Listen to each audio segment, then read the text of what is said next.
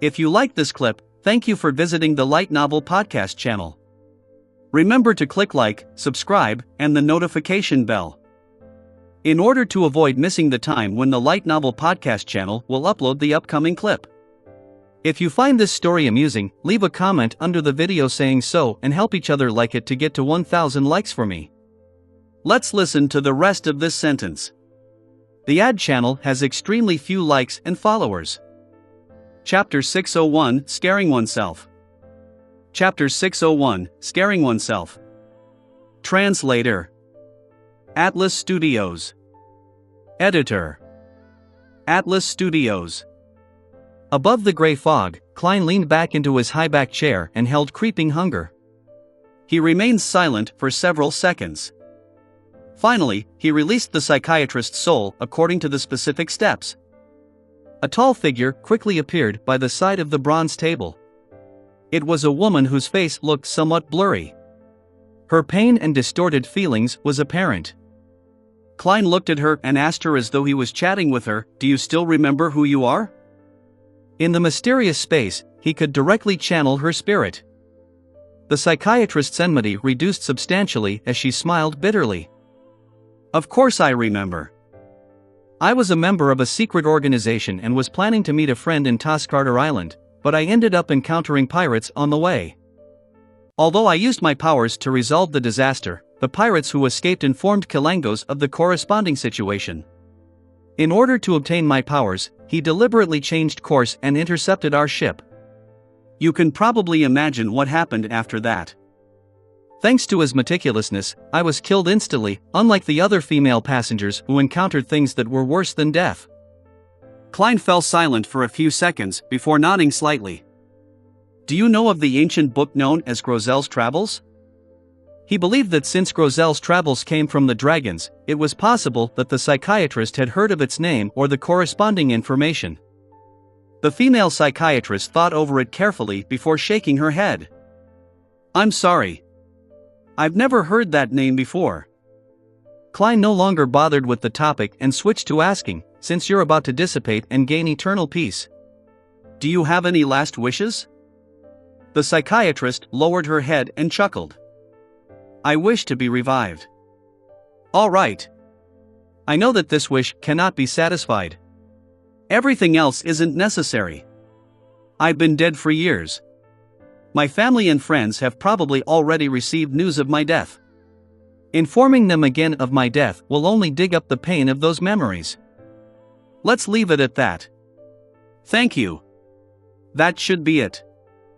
Her figure quickly dissipated and vanished, leaving behind a huge golden iris that could expose the thoughts of everyone's hearts. This was the beyonder characteristic of a psychiatrist. Klein sighed and began pondering over the details of what the psychiatrist had said.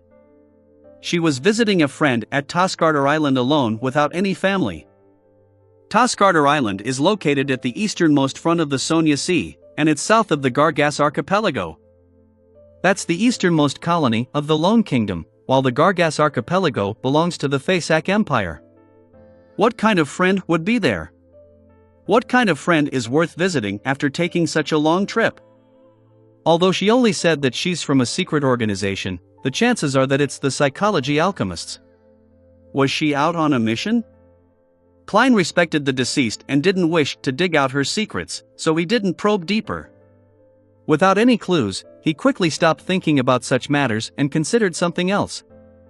After hunting down Wormtongue Myth King, regardless of the reason, I have to leave Byam for the time being. I've really done quite a bit in the City of Generosity during this period of time. Yes, I'll participate in about 3 Beyonder gatherings and confirm whether there are the main ingredients of Nimblewright Master before leaving." Klein rapidly made a decision and conjured a scene of the world praying. Covering it with the gray fog, he threw the scene to the crimson star representing Miss Justice.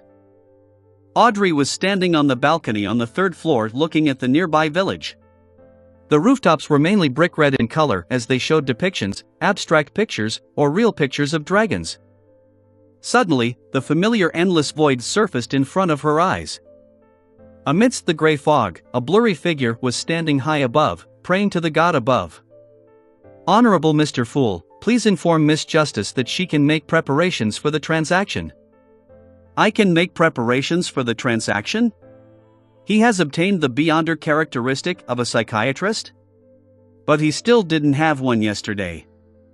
The world's efficiency shocked Audrey as she nearly forgot to thank Mr. Fool. Thankfully, she was no longer the green and naive lady from before. She had been exposed to several major matters and rapidly calmed her mind as she sincerely thanked him. She passed on the message for Mr. World to wait another 2 to 3 days as she was preparing to pay off the money she owed to Mr. Fool's Blessed. Although she had sufficient money, she had to maintain a minimum balance, otherwise it was easy for others to notice something amiss. After the illusory gray fog dissipated, Audrey silently looked down at Susie, who was admiring the garden on the first floor, before pacing around and secretly clicking her tongue. Mr. World is really terrifying. Evening, in the Seaweed Bar. Having just squandered all his money at the casino, Blue Eyes Meath sat before a bar counter and ordered a cup of Lanty Proof. He was just about to raise the cup when he suddenly heard the bartender whisper to him with a suppressed voice, "Wormtongue Mither is dead." What? Who did it? Blue Eyes Meath was first alarmed before he asked excitedly, "Someone is challenging Vice Admiral Ailment?" An adventurer named Gehrman Sparrow. He wasn't known at all before. Who knew that he finished off Mither? The bartender didn't hide his shock and alarm. He also killed Ozeal, the real boss of Amiris Leaf Bar, Strongman Ozeal. Blue Eyes Meath was just about to sigh when he frowned suddenly. Back when Ozeal's men came to ask him about Blazing Dannets, he had mentioned that the bosun of the Golden Dream was seen mixing in with an unknown adventurer. He had used a ritual to provide the corresponding portrait. Ozeal is dead. Mither King is dead. It's done by an unknown adventurer named Gehrman Sparrow. Blue Eyes Meath suddenly trembled as a scene that left a deep impression on him surfaced in his mind. The young man that looked like a gentleman was standing by the entrance of the bar. He had black hair and brown eyes, with a thin and cut face. His eyes coldly observed the customers as though he was seeking out his prey. Blue Eyes Meath shuddered and couldn't be bothered with drinking his alcohol. He got up immediately and took wide strides out of the bar. Terrifying. That guy is too terrifying. Even Wormtongue died at his hands. He's definitely a powerhouse at the Admiral level. He will definitely seek me out and finish me off. No, I can't stay in by him any longer. I have to return to the ship and be far away from here.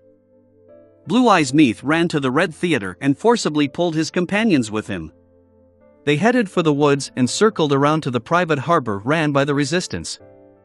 Opposite, across the Red Theater, the herb store in the alley remained open. The chubby apothecary, Darkwool, was sitting behind the counter, wearing a calm expression, but internally, he was deeply worried.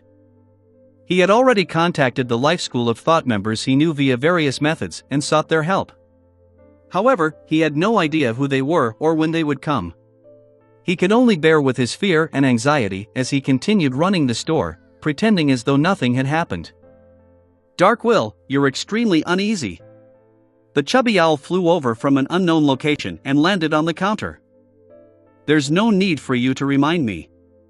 I know my state of mind very well. Darkwill waved his hands impatiently. He could still remember the times when he was still under his teacher's tutelage. He was often warned to be careful of the official Beyonder organizations and be careful of the true sanguine. In regards to this, Roy King raised several examples, such as being imprisoned underground forever, with no sunlight or woman to be seen, being made into experimental subjects where their bodies would be used to test the dangers of particular sealed artifacts. There, they would experience all kinds of experiments, and after mutating, they were monsters who acted on instinct. It was also possible to be sucked and eaten by the sanguine and made into puppets. These examples had deeply imprinted themselves in his mind. It made his already lacking courage vanish instantly. After leaving his teacher's side, he often stayed in a city for a short period of time, immediately leaving once there was a risk of exposure. Darkwill tried hard to keep his horror under control, placing his attention on the problem of rescuing his teacher. Old Man has been captured for some time. Why is he still imprisoned in the Governor General's office? With the military's abilities, they should be able to gather any information they wish to know. Be it an outright execution, the gathering of materials, or being used as an experimental subject, they would definitely move Old Man. Could it be that Old Man used some techniques to hide his secret, or they wished to make him into a spy? Sigh, just agree to it. Darkwolf scratched his head as his thoughts wandered aimlessly. Gradually, he recalled the last letter he received from his teacher, Roy King. Old Man often likes to give hints and things that seem to be normal and ordinary matters. Could that letter contain similar information? That letter didn't say a thing. It just said to meet him near the Red Theater and flaunted his gambling techniques. Phooey. He clearly relies on luck. He even wanted me to go to Matt Street's Mabel's Sundry Store and buy a die to make preparations to be educated. I thought I would buy it only after we met, so I haven't been there all this time. Perhaps there's a secret there? Darkwolf was like a drowning man who seemed to clutch at a straw. Many of Byam's streets were named after Lone Kingdom cities. Darkwolf used a few minutes to muster his courage, brought the owl with him, and closed the door to his shop before walking out of the alley. While waiting for the rental carriage, he bought a copy of the news report from a paperboy as he flipped through the international and domestic news, as well as news about the archipelago. Suddenly, he saw a familiar face. It was the adventurer who had informed him of Roy King's location. In the afternoon, Gairman Sparrow killed Wormtongue Mither King, who's worth a bounty reaching £5,400. I actually entrusted a mission to such a powerful adventurer. Darkwolf clicked his tongue. He soon threw the matter to the back of his mind and got onto the carriage and headed straight for Matt Street and found Mabel's Sundry Store. The owner of the shop was a genial old lady who said after sizing him up, "The die you want costs £1. This is a robbery." Darkwolf roared angrily in his head, but this only made him more certain that there might be clues hidden in the die. After paying, he received a tiny ring box and opened the lid. He saw a milky white six-sided die which had 4 red dots pointing up. Although he was puzzled with how ordinary the die looked and how it was stuffed tightly into the ring box with no remnant space, Darkwolf still acted cautiously by not studying it on the spot. He placed it into his pocket and walked to another side of the street. When he came to a secluded spot, he couldn't help but give it a glance, unable to find any problems with it. At this moment, a carriage flew by and gave him a fright. His wrist trembled as he dropped the die on the ground. The die continued rolling and ultimately came to a stop, a single red dot pointing up. Darkwolf cursed the carriage driver and widened his stride to pick it up. Just as he took this step, his body suddenly staggered, and he collapsed to the ground loudly despite the lack of any obstacles. All he saw were stars. His mind went blank for a moment as he lay there, the milky white die right in front of his eyes. Chapter 602, Becoming Famous. Chapter 602, Becoming Famous. Translator. Atlas Studios. Editor. Atlas Studios. Darkwolf sprawled on the ground, momentarily forgetting to stand up. His mind remained blank. Ever since he had matured, he had never encountered a scenario of tripping himself. After consuming the potions, his body had experienced enhancements to a certain degree, making it even more impossible. Now, for some baffling reason, he had fallen down in an inexplicable manner. Did I step on something? Darkwolf suddenly snapped to his senses as he struck down with his palm and rolled to his feet. He pretended as though the one who had just fallen wasn't him. He looked left and right without finding anything odd on the ground.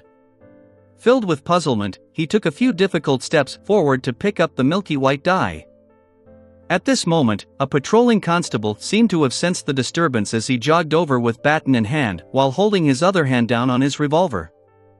Upon seeing this scene, Darkwolf suddenly felt worried, feeling suspicious that he had fallen for a trap. They caught Old Man but haven't come for me all this time. It's because they were secretly observing me and waiting for me to find some clues? Now, I've gotten my hands on this strange die, they've started taking action? The official Beyonders are here to catch me? Darkwolf instinctively turned around and ran, but he had suffered a rather heavy fall, causing him to feel pain in his knees. He was momentarily only able to walk. Seeing the patrolling constable approach him, and with him not being able to run, a scene of an underground prison instantly surfaced in Darkwell's mind. In an environment with only an everlasting candlelight, locked with beyonders who would heave intensely like monsters. What happened? The patrolling constable pressed down on his revolver as he kept his distance and asked cautiously. Darkwell suddenly felt an irrepressible fear. As his wrist trembled, the milky white die he had just picked up fell to the ground again as it rolled a few times. This time, 6 red dots pointed up.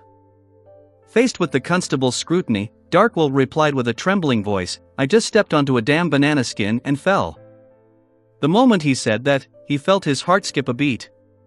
This was because there wasn't any banana skins on the ground. Damn it. I was too nervous. I should have said that I tripped myself. Darkwell thought in frustration. He decided to summon the owl perched on the roof opposite him, preparing to make a last stand. The patrolling constable gave him a glance and chuckled. "Make sure to watch where you place your feet when walking. I was imagining that you had been robbed." He released his palm on his revolver, raised his baton, and walked away. In a daze, Darkwell looked at the constable's back that was opening up a gap from him. He wasn't sure how the constable had so easily believed his excuse that was filled with mistakes. He retracted his gaze and looked at the milky white die which was sitting on the ground in silence. He slowly frowned. "I'm not pure Loanese. The constables here don't need to suck up to me. Could it be all thanks to this? Be it my strange fall or my weird way of convincing the constable, it was all because of this? Is this that important sealed artifact which teacher was taking care of?" Darkwell quickly made certain connections as he carefully proceeded forward. He picked up the die again and stuffed it into the extremely tiny ring box. In the box, the die had no room to roll. Signaling to his owl, Darkwell picked up the news report copy, stopped a rental carriage, and hobbled up. His destination, Red Theater. The carriage smoothly proceeded forward. Because dusk was setting in, the street lamps which were relatively far away didn't illuminate the area much. He wasn't in a rush to study the ring box or the die inside. He patiently waited until he returned home. After entering the herb store and heading up to the residential area on the second floor, he lit the wall lamp and chased the silly bird out of his room. He sat in front of his desk and repeatedly checked on the ring box and milky white die. Finally, he took out a folded piece of paper about the length of a finger segment from the bottom of the ring box. Darkwell inhaled silently as he quickly spread open the piece of paper and discovered that there were 3 paragraphs written in ancient Fasak. "If I didn't appear 3 days after the appointed time, then I must have been betrayed and have been arrested. Therefore, do not seek out help from the other members of the school of thought. This is because I'm unable to determine who did it. This will bring you great danger. There is only one thing that you need to do. Bring the die to Waravi Island and hand it to the bellman, Carnot, in the port city. My teacher, Ricardo, is hidden there. The subsequent matters will be handled by him. Don't worry that I'll divulge this secret. Once I finish writing this letter, all relevant memories would completely disappear. I wouldn't even remember having an apprentice like you until I'm rescued. Remember, try your best not to use the die. It has living characteristics. The more you use it, the easier it is for it to awaken. It will roll itself when you aren't watching it, even without any space. When it's at 1, please trust me when I say that you'll suffer from worse than a direct death. This is because almost everything you do will end in failure, including your bed activities. Indeed, this die is very dangerous." Darkwell subconsciously sighed and immediately realized the dumb act he had done out of goodwill. In order to rescue his teacher, Roy King, he overcame his cowardliness and remained in Byam, as well as sent out a cry for help to the Life School of Thought members. And according to the information, this meant that he might very well have been targeted by the person who betrayed Roy King. Why didn't you say so earlier? No, why didn't I head out to buy the die earlier? Darkwell raised his hands and yanked at his hair. He didn't dare stay any longer. He decided to leave his residence and buy a scalp ticket at night. He would head for Oravi Island early the next morning. That was an island that was on the route between the Rorstad Archipelago and Toscarter Island. My charms, my revolver, my bullets. Darkwolf quickly counted the items that could provide him with safety, feeling concern over his lack of combat strength. He quickly thought of an idea as he paced around and mumbled, "I need to hire a bodyguard." A bodyguard? Who should I hire? How much money must I spend? Amidst his thoughts, Darkwolf's gaze swept across the news report copy which he had just brought back. Suddenly, he thought of an excellent bodyguard, Gehrman Sparrow. A powerful adventurer who could hunt a pirate worth 5,400 pounds. If he's willing to accept the mission, I should be able to successfully arrive at Oravi Island if the counselor doesn't take action. How can I find him? Right. I should paste notices in the bars where adventurers frequently appear. Darkwolf nodded indiscernibly as he stuffed the items back into his packed suitcase. With this plump owl, he left the herb store once again, his heart feeling the pinch. In the seas beyond the Rorstad Archipelago, in a small port belonging to Lone, the Black Death was docked there without any scruples. It was being surrounded by 3 ships. Vice Admiral Ailment Tracy, who had just taken a hot bath, wore a loose man's shirt, and she finished the final treatment for her mostly recovered wound. To a demoness, scars weren't a thing. At this moment, the blonde female attendant knocked on the door and entered the captain's cabin after receiving permission. When she saw Tracy, her cheeks flushed red as she moved her gaze away. "Captain, a telegram was sent from Byam to the port over here. Mither, a 3rd mate, has been killed." Tracy stopped her actions as her expression sank. She asked hesitantly, "Do you know who did it?" She had sent Wormtongue Mither to Byam to investigate the assassination attempt on her, firstly as a form of punishment for his dereliction of duty, and secondly, to spread the news that she was heavily injured so as to lure others who harbored malicious intent into attacking her. She never expected Mither to be able to make any breakthroughs or developments in a short period of time. After the demigod addressed as Death Consul by the Demoness of Unaging visited her, she had deliberately concealed this matter and didn't quickly inform Mither. She allowed the punishment to continue as she felt that it was naturally for the best if his investigations turned fruitful. Even if there was nothing, she wouldn't be too disappointed either. She never thought about the possibility of Mither being placed at risk, as it was a part of the punishment. But to her surprise, Mither had been killed so quickly. The blonde female attendant handed over the telegram and said, it was done by an adventurer named Gehrman Sparrow. It can be confirmed that he had used a beyonder power similar to Dragon's Might. Gehrman Sparrow. Dragon's Might. Ha. Kilangos also knew Dragon's Might. He likely grazed a psychiatrist or hypnotist with creeping hunger. Tracy sneered after receiving the telegram as she spoke to herself. She was quite certain that Gehrman Sparrow was the enemy who had disguised himself as Helene to attack her. Furthermore, he had been using the faceless powers which Kilangos had grazed.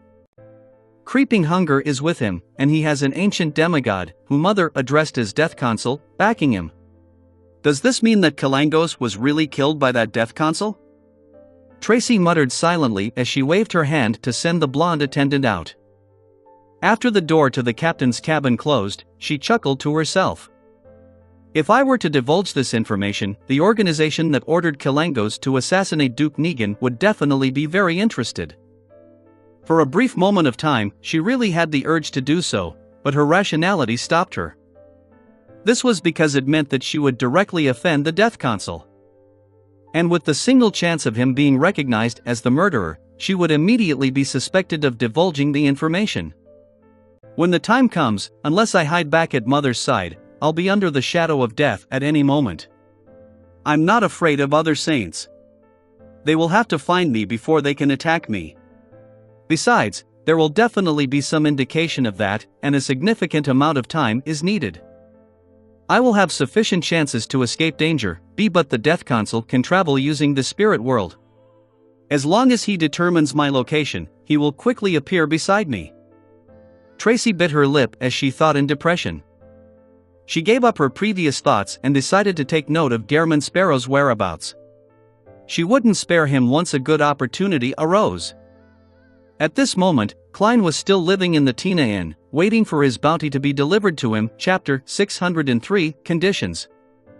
Chapter 603, Conditions. Translator. Atlas Studios. Editor. Atlas Studios. 10 p.m. Swordfish Bar. After waiting an entire afternoon and having not received his bounty, Klein deliberately went out. He went to Kent and received the news that the process had been kick-started. However, he would only receive the money tomorrow morning. He disguised himself and participated in a private exchange among the adventurers in the Swordfish Bar, but he didn't find the main ingredients of the Nimblewright Master Potion or any mystical items. After restoring his appearance, Klein pressed down on his hat and attempted to squeeze through the crowd. He left the bar, which was in its rowdiest and noisiest time of the day. At this point, gazes swept past his face as most of them were momentarily taken aback before they clearly froze for 2 seconds, as though they had recognized something. Suddenly, they retracted their gaze and retreated far away from Klein like the receding tide. They had already learned of Gehrman Sparrow's appearance and strength in the papers and rumors. More details had gradually spread in areas where adventurers, pirates, and gang members gathered.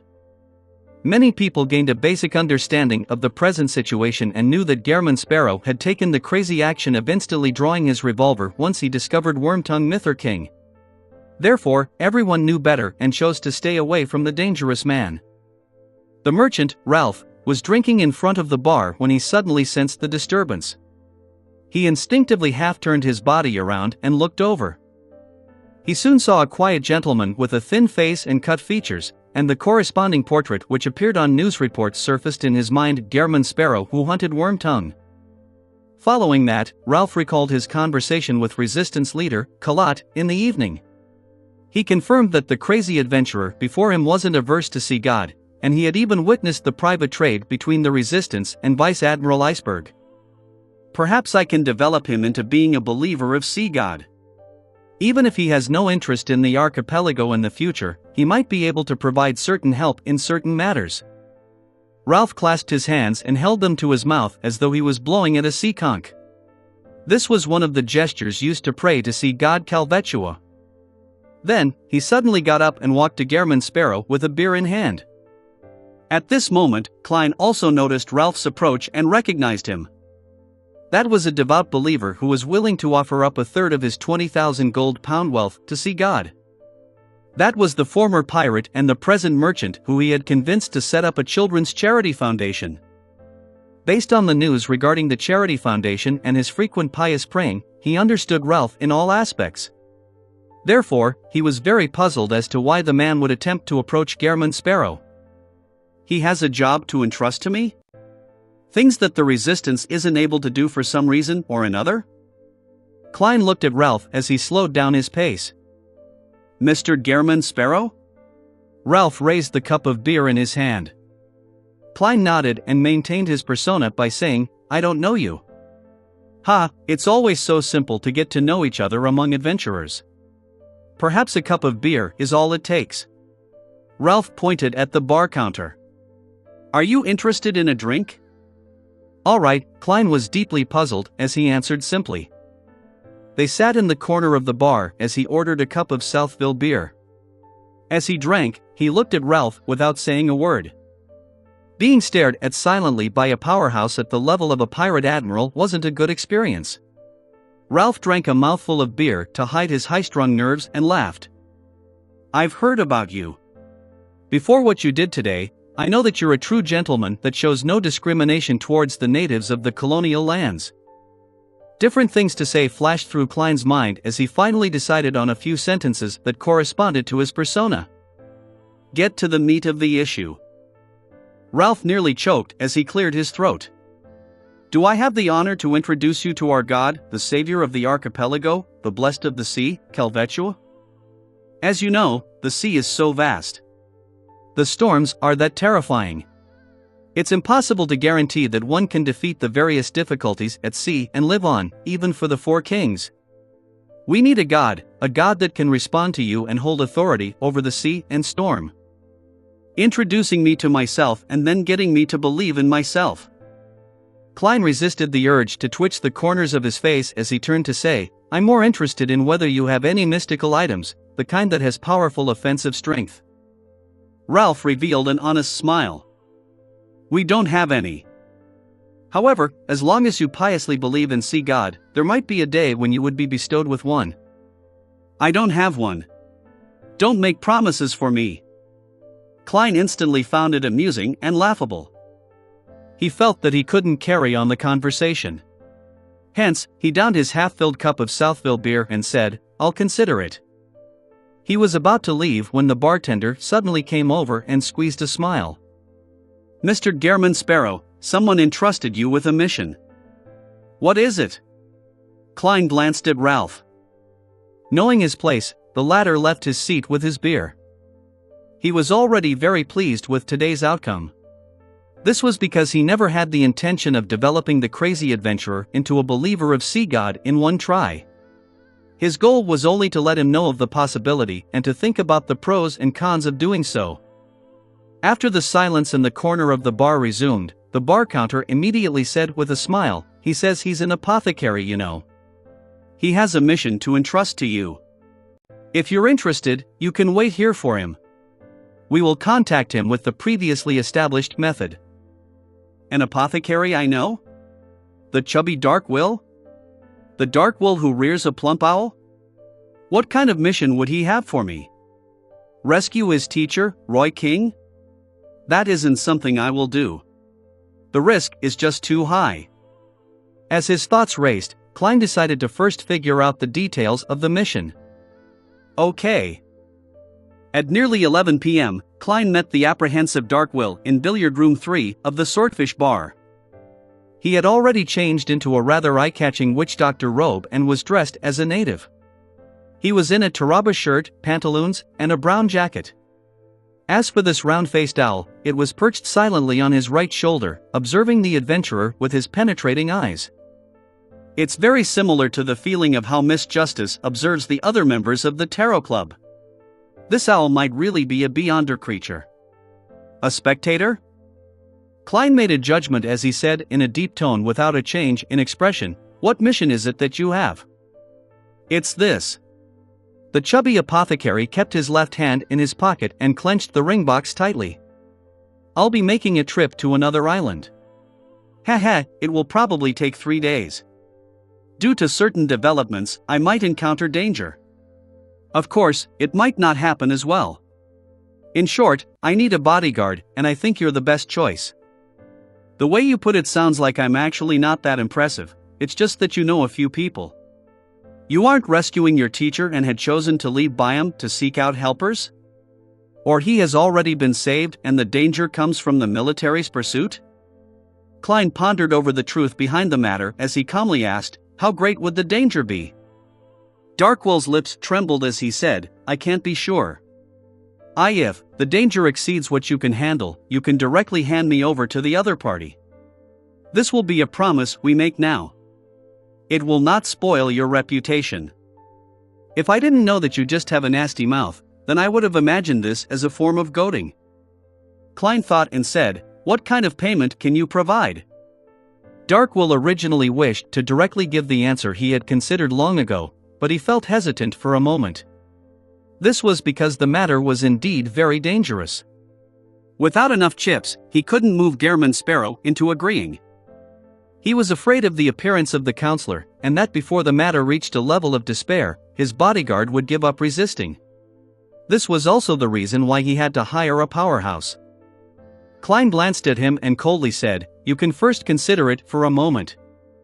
I'll use the washroom. Tell me your answer when I'm back. With that said, he turned around and walked to the door. Pulling the handle, he stepped outside. The way he responded made him seem experienced, having the coolness and coldness of an adventurer and bounty hunter, but in fact, he wasn't really giving the chubby apothecary time to think. He was only finding an opportunity to head to the washroom to divine the matter above the gray fog. This was key to whether he accepted the mission. Once he left the billiard room and arrived in front of a washroom, he got in line before finally getting an empty cubicle. When he entered, he frowned as the dirty environment and disgusting stench left him grossed out. He nearly turned his head and left. He held back his disgust as he pulled the flush lever in contempt. As he sighed at the terrible environment for his divination, he took 4 tiny steps counterclockwise and began the ritual. Inside the billiard room, Darkwell agilely went to close the door after he saw Gehrman Sparrow's back completely disappear. He asked the owl on his shoulder, "Will he betray me?" "No," the owl mumbled. "Also, when asking me questions, be polite. Call me Mr. Harry." The fat on Darkwell's face trembled. "Mr. Harry, what kind of payment do you think he will accept? I can't see through him." "He's good at concealing his emotions," the owl said frankly. "Darn Mr. Harry." "No, darn silly bird." Darkwell cursed inwardly as he paced around and considered the chips he could offer. After a while, Klein returned to billiard room 3 and asked, "Have you thought it through?" He had already divined above the gray fog that the mission's danger was acceptable, and he happened to plan on leaving Byam for the time being. £800 for 3 days, as well as our friendship. "I'm referring to the friendship of my teacher and his friends," Darkwell said without confidence. Klein remained silent for a few seconds and said, £1,000 for 3 days.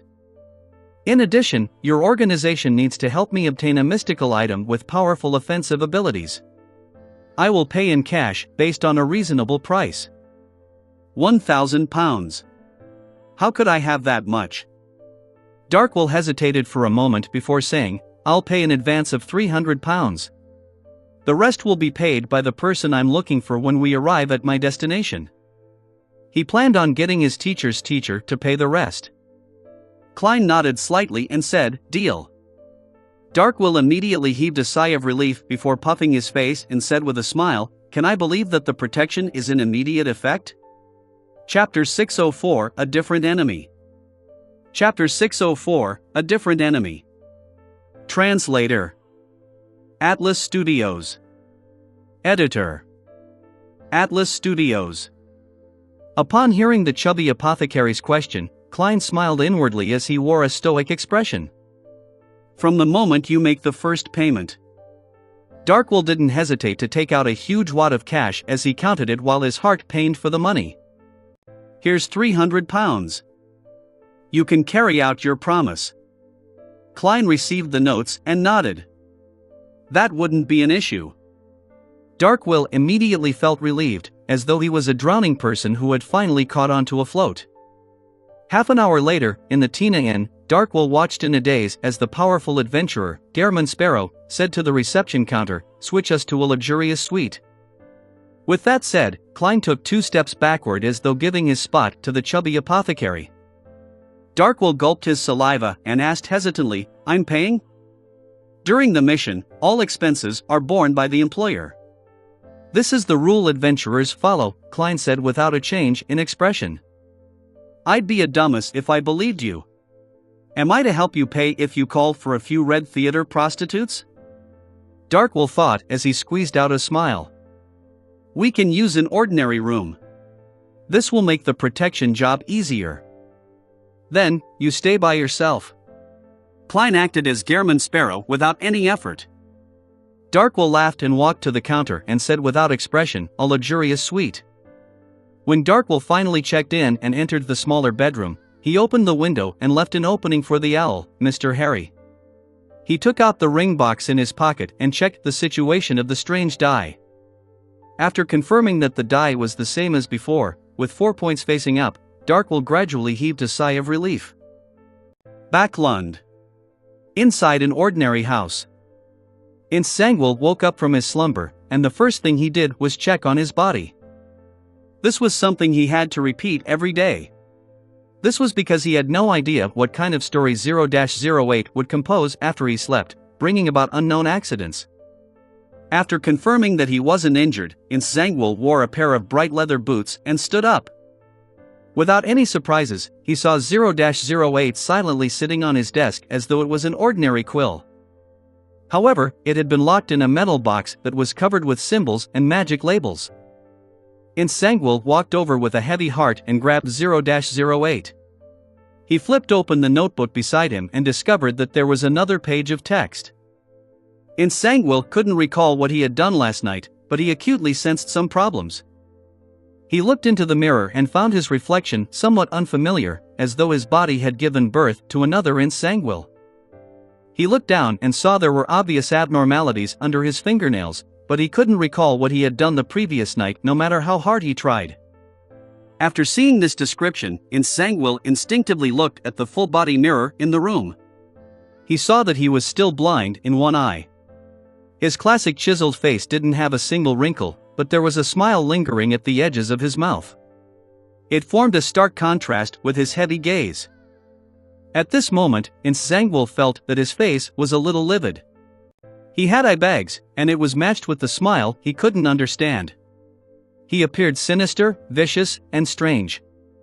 He lifted his hands, lowered his head, and saw black stain blocks under his fingernails.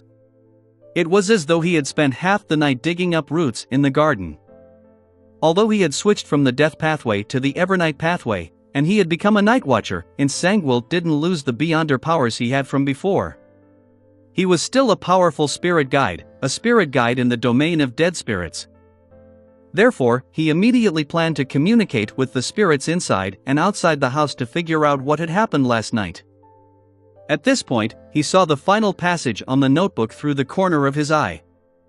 Oneself attempted to channel spirits, but sadly he realized that it was to no avail. It was as though a person of a similar profession had wiped out all clues. He was very worried, unaware of what he had embroiled himself with the previous night. Oneself's expression turned heavy as he attempted to channel spirits. Within his expectations, he didn't receive any outcome which could be called a pleasant surprise. Wednesday morning, outside a Mirror's Leaf bar that had its shadow boss replaced. Klein circled around to a secluded alley and saw Oneself carrying a tiny suitcase. "Your bounty." Oneself threw the small suitcase over. This actually wasn't the bounty money in the true sense of the word. It was money the military had put forth. The former involved the Governor General's office and the kingdom's finance ministry. The procedure was complicated and needed at least 3 days to complete. Klein caught the suitcase and opened it on the spot. He saw stacks of neatly arranged cash, with most of them in £1 or £5 denominations. A total of £5,400. "We didn't take a cut," Oneself said as he forced a smile. If it were any other adventurer, he would have given £4,000 at most. The rest was the income for the personnel involved in the entire procedure. But faced with the crazy man whose strength was close to a pirate admiral, all he could do was volunteer work thanks to his fear of being executed on the spot by him. "The military is unlikely to fool me with fake notes." Klein grabbed a stack of cash and waved it. £5,400. Hiding outside the alley, Darkwell heard Oneself's words and secretly shot a glance at the suitcase. The stacks of pound notes seemed to blind him. This was the first time he was seeing so much money placed together. An adventurer really is a profitable profession. Successfully hunting a pirate earns thousands of pounds. Protecting me nets him £1,000 and one request. Occasionally, he can find sunken ships and treasure. Why did I become an apothecary instead of an adventurer? If I had known, I would have chosen that lucky beyonder pathway. Darkwell thought with atypical admiration. However, he quickly recalled his reality. Most adventurers didn't live such rich lives. Even if they could make a killing, a third of their income was given to apothecaries, either to treat their injuries and remove any latent injuries, or to buy medicine to add to the fun and deal with unmentionable diseases. It's still safer being an apothecary. Darkwell sighed inwardly. At this moment, Klein, who had only did a rough count of the money, closed the suitcase and said to Oneself, "I'll be leaving Byam for some time. If I have any intel, how should I inform you?" "You're leaving Byam?" Oneself asked, finding it odd. Klein nodded slightly and said, "I received a bodyguard mission." Oneself was first enlightened before he felt a baffling sense of ease. If this madman were to stay in Byam for long periods of time, there will ultimately be a day where he causes problems. It's better to drift out at sea and fight those pirates. Oz Kent immediately said with a smile, "You can directly send me a telegram and include my address. We have people planted at the telegraph office." "All right." Dressed in a black tweed coat, Klein didn't speak further. With the suitcase in hand, he turned to leave the alley. He headed for the harbor together with Dark Will and planned to catch the earliest liner to Orovie Island. The owl flew in between the trees and appeared furtively. They had already bought scalp tickets the night before. Half an hour before they boarded the ship, Dark Will reeled with anxiety. He was afraid the person who had betrayed his teacher would suddenly rush over and attack him. This feeling continued until he entered the first-class cabin that belonged to him. As long as the liner went out into the sea, beyonders without flight capabilities or their own ships would find it difficult to intercept him. "Quickly start the ship. Quickly start the ship," Darkwill looked out the window as he muttered to himself. At this moment, the owl had followed and perched on his left shoulder. Klein sat on a chair in the room, prepared for any possible attacks. At this moment, the sky suddenly turned dark as the wind howled with increasing strength. The air's humidity also clearly climbed. "A storm?" Darkwill widened his mouth as he blurted out. This meant that the ship might not set sail at the scheduled time. It might be delayed for hours. And with that, Darkwill wouldn't be able to withstand many of the unnecessary risks. He turned his head to look at Gehrman Sparrow and forced a smile. "Do you have any solutions?" "I do have one. For example, you can immediately pray to see God Calvetua, and I'll immediately answer your prayer above the gray fog. I'll disperse the storm. But it's without a doubt that in minutes, or maybe seconds, see King John Cotman will rush over. And his attacks will arrive earlier." Klein looked at the chubby apothecary and said calmly, "I'm only an adventurer." Darkwill knew that he shouldn't have had any expectations. He cursed the weather silently and turned around, looking out the window to check on the exact situation. Boom! A silver bolt of lightning struck Darkwill before Klein could even react. Darkwill immediately collapsed, convulsing as smoke emitted from his body. His skin was charred as snakes of lightning buzzed. Klein nearly fell into a shock. This was the first time he was seeing someone getting struck by lightning during a storm. That's way too unlucky, right? He briefly forgot to rescue Darkwill. The owl, Mr. Harry, was similarly stunned for a few seconds before it screamed, "Quick! Quick! There's a bottle of medicine in the second secret pocket on his left. Feed it to him. This owl can talk." Klein pricked up his brows, took a few steps forward, bent down, and found a bottle of blood-red medicine. Then, he poured it down Darkwill's throat. After a few minutes, Darkwill finally regained his senses. As charred black skin peeled off, he stood up with great difficulty. I'll deal with my wounds." He staggered to his room and locked the door. After doing all of that, he took out the ring box and opened it with a solemn look. In the ring box, with almost no room to roll, the milky white die had already changed at some point in time. 2 red dots were facing up. In the living room outside, Klein stood on the spot and recalled everything that had happened before frowning. At this moment in time, he had a baffling feeling that the enemies he would face during this bodyguard mission was probably going to be different from the enemies he encountered in the past. After Darkwill partially recovered and came out, Klein sat on the chair and leaned forward slightly. "Explain. This determines how I should provide you with protection." Chapter 605, Judgment. Chapter 605, Judgment. Translator. Atlas Studios. Editor. Atlas Studios.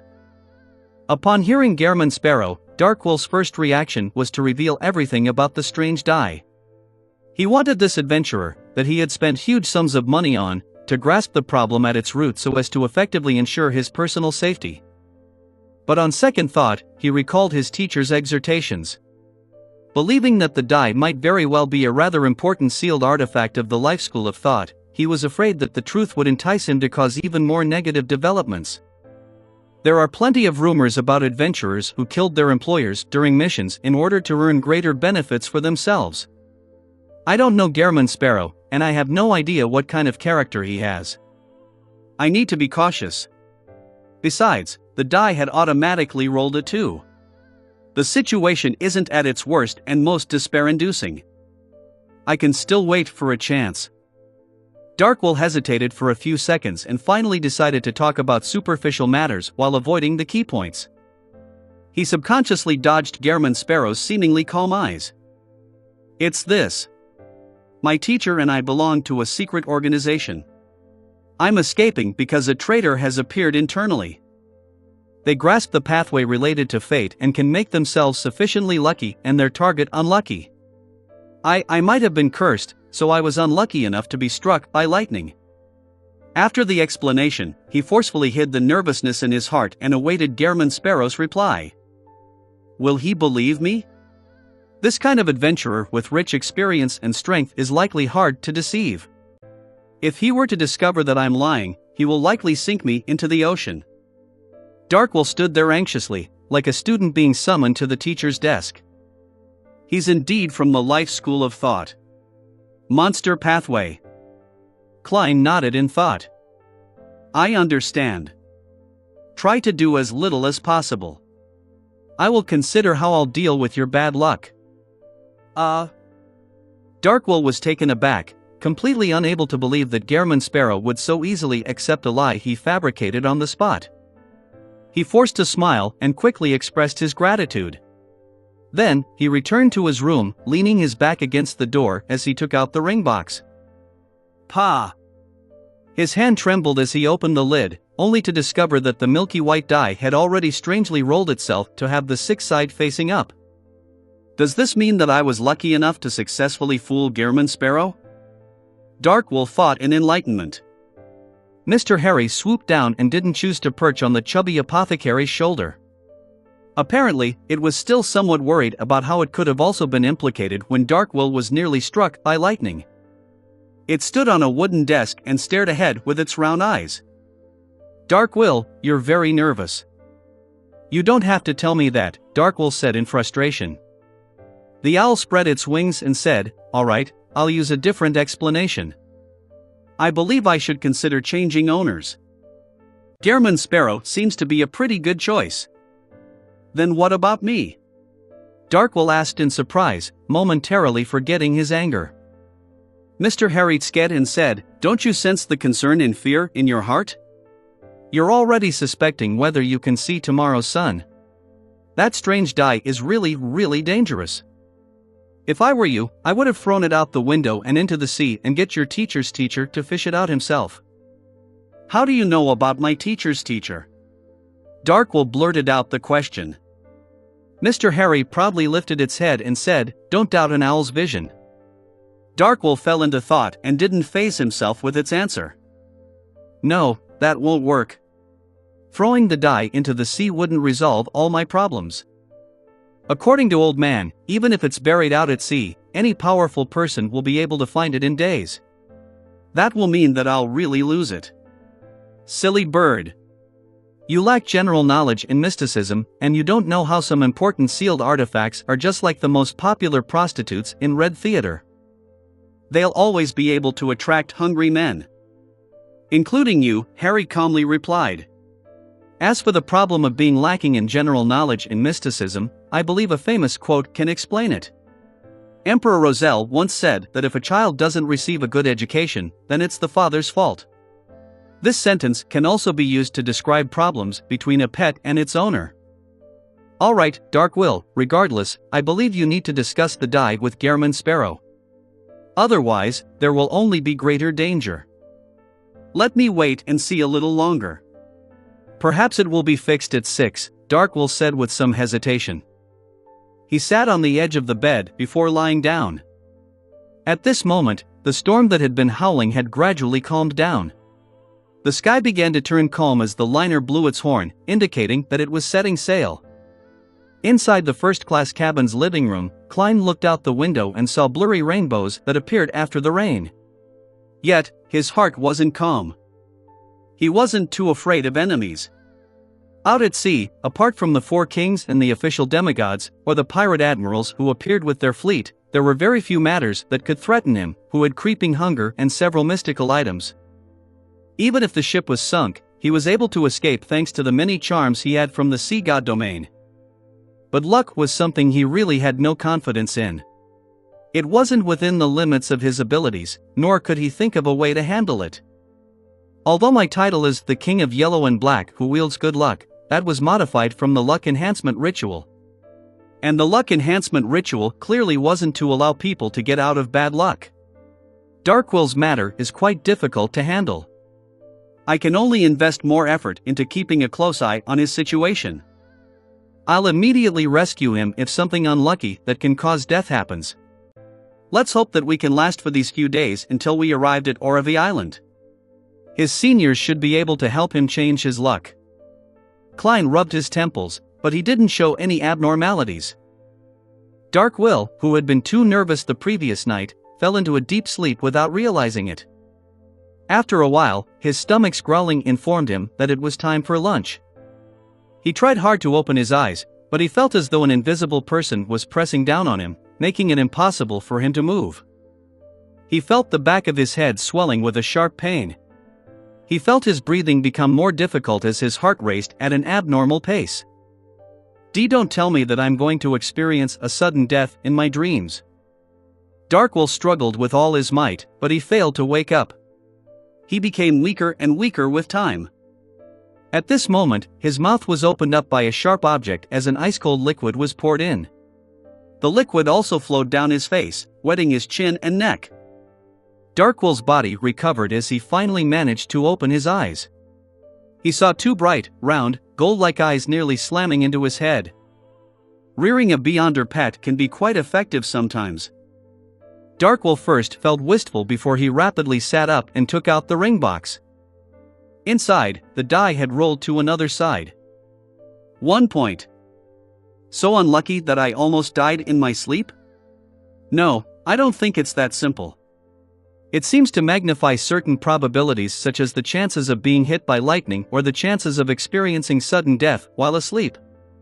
No, this can't carry on. If this continues, I'll definitely die. Darkwill thought in hysteria. Horror quickly overwhelmed his thoughts as he spurred his hand to hold onto the ring box and rushed to the door. Perhaps as a result of nearly suffering a sudden death, he was lacking in strength. He could hardly twist the handle. Help! Help! Mr. Harry screamed sharply. Bang! The door was opened, slamming into Darkwill's head. If Klein hadn't controlled his strength, the chubby apothecary's head probably would have cracked open with blood spewing out everywhere. Without even rubbing his bruise, Darkwill frantically shouted, "It's this! It's this! It's this die that gives me bad luck. When it's at 1 point, I'll fail at everything I do." He had already decided to inform Gehrman Sparrow of the whole truth, and he looked forward to the powerful adventurer giving him some effective suggestions. He didn't eliminate the possibility of him killing him out of greed, but he had weighed the matter. If he had to make a choice, he definitely chose the one which wasn't as terrible. Telling Gehrman Sparrow might lead to death, but not telling him would spell certain death. This choice was no longer something that needed consideration. I don't care if the die is lost. My life is more important. Darkwill thought with righteous indignation. Then, he saw a smile appear across Gehrman Sparrow's mouth. Thank you for your humor. The joke isn't too bad. It's not a joke. Darkwill looked down at the ring box and saw that there were no changes to the blood-red single point on the die.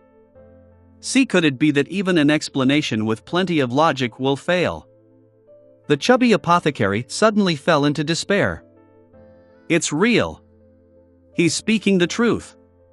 Harry flapped its wings. Darkwill, who felt hope arise in him, heard Gehrman Sparrow say in a deep voice, "Then why don't you throw it into the ocean?" With that said, Klein politely closed the door and returned to the living room. This fellow must be hiding a secret. I mustn't be fooled by such a clumsy excuse. Klein sat in his chair and waited for Darkwill to describe the situation in detail. Darkwill sat down, depressed. He sat there motionless, afraid of encountering another failure. He didn't notice that the die had already switched its face again to a 3. Before lunch, Klein entered the washroom to clean out his digestive system.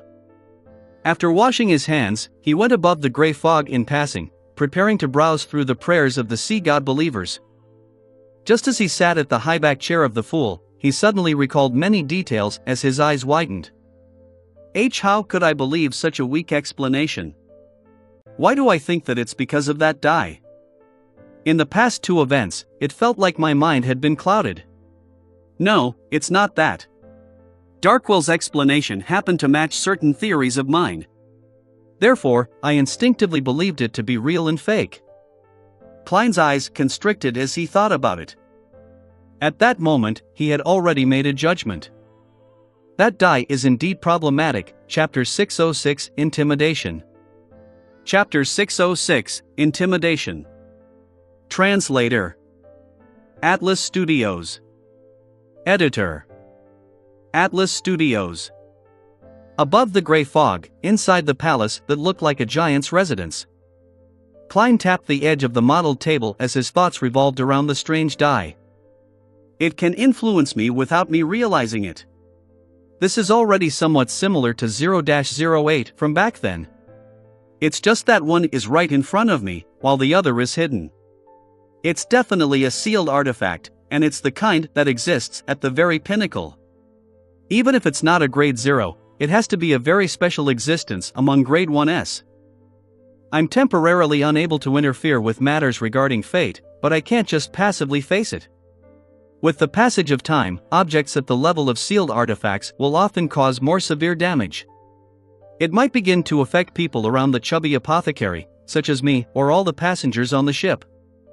Klein thought over the matter seriously without any solutions in mind. He decided to immediately return to the real world. He didn't know how to seal the die or how to reduce its influence, but he knew someone had a clue. It was the snake of Mercury, Septon, who was still inside his mother's womb as a fetus. Entering the master bedroom, he took out the paper crane in his wallet and placed it on the table. Klein took a look at the surface, which still had signs of being erased. He picked up a pencil and wrote a simple question: how do I deal with that die? He folded the paper crane back to its original form, stuffed it in his wallet, and went to the door of the servants' room before knocking on it twice. This wasn't in violation of Gehrman Sparrow's persona, because he was a gentlemanly madman. Of course, Klein was mainly afraid of bashing Darkwill to death by rashly opening the door. This was something that he had learned from the movie franchise, Final Destination. In addition, Klein was also worried about witnessing something disgusting or unpleasant. With the preferences Darkwill has exhibited, when he realizes that he's in extreme danger and unable to extricate himself from it, with waiting for death being the only option available to him, there's a non-zero chance of him pleasuring himself to climax one last time. Klein lampooned as he heard the chubby apothecary's weak reply, "What's the matter? It's good that you aren't dead yet." Klein carefully opened the door and leaned his body a little forward, looking at Darkwill and the open ring box which was sitting in front of him. He calmly asked, "What's the score? Can't you check it from the papers yourself?" Sports section, Darkwill remained listless. "I'm asking about the die," Klein simply added. "It's still at 3 points, Darkwill first answered instinctively before turning his head and jumping up. "You believe me?" Klein didn't reply so as to prevent him from recalling how Gehrman Sparrow had been fooled by the die. He turned around and said in an unperturbed tone, "Bring the die outside." All right. All right." Darkwill and Harry cried out in joy almost at the same time. They either raised their arms or wings. After the chubby apothecary carefully carried the ring box out, Klein pointed at the coffee table and said, "Put it on there." As he said, he sat on the sofa beside it. He placed his arms on his thigh and leaned forward to observe the strange die. On the surface, the die didn't seem strange in any way when it came to mysticism. The only difference from an ordinary die was that it was dyed in red, even for 3 points. Klein didn't touch it out of caution. He slightly straightened his body and looked at Darkwill, who was seated across him on a chair, as well as the fat owl, Harry, who was perched on the chair's back. "Describe the exact situation." Darkwill didn't hide the matter any further as he said with a smile which looked worse than crying, "This is an important sealed artifact in our organization. My mission is to send it to a particular person in Oravi Island. But, as you can see, it's extremely dangerous. It will roll itself even when there's no space for it to do so. When it rolls a 6, the wielder will be sufficiently lucky. Everything can be done with relatively easy success, just like how my clumsy lie was able to fool you. Don't mention this matter. You will one day be taught a serious lesson because of that mouth of yours." Klein listened with a stoic expression. Darkwill continued, "1 point means that the wielder will be extremely unlucky. Nothing will succeed, you wouldn't believe me even if I were to tell you the whole truth. 2 points should be bad luck of a lesser degree, but as for why it would cause me to be struck by lightning, it's inexplicable. 3 points and 4 points are normal levels of bad luck and good luck. This can be confirmed. 5 points is the opposite of 2 points. You aren't considered unlucky enough, otherwise, I would have already beaten you up." Klein thought and calmly instructed, "From this moment forth, both of you will take turns to monitor this die. Once it drops below 3 points, you are to inform me immediately." "Both of us?" Darkwill wore a blank look for a moment. "Including me?" The owl perched on the edge of the chair's back raised its right wing.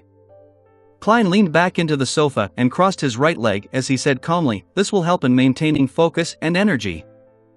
With that said, he gestured at the owl with his chin. "You're up first." "My name is Harry," the owl grumbled. "Harry." Klein resisted the urge to laugh as he said to Darkwill, "Pull the bell and get an attendant here. From this moment forth, we will choose to have room service for our meals. Before reaching Oravi Island, you have to be in the living room at all times. You are not to go anywhere. Even if you wish to use the washroom, it will be when it's at 3 or 4. If you really can't hold it in, I'll give you a bucket." Upon hearing Gehrman Sparrow give instructions with regularity and thoroughness, Darkwill calmed down a little at a time. He was no longer as horrified as before. The matter he was most worried about prior to this was that firstly, Gehrman Sparrow would be enticed by greed and choose to kill him for the die. Secondly, this somewhat crazy and cold adventurer might be frightened by the die, and that he would choose to terminate the mission and stop providing protection. And now, Gehrman Sparrow didn't show any fear, and he even seemed very confident. Darkwill secretly sighed in relief and thought, his performance was really professional. He isn't afraid at all. He can even escape the influence of the die and accept my explanation. He lives up to his name of being the powerful adventurer who easily hunted Wormtongue.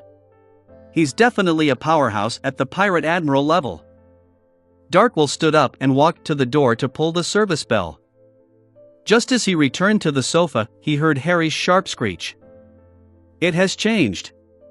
It has changed. 2 points." Suddenly, Klein exerted strength in his legs as he rose up from the sofa without warning and rushed to Darkwill's side. Bang! As a gunshot rang from outside, Klein pulled Darkwill's arm, swung his arm backward, and shook his wrist, throwing the chubby apothecary to the side. At this point, in the wall opposite to where Darkwill was standing, there was a bullet hole. Did a sailor's gun misfire? Or did the bullet ricochet when aiming at some seabird or something? Regardless of the situation, the chances of that happening are very low, yet.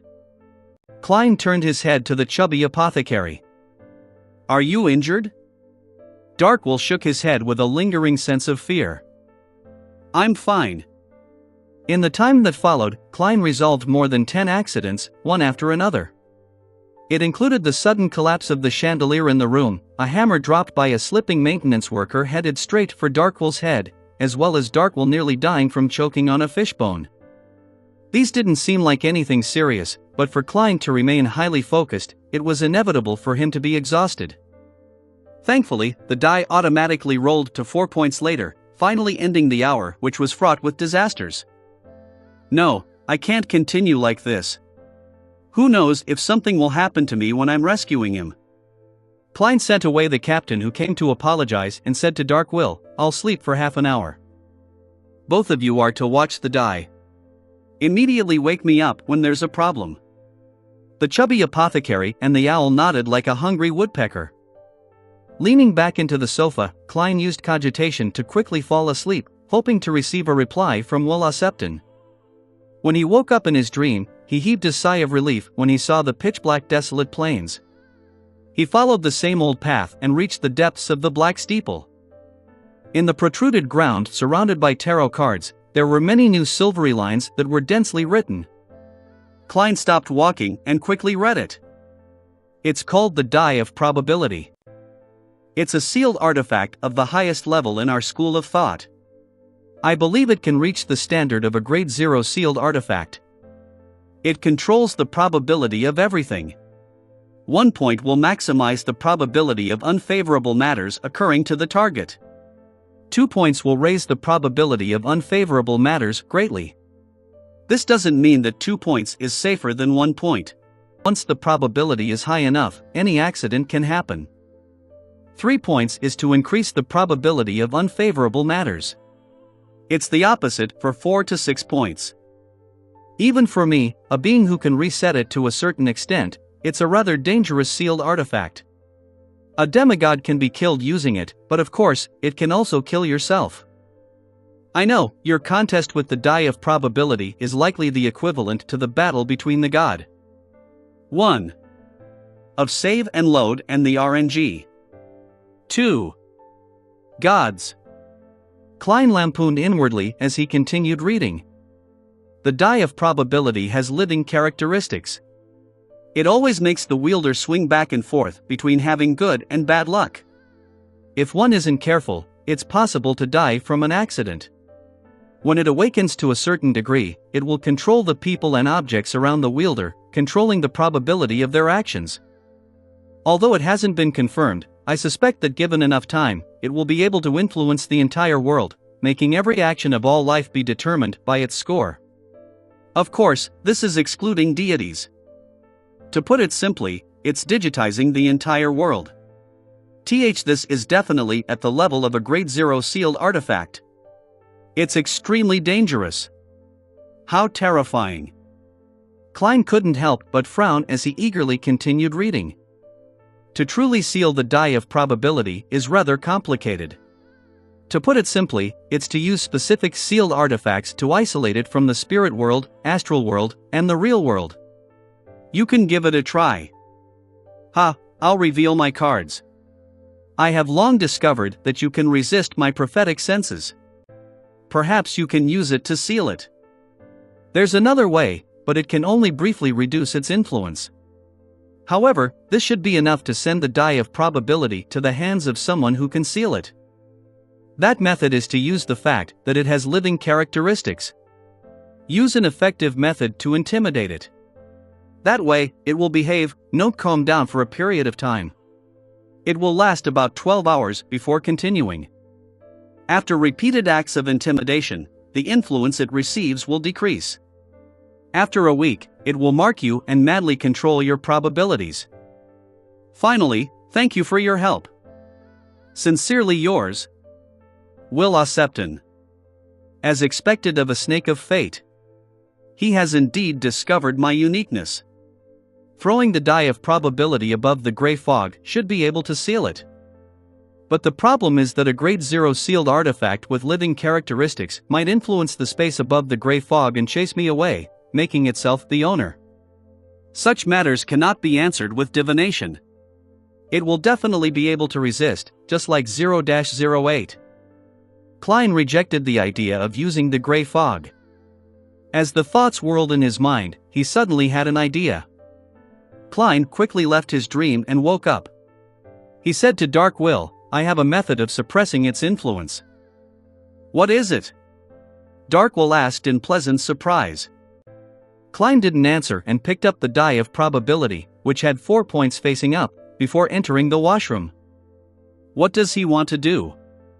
I remember that in some folklore, the way they treat evil objects is to throw sh*t. Ugh. Darkwill didn't wish to think further.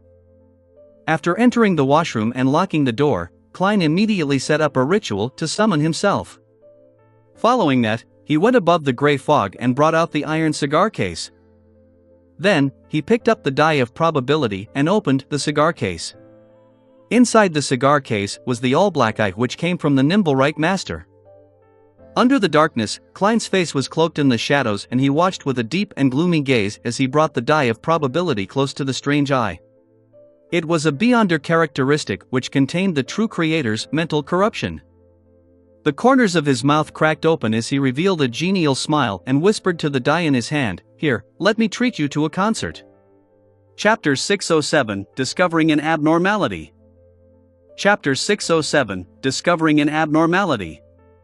Translator: Atlas Studios. Editor: Atlas Studios. The window of the washroom was very high, preventing sufficient sunlight from shining in.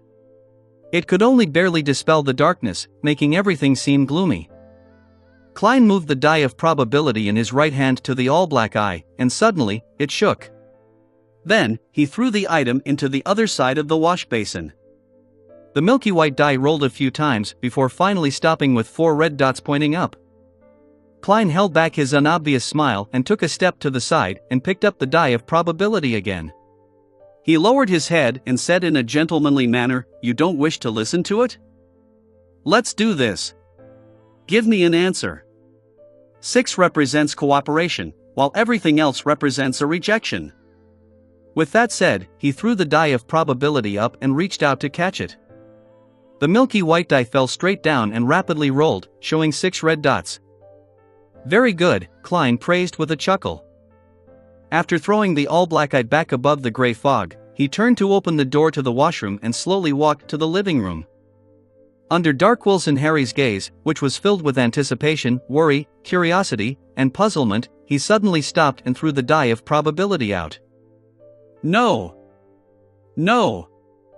Darkwill and the owl cried out at the same time, afraid that a score of 3 points and below would happen.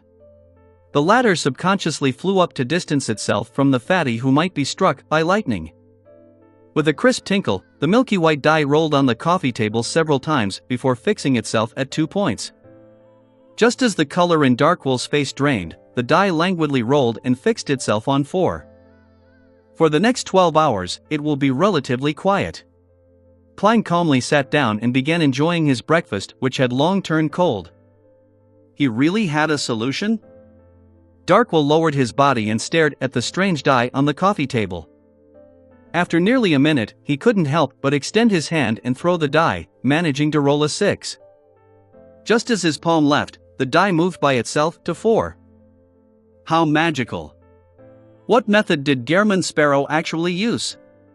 Did he really sh*t and soak the die inside? Ugh! Darkwill decided to accept the outcome and stop thinking of the reason, otherwise, he suspected that he would end up vomiting. Looking up at Gehrman Sparrow, who was calmly spreading butter on his bread, Darkwill suddenly felt that with just a promise and 1,000 pounds to hire a bodyguard at this level was extremely worth it. He can definitely be ranked at the same level as any pirate admiral. If a tycoon were to encounter a situation like mine, they wouldn't hesitate to hire him with half their wealth. Thankfully, I only paid 300 pounds. The rest will be borne by teacher and the others. Darkwill felt relieved when he realized that he didn't need to worry about the die's random rolling for the next 12 hours. He couldn't help but stand up and stretch his back. He walked to the window and opened the tightly shut window to see the sparse clouds scattered across the clear skies. The endless azure blue sky stirred as it reflected the bright sunlight like it had countless golden fragments scattered in it. This energized Darkwill as he felt a burden be lifted from his chest. Unlike Backlund, which would only become warm at the end of February, the Rorstad archipelago was no longer plagued by the cold. Life had returned to this area. Facing the sea and the blooming of flowers in warm spring. Klein, who had finished his bread, walked to a spot behind Darkwill and felt like he was an animal who had awoken from hibernation. He didn't recite the poem that flashed past his mind, as firstly, it didn't suit Gehrman Sparrow's persona, and secondly, it would probably make Darkwill reflect over Emperor Rozel's poetic talent. Until the evening, the die still didn't roll, but the weather had changed. Strong winds howled as dark clouds gathered.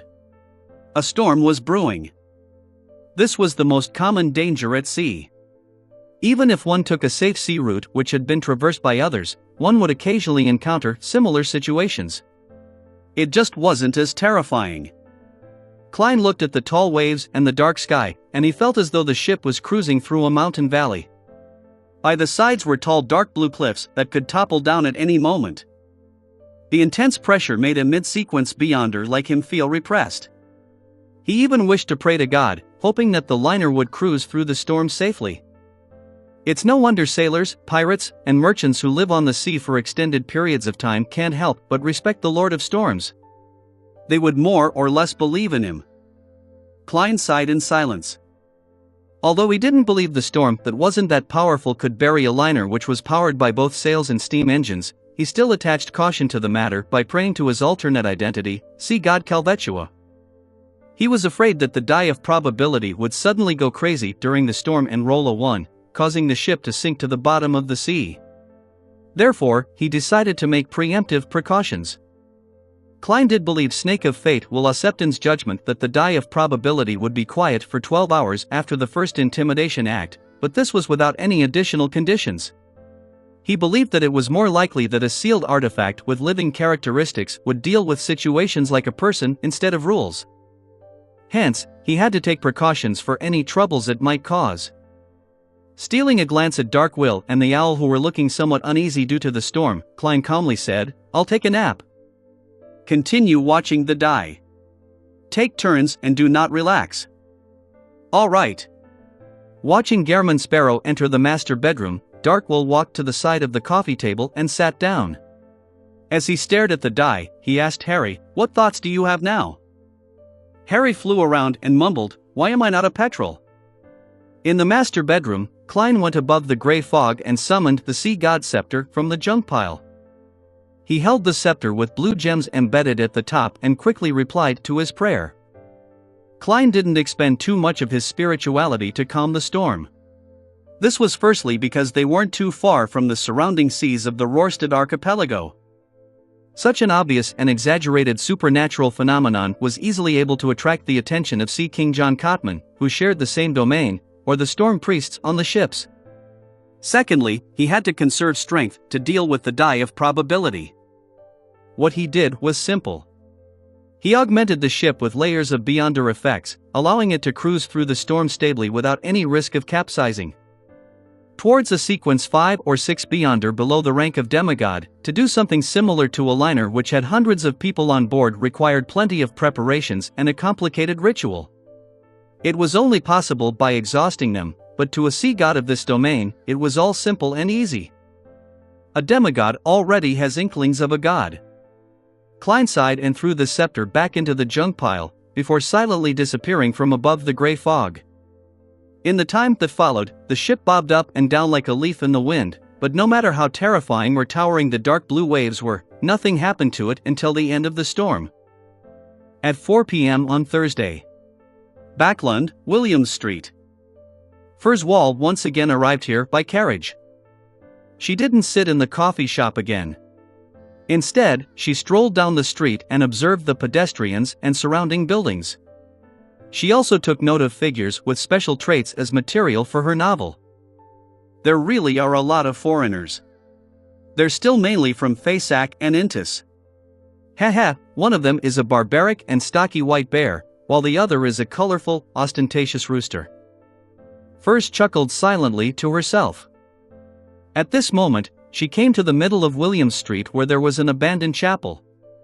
Withered vines crawled over its walls, and grey stones were strewn everywhere. With the intention to not waste Mr. World's payment, Furs deliberately approached it to check for any abnormalities. She circled around the chapel without discovering anything. Following that, she entered and avoided the disgusting shit and rotten things, and she quickly observed every corner. Suddenly, her gaze came to a stop as she frowned bit by bit. In a particular corner of the half-collapsed ruin, the ground had been dug up by someone. The pit wasn't too big or deep, and there were remnant traces of it being dug with fingers. This should be considered an abnormality, right? Furs cautiously retreated and didn't do a detailed investigation. After walking through all of Williams Street, she immediately returned home and organized the abnormality and material she jotted down together. She then sacrificed it to Mr. Fool and asked him to hand it over to the world.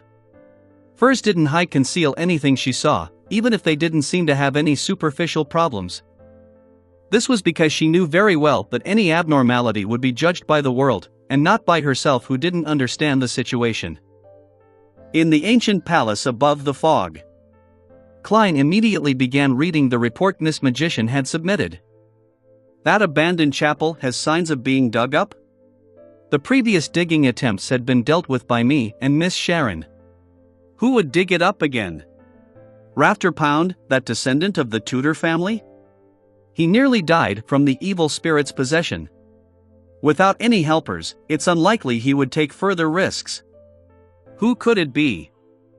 Klein thought for a moment, but he couldn't lock onto a suspect. All he could do was continue reading. While he read the notes written in a beautiful language, he acutely noticed a point. There are many foreigners on this street. They are mainly from Faysac and Intis. It wasn't like that back when I went to William Street. Did a Faysac or Intis company recently open there? Faysac, Intis. Klein ruminated over the two countries' names when he suddenly recalled something. The royal family of the Faysac Einhorn, the Einhorn family, and Intis' former royal family, the Sauron family, are both in control of the Hunter pathway, which is also the Red Priest pathway. It was two of the blood types which the evil spirit had designated as being capable of removing the seal. Together with the Medici family's descendants which had been destroyed at Bansi Harbor, the three factions which held control over the Red Priest pathway are involved. Bansi Harbor was destroyed, causing the Medici family's Beyonder characteristic to use some magical connection to contact the evil spirit who's suspected to be Red Angel. Hence, the members of the Einhorn and Sauron families were attracted? No, that's not realistic. If the Church of Storms didn't discover any Beyonder characteristics, they definitely would have noticed a problem in this. Another reason? The evil spirit is using another method to attract people from the Einhorn and Sauron families? What or who did it go through in order to do so? The number of people who know of the evil spirit's existence is only a handful, me, Miss Sharon, as well as. Amidst his racing thoughts, Klein suddenly thought of a possibility. It was Rafter Pound, the descendant of the Tudor family who had previously been possessed by the evil spirit. He had unknowingly become a slave of the evil spirit. He had secretly helped it spread the news. And the evil spirit had sought me and Miss Sharon's help to numb us into thinking that we are the only ones who can rescue it. For this, it didn't mind betraying its descendants.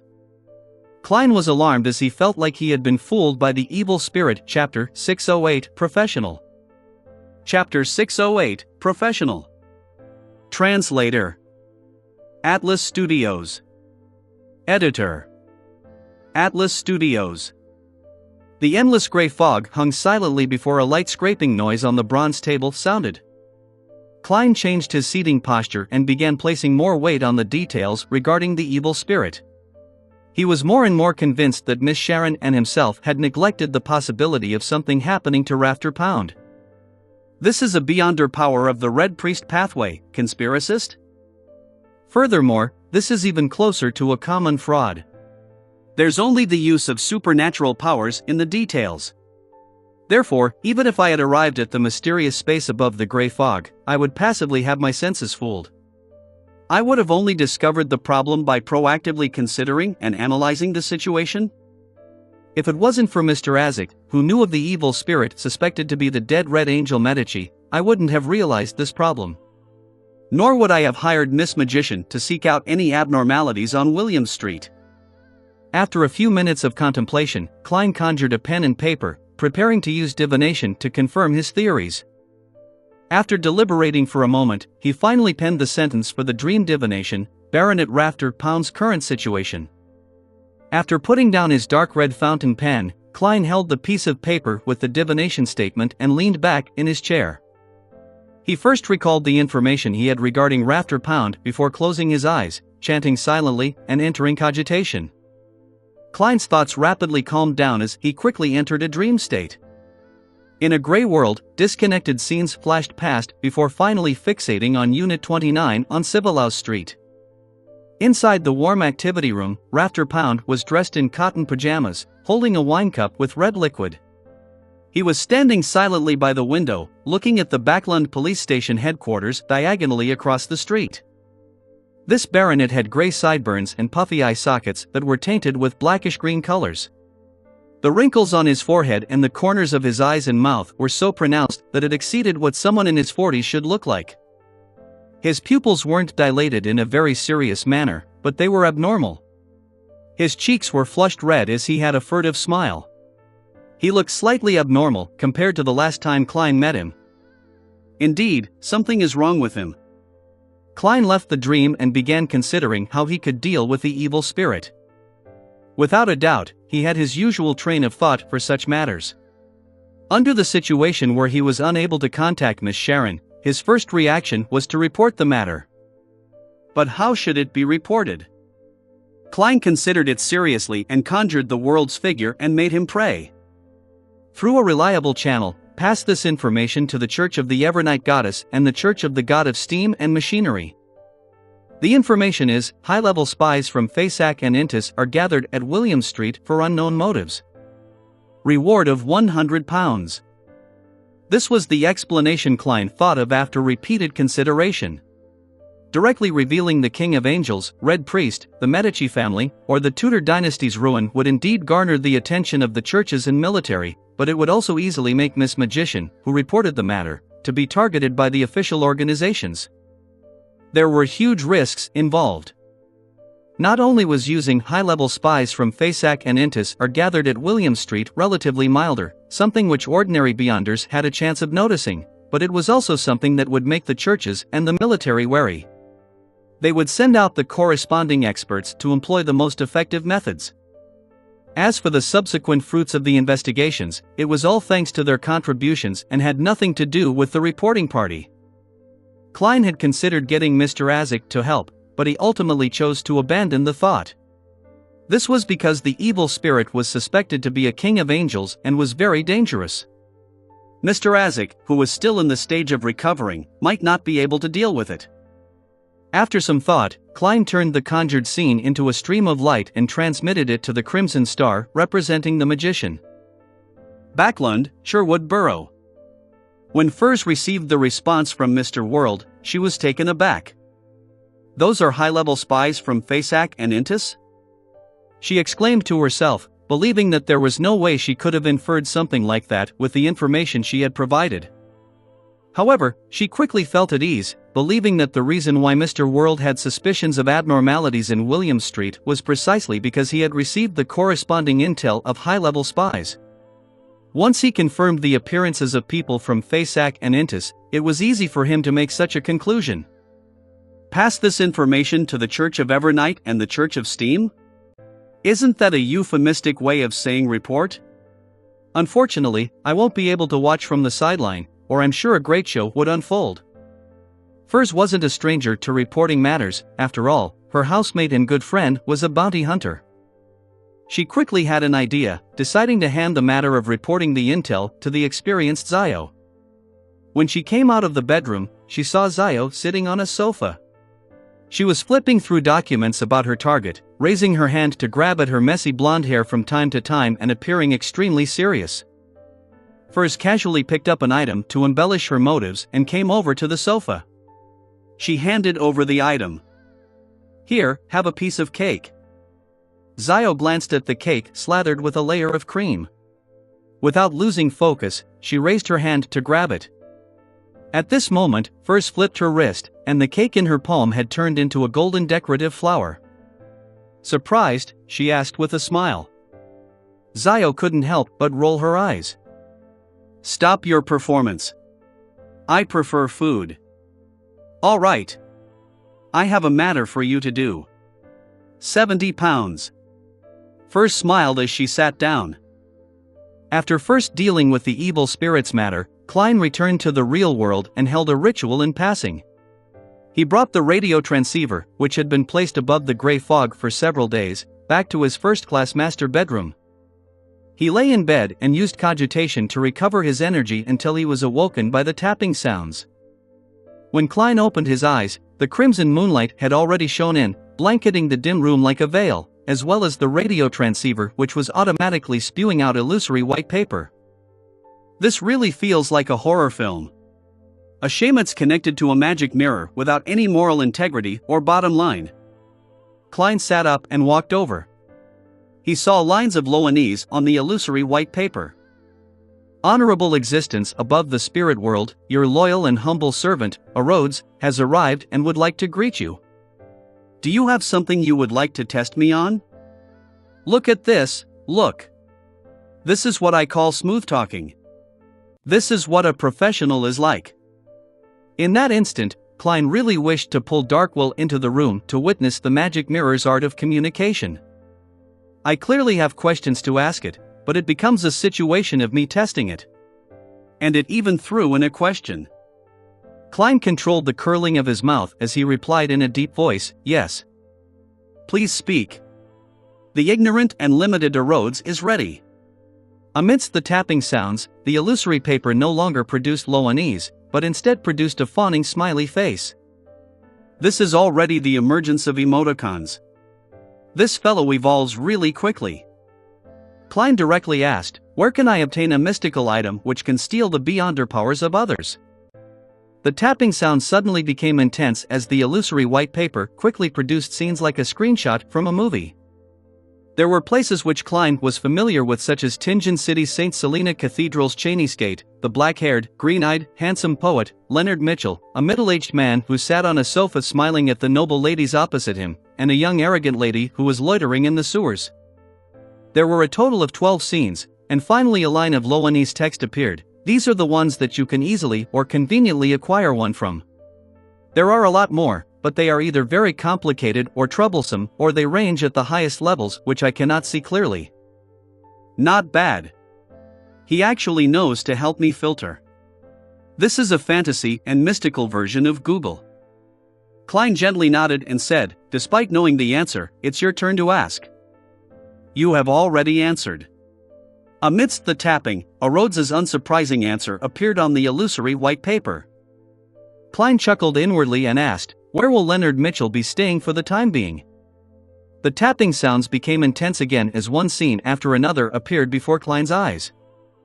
It was a famous landmark in Backlund, a towering Gothic bell tower with a bell of order hanging above. There was a road sign on the road with the words Pinster Street. It was Unit 7 along a row of terrace houses. In it, there was the extremely suave Leonard Mitchell wearing a black coat and red gloves. He was Klein's poet friend who was reading through the dossiers of Lenivus and Capum. This fellow is in Backlund, and he's investigating the Lenivus and Capum cases? What the hell? The corners of Klein's mouth twitched slightly as he carefully thought of the clues he left behind in those two cases. The only clue is that Detective Sherlock Moriarty is involved in the two cases. If Leonard enters Daisy's dream, he should discover this point.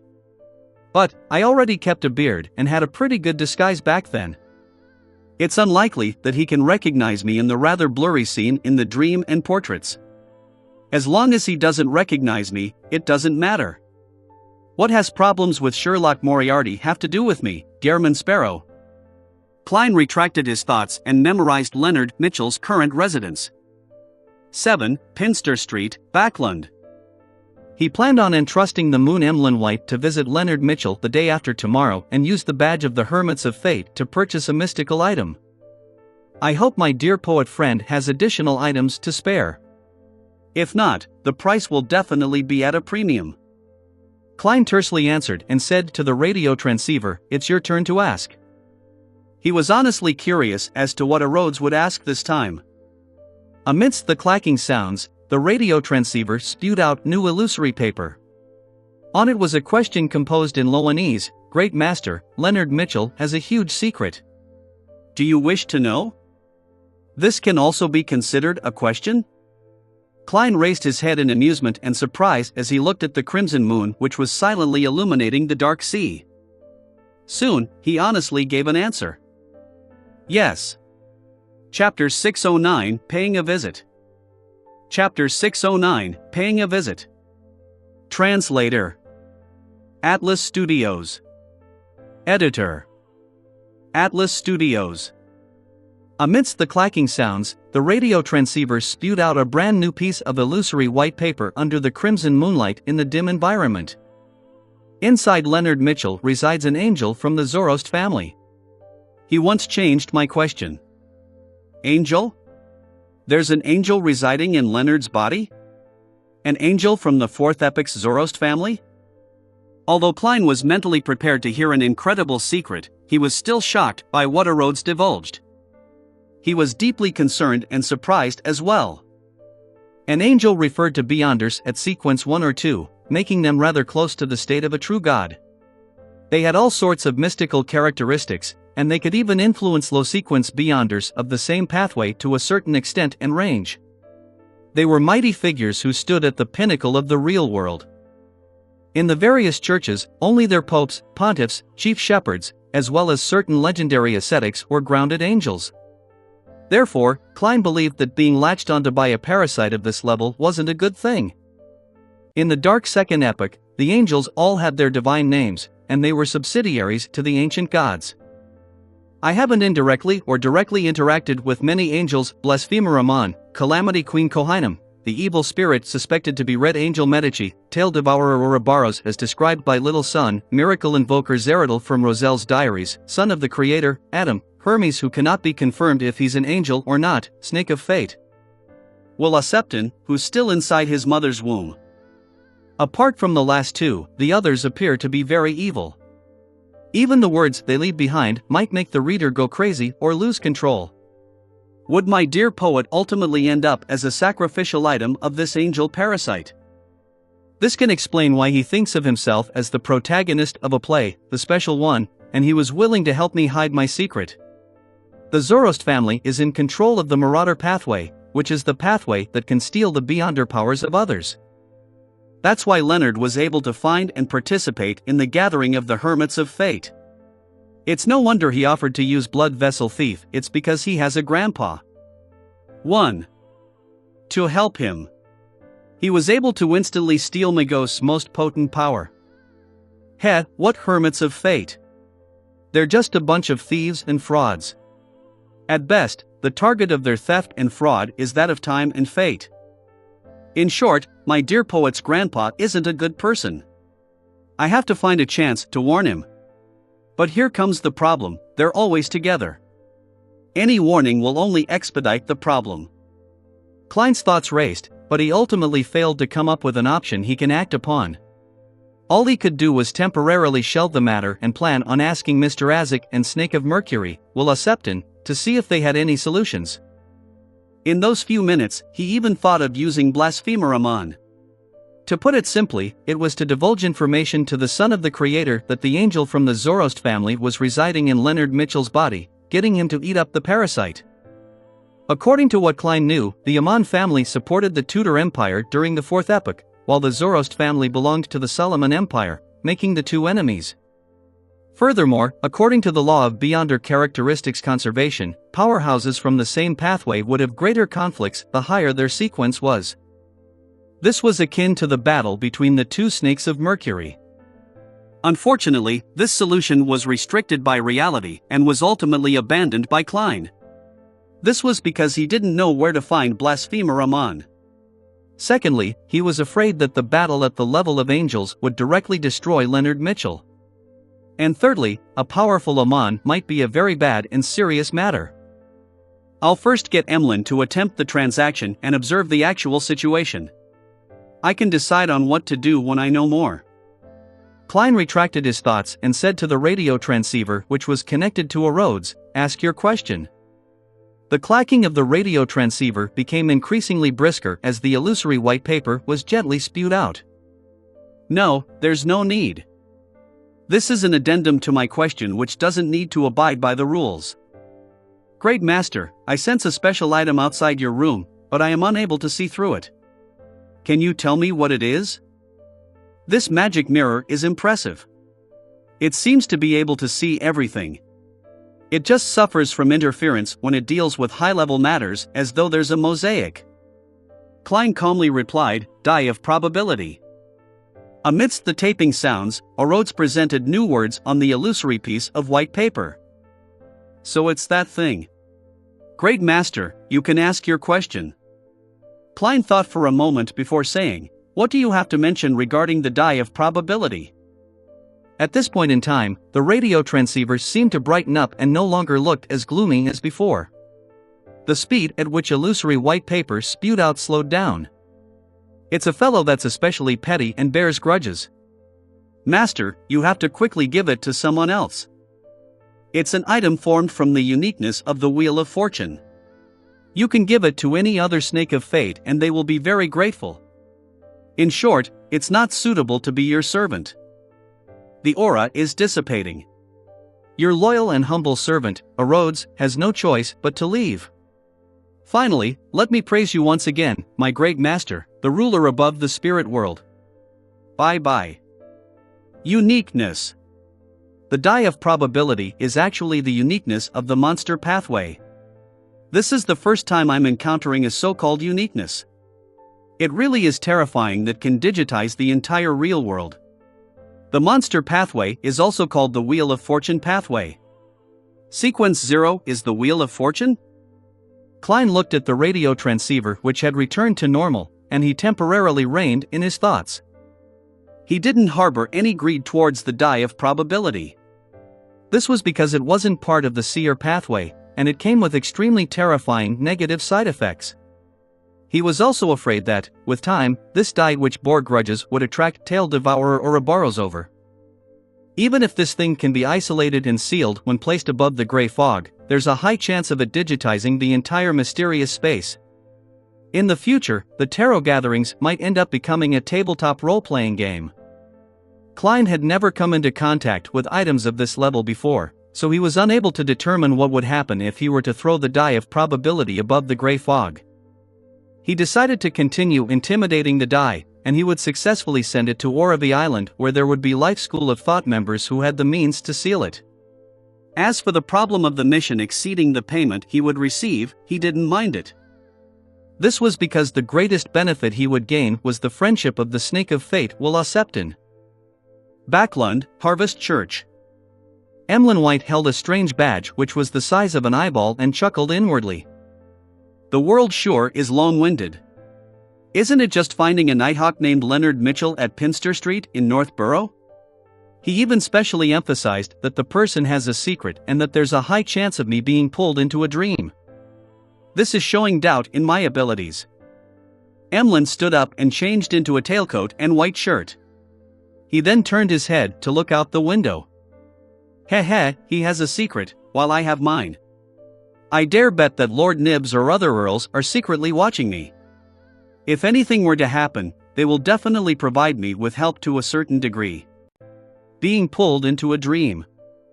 Emlyn contemplated for a few seconds before using the materials which were rich in spirituality to concoct a blue medicine.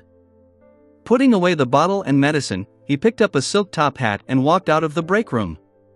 After bidding farewell to Bishop Utravsky, he left the Harvest Church.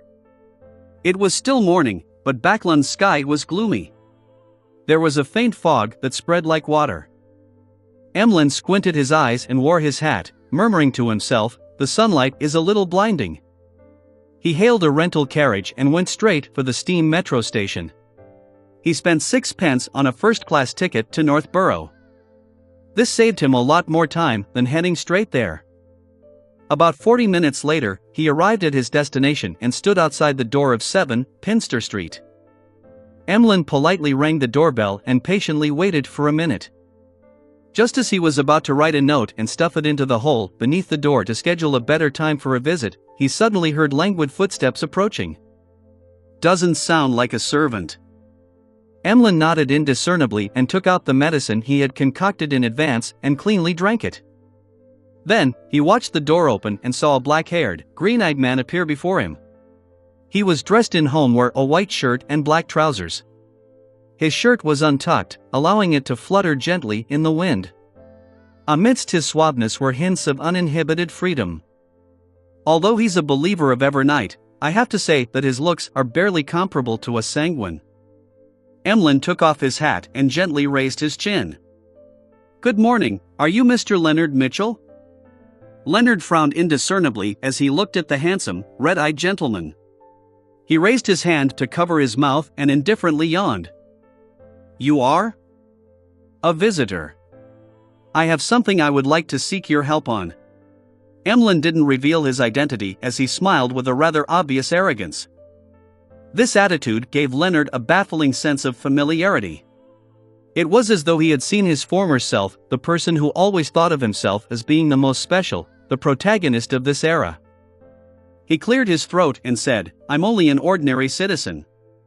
I do not accept missions. If you have any issues, then you can find a private detective." Emlyn White smiled and said, "This matter is something only you can complete."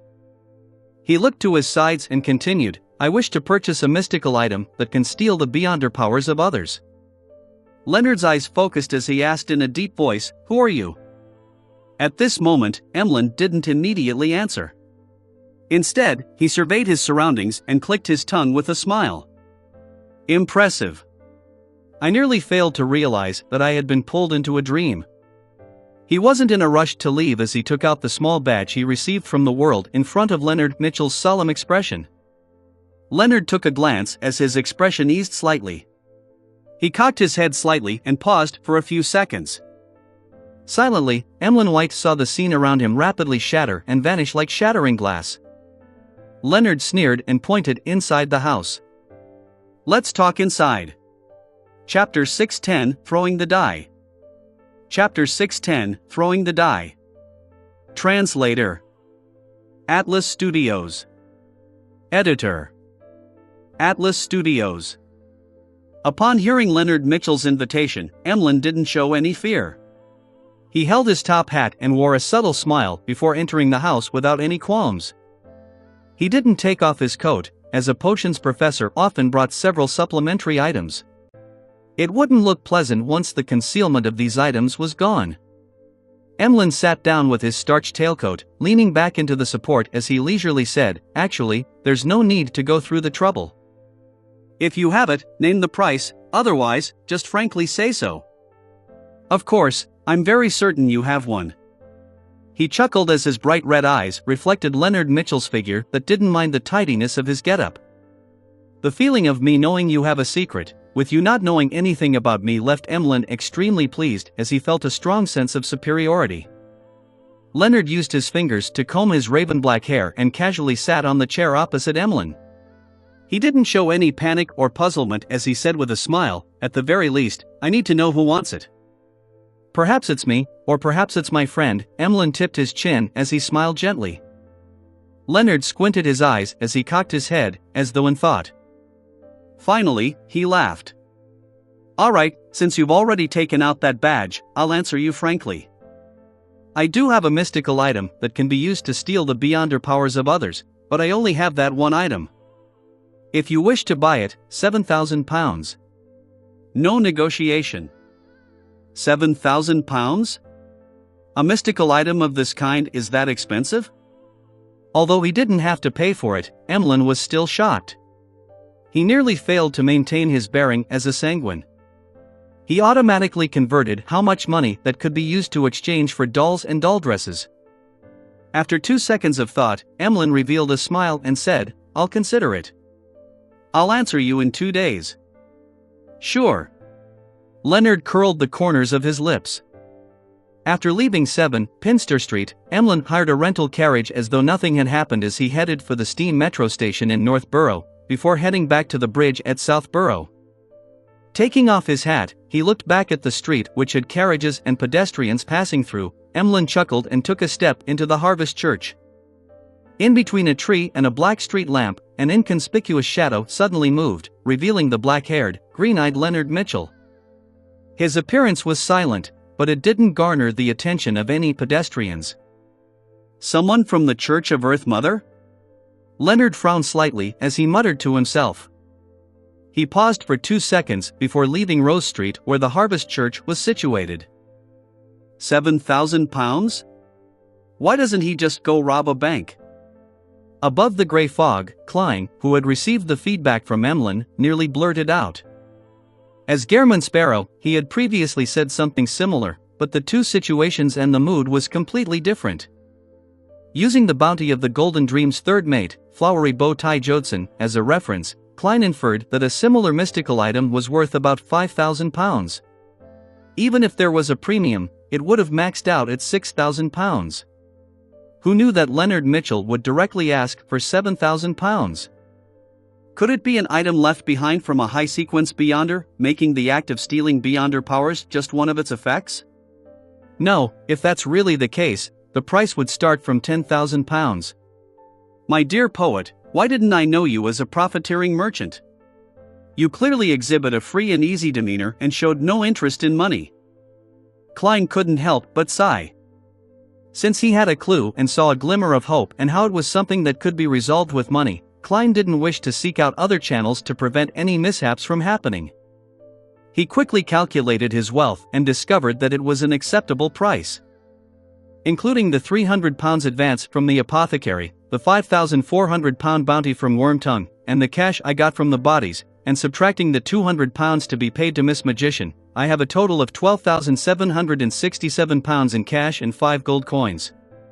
This isn't including my 3 soldi and 8 pence in change. In addition, Miss Justice will pay the £2,000 she owes me before the end of the week, as well as the £1,800 for the psychiatrist characteristic. I'm actually richer than I thought I was. Even in Backlund, I can be considered a tycoon. Klein inhaled and didn't hesitate any further. He made the cash fly out from the junk pile and land on the table. He carefully counted £7,500 in cash and placed them aside, £7,000 for the mystical item, and £500 for Emlyn's hazardous pay. Sigh, after going through all the effort to go past 10,000, more than half of it will be gone in an instant.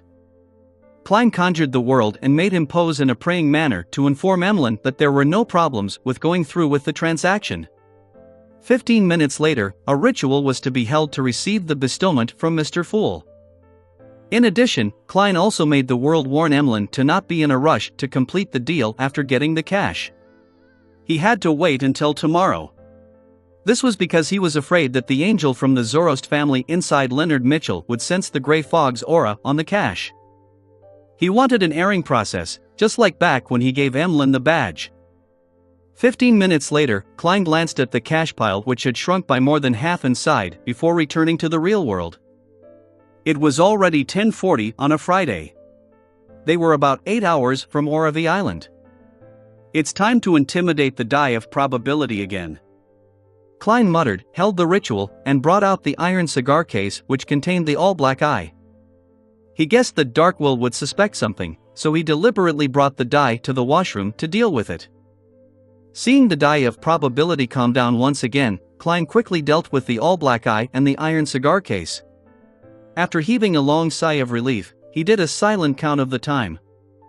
It should be enough to last until Darkwill hands it to the contact. There's no need to deal with it again. With this in mind, Klein began to consider another problem with a certain degree of concern. The all-black eye has appeared in front of the true creator before, and it has his mental corruption. To take it out once every few hours might cause him to lock onto me, allowing him to send powerhouses to seek me out. However, it was only 1 or 2 minutes each time, so the problem isn't that serious. Even if he senses it, their estimate of the area wouldn't be too precise.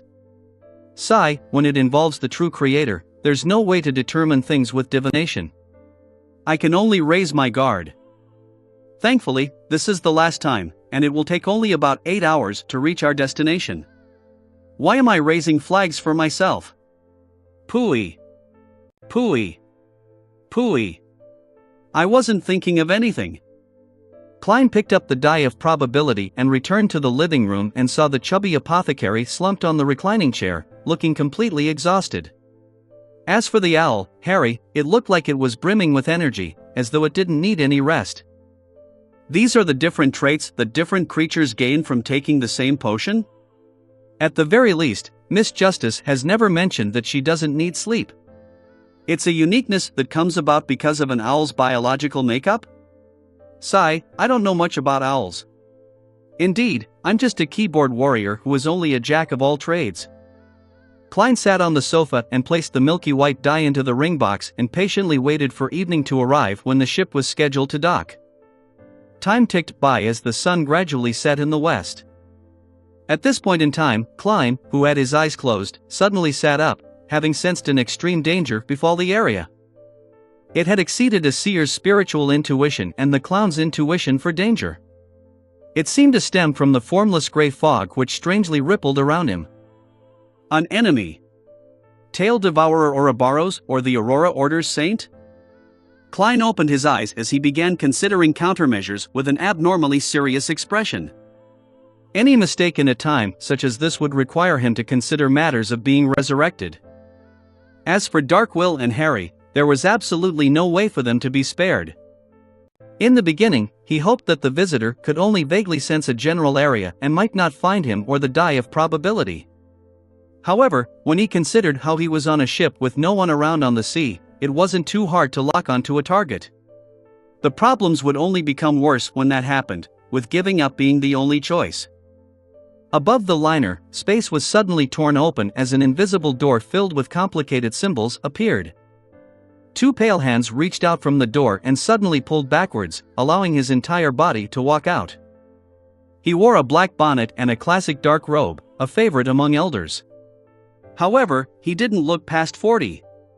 His brown hair was slightly curled, which seemed abnormally hard. Countless illusory images darted across his dark eyes, as though layers after layer of chaotic worlds were hidden within. As Klein's sense of danger intensified, just the change in his expression frightened Darkwill and Harry enough for them to freeze. He didn't hesitate as he followed the plans he had made for such situations. He leaned forward and picked up the die of probability. Determine the outcome of the malefic visitor who just arrived. I want 1 point.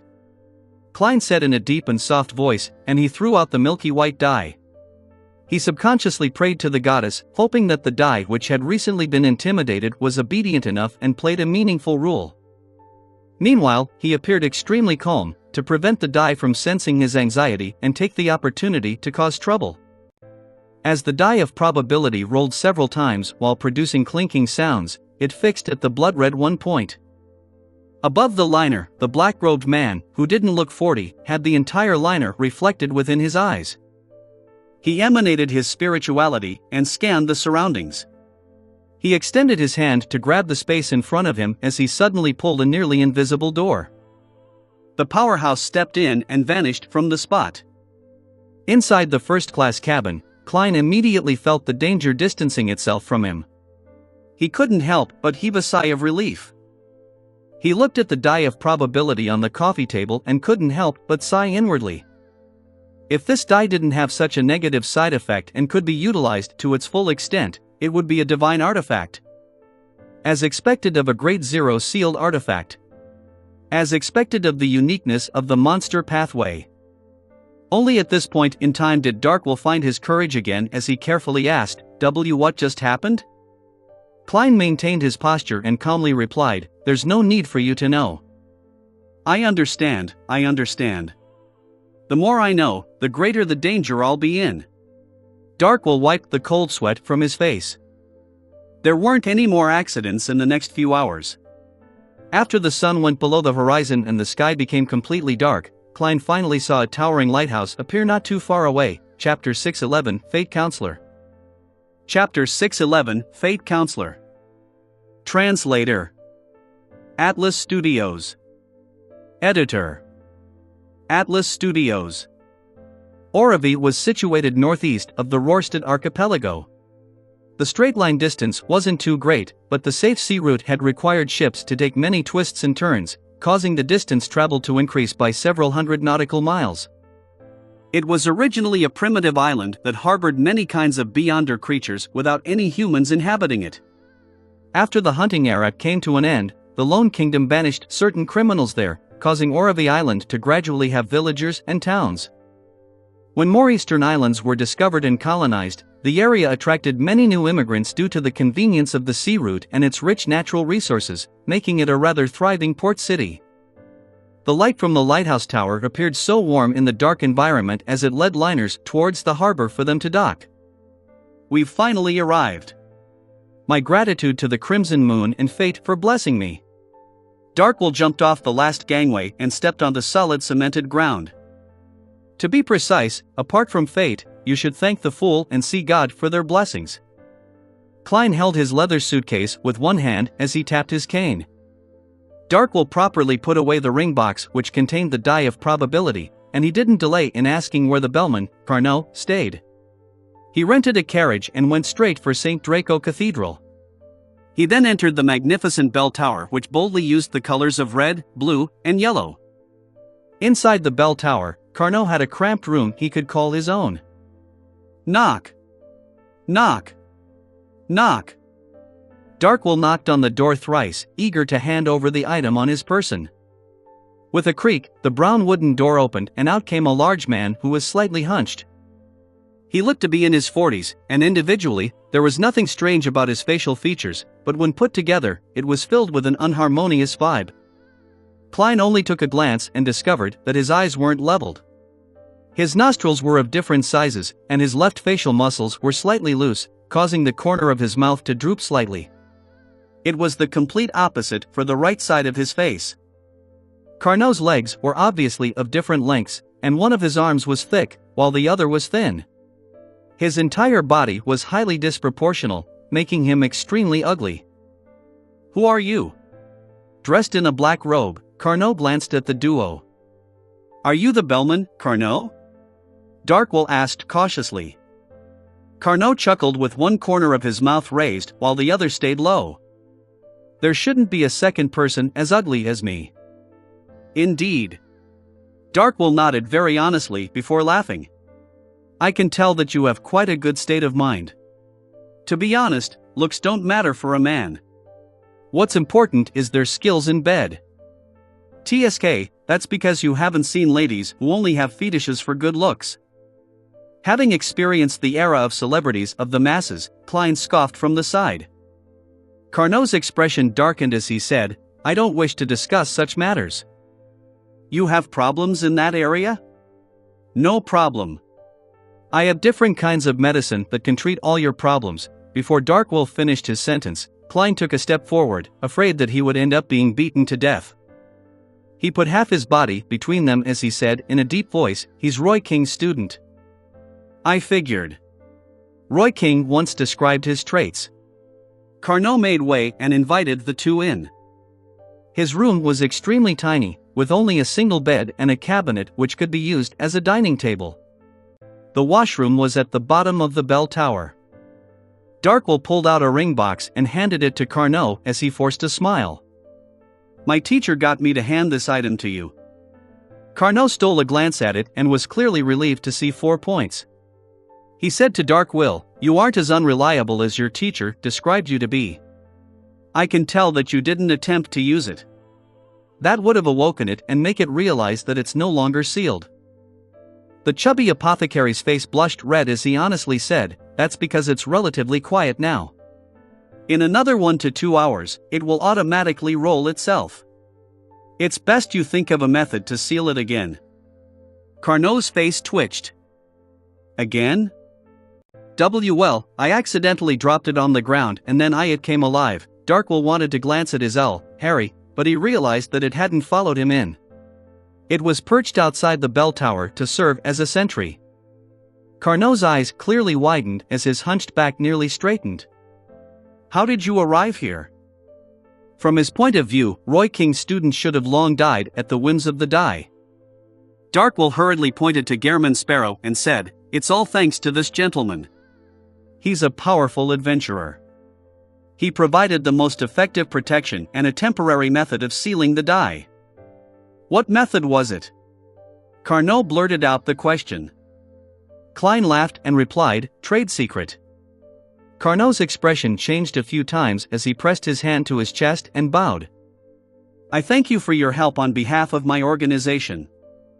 Darkwool continued, "Hiring him costs £1,000 and a request.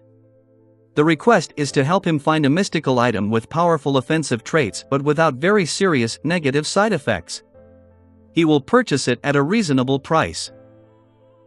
I only had about £300, so that was all I could pay. I'll have to rely on you to pay the rest." Carnot fell silent as the corners of his lips twitched. I only have about 100 pounds. Suddenly, there was silence in the bellman's room. The wind from outside blew through the cracks and brushed across the three men's face. Finally, Carnot spoke again. Perhaps Counselor Ricardo has the money. I'll lead you to him. From the looks of it, he trusts us. After all, a fate counselor is in no way comparable to a die of probability. If there were really problems with us, there would be no need for us to bring the die over to prevent any accidents and snatch away the uniqueness. Klein watched as Carnot picked up a lantern from the corner of the room. At this moment, he secret activated his spirit vision and simply scanned the man. Klein nearly pricked up his brows with the sight. This was because Carnot's aura colors were rather unique. There were no problems with his emotional colors, as they were very ordinary. However, his ether body, which represented his body, appeared unnatural. His heart was green, his head was purple, and his digestive system was yellow. It felt like they were different parts which were mashed together in great disharmony. At the same time, Carnot's soul also gave the same feeling. A monster that was stitched up internally? Klein made a rough judgment based on what he knew. After Carnot got the lantern, he turned his head to glance at the adventurer, Derman Sparrow, and said without much of an expression, I'm very sensitive to spirit vision. I believe you have noticed certain problems. I'm not a naturally born person. I'm a product of the Church of Earth Mother's attempts to refine the human body. I'm considered a failed specimen, which is why I do not have the ability in that aspect. His final sentence was directed at Dark Will. Carnot didn't speak again as he carried the lantern and donned a black robe. He hunched his huge body and used the dim light to walk down the stairs of the dark and silent bell tower. Product of the Church of Earth Mother's attempts to refine the human body? But St. Draco Cathedral belongs to the Church of Storms. Since it's a failed specimen, no attention is paid to it. Carnot turned his back on the Church of Earth Mother and became a member of the Life School of Thought? This is understandable. Both the Church of Earth Mother and the Life School of Thought hold the apothecary pathway, and they will definitely have some overlapping. But why would the Life School of Thought send this fellow, that doesn't seem simple to be a bellman, to the Church of Storms? Is it just a normal disguise, or there's a particular connection between the two? Klein followed Carnot in a seemingly calm manner as he walked out the bell tower and circled round to a stone bridge. Just as he came close to the left side of the bridge, Klein suddenly felt something as he looked diagonally upwards. The owl, Harry, had flown out as well and landed on a tree branch. Gotcha! The branch suddenly snapped as Harry plummeted. With great difficulty did it fly up again without falling to the ground. Darkwill was just about to say something when Carnot explained in a deep voice, Counselor Ricardo is injured, so his powers are somewhat out of control. Once anyone enters a specific range, they will be tainted with bad luck. Carnot stopped in his footsteps as he threw the ring box containing the die under the bridge. Mr. Counselor, Roy King's student has delivered the die. Very good. A hoarse voice sounded from deep within the bridge's belly. A silver-scaled palm reached out from the darkness as he held down the ring box which had fallen onto the mud. Following that, he opened the ring box and took out the milky white die. His other hand, which was covered in silver scales, also reached out as he held a piece of a paper-like item made of leather. The item resembled a water pipe, but its ends were connected. It revealed a grayish-white color under the crimson moonlight. Its surface had many complicated symbols and labels, as well as many words in Hermes text which pointed to the snake of Mercury, Wellacceptin. Fate Counselor Ricardo pulled the item apart and stuffed the die of probability into it before connecting the two ends together. Using fate at a small scale to seal the die of probability with periodic boundary conditions, making it remain in a perpetual state of slumber or calm? Indeed, Snake of Mercury Wellacceptin had foreseen such a situation and had made certain preparations. Klein retracted his gaze in relief, and he heard Ricardo's hoarse voice. I already know of your agreement, Mr. Derman Sparrow. I will help you find the mystical item after I've recovered. As for the 700 pounds, I'll immediately augment you with good luck. Go to the few casinos in Orevie and make some bets and you'll receive the corresponding reward. Remember, do not win more than £200 at each casino. You must not win more than £700 in total. Which is to say that you don't have the money either. Seeing how you're hiding while injured, it's considered normal not to have money with you. Klein nodded indiscernibly and said, okay. He waited for about 10 seconds without sensing anything. Counselor Ricardo heaved a sigh of relief and said, you have become sufficiently lucky. Is that so? Klein chose to believe him and didn't disturb Darkwill's report to a senior of how his teacher had been imprisoned. Based on Carnot's introduction, he found a nearby casino and sat at the blackjack table. After about 10 minutes, he walked out of the casino with a blank look. Not only did he not win money, but he had lost a total of £30. What happened to the good luck? Why did I believe him? That darn old man is terrible. Klein didn't hesitate to return to the stone bridge and approached its belly. That fast? You have pretty good luck. Ricardo laughed as he coughed under the dark bridge. At that moment, Darkwill and Harry had already found a nearby inn to live in. Klein replied without a change in expression, I lost. Lost, Ricardo ruminated over the word and couldn't formulate a sentence for quite a long period of time. In the dark environment, an ordinary owl nervously flew over Chapter 612 in hand. Chapter 612 in hand. Translator. Atlas Studios. Editor. Atlas Studios. The two street lamps on either side of the stone bridge silently illuminated the street, but they were unable to disperse the darkness beneath. Only the crimson moonlight from high above could barely illuminate the brown soil. Hidden under the bridge, Fate Counselor Ricardo remained silent for quite a while, making Klein suspect whether he had already passed away due to his heavy injuries. He guessed that a large reason as to why the luck augmentation had failed was because of this. Just as Klein was about to ask a probing question to determine the situation, Ricardo coughed and said in a deep, hoarse voice, you live up to the reputation of being a powerful adventurer capable of temporarily sealing the die. What happened has exceeded my expectations. I'm very curious as to why my luck augmentation on you had failed.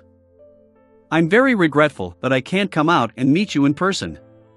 Otherwise, I should be able to see what Beyonders from other pathways will find difficult to see, even if they possess relatively powerful spirit visions. This is the uniqueness that the Fate pathway holds. So the problem lies with me? That's not the point. The point is that you need to reimburse me £700. No, £730. Klein cursed as he couldn't help but recall the orphan, Adamasol, who had the nickname of Monster in Tingen City. The young man who was equal to half a Sequence 9 had cried out after seeing Klein before falling to the ground. His eyes bled, and the fear he exhibited was as if he had seen a devil. This is because of the uniqueness of the Wheel of Fortune's Path of the Divine, so he saw something wrong with me. He saw something related to the Grey Fog? Unfortunately, this Fate counselor is quite heavily injured and has a domain of bad luck around him. There's no way for him to help inspect me. I should ask Snake of Fate Will Accepton when I'm back. Perhaps he might know something. However, this pathway does have the bearing of a charlatan. He might not directly answer me and has a high chance of answering in vague terms. Klein maintained his expressionless attitude and said, then, what do you plan on doing? Ricardo sighed and said, get Darkwill here. I'll augment him with good luck and get him to win the money at the casinos on your behalf. Using the name of the inn counselor Ricardo gave, Klein quickly found the chubby apothecary, Darkwill. Then, while carrying the suitcase and cane, Klein watched as he kept winning money at the major casinos. By midnight, he had already won £750. After receiving the remaining £730, Klein realized a problem. The reason for the luck augmentation's failure was because of him. Why is that so? Klein held close his bulging wallet and frowned as he thought silently to himself. He quickly thought of the thin, invisible grayish-white fog around him and realized the reason. After advancing to Faceless, the gray fog has integrated with reality to a certain extent. Not only can it help me screen off ravings that aren't too powerful, but it can also destroy any influence that changes my fate to a certain extent? Therefore, this counselor's luck augmentation was ineffective? According to this logic, bad luck to a certain extent shouldn't affect me either. What the heck? It doesn't make me become some unlucky fool, but it also destroys my chance of being a lucky man or winner. Klein secretly shook his head and followed Dark Will and the owl back to the stone bridge. He informed Ricardo of how to summon his messenger and to immediately send him news once he obtained any information on a mystical item with powerful offensive traits. After doing all of this, Klein found an inn at the Oravi Island's port city and got a simple room for himself. Backlund. In the morning, Emlyn White walked under his favorite gloomy skies, moving through the thick fog that couldn't be compared to those in November or December as he once again arrived outside Northborough's 7, Pinster Street. After pulling the doorbell, he straightened his back as he lifted his chin and waited patiently. When Leonard opened the door, he looked at the handsome but detestable face before making way and allowing the visitor to enter. He was still dressed in his homewear, comprising of a white shirt and black trousers. However, he had an additional dark-colored vest draped over him. "Have you considered the matter?" Leonard asked with a smile. "No problem." Since it wasn't his money, Emlyn had no intention to haggle. He even believed that with the attitude displayed by Leonard, there was a high chance of having the price raised if he tried. Leonard gently nodded and smiled. "Very rich. I can tell that you're trying to lead me to say more." Emlyn silently scoffed and replied, "That's not something you need to concern yourself with." With that said, he raised the suitcase in his hand and opened it, revealing £7,000 in cash. Leonard took out each stack of cash and thoroughly checked it carefully. Then, he pulled off the red glove he wore on his left hand and handed it to Emlyn. "This is the mystical item you require. It can change colors to disguise itself. It's called Tinder. It can raise the wearer's charm, making his words be equipped with great persuasiveness.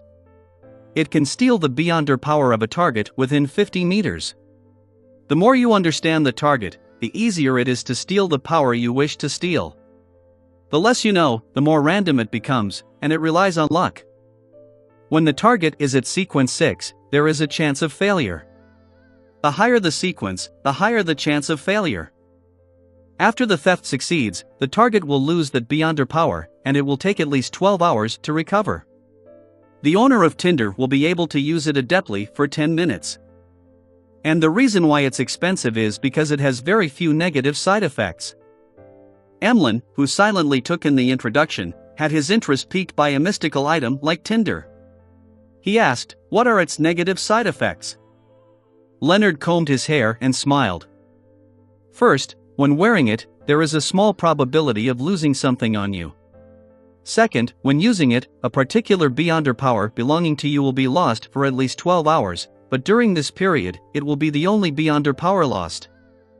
In other words, even if it's used repeatedly, there will only be one power lost the entire time.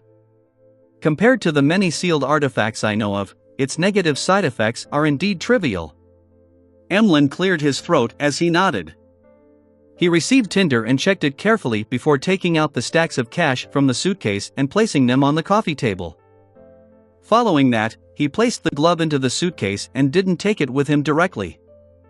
With the suitcase, Emlyn returned to the Harvest Church just like he did before. Once he entered the priest's break room, he set up a sacrifice ritual. The illusory and mysterious door opened as the red glove tore through the dark and deep void as it was sent directly above the gray fog. At the moment the gray fog made contact with the glove, a tiny, distorted, terrifying face suddenly appeared. It kept evaporating as it struggled to sustain itself. Upon seeing this scene, Klein wasn't surprised. After all, the grandpa residing in Leonard's body was an angel of the Marauder pathway. If Amon could do it, it was quite certain that he was capable of doing the same. For this, he had made sufficient preparations. He believed that even if the grandpa had really reached Amon's level, he was able to wipe out the corresponding aura without making him sense the existence of the gray fog, making him take action on Emlyn. Picking up the sea god scepter, which had long been placed in front of him, Klein made the blue gems light up at the same time from a commanding position. Suddenly, silver light bloomed above the gray fog as the lightning carried portions of the gray fog's powers like a storm, sapping the tiny illusory face. The face dissipated completely before it could even cry out, leaving behind a dead translucent worm with 12 transparent rings. Worm of time, but it seems weaker than Amon. Klein muttered as he beckoned with his hand for the red glove and familiar worm to fly to him. After some serious scrutiny, he confirmed that the worm was basically identical to the one Amon's avatar had left behind. My dear poet's grandpa is of the same sequence as Amon? Sequence 1? No, not necessarily.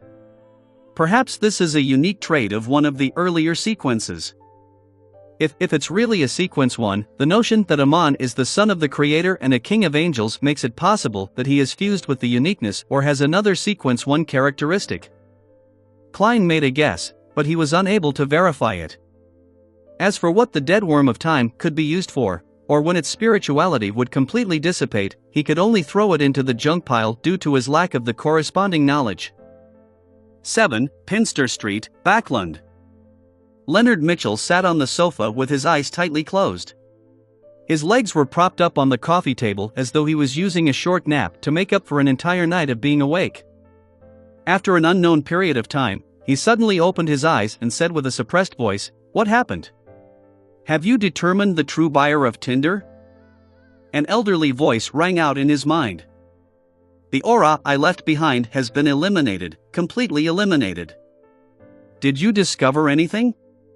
Leonard retracted his feet as he asked in a deep voice. The ancient voice sighed. "Nothing. Everything was over before I could react. If I were in my best state, I might have been able to grasp the relevant clues. Unfortunately, I've remained in a weak state for years." Leonard remained silent for more than 10 seconds before he shook his head. "Then we'll temporarily treat it as if this never happened." Above the gray fog, Klein listened to Emlyn's report and took note of the information regarding the mystical item. He fiddled with the glove named Tinder as he examined it. "Ha, this way, I'll have a glove for my right hand," he chuckled as he muttered to himself. After serious consideration, Klein abandoned the thought of immediately extracting the mental corruption of the true creator from the all-black eye. This was to ensure his success, hoping to leave the chance to the moment when he was concocting the Nimble Right Master potion. According to the records of the City of Silver, even without the gray fog screening, there were no problems with such a procedure. Furthermore, with the gray fog, there wouldn't be any additional accidents, even if it were the mental corruption left behind by the true creator. I can also use Tinder normally. Yes, when I need to use it, I have to put my cash, pocket watch, and other mystical items above the gray fog. I mustn't let any item become lost. In fact, even if I don't do so, the problem isn't too great. I'm a seer. Do I need to be afraid of not being able to find things I dropped? Ha. In a normal battle, I'll have creeping hunger on my left hand and Tinder on my right. Just the thought of it sounds formidable. Klein reined in his thoughts and discovered that everything related to the Sequence 5 Nimble Right Master Potion was ready, apart from the 2 commonly seen supplementary ingredients. He nodded indiscernibly and muttered silently to himself. I just need to wait for the faceless potion to be completely digested. Then, I'll board the ship of Admiral of Stars or the Hanged Man and head east of the Sonia Sea to find mermaids. Chapter 613, Leonard's Investigation. Chapter 613, Leonard's Investigation. Translator. Atlas Studios. Editor. Atlas Studios. Lone Kingdom, Eastchester County, Stone City. Having left the manor, Audrey moved into a villa. After she finished engaging in social gatherings with the local nobles, she sent her servant to the Varvat Bank to withdraw a sum of cash. She didn't need to worry about this any further. She could easily pay off the £2,000 she owed Mr. Fool's Blessed, and she could also pay the £1,800 she owed Mr. World for the psychiatrist characteristic. 15 minutes later, Audrey opened the room to her bedroom and glanced at her personal maidservant, Annie, who was monitoring the servants while they did their work. She looked down at the golden retriever who was sitting by the side of the wall and smiled. With a smile, she suppressed her voice and asked with shining eyes, "Susie, you'll receive a gift in a while. Are you looking forward to it?" If it were in the past, Audrey would have definitely said, "Susie, your present is here," making the golden retriever realize that she could find the actual item in the room as well. Otherwise, it was very easy for Susie, who had been studying the basics of mysticism, to guess that Audrey had used ritualistic magic.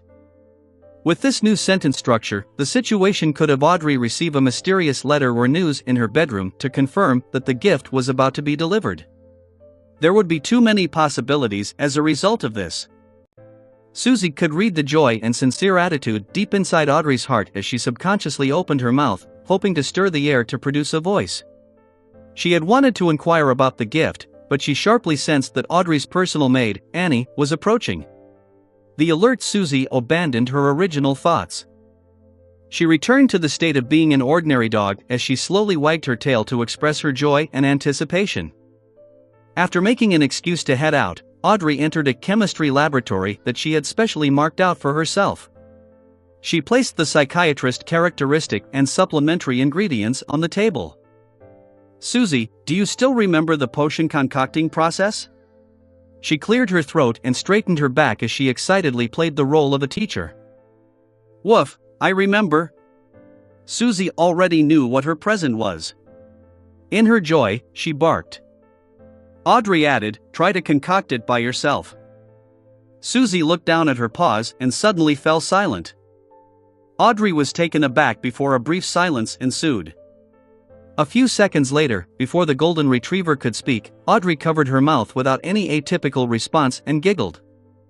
"All right, Susie, there's no need to say a word. I know what you wish to say. You wish to express the fact that you're only a dog and am unable to concoct the potion, right? How embarrassing." At the same time, Audrey, who wore a charming and graceful external bearing, facepalmed herself inwardly. "Woof." Susie nodded forcefully. Audrey took the opportunity and turned around. Soon, she finished concocting the psychiatrist potion. She had previously asked Susie and learned that she had already finished digesting the potion on Wednesday. That's less than 2 months. Yes, a large reason has to do with how Susie isn't being noticed. She can run about anywhere in the manor or villa and eavesdrop, allowing her to read the true thoughts of the maidservants. That's good as well. She will always share the tidbits with me. If not for her, I wouldn't have known of the dark sides of many people who appear normal and kind usually. Audrey poured the potion into a bowl and placed it on the floor. She watched as Susie went over and began licking the potion as she couldn't curb the anticipation in her heart. Susie might be influenced by the potion and become unstable. But it's all right. Psychiatrist Miss Audrey is already prepared to use placate at any moment. Yes, I prefer the name psychoanalysis. That sounds more professional. Audrey stared at Susie with her beautiful emerald-like eyes with great seriousness and discovered that Susie's pupils were gradually fading and turning vertical.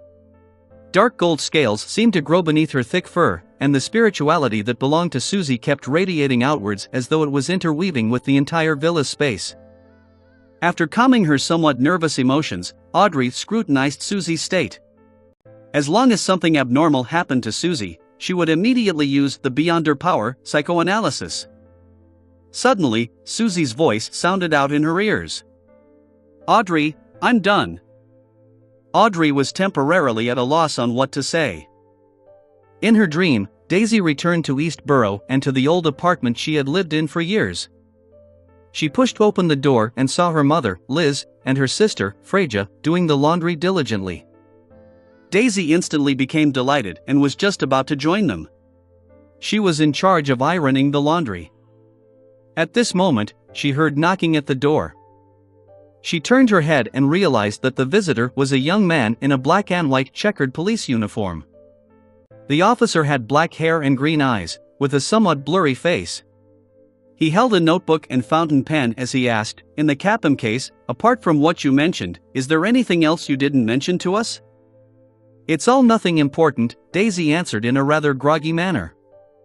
The handsome officer looked down at his notebook and said, "It's fine. I'm willing to listen. Daisy looked back at the clothes which were hung up, feeling as though she had forgotten some instructions. She honestly described all sorts of trivialities. In the end, she said, "After I was abducted, my mother and sister had hired a private detective to search for me.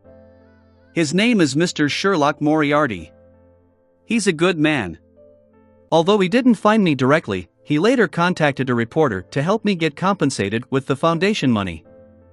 The black-haired and green-eyed officer looked up again and glanced at Daisy before revealing a warm smile. "Very good. Your answer is very satisfactory. Do you still remember the private detective's appearance?" Daisy nodded. Without any alarm, she saw Mr. Sherlock Moriarty standing beside her.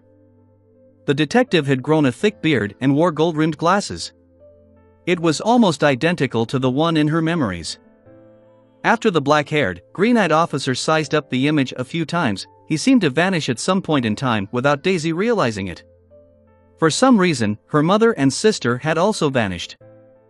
She ran through East Borough in search of the familiar figures, but she ultimately woke up from her depression and sorrow. When she saw the dark ceiling of her school dormitory, she lay there in a daze for seconds. Daisy didn't make a sound as she turned her body and buried half her face into the pillow. By the corners of the pillow, a wet stain gradually spread out. The person who had entered Daisy's dream was none other than Leonard Mitchell. Although his investigation of the commonalities of the two cases was to give him time to deal with matters of his own, he didn't forget to act in a perfunctory manner. In the end, he really discovered a problem. In the cases of Lenivas and Capham, a private detective named Sherlock Moriarty was involved, including his friend, reporter Mike Joseph. Although they had only appeared on the outskirts of this matter, it's also a direction for the investigation. That Sherlock Moriarty looks somewhat familiar. Which fugitive is he? Leonard recalled what he had seen in the dream as he wore his red glove and entered the basement of St. Samuel Cathedral. Just as he greeted the team captain, Soest, he saw a partner approach and hand him 2 thin sheets of paper. The information regarding the red-eyed man from the Harvest Church is all here. Thank you. Do you want to have lunch together? Leonard asked with a smile. The Nighthawk shrugged and said, "No, as long as you stop making me have nightmares." Deal. Leonard smiled as he received the dossier. He stood there without being in a hurry to sit down as he casually browsed through it. Emlyn White. A vampire. Currently under the jurisdiction of the Church of Earth Mother. He once vanished for a period of time. His parents had hired private detectives to find him.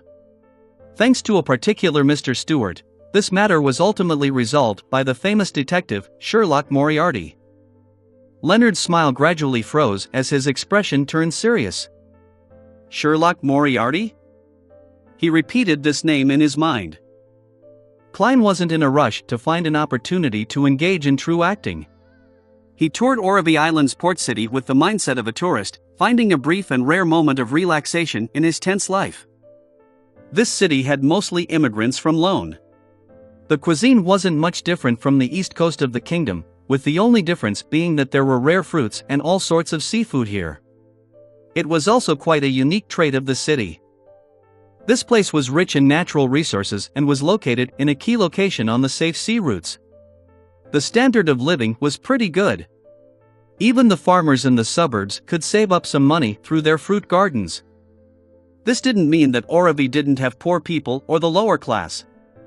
This class was mainly made up of people who were former slaves.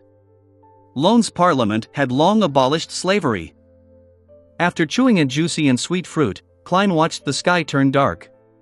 He took a turn at the corner of the street and entered a bar named Sweet Lemon. It was a famous gathering place for adventurers in Oroville. Klein planned on buying the 2 remaining supplementary ingredients of a Nimblewright Master, the relatively common Drago tree bark and Sonia Golden Spring water. At this moment, the bar was rather lively. There were many people holding up cups around the boxing ring as they cheered loudly. There were people who looked like adventurers at the surrounding tables. They were discussing all kinds of rumors in hushed tones. Just as Klein was squeezing towards the bar counter, he suddenly heard his name. I'm Gehrman Sparrow. You should know who I am. I received a treasure map and need to hire some helpers. It's not because I'm afraid, but it's because I can't carry that much treasure alone." A green-eyed man in his 30s held half a glass of liquor and spoke to 2 men and 2 women in the corner. It was a mystery if they were merchants or adventurers. "You are also named Gehrman Sparrow? Treasure map, why does it sound like a scam? My killing of Worm Tongue has already reached this place from Byam?" "Yes, it was likely communicated via a telegram or visitors. Therefore, many people know of my name and deeds but do not know what I look like. Cheats are using this opportunity to pass themselves off as me to cheat others." Klein moved over as he came to a realization. The green-eyed man drank a mouthful of liquor and slammed the glass onto the table. "I don't mind whether you refuse or agree, but I hate it when people make me wait. Do you wish to be like Worm Tongue?" The young man opposite him said, slightly intimidated, "I know you're a powerful adventurer." "So?" The green-eyed man cut off the man's words. At that moment, he felt his collar tighten as he was lifted up by someone and thrown out the door.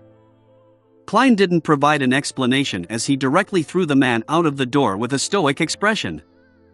Then, he drew his revolver and aimed it at the spot where the man had fallen to the ground. He pulled the trigger without any hesitation. Bang!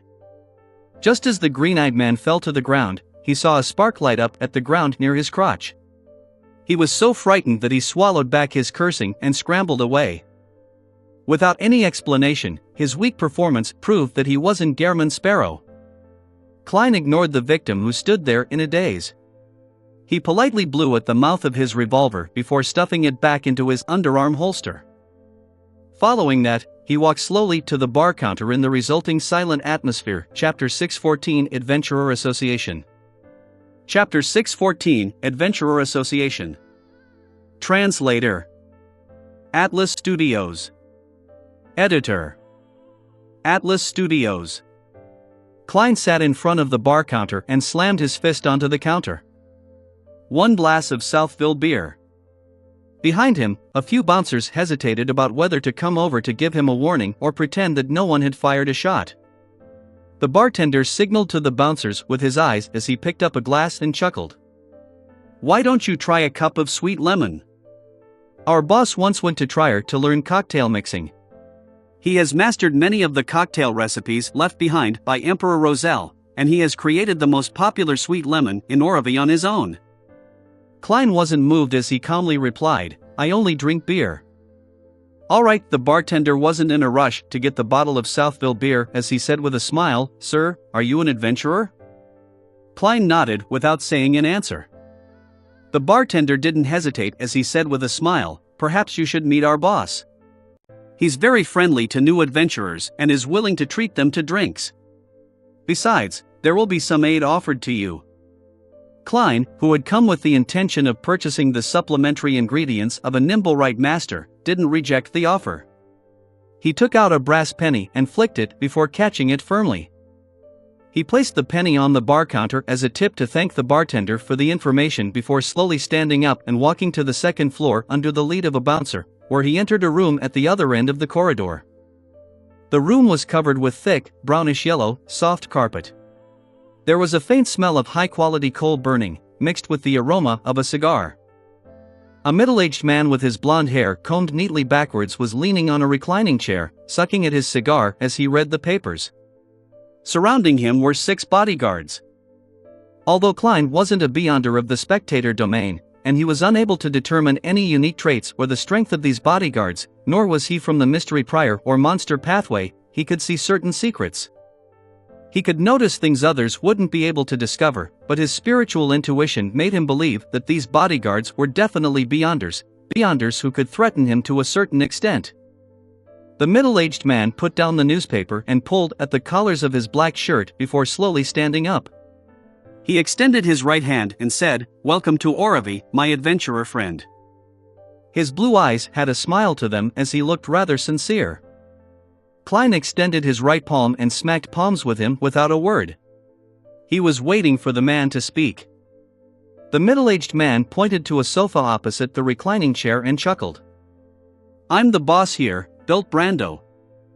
"I was once an adventurer with quite considerable strength. I've lived to this day and have earned quite a bit." He's very confident with his strength, thus daring to directly say it. Klein didn't stand on ceremony as he sat down. He leaned his body slightly forward as he expressionlessly waited for Bilt to begin talking. Seeing no response from the adventurer, Bilt sat down again and sucked at his cigar before leisurely saying, "To be honest, there's a motive behind me meeting with every new adventurer." He pointed to the sea map on the desk in the table. He said with a magnetic tone, "East from the Rorstad archipelago is where the sea gets progressively messier. The strength of the military and church begin to dwindle, to the point of them only being able to protect their own harbors. The sea around here is a pirate playground, extremely disadvantageous to us adventurers. Therefore, I wish to organize everyone to form a loosely connected alliance, so that we can band together when faced with danger. This alliance doesn't have any strong binding terms. You can choose to turn a blind eye when other adventurers encounter danger, and no one will punish you. However, if you were to encounter a similar situation, don't hope for help to be provided. In addition, I can promise one point: adventurers of the Alliance will be able to get the prices of the lowest nature when purchasing items from me. When selling their spoils, they will at least get market price." After finishing the description, Bilt smiled at the new adventurer. He chuckled and asked, "What do you think of it? Are you interested in joining this loose alliance? Don't worry. You won't need to make any additional payment. Our purpose is only to render assistance when faced with pirates." Klein nodded. "It sounds pretty good." I think so too. I once thought of naming this association the Adventuring Brotherhood, but I felt that Brotherhood is overly constrained, so I changed it to Adventurer Association," Bilt said in a self-deprecating manner. Having said that, he lowered his hand with the cigar and smacked his lips. He shook his head and smiled. "Sorry, I forgot to ask your name." Klein maintained his posture and replied in a deep voice, "Dearman Sparrow." "Dearman Sparrow." Bilt's eyelids jumped as his smile instantly stiffened. The guards around him clearly tensed up as though they were facing a formidable enemy. Bilt rapidly composed himself and didn't verify whether he was the real Dearman Sparrow or a cheat who was only passing off as Dearman Sparrow. He chuckled and said, "Is there anything you wish to buy? I have quite a lot of good stuff over here." "Sonia's golden spring water," Klein said with a calm expression while inwardly feeling cautious. He didn't mention the Drago tree bark since there was a high chance of buying the ingredient at herb stores. Bilt Brando heaved a sigh of relief and smiled. "Easy. £30 for 100 milliliters. Trust me. Even if you head to Sonia Island, it will only be a few pounds cheaper than this price. Those barbarians from Fasak have sealed off the fountain source, so it's difficult for others to get any of it." Deal. Klein had a rough idea of the price of the golden spring water, and he knew that £30 for 100 milliliters was indeed rather cheap. After completing the deal, Bilt was just about to speak after some deliberation when he suddenly heard knocking. After receiving his permission, a bouncer entered and leaned over, whispering into his ear. Bilt's expression instantly sank as his entire person appeared abnormally cold. He suffused an indescribable killing intent. Indeed, he has quite impressive strength.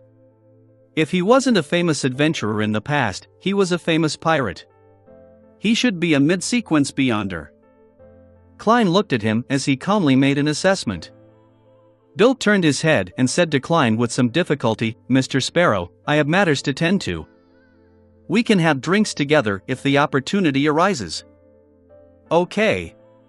Klein slowly got up, without any intention of involving himself in Bilt's matters. Of course, this didn't mean that he wasn't curious, but curiosity was never something that could change the way he did things.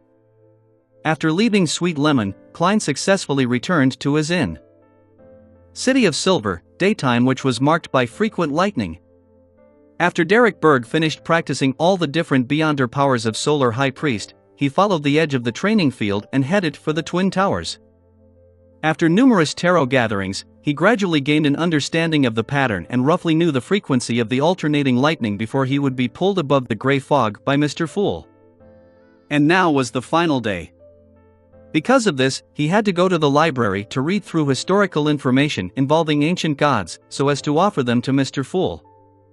After passing through the partition area of the training field, Derek subconsciously looked inside and saw exploration members resting inside. It was the exploration team led by the 6-member council's chief, Colin Iliad.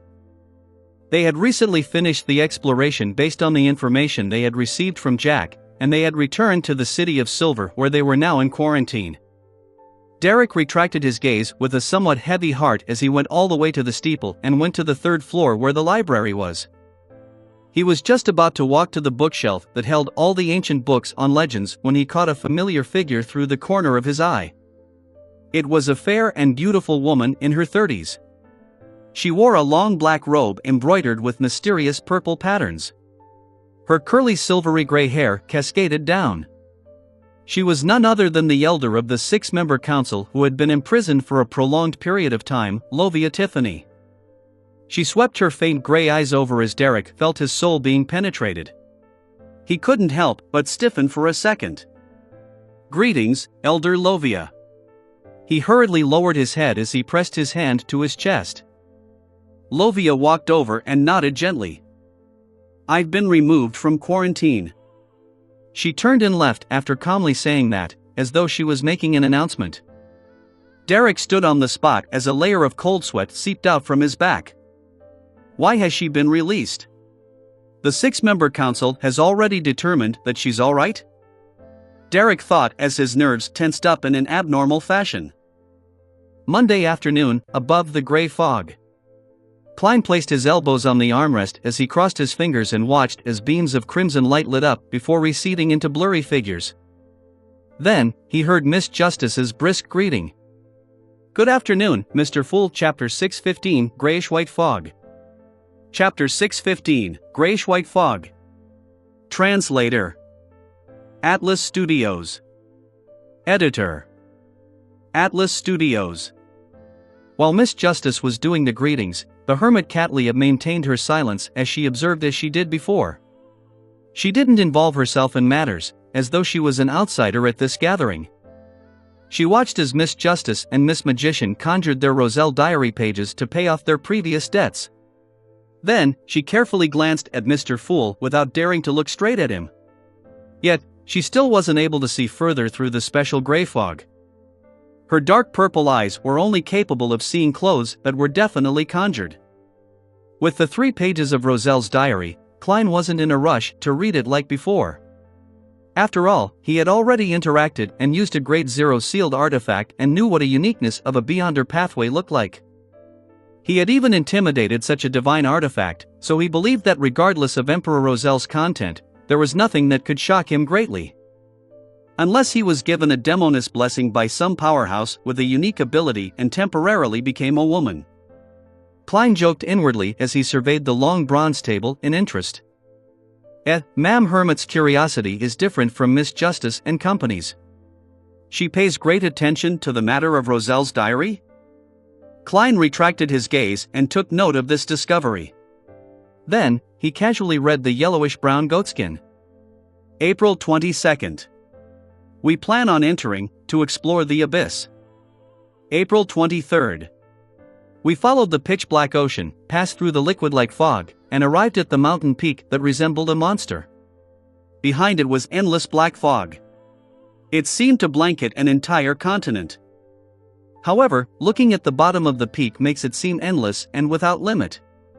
I had joked with Edwards that if I were to commit suicide by jumping off that cliff, I might never fall to the ground, forever in a state of falling. Upon seeing this, Klein nearly pricked up his brows. He couldn't believe that Roselle would dare to organize his own knights and sailors to explore the periphery of the region after seeing the abyss. Isn't he afraid of dying? Legend has it that it's a place that can corrupt everything, causing all life to perish. At this stage, Roselle definitely hadn't reached Sequence 4, and he wasn't a demigod. He was at best a Sequence 5, or even lower. If it were me, I definitely would have turned the boat around and reported it to the church. In that instant, Klein gained a deep understanding of the huge difference between him and Roselle. In addition, Roselle's description of the abyss's periphery had reminded Klein of the mysterious stone doors of Amon's mausoleum. A similar scene had appeared after the Church of Steam and Machinery's Archbishop Horemic's puppet made contact with it. I wonder what Roselle discovered there. At the very least, he didn't die from his exploration. He still had an exciting life after that. Klein moved his gaze down and read the remaining content on the diary page. April 24th. We proceeded down the peak in an attempt to probe deeper. The thick black fog is biting cold, as though it can erode flesh and the soul. Haha, luckily, the Dark King I'm on board has certain items that resist this corruption, or I'll suspect that me and my Knights of the Apocalypse will become members of Farron's. 1. Undead Legion. It's very quiet, and we didn't discover anything. April 25th. We saw devils, but they were in the form of rotting corpses. Behind the black, jagged mountain, below a slush-filled opening that one cannot call a path, there were different devil corpses that were either in normal or unimaginable places. It was as though they had all been killed at the same moment. April 26th. Either corpses or silence, there's no end up ahead. The items on the Dark King has begun to show signs of corruption. I've seldom had fear over the past few years, but here, that fear of the unknown is like an invisible hand that clasps my heart tightly. I have to leave. I have to return. I can't stay here any longer. What happened after this? Emperor Roselle was very successful in escaping the abyss's periphery, or did he encounter something else? What does the abnormality over there symbolize? An intense battle? Klein subconsciously had some sense of anticipation as he flipped to the second page, only to be let down that it wasn't connected. May 8th. My beloved Bernadette is almost 2. The older she grows, the more likable she is. She's indeed a young lady who doesn't let down the excellent genes of her mother and I. Hearing her clearly call me daddy and seeing her bubbly figure, I suddenly felt a sense of satisfaction. Ever since I transmigrated to this world, I've done many things. I can say that some aren't honorable, but I've not felt any shame about it, nor have I ever regretted it.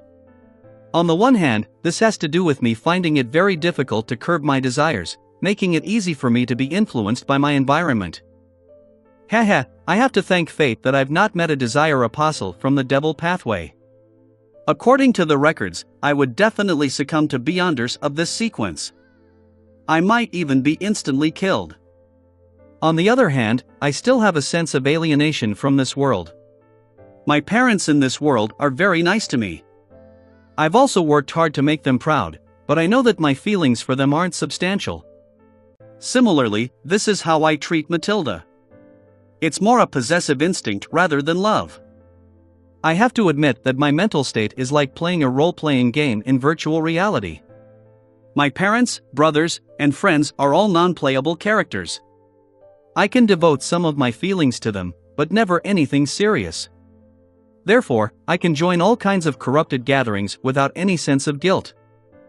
I can face people I know well in a cold, ruthless manner.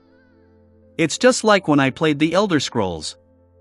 I could slaughter an entire village just for a chicken. But after Bernadette was born, I realized that I had an additional sense of belonging to this world. I was no longer as estranged from it. This is my child, a living child of mine. Perhaps this is what so-called maturity is? Without children, it's impossible to realize this feeling. No, I don't even have a girlfriend. However, I have to be alert about this state of mind that's mentioned in this entry. It might not exist in the past, but it doesn't mean it wouldn't appear in the future. The higher the sequence, the greater one's godhood is than their humanity. Klein sighed silently as he flipped to the third diary page. January 6th, a brand new year, a brand new beginning. After advancing to artisan, I finally have the powers to do that thing. That is to create the mysterious silver plate in my memories. There is a high chance that my transmigration was a result of it. In fact, after I became a savant, I could already recall its appearance, as well as the strange symbols and patterns on its surface. But the past me could clearly sense that I wasn't able to replicate something like that. January 9th. I finally succeeded after repeated failures. Holding the silver plate filled with special symbols and patterns, I tried hard to inject my spirituality in a bid to activate it. An endless grayish-white fog seemed to surface before my eyes, but nothing happened. Is it a problem with the material, or am I lacking certain requisites? January 10th. According to my recollections of my transmigration experience, I restored my past state, believing that I no longer lacked anything. However, the mysterious silver plate only showed me the strange gray fog. It wasn't able to help me do anything. Since this doesn't work, how did I succeed in my transmigration back then? I temporarily gave up on my attempts, and I destroyed the silver plate I created. Perhaps when I'm a high-sequence beyonder and become a demigod, I will have a way to interpret those patterns and symbols to figure out the truth behind my transmigration. Yes, I'll definitely become a demigod. I'm the protagonist of this era. Grayish-white fog? The Emperor saw an endless grayish-white fog after replicating the mysterious silver plate from Earth.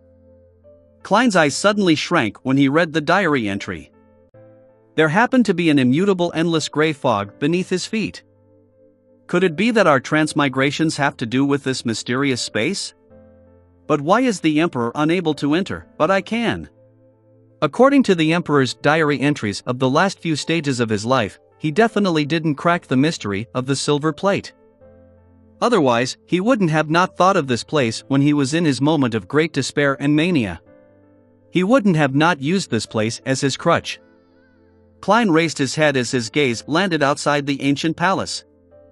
He recalled that deep in this mysterious space, there was a staircase of light that seemed to lead to heaven.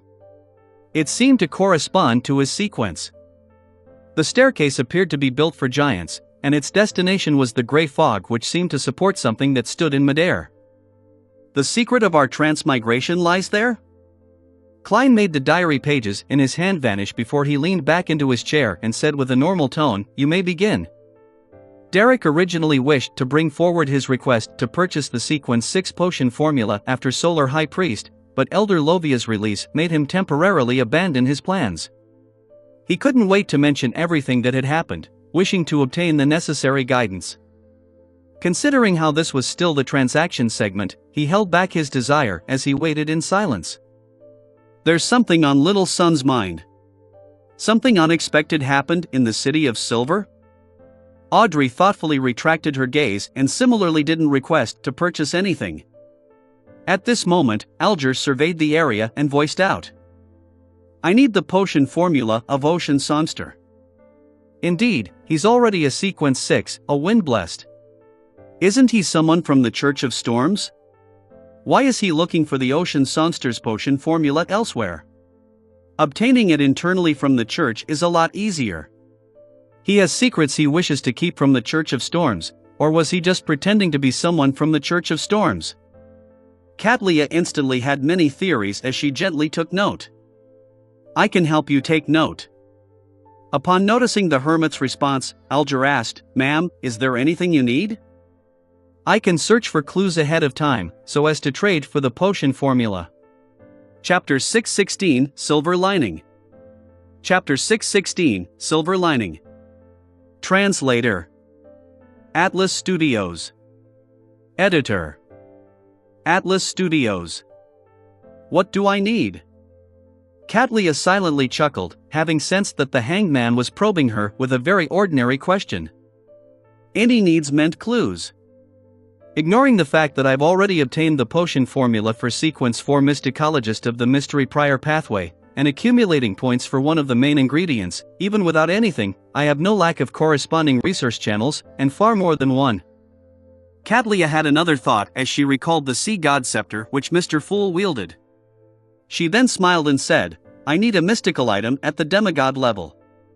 The kind with acceptable side effects." At that instant, Alger nearly retorted, asking her not to crack a joke.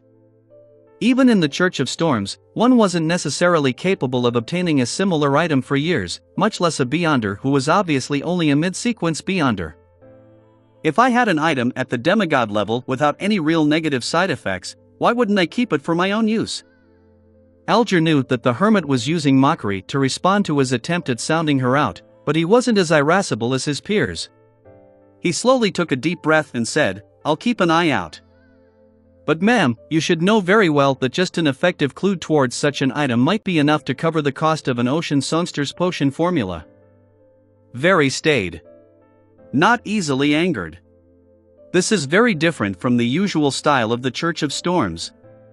Was the conclusion of my first observation wrong? He's only disguising himself as a priest of the storm? No, I can't think of it that way.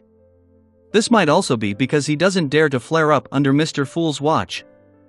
Or perhaps, he's just an odd one out in the Church of Storms. There might not be many, but it's not extremely rare. Catlia wasn't greedy. She didn't sound him out a second time as she nodded. I know. As the conversation between the two came to an end, no one made any requests during the transaction segment. A number of members already had the means to obtain whatever they needed, so there was no need to make any requests for purchases. It was mainly Audrey and Furs who were waiting for the subsequent potion formulas. Another reason stemmed from their financial situation or circumstances, and they weren't able to make any early expenditures. This included Emlyn, who was filled with desire for the Sanguine's Viscount inheritance, as well as Miss Magician, who wanted a mystical item. Indeed, as everyone slowly cast off their statuses as low-sequence beyonders, advancements are no longer that fast. The rate of transactions will also rapidly drop. In the past, there was basically 1 or 2 deals every week, but now, it might be 2 to 3 weeks. In the future, it might even be 3 to 4 months. Without knowing whether it was for the better or worse, Klein nodded gently to indicate that it was time to engage in the free exchange. Audrey looked at Derek and waited for him to describe the unexpected situation at the City of Silver. Derek didn't let her expectations down. Before anyone could speak, he earnestly said, "Elder Lovia has been released. I encountered her at the library." Shepherd Lovia has been released? Using flesh and blood, the entire team that she led was corrupted by the true creator, so how can she be without any problems? What is the 6-member council thinking? Klein originally wanted to say something along the lines of, "If there's nothing wrong with Lovia, I'll chop off my head and gift it to the true creator to be kicked like a ball." However, considering how swears and curses involved deities in them and might lead to terrible consequences, he rationally changed his thoughts. Of course, I don't have to be that careful with me above the gray fog. He sighed inwardly. Elder Lovia has been released? That shepherd? Audrey quickly recalled what the name meant. Back then, Little Sun had used Blasphemer Amon's possession and Mr. Fool's help to expose the fact that the entire exploration team had been corrupted by the true creator. As for the team, it was led by Lovia. Her job as a shepherd happened to correspond to the secret suppliant pathway of the true creator. Yes. Derek nodded earnestly as he looked towards the hanged man. Alger thought for a moment before asking, "Has your chief returned to the City of Silver?" Why would Mr. Hanged Man suddenly ask about this? Ah, right. To release such an important figure, it's impossible that the other elders of the 6-member council wouldn't wait for the chief's return. If the chief has yet to return, and that they had decided this without his consent, it goes to show that the situation is even more terrible than one can imagine. It was so terrible that they couldn't even await his return. If the chief has already returned, then the reason for releasing Lovia has a high chance to do with the outcome of the exploration. This is because, according to Little Sun, this is the only exploration in recent times for the City of Silver. Sigh, why didn't I think of this? Audrey, you're still lacking in experience. Audrey reflected and consoled herself in thought. Yes, not long ago. Derek was surprised by Mr. Hanged Man's accurate guesses. At this moment, Furs, who had been listening quietly, combined what she knew from before and suddenly had an idea. Mr. Sun, could this be the situation? Your chief led the exploration team and that little boy, Jack, to seek out a path that leads to the outside world, but they realized that the power of the true creator is required. Haha, this isn't a lie I'm fabricating, but an inference of the facts. The father of that boy, Jack, belonged to the Aurora Order, and they were seeking the holy residence of the true creator before arriving where you are. Therefore, for the entire city of Silver, your chief decided to release Shepherd Lovia after returning. If that's really the case, Mr. Sun would be in grave danger, Audrey said with worry. Furz's words sank Derek's heart. At this moment, Alger shook his head. No, I have the exact opposite belief. Miss Magician's inference is identical to my theory, but I believe this will make it safer for the Sun. Why? Derek's heart calmed down as he asked. Isn't that simple? Balance. Klein scoffed inwardly. The danger of the true creator is noticeable by any sentient creature with eyes and a brain. Your chief will definitely not put all his chips on him. He definitely needs a force that can counterbalance the true creator. As for you, the one who exposed their ploy, you were possessed by Blasphemer Amon, so you might represent another possibility. The more Lovia and company wish harm upon you, the more the chief and the other elders will protect you. This way, they would turn a blind eye to whatever suspicious aspects you didn't manage to erase, Alger explained simply. This ends up being a silver lining? Furz was stunned. Mr. Hanged Man makes a lot of sense. When it comes to analyzing matters and the situation, I'm still far from matching him. Audrey felt somewhat depressed. She even thought of puffing her cheeks, but she immediately realized that it wasn't an elegant act. All she could do was keep those thoughts to herself. For the rest of the members, Emlyn, who didn't know much about Lovia, had a hard time keeping up. However, he knew about Jack and the repeated cycles, so he was barely able to understand the discussion. In order to break out of the City of Silver's conundrum, they released a danger that has the true creator involved? Emlyn inwardly made a guess. Compared to him, Katlia couldn't understand a word. She felt as though she was from a completely different world compared to the other members. I actually have a feeling of admiration despite my incomprehension of what they said. The last time I had this feeling was several years ago. Back then, I was still very weak. There were some inklings in the previous tarot gatherings, especially so when it involves the City of Silver, but never has it been as serious as this time. Also, why are they discussing the true creator and Blasphemer Amon so naturally? It should be the Blasphemer Amon I know of. They're only mid-sequence Beyonders. What have they actually done in the past? Katlia's confidence as a powerhouse suffered a setback at that very moment. After hearing Mr. Hangman's analysis, Derek first heaved a sigh of relief before asking with tense nerves, could this result in our City of Silver being destroyed by the fallen creator? He originally wished that Mr. Hangman could provide him with an answer that could relieve him, but he ended up hearing the man say in a deep voice, that possibility can't be ruled out. Then what should I do? Derek earnestly sought advice.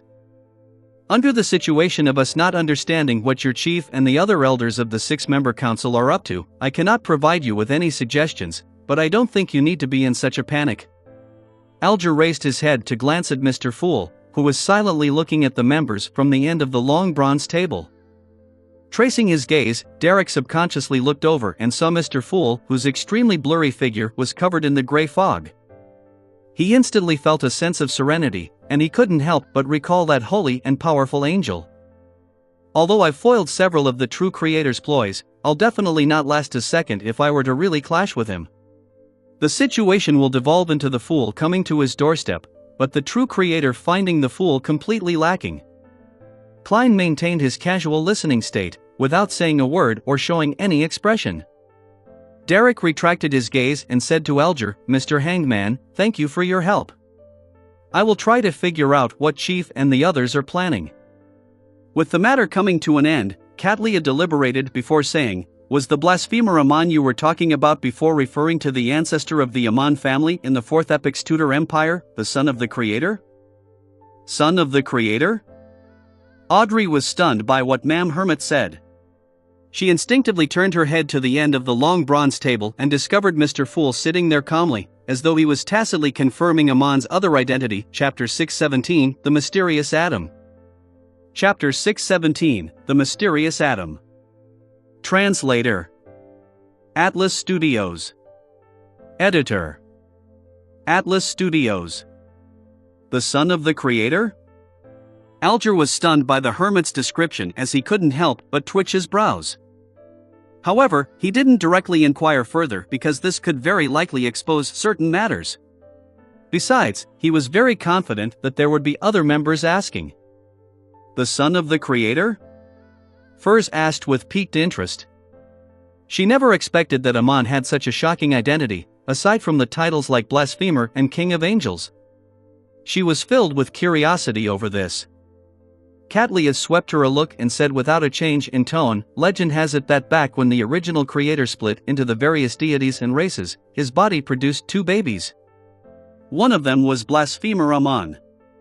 The mural inside Amon's mausoleum was somewhat different from your description. Back when Amon and Adam was born, the creator had just awoken and withdrew the authorities of the ancient gods. He was seated high on a holy mountain and was surrounded by angels as they praised him. There were no signs of him dying or splitting. That mural does have something in common with the City of Silver's historical records. Perhaps the creator had really awoken twice. And perhaps the original creator and Amon's father, the creator as recorded by the City of Silver, aren't the same person. Both of them have an inheritance relationship." As Klein listened to Mam Hermit's description, he began theorizing. Amon is actually the son of the creator. Such a status is in no way inferior to the true gods. As for Mr. Fool, our tarot club was able to easily purify his avatar and stop his possession. Audrey recalled the past matters and suddenly felt that she had unknowingly exceeded many ordinary beyonders. The circles and levels of knowledge exposure that the two groups had differed by more than 100 times. She asked with piqued interest, "Ma'am Hermit, do you know the other son of the creator?" Adam, Catlia answered succinctly. Audrey was clearly taken aback. This was because her question only required a yes or no. After receiving the confirmation that she knew, she would ask for the details and make it clear that she was willing to pay for it. Who knew that Ma'am Hermit had directly given her the name, Adam? She doesn't seem to care too much about such information. She's in control of a lot of information. Audrey managed to infer certain matters through this detail as her eyes darted about. I've never heard of an important figure named Adam. I haven't either. Apart from being recorded as the son of the creator, it's like he has never appeared before. There are nearly no traces of him in the history of the Fourth Epoch, Catlia answered frankly. This Adam is very mysterious. I'm already rather well versed in the Fourth Epoch's 3 empires of Solomon, Tudor, and Tronsoist, as well as the angel families that come under them. Yet, I've never heard of him before. If it wasn't for Rhodes who live-streamed the Church of Steam and Machinery's exploration of Amon's mausoleum, I wouldn't have even known his name. Has he long perished, or is he hidden in the dark while scheming something? Klein sighed inwardly. Audrey subconsciously glanced at Mr. Hangman and discovered him shaking his head as well.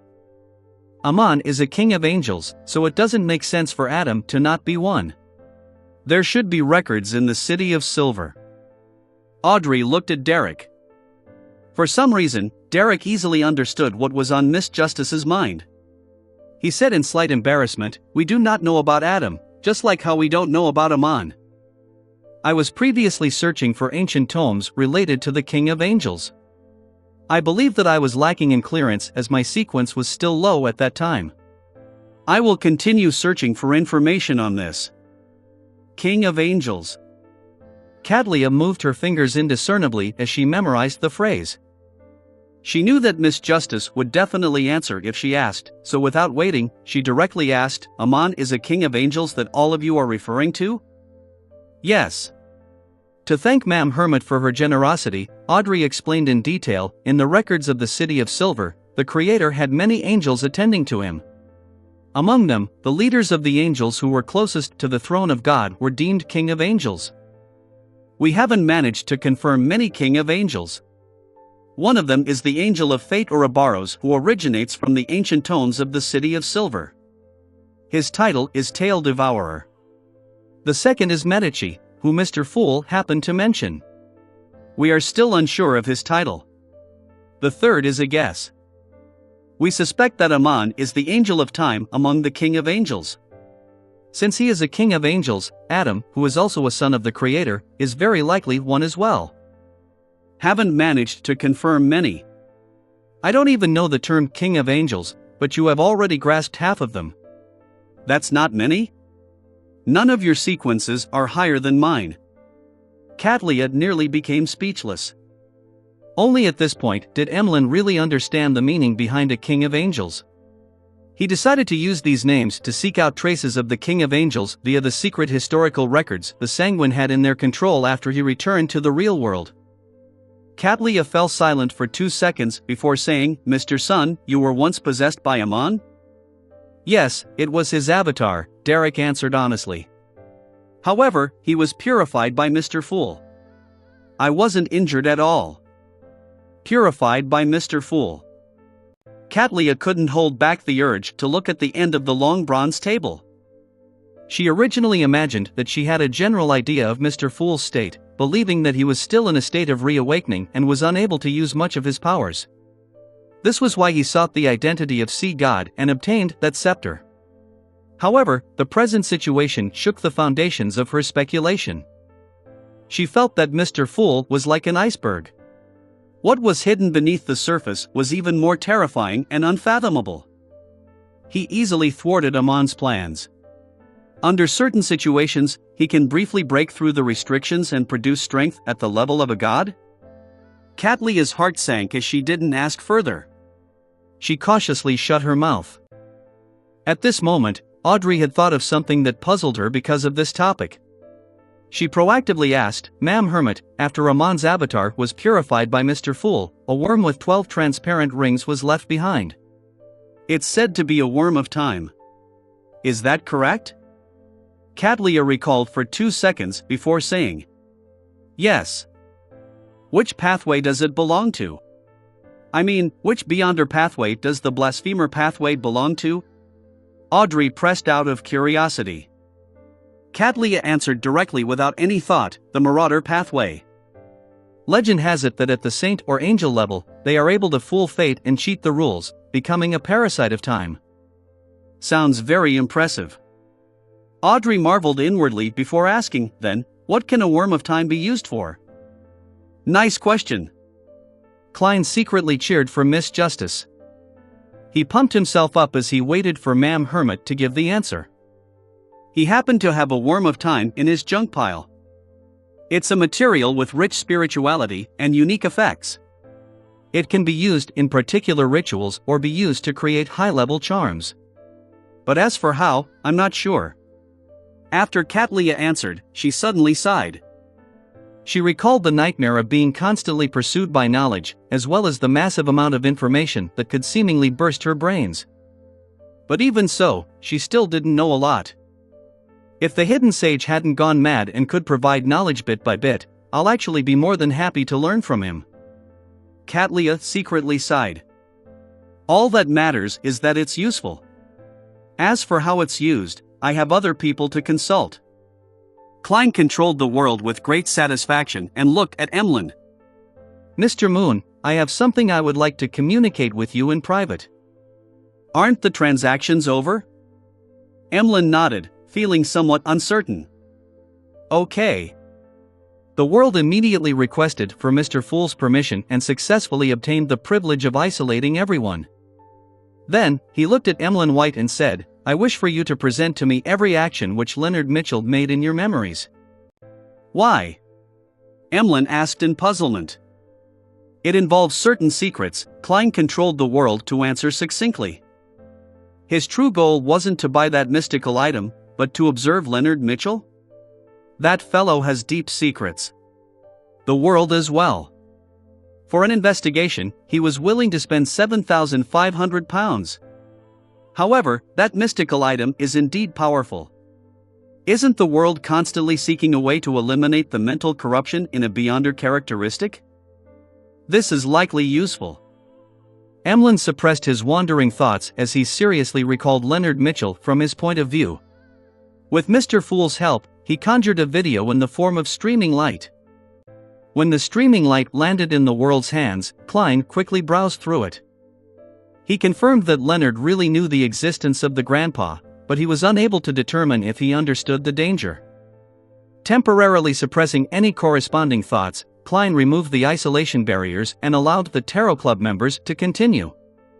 At this moment, Audrey was reminded of something by Mr. World's private communication. She hurriedly looked at Furs and asked in concern, "Miss Magician, did you discover any abnormalities at William Street?"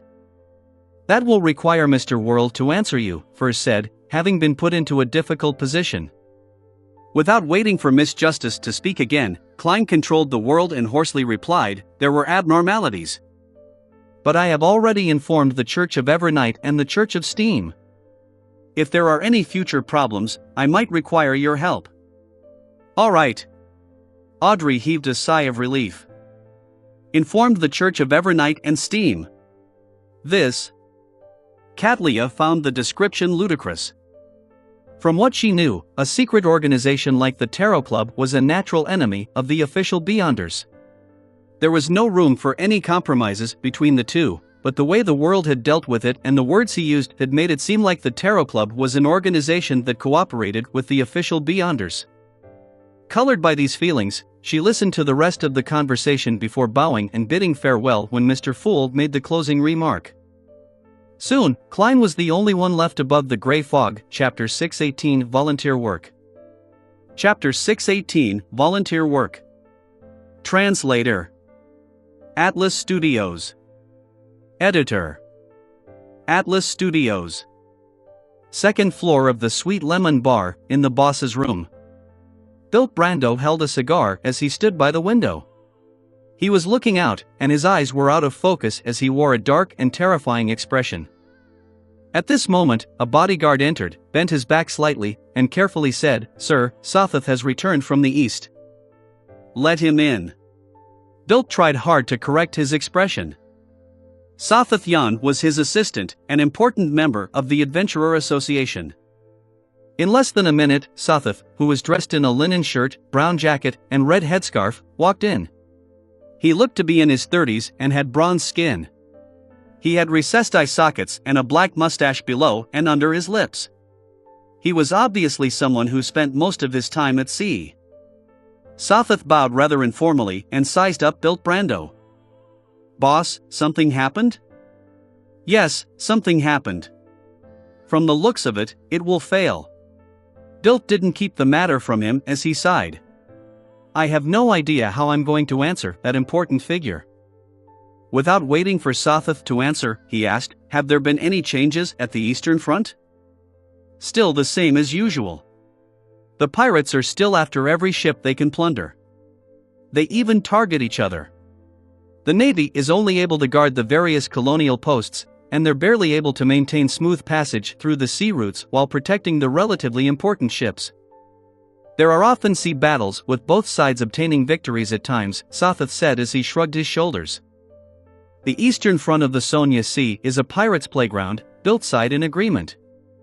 Sothoth thought for a moment and added, "There has been some recent news from the islands on the eastern front. Apparently it first originated from the Black Death." "Vice Admiral Ailment? What news is it?" Bilt asked, his interest piqued. Sothoth said with a solemn and excited tone, "Vice Admiral Ailment really encountered an assassination attempt and was seriously injured. And the person who attacked her was the adventurer, Gehrman Sparrow." "Gehrman Sparrow?" Bilt blurted out. "Yes, it's him. He really is a powerhouse at the level of a pirate admiral. Even if it was a sneak attack, it happened on the Black Death. There were so many infamous pirates around, but he managed to successfully escape after dealing a heavy blow to Vice Admiral Ailment. He later hunted Wormtongue Mither," Sothoth answered with affirmation while sighing. Bilt staggered before sighing. "That's important news. There are very few powerhouses at the pirate admiral level among adventurers. To be able to deal a heavy blow to a pirate admiral on her flagship while alone, such an operation can only be done if one is absolutely confident in themselves or crazy enough. Only a madman will infiltrate a pirate admiral's flagship in an attempt to assassinate her, instead of finding another spot." Having said that, his expression changed slightly. "I met an adventurer named Gehrman Sparrow last night." "For real?" Sathatha's pupils shrank as he asked solemnly. I can't be sure since I've never met the real German Sparrow, or seen his photograph or portrait. Bilt shook his head. Sathath thought for a moment and said, You can search for the newspapers from the Rorstad archipelago to confirm his identity. So many days have passed. There should be tourists that would have brought over the corresponding news report and Sonia Morning Post. Yes, the government offices, police stations, churches, and charity organizations will subscribe to the important newspapers of the Rorstad archipelago. The Rorstad archipelago was the biggest colonial grounds of the Lone Kingdom in the central Sonia Sea. Its influence radiated outward, so there was no doubt that Oravi Island, which was within a distance of 3 days of travel, was part of its domain of influence. The official organizations and churches all subscribed to the newspapers and magazines of the area, so any non-crucial news would be received in 3 to 4 days. All right. Bilt nodded as he probed deeper. Do you have the exact details of German Sparrow's assassination attempt on Vice Admiral Ailment? Sathath thought for a moment and said, It's said that German Sparrow is able to change into anyone, just like Vice Admiral Hurricane Kalangos. It's with that power that he successfully infiltrated the Black Death and found an opportunity to carry out the assassination. He can change into anyone. Bilt's eyes lit up. No, that won't do. That's a crazy guy who dares to infiltrate the Black Death to assassinate Vice Admiral Ailment. He causes one to instinctively fear him and distance themselves from him. The light in Bilt's eyes dimmed. Furthermore, I don't even know if he's the real one or not. He subconsciously shook his head. I wonder when the Nighthawks and Machinery Hive Mind will take action and deal with the abnormality at William Street. I hope they do it as soon as possible. Amidst his thoughts, Klein left the gray fog and returned to the real world. After some consideration, he took out a piece of paper and laid it out on a brown desk. He wrote with a dark red fountain pen, asking about Mr. Azek's recent situation before mentioning how he had discovered that someone had a parasite in him while he was searching for a mystical item that could steal the beyonder powers of others. Following that, he seemingly asked in passing if there was a way to avoid the parasite and inform the host. With this as a topic starter, he added how he learned from others about information regarding the Worm of Time that was related to high-sequence beyonders from the Marauder pathway. He also mentioned that he knew that such an item could be used as a sacrificial item in important rituals or as a material in high-level charms. However, he had no idea how to produce them. Phew! Klein put down the fountain pen, folded the letter, and brought the copper whistle to his lips. He blew at it forcefully. White bones spewed out like a fountain, forming a gigantic skeleton messenger. But this time, the messenger didn't bore out from downstairs, and it instead tore through the ceiling like many times before, looking down at the summoner from above. Klein knew that this wasn't because the messenger had become impolite again, but because he was staying on the first floor of an inn. He flicked his wrist and threw the letter like a dart, making it land accurately in the messenger's huge bony hand. The flames in the messenger's eye sockets flickered as though it was observing Klein, but ultimately, nothing happened. Its body disintegrated into a waterfall made of bones as they drilled into the ground. After everything was done, Klein didn't spread open the paper crane. He erased what had been written and wrote the same content to seek advice from the Snake of Mercury, Willa Septon. This was because he realized something terrible. The paper crane wasn't a mystical item or beyonder weapon. It was an ordinary piece of paper that had been folded. After repeatedly having its content erased by an eraser, it was beginning to show signs of its structural integrity failing. In a few more tries, it might directly tear. I'll leave extremely important matters that require contact before considering it. For example, only when Mr. Azek isn't sure how to bypass the grandpa to warn Leonard. Klein shook his head silently and rapidly packed up the items on his desk. In addition, he didn't dare to use the radio transceiver to contact Rhodes recently. This was because the powerhouse sent by the true creator was likely still loitering around the area in search for the all-black eye Zora. The scent of the gray fog was also equally able to attract the true creator's attention, allowing him to inform his believers. Today, I'll continue being a tourist and relax. Tomorrow, I'll begin searching for an opportunity to do real acting. Klein retracted his thoughts, draped on his coat, and took his top hat before walking out the inn. He planned on heading to the mountains outside Orevi Harbor to watch the sunset. This thought stemmed from a popular novel. Its author's name was Leanne Mastang. This gentleman was born in Odora and had decided to permanently reside in Backland after the age of 20. His books had introduced the sunset at Mna St. Draco with immense feelings, believing that it was the most beautiful scene he had ever seen. Klein rode a carriage out the city and walked to the foot of Mna St. Draco. He took an hour before arriving at the peak of the not-so-tall mountain. Time passed as the sun slowly set, making the blue sea situated to the left of the mountain peak appear like a sea of fire. As for the emerald green forests and the vast fields on the right, they seemed to be gilded. All the colors bloomed with the final touches of radiance in that instant before darkness gradually approached until it became dark. Ships entered the harbor as carriages drove into the city. The busy people began returning home on the roads parallel to the wheat fields and fruit gardens. When darkness enveloped the entire land, specks of warm light lit up one after another inside and outside the city. They were like resplendent gems that dotted the velvet night sky. "It's really beautiful," Klein admired for a moment until all the lights from each family were reflected in his eyes. He turned around in silence and walked down the mountain path. Accompanied by the dark trees, he returned to the foot of the mountain before walking for some distance until he hired a carriage along the periphery of the port city. The carriage stably proceeded forward as the dim yellow halos from the iron-black elegant street lamps silently illuminated the ground, receding backwards into the distance. After some time, Klein returned to his inn. He took out his key and opened his door. There was a bed, a desk, and a chair in the room, silently sitting there in the rich darkness. They silently reflected some of the crimson luster. Klein closed the door very gently and walked to the window. He stood in the shadows created by the curtains and remained motionless for quite some time. The lights outside were still bright. Early the next morning, Klein turned on the tap and patted his face with ice-cold water, rejuvenating his entire body. He had already thought of a way to engage in true acting. It was still the hospital where death could occur at any moment. In the past, Klein had only circled the area without much focus. Loitering around had made it hard for him to find any suitable targets. This time, he planned on using some time of volunteer work to stay in the hospital for prolonged periods of time. He could provide hospice to the dying patients who temporarily didn't have their family beside them. By doing so, he could await the targets he needed. After having breakfast, Klein arrived at 10 Black Forest Street and entered the Orevi Hospice Foundation. This was a charity organization of the Church of the Evernight Goddess. One of its responsibilities was to provide the various hospitals with trained volunteers. Klein came to the registration booth and saw the female employee reading the papers.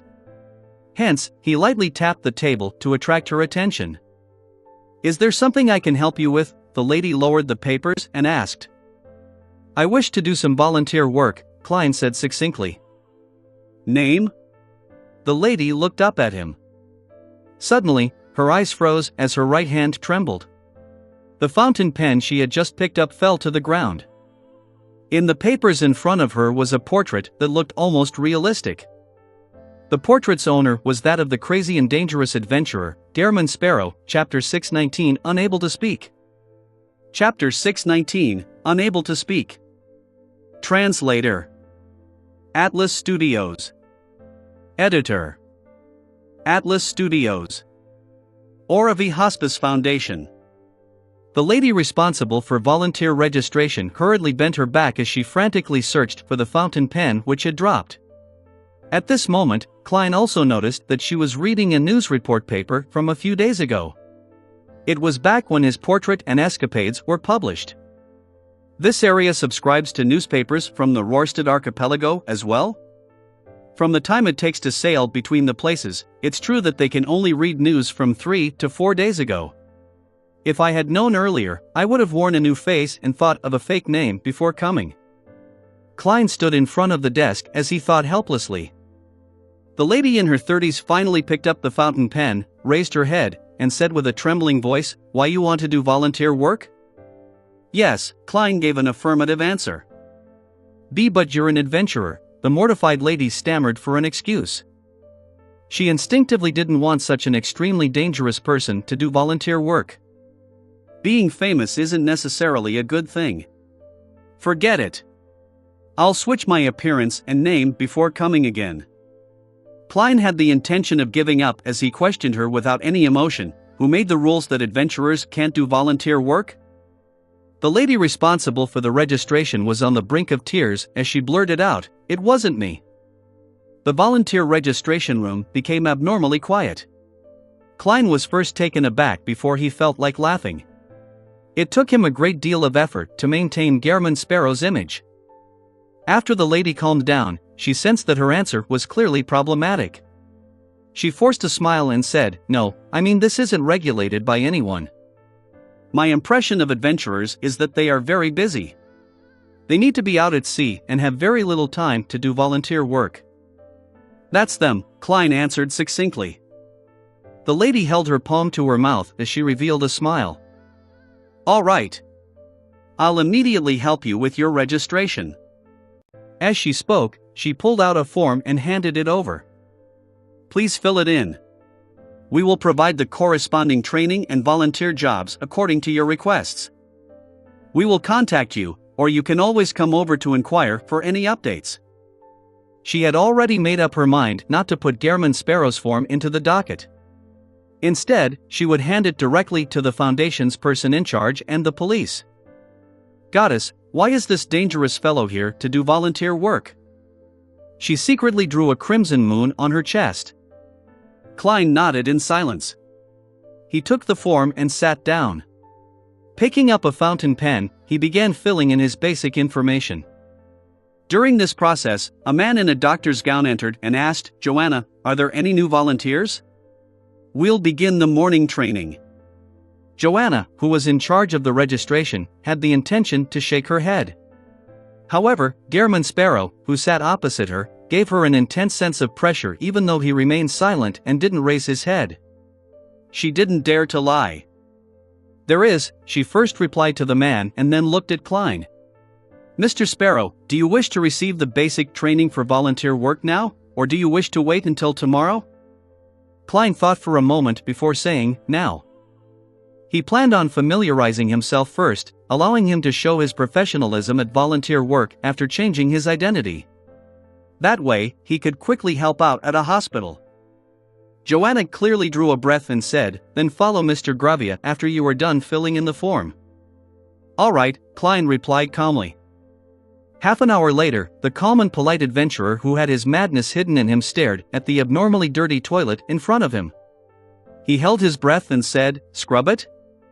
"Right, you have already received the basic training on how to carry a patient. However, that isn't the most common task we do at a hospital.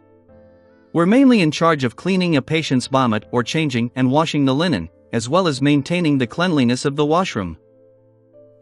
Matters such as bandaging wounds are left to the professionals. We only need you to have the basics grasped." Gravia pinched his nose as he pointed to the stained toilets. "A volunteer has already demonstrated it to you. Please begin. This is very different from what I imagined. Completely different." Klein's first reaction was to turn his back and leave, but he ultimately picked up the cleaning tools with a deadpan expression. He held back his disgust and went over before crouching down. Then, he leaned back a little as he extended his right arm. At noon, Klein took off his white gown and wore his top hat before leaving Oravi Hospice Foundation with a cold expression. He had serious second thoughts about continuing the volunteer work to find opportunities for real acting. Only when his carriage arrived at the Sweet Lemon Bar did he steel his resolve to continue the attempt. "I have to become a nimble right master in 1350 and digest the potion, so as to begin seeking the clues to become a high-sequence beyonder." Klein emphasized his goal once again. He retracted his emotions and entered the Sweet Lemon Bar. He spent 8 pence for apple cider, marinated pork ribs, and a piece of buttered bread. Together with a cup of rye beer costing 1.5 pence, they formed Klein's lunch. He finished eating in an unhurried fashion before using a handkerchief to wipe his mouth. He said to the bartender, "Where's your boss? I have something to talk to him about." Since he had already verbally agreed to join the Adventurer Association, Klein naturally didn't plan on missing the opportunity to use this loose alliance. He planned to ask Bilt Brando to contact unaffiliated artisans or artisans who were willing to moonlight. He wanted an artisan to create an item like Azek's copper whistle, so he didn't need to set up a ritual and chant the incantations every time he summoned his messenger. It was complicated, troublesome, and a waste of time. Of course, if Bilt Brando didn't know an artisan, Klein didn't plan on forcing the matter. After all, joining the Adventurer Association didn't require him to pay. The bartender pointed to the staircase and said, "He's on the second floor. If you've already agreed to join his association and have seen those bodyguards, then they'll let you up." Klein nodded indiscernibly and slowly got up before walking towards the staircase. Indeed, no guards stopped him. Only when he reached the second floor did a bodyguard approach him to inquire about his purpose. Thanks to his reputation as Gairman Sparrow, he easily met Bilt Brando again. He also saw an unfamiliar man beside him. "My friend, Sothoth Yan, an important member of the association." Bilt pointed to the man in a red headscarf. At the same time, he exchanged looks with the man and saw the seriousness and puzzlement in each other's eyes. After a simple greeting, Klein got a chair to sit on. He directly said, "I wish to obtain the help of an artisan. I wonder if the association is able to provide any clues." "Artisan?" Bilt sucked at his cigar and paused for a few seconds. He deliberated for a moment before saying, "I do know an artisan, but he's unwilling to meet strangers. This will bring him grave danger. If you have any requests, then I can be the middleman. I believe I have the required reputation to do so. To most churches, mid and low sequence beyonders without any evil intentions could be ignored at times. However, artisans needed to be dealt with indiscriminately. Otherwise, the mystical items they created could flood the markets, bringing about extreme unrest to human society. From the looks of it, the Adventurer Association which Bilt organized isn't just wasting money. At the very least, it has amassed quite a lot of resources and information channels." Klein took out the Murloc bladder which he had long prepared.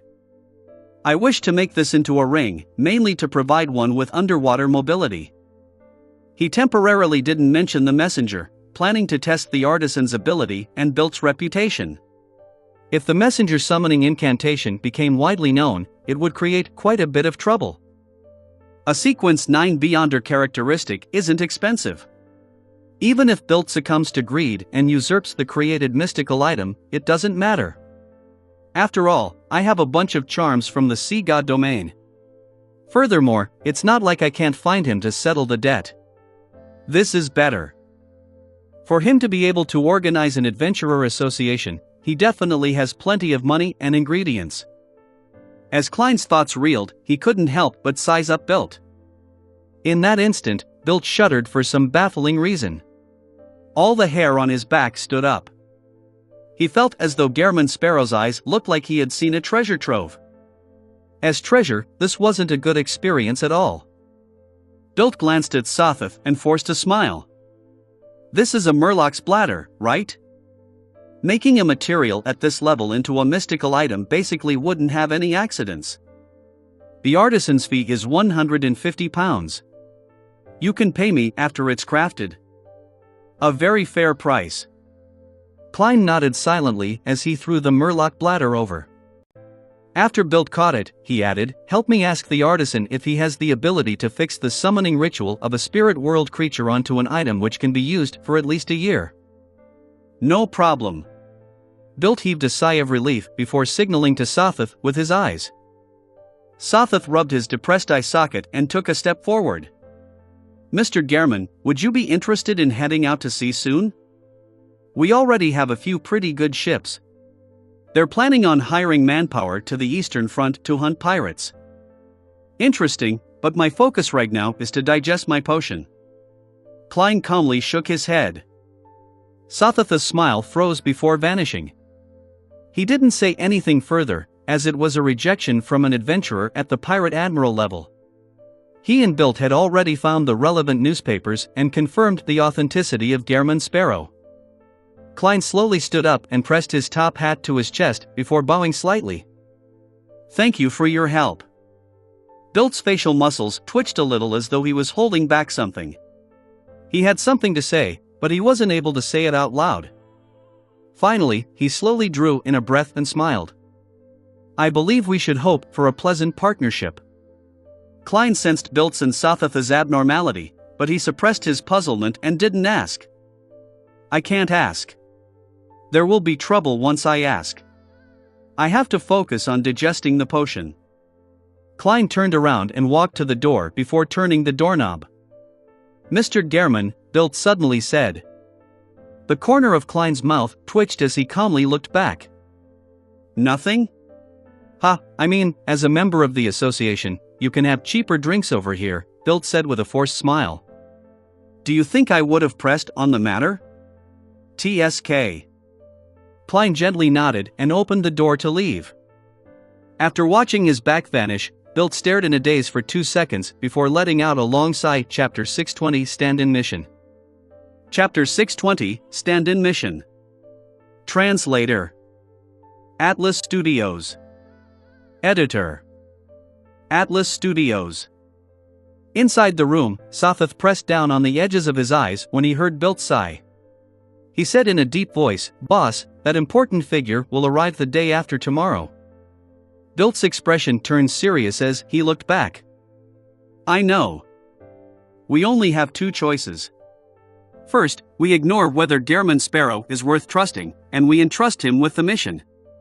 We can only hope for the best outcome. Second, we immediately abandon our business in Oravi, leaving with our cash and jewelry to become pirates at sea. I have the confidence to make most sailors and adventurers on the Pirate Hunter follow us." Sothath paused before adding, "Boss, back when you were an adventurer, leading our ship and hunting pirates, you were always this decisive and tenacious. I believe you have already made your decision. There's no need for me to do anything else." There's no need to suck up to me." Bilt smiled bitterly. "I'm no longer the fearless pirate hunter who didn't fear blood or gunfire from before. Long periods of an easy and comfortable life have dulled my will. I don't even wish to seek out chances to advance. Those companions who had turned into monsters still live on in my mind. Phew." He exhaled as his expression instantly turned solemn. "However, you're right. We don't have time to hesitate. We have to immediately make a decision." Having said that, Bilt turned his head and gestured at the window with his chin. Sothath was taken aback for a moment before understanding what his boss meant. After leaving the Sweet Lemon Bar, Klein strolled by the side of the street, planning to hire a carriage at the crossroads. At this moment, he heard a window open above him and saw a figure jump down. Perhaps after experiencing the terrifying incidents involving the Antigonus family's notebook and Bancy Harbor's strange telegraph office, Klein's first reaction was that Bilt Brando was dead. He had suddenly died after his visit and was thrown down from upstairs, falling to the ground with his eyes wide open. This was just like how he saw Ray Bieber's mother dead in a reclining chair back then.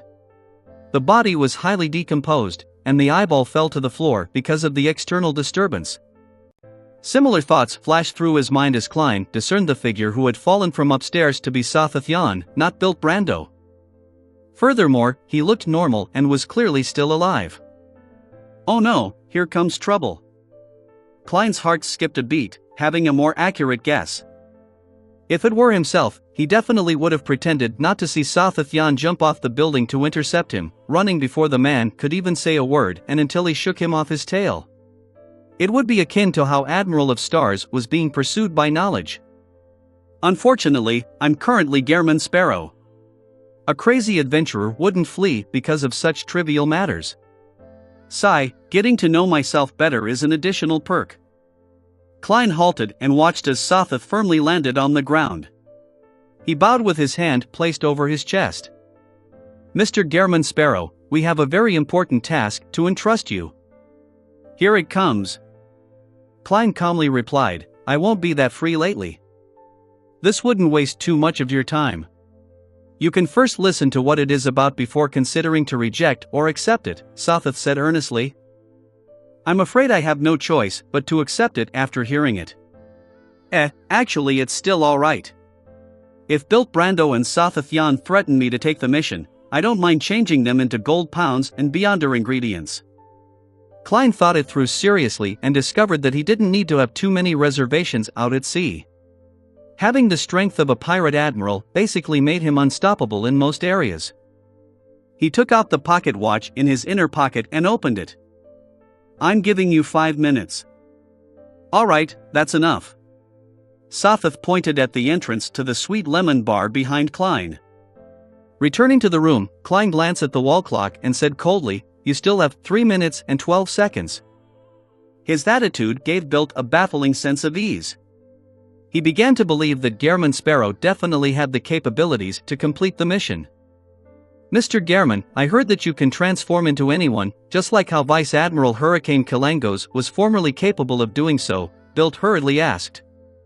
Who revealed this matter? Klein pricked up his brows as his gaze towards Bilt turned gloomy. If news of Gehrman Sparrow being able to transform into anyone spread, it was quite troublesome for Klein.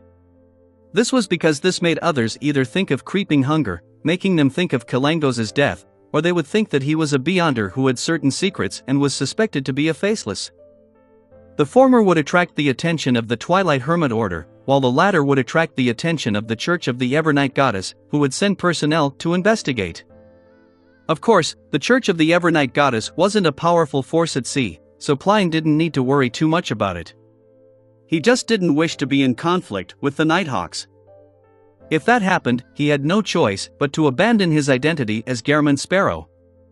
This was at the critical point where more and more people knew of the crazy and powerful adventurer who had a soft heart while he was being acknowledged and gaining feedback. Bilt sensed the change in Gehrman Sparrow's gaze as he tensed up. He chuckled and said, This was news released from the Black Death. Tracy. She's trying to seek revenge on me by doing so. One day, I'll successfully hunt her. Klein nodded slightly and said, You can think of it as real. He didn't explain how he received his powers of shapeshifting, as this didn't match Gehrman Sparrow's persona. Bilt heaved a sigh of relief and said after 2 seconds of silence, We're helping an important figure to search for a stand-in. Under Gehrman Sparrow's ambiguous gaze, he explained in detail, that important figure needs to independently deal with a secret matter that he doesn't want others to know of, therefore, he needs a stand-in to represent him in dealing with his daily affairs. He would meet different guests and socialize with his mistress without revealing a problem. He will take 3 to 5 days to return. We had already found someone who looked like him, spending a great deal of time to correct his posture and accent, and we had informed the good news to the important figure. Who knew that the tramp would overeat and suddenly die last night? That important figure is about to begin his operation. We do not have the time to look for another person who looks like him, so we can only seek your help. Isn't this the true acting opportunity I've been looking for? Klein was moved. However, he sharply noticed one point. To be addressed as an important figure by Bilt, leader of the Adventurer Association, it definitely meant that the person was an important figure. Matters that happened around an important figure were often not simple. It contained quite a considerable risk. Klein thought for a moment before asking in a deep tone, Do you think that this matter will be dangerous?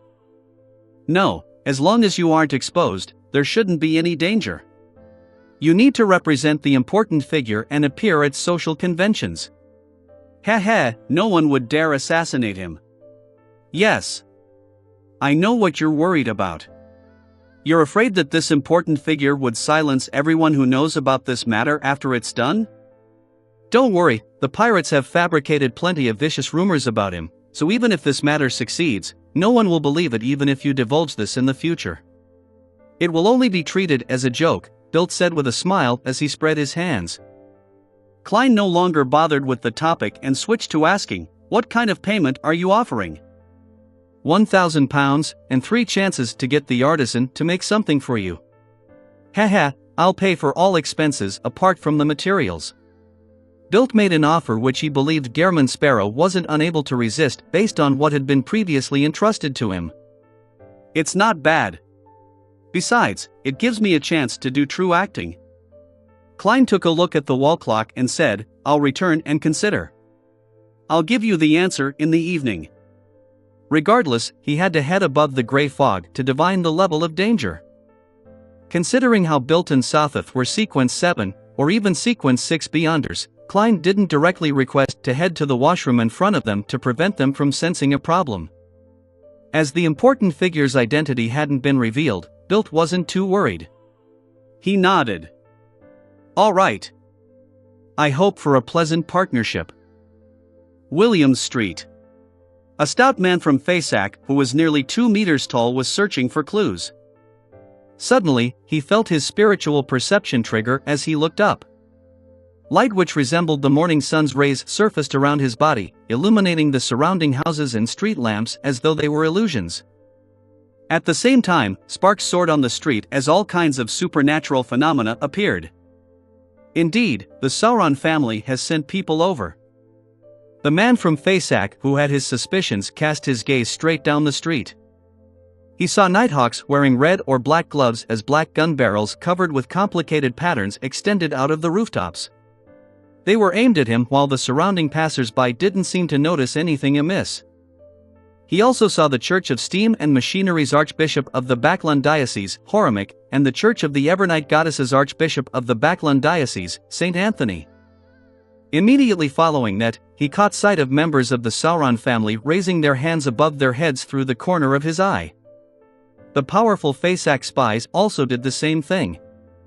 They had decisively chosen to surrender. Resistance only spelled certain death. There was still a chance of being repatriated by surrendering. At 6:30 that evening, Klein once again came to the Sweet Lemon Bar where he met Bilt and Sweet Lemon Bar. He expressionlessly said, an advance of £500. Then, you will need to tell me who I'm supposed to change into. Bilt couldn't hold back his smile as he gestured for Sotheth to collect the funds from the safe while saying with a deep voice, he's the kingdom's highest-ranking Navy commander of the Central Sonia Sea. His Excellency Admiral Amirius Revolt. A real demigod. Chapter 621 Governor General's Office Banquet. Chapter 621 Governor General's Office Banquet. Translator. Atlas Studios. Editor. Atlas Studios. Admiral Amirius Revolt. A true demigod. Upon hearing Bilt's reveal, a few words immediately appeared in Klein's mind. I'm sorry. Bye. Gehrman Sparrow pricked up his brows slightly as Bilt hurried to explain, this wouldn't influence the difficulty of the mission. There's no need for anyone to display a demigod's powers throughout the duration of the mission. He cleared his throat and forced a smile. To make the mission not as difficult, His Excellency has specially arranged for him to inspect the Oravi naval base for a few days. This way, he doesn't need to stay in the Central Sonia Sea's Navy headquarters, the City of Generosity, Byam. As such, he will avoid see King John Cotman and the Governor-General of the Rorstad Archipelago, George Negan. He would avoid most of the subordinates he's familiar with, and he'll avoid his family who operates the family estate over there. He will also avoid his mistress who he's most familiar with. That is to say that you wouldn't need to face demigods, or the test of the masses. Here, there will only be 3 people who are familiar with His Excellency. The first is his secretary, Lieutenant Colonel Wan. He belongs to MI9, and he's in charge of monitoring His Excellency. He likely uses many names, and I'm not sure which is his real name. The second person will be the local mistress His Excellency has here, a beautiful lady by the name of Cynthia. It's said that her ancestor was a noble before his title was stripped, and his family was exiled here. The third person is Oravi's Governor-General, Aston Revolt, the youngest brother of His Excellency. Earl Revolt from the House of Lords is their elder brother. It really doesn't sound too difficult. Besides, my divination results tell me that it's not too dangerous. Klein fell silent for a few seconds before nodding gently. I need the detailed information regarding Amirius Revolt. We've already prepared everything. This is his photograph. These are the descriptions of any unique traits hidden on his body. These are the unique points of his accent. These are the common words he uses. These are the different reactions and attitudes he has towards different matters. Here is the detailed information regarding his interactions with Juan, Cynthia, and Aston. Bilt was delighted as he produced all the information he received from Admiral Amirius Revolt. Klein first took the photograph and saw a middle-aged gentleman with black hair and blue eyes. He had a strict and old-fashioned demeanor, and his hair was a lot more voluminous than most lone men. He nodded indiscernibly before looking up. I know this is a lot of information, but I believe that you can memorize them all in 2 days. You have to be very professional in such matters. Before Bilt finished his sentence, he subconsciously took a step back because the person before him wasn't Gehrman Sparrow but Amirius Revolt. The strict and arrogant vibes he exuded was no different from the actual person. Holy Lord of Storms, this is almost a miracle. Bilt looked him up and down, and he couldn't help but be amazed. However, you can be another 3 centimeters taller. Your legs can be thicker. But it's fine, there's no rush. His Excellency will arrive the day after tomorrow with the Imperial Navy's 1st Central Sonia Fleet. He would inspect the Oravi Naval Base in the morning and attend a banquet held at the Governor General's office. I have an invitation to it, and I can bring you there. You can watch from His Excellency's actions and the way he interacts with different people from the side. As he spoke, he received the 500 pounds that Safeth had taken out from the safe. He handed it to Klein and said, I hope for a pleasant partnership. Klein weighed the notes in his hand and studied it with a few glances before saying, I hope for a pleasant partnership. Backlund, Williams Street. As an inconspicuous member of the Red Gloves, Leonard Mitchell leaned on the outer wall of a house, awaiting the preliminary investigation work to end. He had his right leg raised slightly, with only his toes to the ground. It made him look desultory. After a while, he saw his teammate return with a somewhat complex expression. He was excited, puzzled, expectant, and nervous. Thompson, is there a conclusion? Leonard's heart stirred as he leaned over with a smile. Yeah, Thompson nodded and answered frankly. Both sides have spoken the truth. They have no way of lying in their dreams. Thompson, with his thin hair, wore his top hat once again. Their descriptions are uniform. Beneath the street is a ruin belonging to the 4th Epic's Tudor dynasty. The entrance is indeed that abandoned chapel. No one knows if there's another entrance for now. Is that so? Leonard didn't delve into the details as he exchanged a few words before moving to the sidelines. Once again, he leaned against the wall. He looked around and suppressed his voice.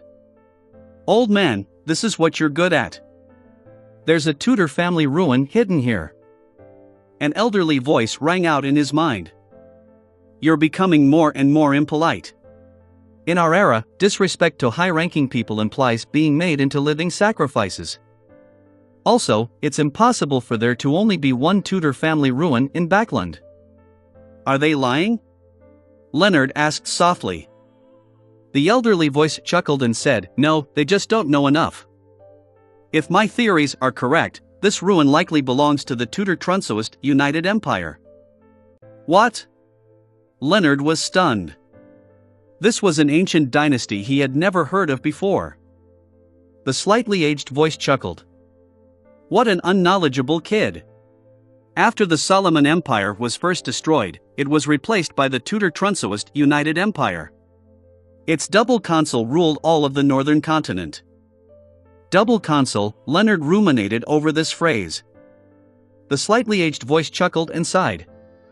In the ruins underground, there should be 41 inverted candlesticks on the left and 40 on the right. 2 of them look like they belong to the throne of a giant, and it might be where Alista Tudor became Blood Emperor. Leonard frowned slightly before easing them. He said with a relaxed smile, there must be quite a lot of secrets hidden in there. Of course, but you aren't qualified to know it. The slightly aged voice sked. Leonard curled his lips indiscernibly and said, what follows next is the exploration of the ruins. The slightly aged voice chuckled before falling silent. A minute later, Leonard saw Archbishop St. Anthony and the Church of Steam's Archbishop Horemic end their conversation as they returned to their own camps.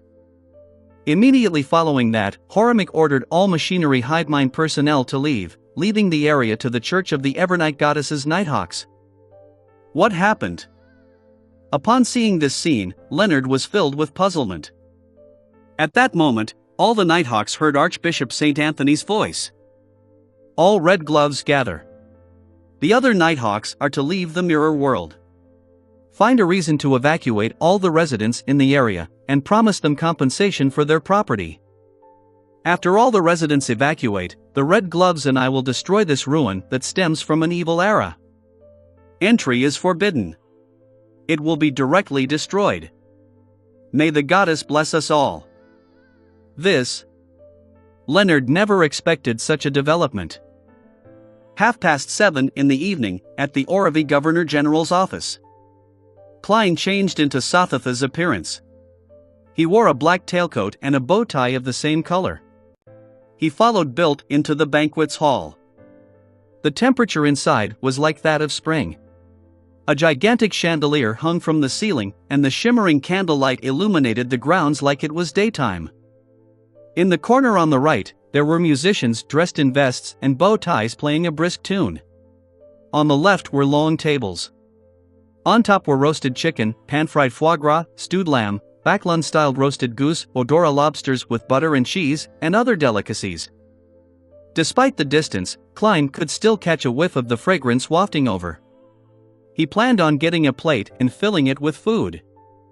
At this moment, Bilt tugged at his collar in a reserved manner. He leaned his head over and suppressed his voice. Remember the etiquette as required by such banquets. Our current goal is to observe His Excellency's actions, so just taking a cup of wine would do. There's Misty Champagne here, Ormer grape wine, and Southville red wine, all famous alcohols that are seldom seen outside. You can drink some, but not a lot. We have to maintain sufficient sobriety. Yes, try to just go through the motions when drinking. Klein retracted his gaze and nodded. The two of them took a cup of golden champagne, whose minute bubbles were like mist, from a red-vested waiter who passed by them. Then, they moved towards the banquet's highlight, where Amirius Revolt stood wearing his dark blue Navy Admiral's uniform. With their standing, they naturally had no way of approaching the Admiral. All they could do was observe his every action from a slight distance. Amirius's figure is normal. It doesn't look that fit. The corners of his mouth droops a little, indicating his actual age. He doesn't have a beard. His blue eyes seem to hide an authority that one cannot reject or defend against. His dark blue admiral uniform is starched well. There's a red lanyard at his shoulder, which joins to his chest where there are all sorts of medals. His sleeves have golden cuff links, accentuating his epaulets of the same color. His epaulets are split into 3 parts. From inside out, there's an embedded crown with rubies, the crossed scepter and sword, for stars made of diamonds. Klein began scrutinizing and used his faceless powers to memorize all the detailed characteristics of the Navy Admiral, as well as the attitude he used when talking to different people. During this process, he only took a sip of the misty champagne and didn't take note of its taste. After he had mostly gathered all the information, Klein exhaled and allowed his mind to rest. The great drain on his mind made him hungry. Hence, he placed the wine cup on the tray of a red-vested waiter, and he planned to get some food from the long table. At this moment, Bilt leaned over and said, "His Excellency has given me the signal. We will be meeting him at an agreed location." Klein retracted his gaze from the roasted chicken and swept a cold glance at Bilt. Bilt shuddered as he hurriedly turned around, leading Gehrman Sparrow from the floor-to-ceiling window and into the garden. After walking for nearly a minute in the secluded path, he paused and pointed at Klein's face. "You can change into His Excellency's appearance. Just pretend that you're that tramp who looks like him." Klein nodded gently and extended his palm to wipe his face. He did so to conceal the disgusting tendrils and granules that might appear on his face while changing his appearance.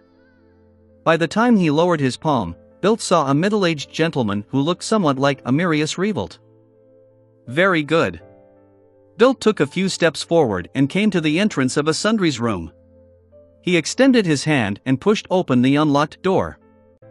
Amirius Revolt was still wearing the eye-catching admiral's uniform. His body was standing sideways to the door as he observed the garden outside by the window. At this moment, he turned his head and cast his gaze onto the person who resembled him. The indescribable pressure and might made Klein involuntarily lower his head.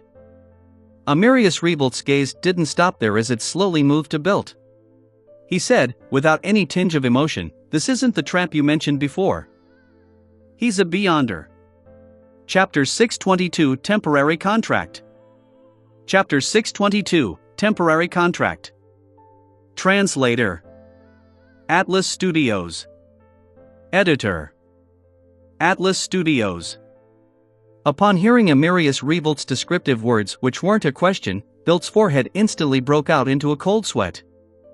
He turned agape, hoping to explain himself, but finally, he plopped to his knees and said under the indescribable pressure, "Admiral, Your Excellency, the tramp from before suddenly died of an illness. I had no choice but to find an adventurer who can shapeshift." At this moment in time, Klein wasn't too nervous. This was because Amirius Revolt had already noticed him during the banquet. There was no reason for him to only recognize him as a Beyonder only now. For him to agree to their meeting and not directly avoid the risk meant that he didn't mind who Bilt had hired. Not worried at all? This is the confidence of a demigod, otherwise, his Beyonder pathway is able to avert disaster ahead of time. Klein raised his head with great difficulty as he cast his gaze towards the Navy Admiral beside him. "Quite strong," Amirius Revolt commented without an expression. He continued looking at the genuflecting Bilt and said, "Do not try to use your under-the-table smarts in front of me. An ordinary person and a Beyonder in this world are different, and I'm a follower of order, making me be able to be certain of this. Of course, it's identical to what's written in the information. This admiral is inclined to expounding on certain things. I have to remember this point. This is a completely different style from me and Gehrman Sparrow." Klein retracted his gaze in thought as he cast it to the ground as if he was unable to withstand the pressure. Amirius Revolt took one step forward. "Lying is the first mistake you committed. Not being cautious is the second. A tramp you spent a great deal of effort on to groom had suddenly died, and all of a sudden, an adventurer who can shapeshift appears in front of you. Don't you find it a coincidence?" "Yes, it's quite coincidental." Klein nearly said the same thing. If not for his confirmation above the gray fog, he would have suspected if he was being set up by a legendary creature or a Grade Zero sealed artifact. Bilt's pupils constricted as he snapped to his senses. He discovered that due to his horror and fear, all he thought about was to grasp at the final life-saving straw. He had lost the caution brought about from his experience, having not considered whether Gehrman Sparrow's appearance was a coincidence or not. The tramp had suddenly died on the day he arrived at the Sweet Lemon Bar. The more Bilt thought about it, the more he felt as though he had fallen for some intricately planned trap. As Amirius Revolt watched Bilt's expression change with enlightenment and regret, he nodded gently and said, "My father, the deceased Earl Revolt, once taught me this. He said to pardon the first mistake of a subordinate. Bilt, you should be thankful for his benevolence." Bilt's tense mood eased instantly as he felt extremely moved. He thought Amirius Revolt, who was closer to a god than man, would execute him on the spot, so as to warn all the adventurers who were under him. Who knew that he would choose to pardon him? "Your Excellency, the Bilt was momentarily unable to form a sentence. Amirius maintained his stern expression and said in a deep voice, "There's a second half of the saying, that is, punish them for their second mistake. Bilt, do you know what you should do in the future?" The genuflecting Bilt immediately straightened his back and pressed his right fist to his left chest. "I'll be utmost loyal to you, Your Excellency." Amirius nodded and turned to Klein. "What's your name?" "That depends on which identity you're asking about." Klein lampooned inwardly and calmly replied, "Gehrman Sparrow." Amirius Revolt suddenly fell silent for 2 seconds as the atmosphere in the sundry room seemed to freeze. Just as Klein couldn't help but feel uneasy, Amirius finally said, "So it's you." "Your Excellency, you sound as though you know me." "I'm just an ordinary military informant. I only exchanged some bounty through you. I haven't even made any reimbursement claims." Klein silently mumbled as he felt less and less confident. Amirius nodded and said to Bilt and Klein, "The plan will proceed as per normal. However, we need to sign a contract." "A contract?" Klein resisted the pressure with great difficulty as he raised his head to look at Amirius. Amirius didn't provide a further explanation. He lifted up the paper and pen he had long prepared from the windowsill and wrote something on it. Every time he made contact with his pen, a golden glow would emit. The solemnity and holiness made it seem like he was penning a law. Klein narrowed his eyes slowly as his vision turned blurry. He couldn't help but lower his head again. After an unknown period of time, Amirius stopped writing and picked up a piece of paper. He said to Klein, "Sign your name at the end. If the conditions aren't satisfactory, you can choose not to sign." "Do you think I have or lack the guts to sign it?" Klein lampooned as he watched Bilt stand up. He received the pen and paper and handed it to Klein. The conditions on the piece of paper were few and simple. Most of them restricted Gehrman Sparrow's actions when acting as Amirius Revolt. It included, but wasn't limited to, voluntarily exposing any problems, not using his identity to engage in acts which were adversarial to Amirius, as well as not make any intimate contact with Miss Cynthia, etc. I thought such important figures wouldn't care about the chastity of their mistresses. This admiral is indeed an old-fashioned man.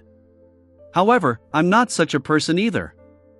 Klein hid his curiosity and asked as though it was an academic question, "What if Miss Cynthia chooses to make intimate contact with me?"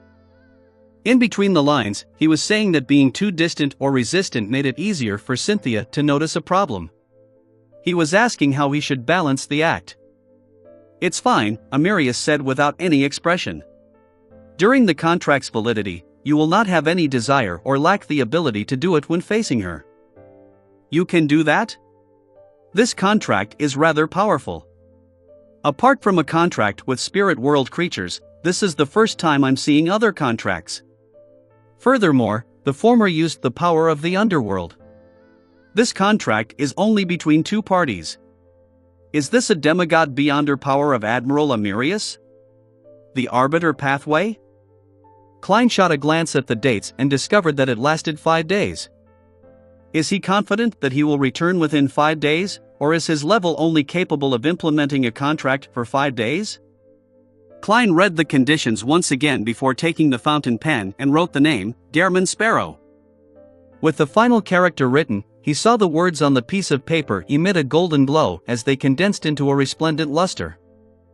Amidst the resplendent luster, the piece of paper rapidly dissipated and vanished, as though it had fused with the world's rules.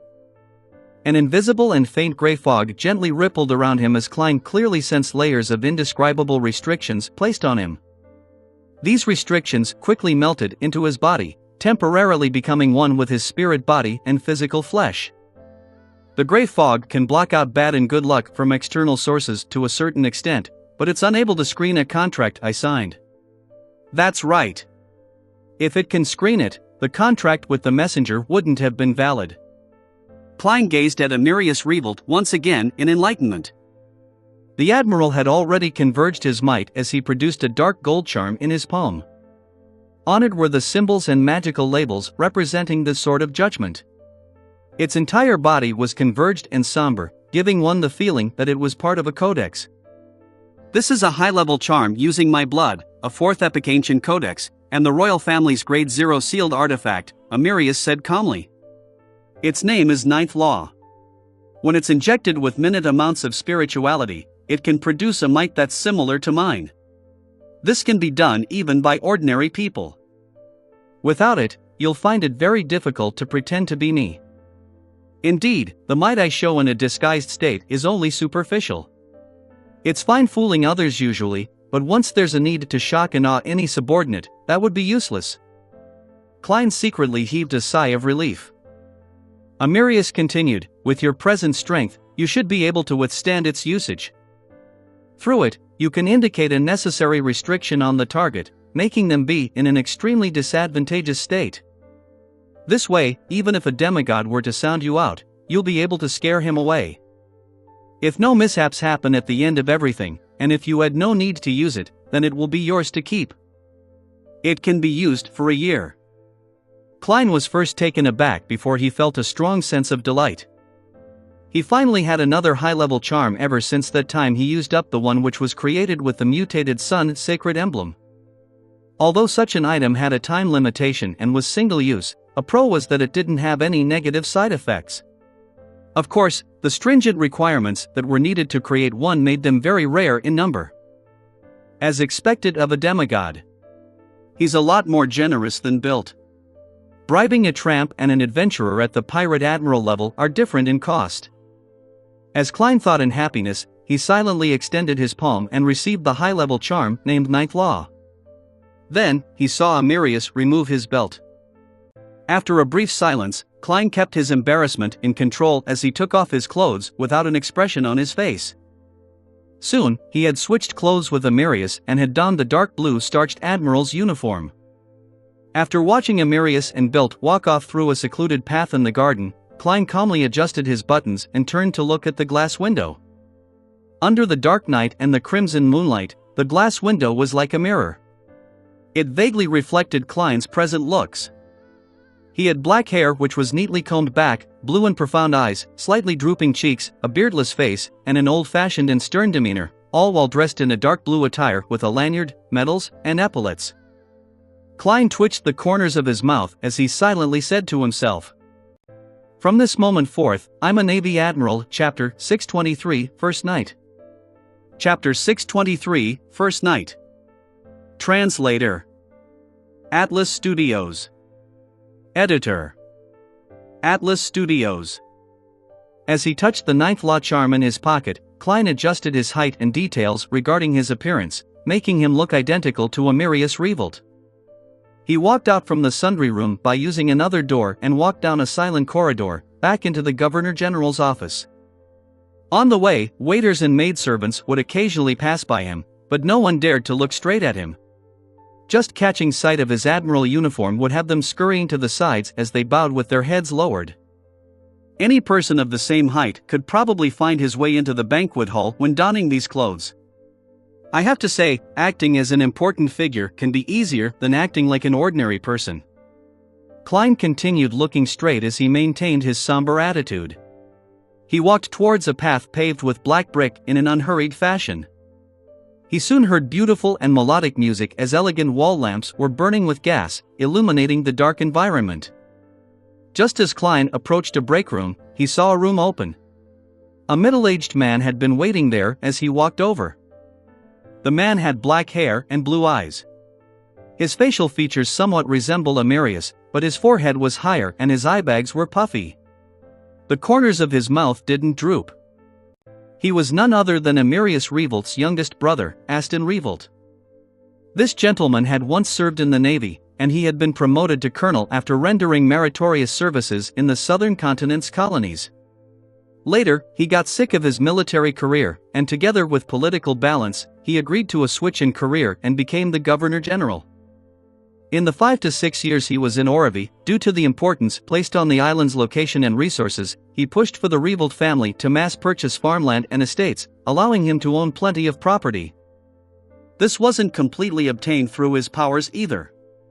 Aston and the Revolt family had paid a sufficient price, and they even took loans with the bank. It wasn't like the Balam East Coast where land belonging to the Fasak people were forcefully bought at extremely low prices. Of course, if he wasn't Governor General, then Orevy and his elder brother wouldn't be the highest commander of the Central Sonia Seas Navy, and the Revolt family wouldn't have so easily convinced their targets to sell such excellent farmland and estates. Here comes the test. Klein calmly approached and stopped in front of Aston Revolt. Aston looked around and asked in a deep voice, "Have you decided on that matter?" "What matter?" Klein first felt blank before he recalled an introduction in the information he received. If Aston requests for a private chat or asks for an answer to a certain matter, tell him that an answer will be given to him when departing from Orevy. Admiral Amirius really anticipated this. I just need to watch my attitude and tone. Yes, I also need to use the unique terms and pronunciations used by lone aristocrats. Klein gently nodded and sternly said, "Wait a few more days. The answer will be given to you when departing from Oravi." Aston didn't raise any doubts as he chuckled. "You seem to be waiting for something to give you the strength to decide. That matter that Admiral Amirius has to do himself?" Klein's heart stirred as he familiarly used the tone of high-level personnel. "Keep your conjectures to yourself." With that said, he took a step forward and walked towards the banquet hall. Aston Revolt focused on his elder brother's back, his expression gradually turning cold. He then shook his head slightly. After entering the banquet hall, Klein surveyed the area and walked towards the long table with food on it. From time to time, he would stop to exchange pleasantries with people who came near him. During this process, he realized that he didn't need to understand the topics raised in any conversation. All he needed to do was nod occasionally, allowing the conversation to harmoniously progress until its end. Indeed, the status of an important figure makes certain aspects of acting easy, but correspondingly, there are certain matters that can be difficult. Klein tore through one obstacle after another before finally arriving at the long table. He casually picked up a plate and told himself that Admiral Amirius liked fish, beef, and lobster, while disliking chicken and goose. Therefore, he avoided food like the roasted chicken and Backlund-styled roasted goose. He picked up some beef, fried dragonbone fish, and Odora lobster with butter and cheese. As the metallic containers had their bottoms lined with asbestos, with red-hot charcoal burning under it or steaming hot water, all of the food maintained an appropriate temperature. Klein nearly broke down, destroying his persona when he took the first bite. He tried his best to maintain Admiral Amirius's image as he held his plate and chatted with the port city's member of parliament, navy suppliers, etc. He seriously listened to what they had to say, stuffing food into his mouth from time to time. He noticed that a young man in a tailcoat kept following behind him. He had neat, blonde hair that he combed backward. He had a receding hairline with light blue eyes. He looked handsome and gentlemanly. Identical to the picture. Amirius's secretary, Luan. Klein controlled himself and didn't size him up. He wanted to fill his stomach before the end of the banquet. Once out of the Governor General's office, Klein boarded the carriage which was guarded by bodyguards. He sat beside the wine cabinet. The blonde secretary, Luan, followed him in. As his leather boots stepped onto the thick, soft carpet, he silently inched towards a spot opposite Klein. He sat there, but he only occupied a third of the seat. The carriage began moving as Luan took out a stack of documents from the black briefcase he carried. "Your Excellency, this is the Oravi Naval Base's ledger for the year 1349. Klein extended his hand over and casually browsed through a few pages. "What? £1 for a roll of toilet paper? The naval base's bathroom was renovated 20 times a year?" Klein did some simple math and discovered all sorts of ridiculous line items. "Isn't accounting such as this way too simple and obvious?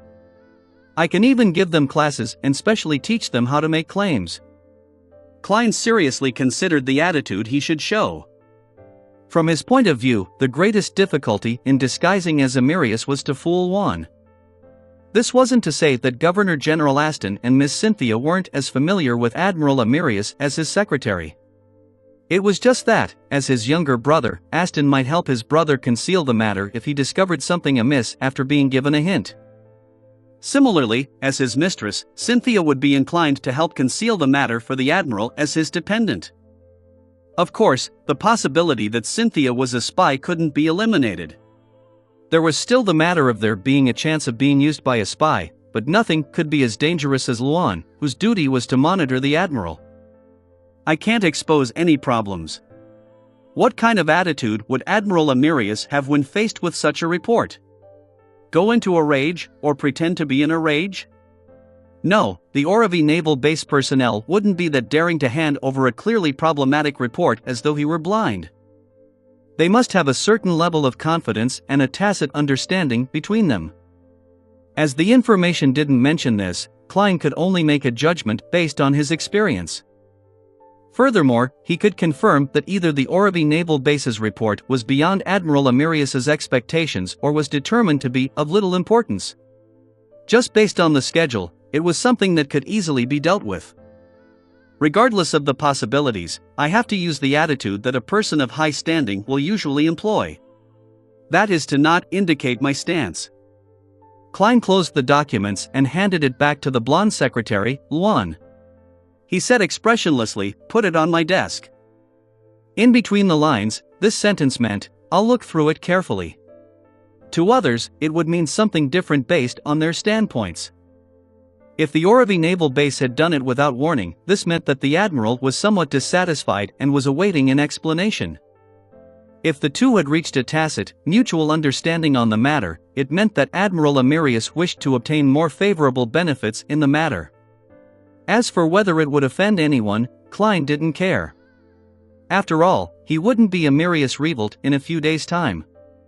He believed that a true demigod had the means to repress the anger of his subordinates. In addition, he was grateful that Amirius wasn't a demigod of the Church of Storms.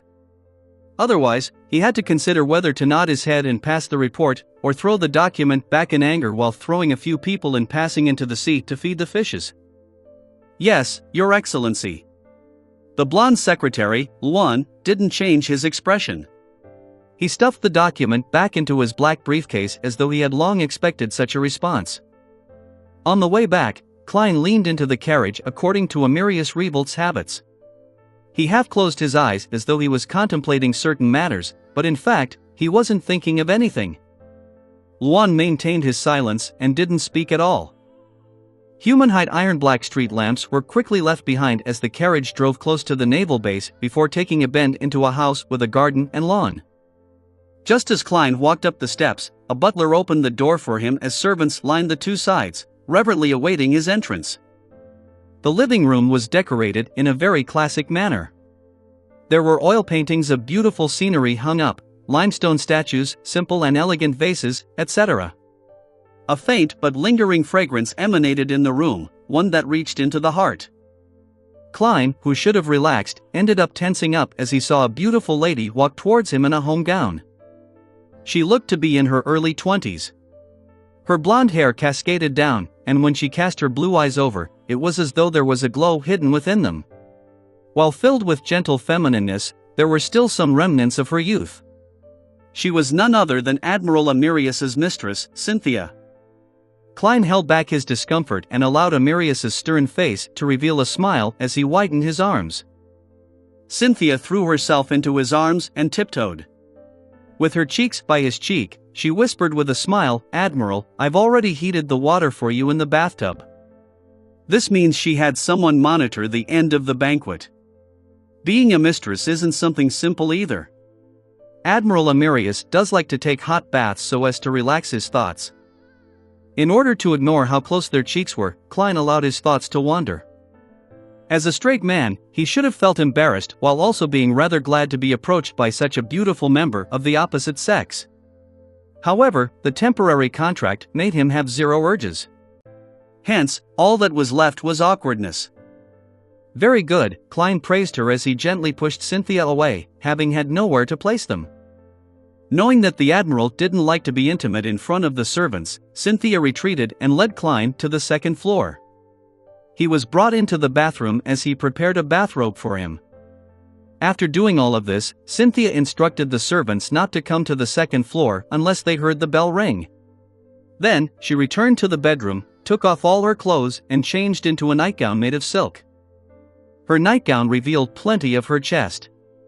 It was an alluring snow white, and deep in her cleavage was a special necklace pendant. It was like a miniaturized black rhinoceros horn about the length of a finger segment. Cynthia took off the necklace and stuffed it under her pillow. Amidst her blushing and hesitation, she left the bedroom and came outside the bathroom where the admiral was bathing. Mustering her strength, she pulled at the handle. Creak! Her hand paused. She realized that the bathroom's door had been locked from the inside at some point in time. With a blank look, Cynthia instinctively yanked at it again. Creak! Creak! The bathroom's door didn't budge an inch. Chapter 624 Warning. Chapter 624 Warning. Translator. Atlas Studios. Editor. Atlas Studios. The bathroom was partitioned inside. The emanating steam covered the entire bathtub. Apart from his head, Klein's entire body was soaked in the hot water. He lay there in such great comfort that he didn't even wish to move his toes. What a beautiful night. If only there was no Cynthia outside. I still have to deal with her later. Klein sighed as he considered what excuse to use to avoid being intimate with her. In accordance with Admiral Amirius Revolt's traits, he decided to first use work as an excuse. After that would be the excuse of him not feeling well, him losing the ability to have sex, him needing some time to digest any medicine he had just taken, and how he had suddenly realized his true sexual orientation, making him find curly-haired baboons extremely attractive. As for whether this would damage the Admiral's image, Klein didn't feel the slightest bit of pressure. As long as he prevented Cynthia from suspecting that he was a fake Amirius Revolt, he would have perfectly completed his mission.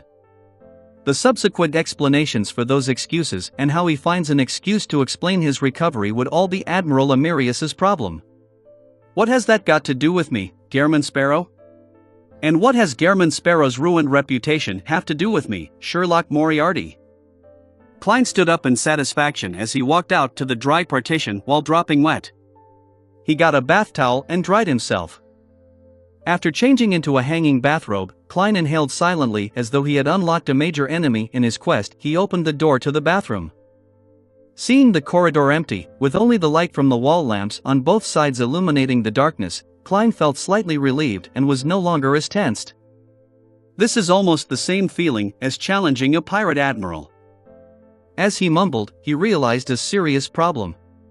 He had no idea which of the rooms was the master bedroom or study.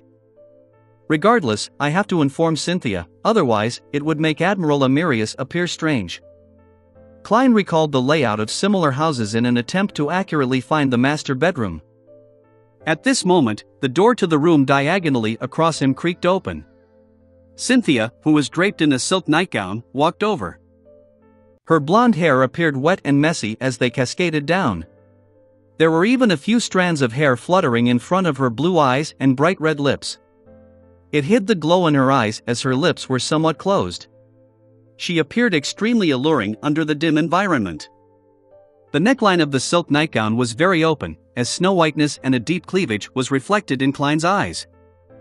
Klein nearly raised his head to look at the ceiling to avoid the intense stimulation. Calm down, calm down. You are Amirius Revolt. Besides, you've seen a half-naked demoness before. Compared to an ailment maiden, this lady's charms are clearly insufficient. Wait, why am I thinking about demonesses? Who knows if they were formerly men or women? Klein maintained his gaze as he sized her up and down with a teasing tone.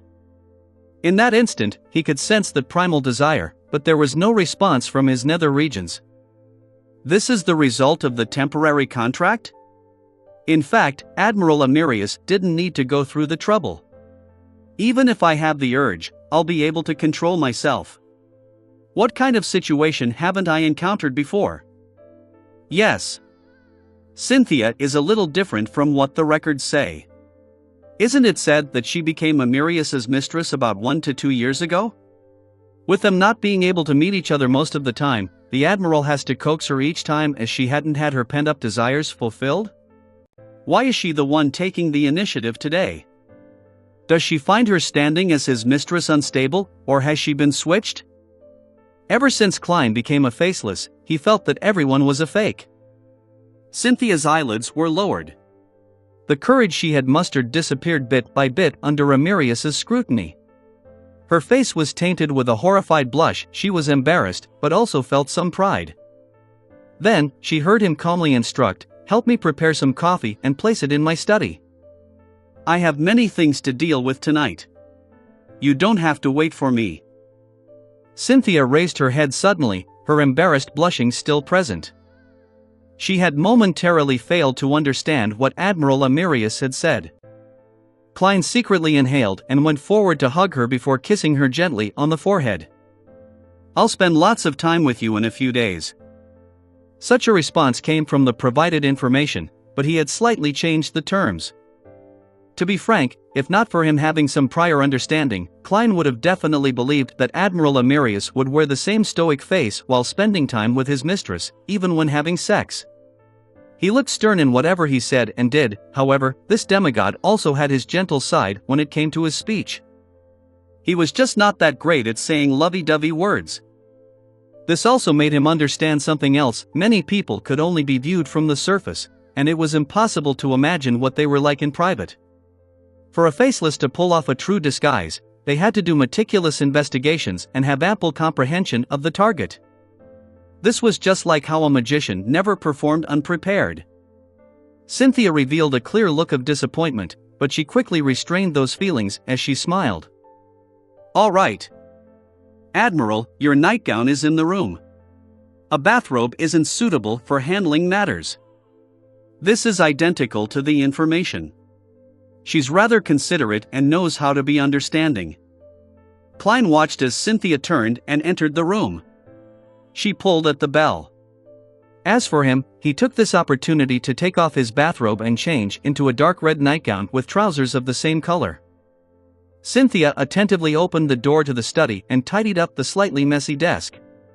Later, she waited for the maidservant to finish making the coffee before personally taking it and delivering it by hand. During this process, Klein read the documents and information, acting as though he looked extremely professional. But in fact, he had little idea about the data and designs plans of ironclad warships and sail battleships.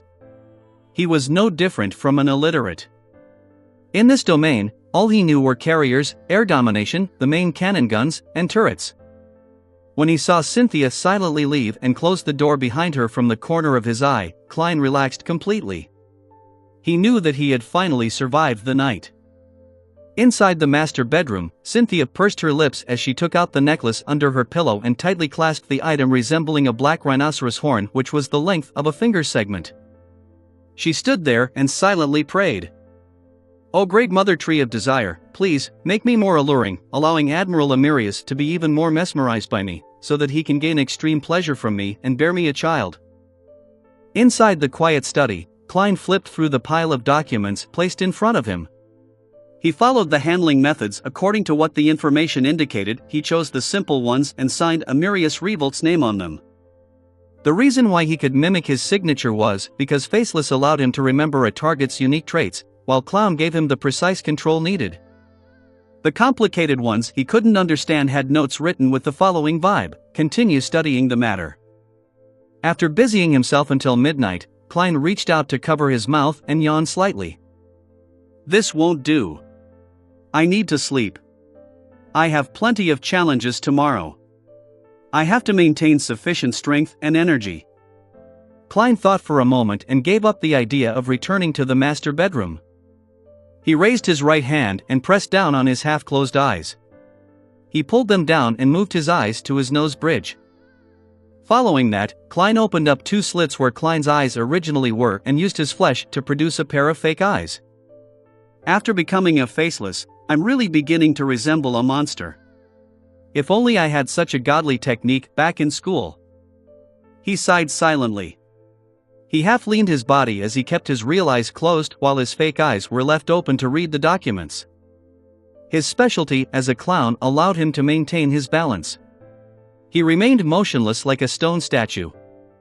After an unknown period of time, Klein suddenly awoke from his dream. He sensed that there was a force attempting to pull him into a deep slumber before infiltrating him. "Who is it? I didn't do anything recently. Why would anyone enter my dream? That's not right. I'm now Admiral Amirius Revolt." Klein's heart stirred as he immediately changed his looks. Even in his dreams, he appeared to be that demigod. Meanwhile, he felt his consciousness tightly contract as though it was avoiding something. "This is different from an ordinary dream infiltration. I've clearly regained my lucidity, and I can escape by myself and wake up, but I'm unable to leave this dreamscape." Klein found plenty of oddities as he tried a few attempts.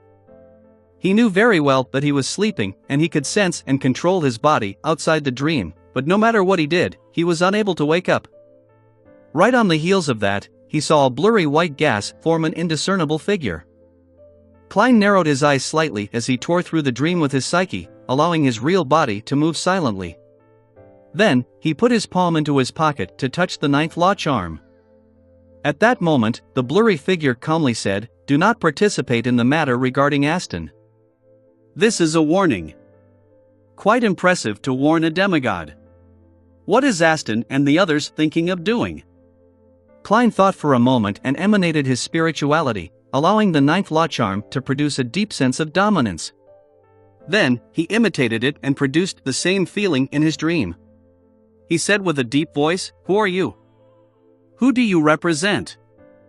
The blurry figure was taken aback before he said with a laughing sigh, as expected of Law Weaver Amirius, "You actually managed to maintain your lucidity in such a situation." No. Although Amirius has a title of Law Weaver, he's not adept in such matters. You should say as expected of Lord Fool. Klein lampooned and sternly said, "Answer my question." The blurry figure chuckled. "You don't need to know who I am. As a demigod, you should be clear that everything is fated, likewise for the times. Do not resist the fate of an era, which is also the trend of the times. This will only make you a sacrifice of history." Fate of an era, the trend of the times, sacrifice of history. When he heard this, Klein suddenly thought of a term, Twilight Hermit Order. However, Klein didn't say a word, nor did he say those words. This was because Admiral Amirius would be him for the next few days. Seeing Law Weaver Amirius fall into silence, the blurry figure didn't say another word. It turned into an emanating white gas before vanishing from the dream. Chapter 625, Successful First Day. Chapter 625, Successful First Day. Translator, Atlas Studios. Editor, Atlas Studios. Phew. What exactly are Amirius and Aston Revolt scheming about? To attract a warning from the Twilight Hermit Order. Unless it can truly change the times and influence the direction of history, this ancient and secretive organization wouldn't even show itself or reveal its identity. Klein stood by the side of a magnificent castle in his dream, thoughtfully watching the spot where the blurry figure had disappeared from. Amidst his thoughts, he suddenly snapped awake and was no longer as certain about his theory. The ploy which Admiral Amirius and his brother are planning might not really influence the trends of the times. Although the Twilight Hermit Order only involves itself in important matters, as a leader of another secret organization, Klein clearly knew that apart from carrying out the organization's own mission and values, it also provided help among members. From Emperor Rosel's diary, I can tell that the Twilight Hermit Order has members from different domains, standings, and sequences. Apart from a number of them fervently believing in the original creator as they await the coming of Twilight and the awakening of the true God, the rest are only seeking to benefit themselves. Under such circumstances, as long as the organizer doesn't strictly implement order, there would naturally be missions entrusted between one another. Perhaps, the matter Aston Revolt is planning affects a particular member of the Twilight Hermit Order who was made aware of it ahead of time. He entrusted the matter to another member and used the excuse of the trend of the times to warn Amirius Revolt. Working from this logic, the concealed matter is rather interesting. With the level of the Twilight Hermit Order, Law Weaver Amirius, who's likely only a sequence 4, isn't too difficult a target to eliminate. I even suspect that they can mobilize up to 3 or more angels in a manner that's far superior to the 7 churches. Then, why didn't they take action directly and instead gave an advanced warning? Back in Backland, if an angel were to appear, who knows if some true god would descend upon the land? Therefore, the Twilight Hermit Order had no choice but to use a more roundabout and discreet method to deal with Duke Negan. But this is the Oravi Island. Even high-sequence Beyonders aren't stationed here. The warning is because the Twilight Hermit Order advocates secrecy and doesn't wish to expose itself, so they're trying not to use overly intense methods, or is it the case that the member who assigned the mission doesn't wish to see Amirius killed? To him, this admiral is still of use, so he's unwilling to give up on him, even if Amirius might be involved in something disadvantageous towards him? Then, his true identity seems to be confined to certain circles. Klein made a bold assumption, but with no way of verifying it, he could only temporarily put the matter aside and throw it to the back of his mind. It has nothing to do with me, since it's the Twilight Hermit Order who's warning Admiral Amirius. As long as I don't involve myself with anything for the next few days, I should be able to last until the mission is completed. Everything else that develops afterward has nothing to do with me. With my present status, I'm still far from investigating the Twilight Hermit Order. I don't even have the right to probe deeper. Klein kept to his beliefs and turned his sights to his tarot club. I just discovered a problem. Other secret organizations have their own aims and values at their core while mixing in the aid that members provide each other. As for our tarot club, it's more impressive. There are only missions given to each other, without any aims or values. No, there are aims and values among some of the members. For example, my dear Moon believes that this is an organization born to save the world. The fool Klein gave a self-deprecating laugh before exiting the dreamscape. He rubbed away the fake eyes and moved his real eyes back to their original position in a very fluid motion when he suddenly paused. That wasn't a simple dream infiltration. Klein frowned slightly as he recalled what had happened. That was because the power had first attempted to pull him into a deep slumber. Back then, I had already fallen asleep, so why would he do so? Captain once said that a nightmare can directly see a dream, so it's impossible to commit such a mistake. Therefore, the visitor hadn't used the beyonder powers of a nightmare, but something else. He located me via the spirit world? Or after he knew my location, he used the sea of collective subconscious, as described by Ma'am Daly, to directly influence my beyonder powers? Yes. I'm more inclined to the second reason. That's the only thing that can explain why I couldn't escape my dream despite having regained lucidity. It's recorded in Emperor Rosel's diary that during his participation in the suspected Twilight Hermit Order, his entry into the gathering was based on a realistic dreamscape that encompassed the entire continent.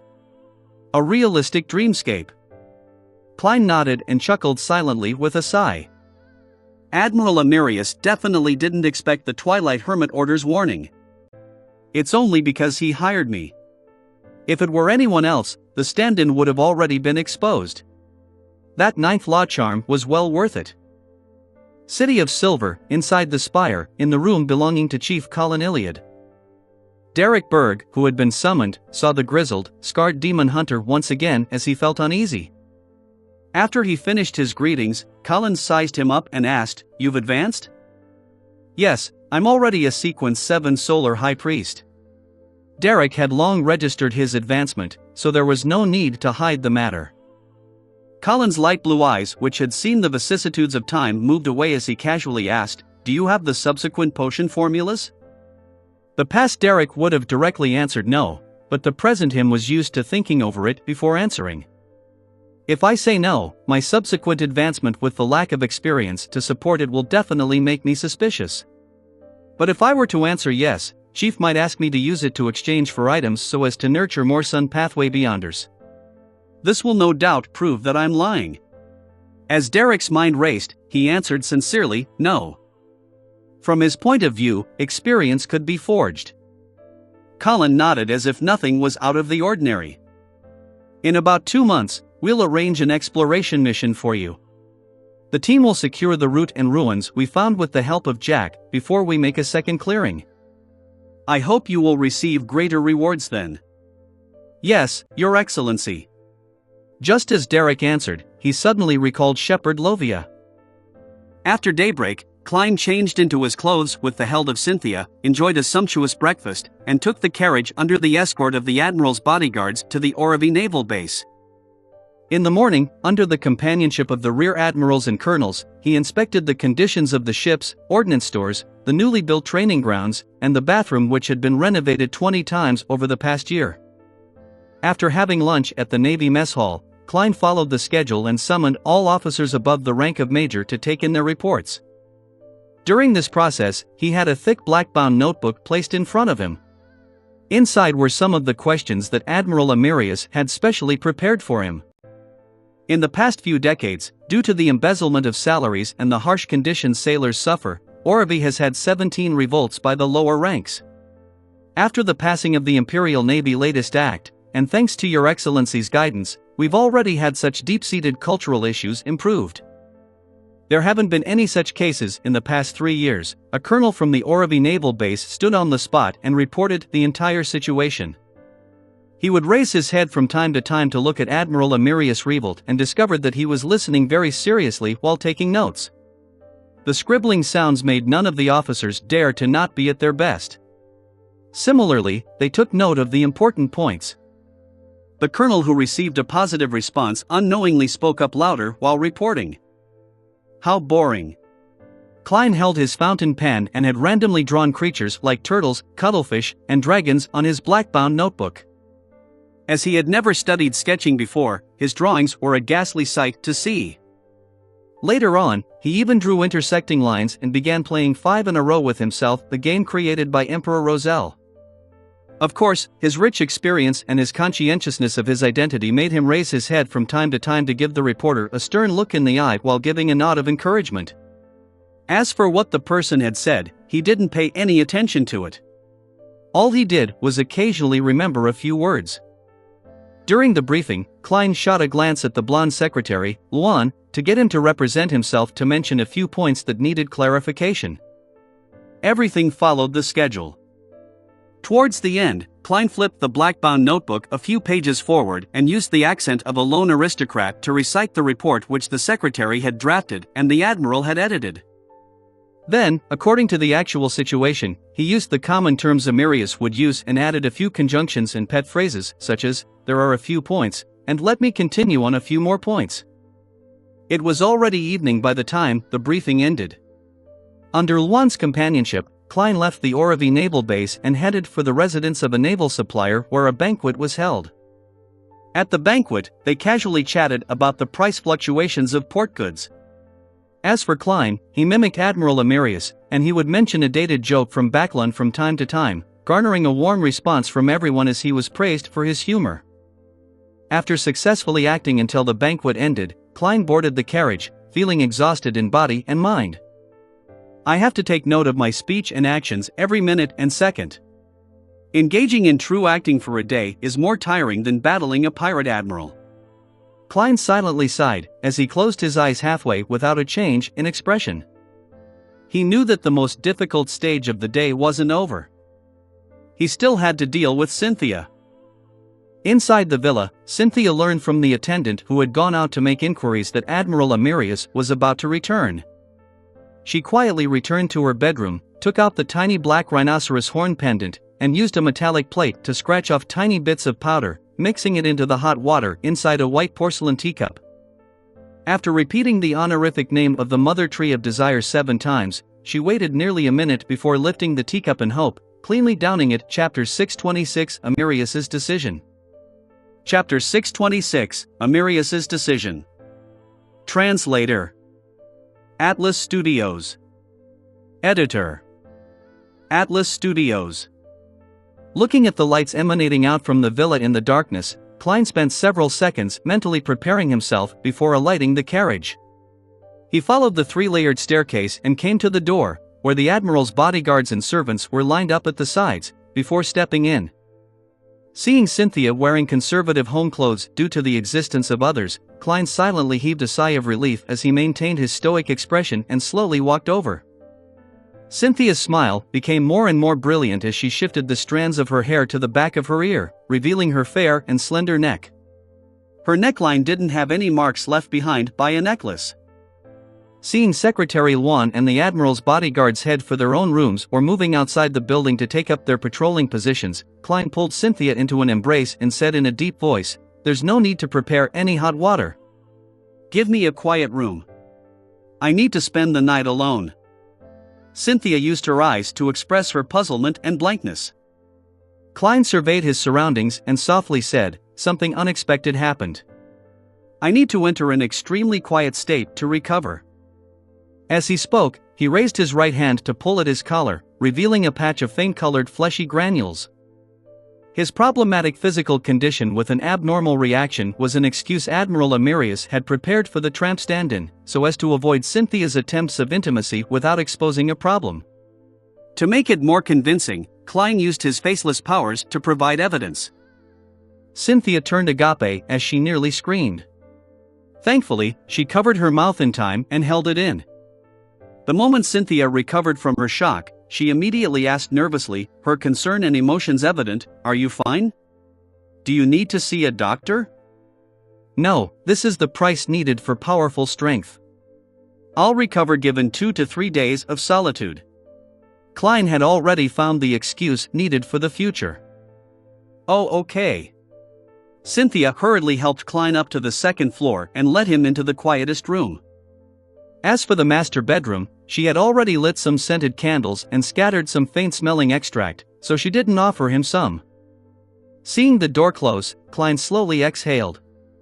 He changed out of his admiral's uniform and lied down in satisfaction. Not far away in the master bedroom, the worried and disappointed Cynthia was soaking herself in hot water before sleeping. She looked at the ceiling with an unfocused gaze as she couldn't help but recall the exhortations of her parents from a few days ago. They wanted her to charm Admiral Amirius and hopefully be impregnated with his child. This way, their family would be able to take on more businesses with the Central Sonia Seas Naval Fleet. Admiral seems to have many matters hidden in his heart, so much that something abnormal has happened to his body. Cynthia's thoughts wandered as they slowly dispersed. Without her realizing it, she had fallen asleep. During this period, she found her digestive system turning warm as her body felt a little hot. In her dream, she seemed to see a pitch-black sky which was dotted with resplendent stars.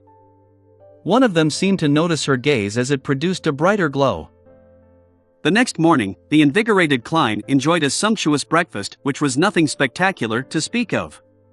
Once again, he was surrounded by the Admiral's bodyguards as he arrived at the Oravi Naval Base and was placed in the most luxurious and spacious office. According to Admiral Amirius's habits, he would spend some alone time every 2 or 3 days to study and master his Beyonder powers to a deeper extent and produce more effective techniques. Therefore, Klein spent most of the day without being disturbed, with him only needing to handle some simple work.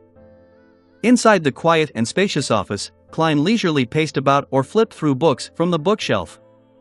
From time to time, he would put his palm into his pockets to touch the 9th law charm to release some of its powerful might. This was to make Secretary Juan, who was outside, believe that there was nothing wrong with Admiral Amirius.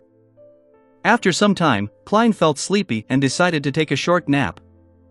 At this moment, he heard knocking at the door. "There's something important." Klein frowned.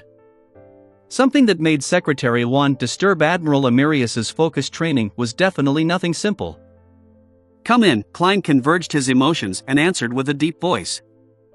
The handsome blond man, Juan, turned the handle and entered. He held a telegram in his hand. He said with a suppressed voice, "Your Excellency, a telegram from Backlund. Mr. Aston has been relieved of his post as Governor General. He will temporarily be replaced by the City Council's chairman. It's said that the new Governor General will arrive today." Aston Revolt has been relieved of his post as Governor General? Has their secret been discovered? That's right.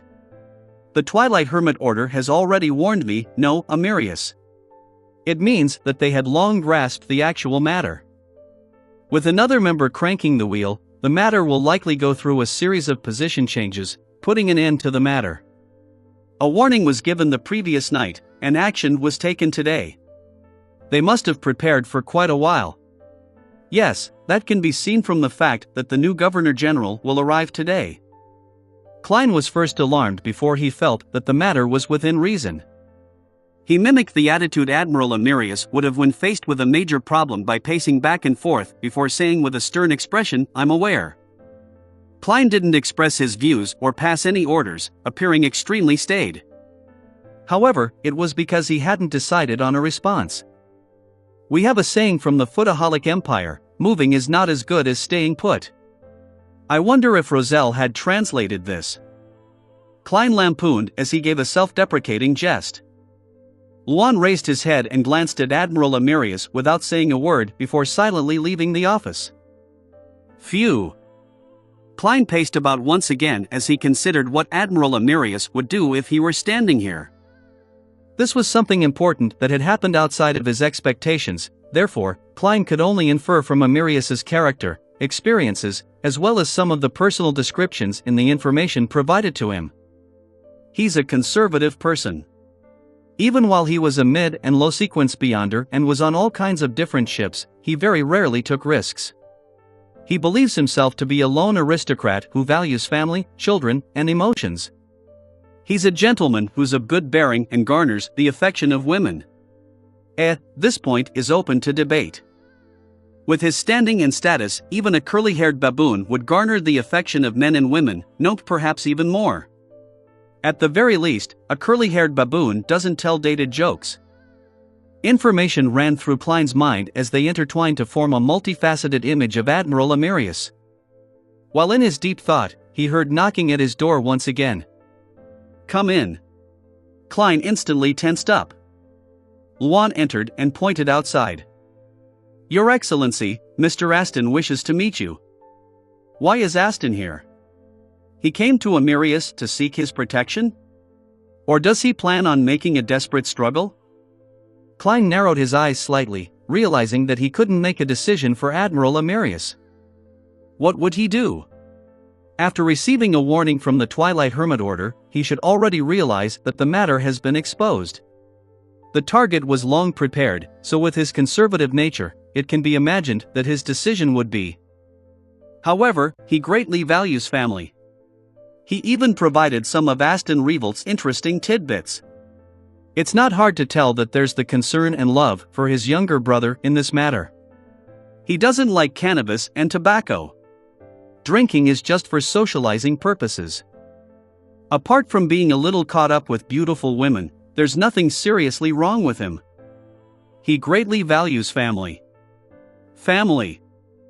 Klein's thoughts raced as he fully immersed himself in Amirius's identity, fully experiencing his hidden feelings for his family and the importance he placed on it. Family.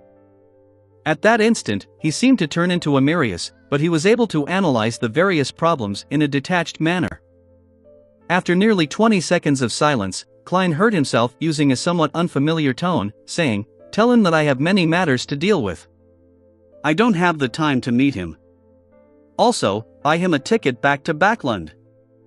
Luan seemed to have expected it as he retracted his gaze and replied, as though everything was normal, "Yes, Your Excellency." As he watched Luan leave the office to find Aston Revolt outside, Klein gently sighed like the real Amirius Revolt. He knew that Amirius would have made the same choice if he had returned early. This was family, something he valued greatly. With their scheme completely exposed, there was no way Amirius would have exhausted his last chip on a bet and place his family at risk of destruction. As long as he didn't participate in it, and as long as he's still a demigod, the Revolt family wouldn't suffer any overly serious damage even if he isn't able to remain as the highest commander of Central Sonia Sea. And to get his secretary to buy his tickets for him made it clear that Amirius still treated Aston as his brother. It was a warning to others not to harm him before they figured out what was happening. After nearly a minute, Luan returned and said, "Your Excellency, Mr. Aston has left. Amirius greatly values family." Klein fell silent for 2 seconds before asking in a deep voice, his back facing his secretary, "Did he say anything?" Luan answered truthfully, "He said that you are indeed a cold person by nature." The corners of Klein's lips curled slightly as he produced an unfeeling smile. This was an instinctive reaction, however, with him completely in character as Amirius, he believed that the Admiral would have had the same reaction. The feeling and emotions were the same. For the rest of the time, Klein sat in his office and didn't meet anyone, nor did he deal with any official business. All he did was occasionally listen to his secretary report to him about the situation on Oravi Island. Nothing happened until the arrival of the new Governor-General. In the evening, he didn't attend the banquet he was supposed to attend, and he returned to his villa. As he saw Cynthia walk towards him, he hugged her. Then, he calmly said, "Aston has been relieved of his post as Governor-General."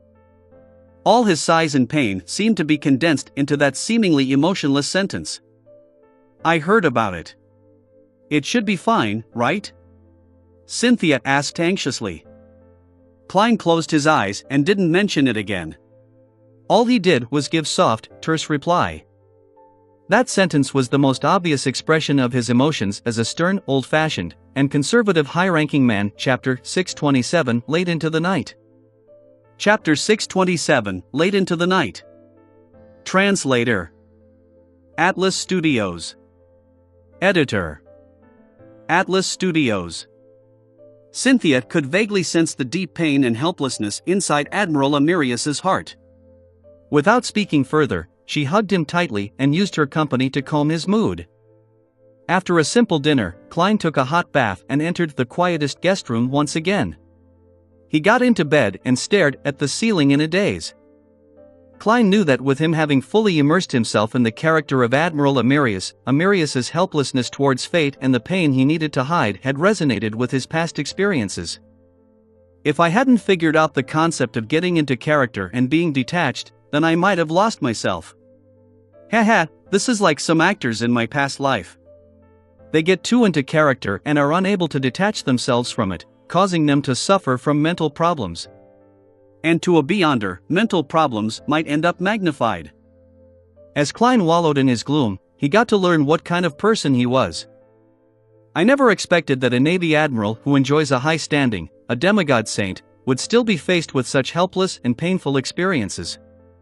Strength can bring abundance, but it's not a solution to everything. Everyone wears masks, and this is the truest side of a demigod. Klein watched as the crimson moonlight turned brighter, dyeing all the furniture in the room red. At that moment, through the resonating feelings with Admiral Amirius's experience and the contrasting differences, as well as the experience from his previous acting, Klein established a more multifaceted and realistic image of Amirius. He also gained a clearer picture of his blurry self. A person who's very sentimental. A person from Earth, but to a certain extent, a person who has been reconstructed into a new person because of the fusion with Klein Moretti's memory fragments. A person who didn't spend too much time with the Nighthawks but has had that period of time deeply influence his actions and choices. A person who tries to play safe and is afraid of danger but is able to change his mind at the critical moment. A person who truly wants to skive, eat delicious food, travel, and enjoy life, but he has no choice but to be busy with more important matters. A person who likes beautiful women, but he doesn't give himself up to pleasure to keep to his principles. A person who loves money but is willing to spend large sums of money for his siblings. A person who hides his pain inside while showing a smile to others. A person who's used to lampooning inwardly but appears gentlemanly on the surface. A person who can overcome his psychological traumas but never crosses his bottom line. A person who feels embarrassed for his acting. He's also a guardian, a miserable wretch that is constantly fighting against threats and madness. The corners of Klein's mouth curled up as he silently added.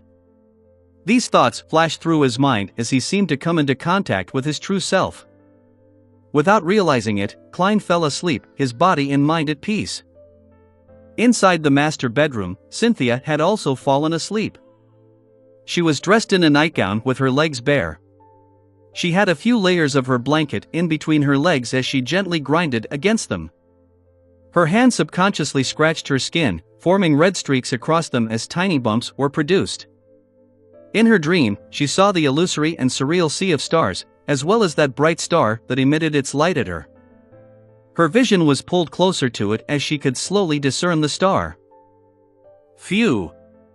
Klein suddenly awoke from his dream as he still had an indescribable scene still seemingly burned into his eyes. Why did I have such a dream? He frowned as he turned his head in disbelief. Just now, not only had he dreamed of Cynthia, who was dressed in a silk nightgown, but he also had a sexual relationship with her. He even dreamed of the naked body of Demoness of Pleasure Sharon, the exquisite doll-like Miss Sharon, Miss Justice whose looks were relatively blurry, Trissy Cheek, Tracy, and all the beautiful women he had met before. Then, he gave himself up to pleasure as he engaged in a myriad of positions. To most beyonders and ordinary people, this might have been a normal response from suppressing his body when recently faced with temptation, but as a seer, a dream had a very special meaning. Klein quickly observed his body and realized he was still erect, semen flooding out from his penis and causing stains everywhere. This isn't a seer's dream revelation, but the result of an external influence. There's an enemy. Klein was alarmed as he quickly made up his mind. At the same time, he cautiously got out of bed and quickly changed into his admiral uniform. This way, he had the ninth law charm and creeping hunger on him, equipping him with potent self-preservation powers. As he wasn't clear of the present situation, Klein didn't attempt to head above the gray fog. He continued viewing himself as Amirius. With a staid expression, Klein carefully walked to the door and reached out his hand to grab the handle. At that instant, he seemed to finally find the connection with the real world as he heard the chaos and din outside the door. There were clear chewing sounds, debaucherous moaning, angry roaring, and sharp urging. What exactly happened? Everything was normal just moments ago.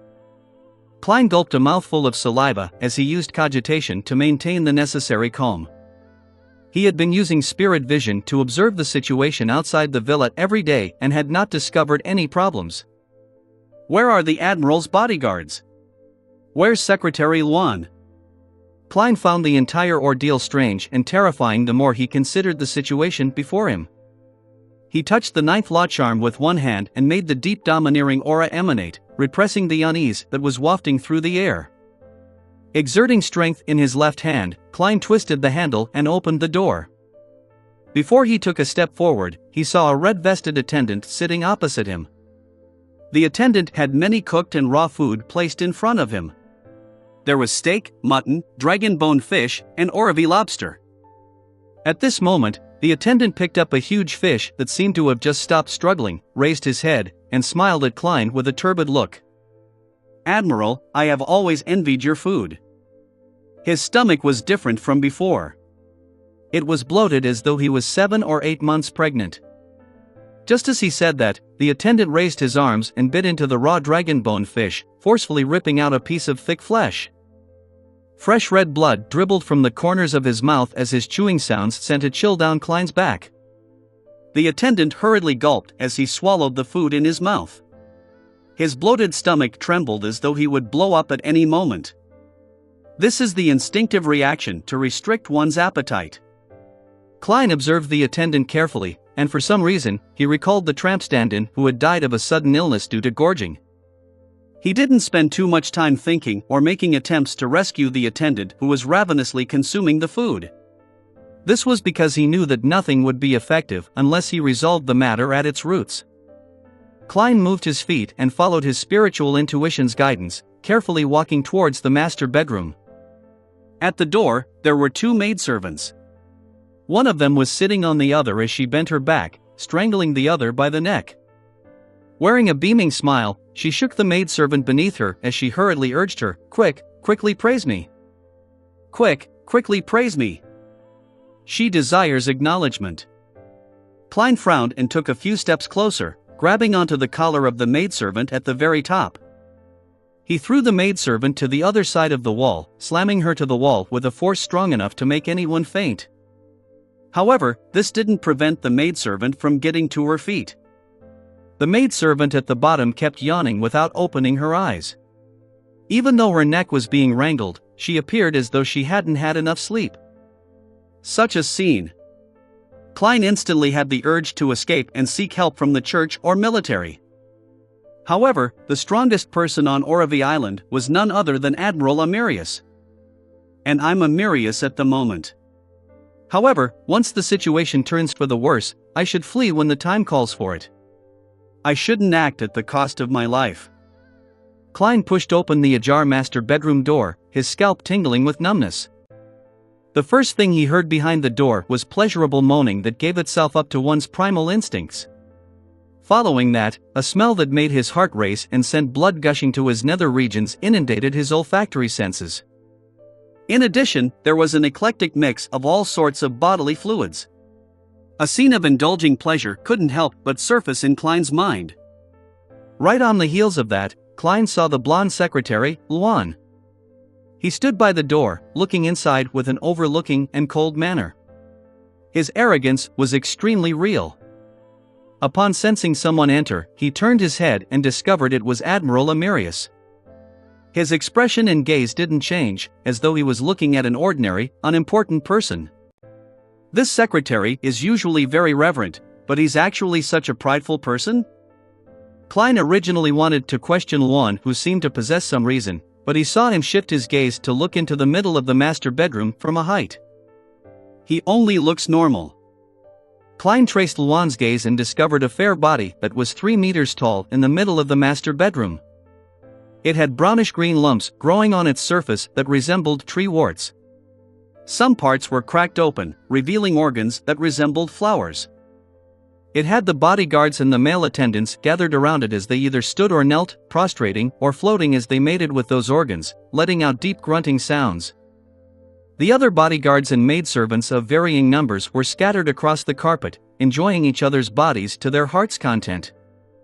In addition, tree warts and flowers grew from the tall fair body, as well as brown branches that extended out as they participated in every promiscuous act of pleasure with the people present. What kind of monster is this? Klein had his knowledge of mysticism overturned once again. He lowered his left palm and prepared for battle. At this moment, the terrifying body which towered 3 meters tall turned a head over. It was a female. She had blonde hair and blue eyes. She had a high nose bridge and plump lips. She was none other than the beautiful Cynthia with hints of her youthfulness. As the tree branches danced while the flowers opened, Cynthia looked down at Klein with flushed cheeks as she said with hints of embarrassment, "Admiral, I want to have a child with you." Chapter 628 Prohibition. Chapter 628 Prohibition. Translator. Atlas Studios. Editor. Atlas Studios. Upon seeing Cynthia's huge fair body with tree warts and flowers growing on it as though she was a tree, as well as hearing her shy, reluctant request, Klein couldn't help but shudder as his hair stood on end. Such a scene exceeded a horror conceivable by human imagination. He had never encountered something like this even in his dreams.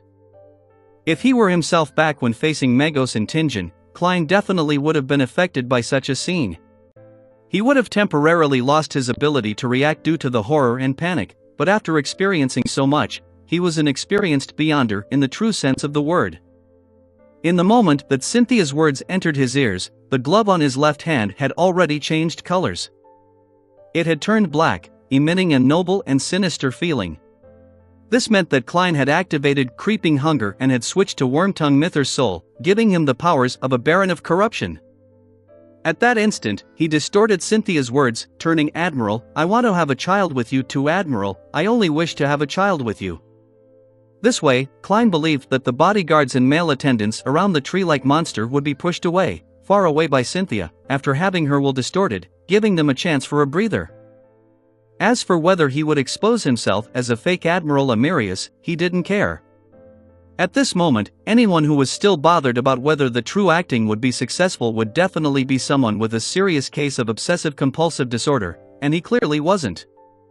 In addition, in an environment with all sorts of desires being magnified to the limit, Klein suspected that the others who had been influenced weren't paying attention to the battle or the actual situation.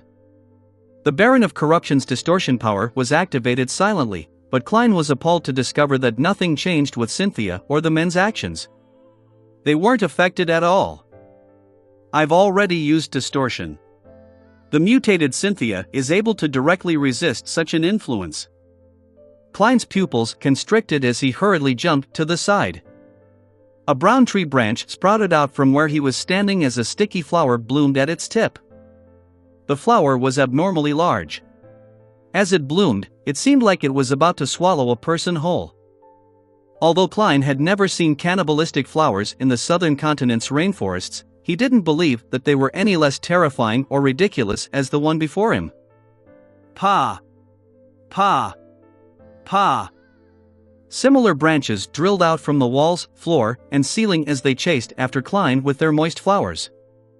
During this process, the flowers bit down on Secretary Luan's head, as well as the bodyguards, male attendants, and maidservants who were gyrating in pleasure on the surrounding carpet.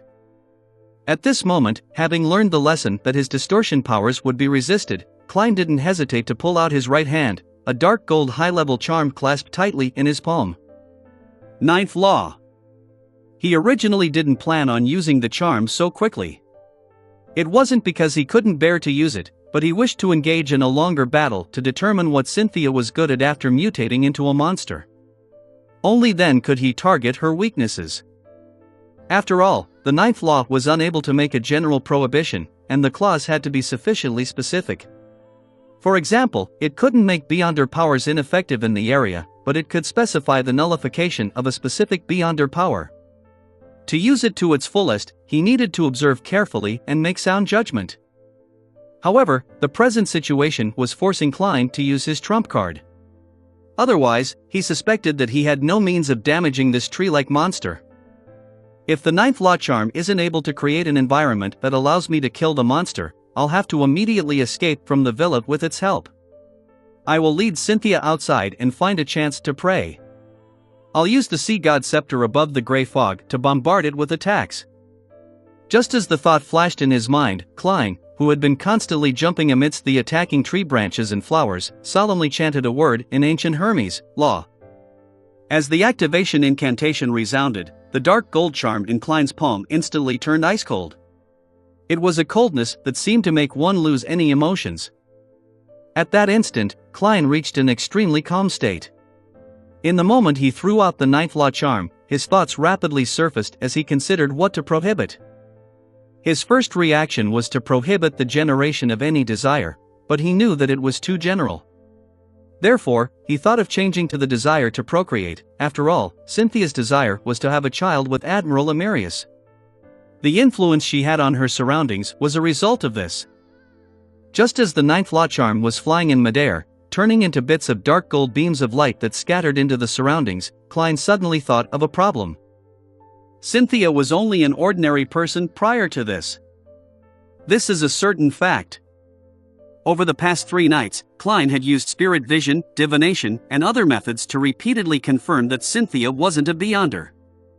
Similarly, she would have long been discovered by Admiral Amarius, who could distinguish between ordinary people and Beyonders. Therefore, her sudden transformation into a mutated monster was a problem he needed to pay close attention to. Could it be like Megos?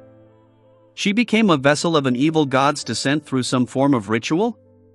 No, if there's a ritual, it's impossible for me not to discover it. My spiritual intuition would have warned me not to activate my spirit vision and not look straight at Cynthia. It's some item or trait on her body that has an external force projected on her. Therefore, there weren't any problems the previous 2 nights until she suddenly mutated today. Regardless, the terror from her comes from somewhere else and not her body. Klein quickly made a judgment in 2 seconds. Without any hesitation, he seized the opportunity and said in a solemn tone, "This place is prohibited from having any interaction with the outside world." The ancient Hermes words, which were filled with mystery, instantly spread out as the dark golden light scattered everywhere and intertwined with the countless law-like symbols and magic labels before merging into the void. Hum. There was suddenly a light hum in Klein's ears as he seemed to see the formless light filled with desire get expelled out of the room. Immediately following that, an illusory and resplendent starry sky appeared before his eyes. They were points of bright stars. Pa! Pa! Klein's eyes burst as fluid, a mixture of blood and plasma, gushed out horrendously. Although he had used the ninth law charm to isolate any external influence, the level of the power was extremely high. Just a normal level of recoil was enough to penetrate the natural protection of the high-level charm and burst his eyes. This damage came abruptly and without any warning signs. Klein didn't even have the chance to use paper figurine substitutes, just like Nimble-Right Master Rosago from back then. If not for the ninth law charm, his eyes might not have been the only things that burst. He might have turned into a monster just like Cynthia. Meanwhile, the tree-like Cynthia came to a stop as her body began crumbling, turning into flesh and blood with brownish-green warts. The surrounding bodyguards and male attendants plopped to the ground, unconscious. Cynthia's head was embedded in the blob of flesh as she muttered to herself, "Admiral, I want to have a child with you. Admiral, I want to have a child with you." She tried hard to extend the remaining tree branches on the ceiling and walls, binding Klein, who was still in a dazed state as a result of the recoil, and she pulled him towards herself. The moment Klein recovered a little, he immediately began struggling desperately. Despite his attempts to snap his fingers to light a fire or switch the powers of creeping hunger, he failed because his hands and arms were bound tightly. With the help of his clown powers, he saw the brownish-green warts approach. Stirred, Klein changed his appearance, turning his appearance from Admiral Amirius to Gehrman Sparrow, a Gehrman Sparrow with bleeding eyes. The binding tree branches paused as they mysteriously released their hold. They began flailing everywhere as though in an attempt to grab at something. Cynthia's head was filled with disappointment and confusion as she muttered, "Admiral, where did you go? Admiral, where did you go?" Without the external force to continue the resistance, she finally only had the thoughts of having a child with Amirius thanks to the Baron of Corruption's distortion. This made her release Gehrman Sparrow.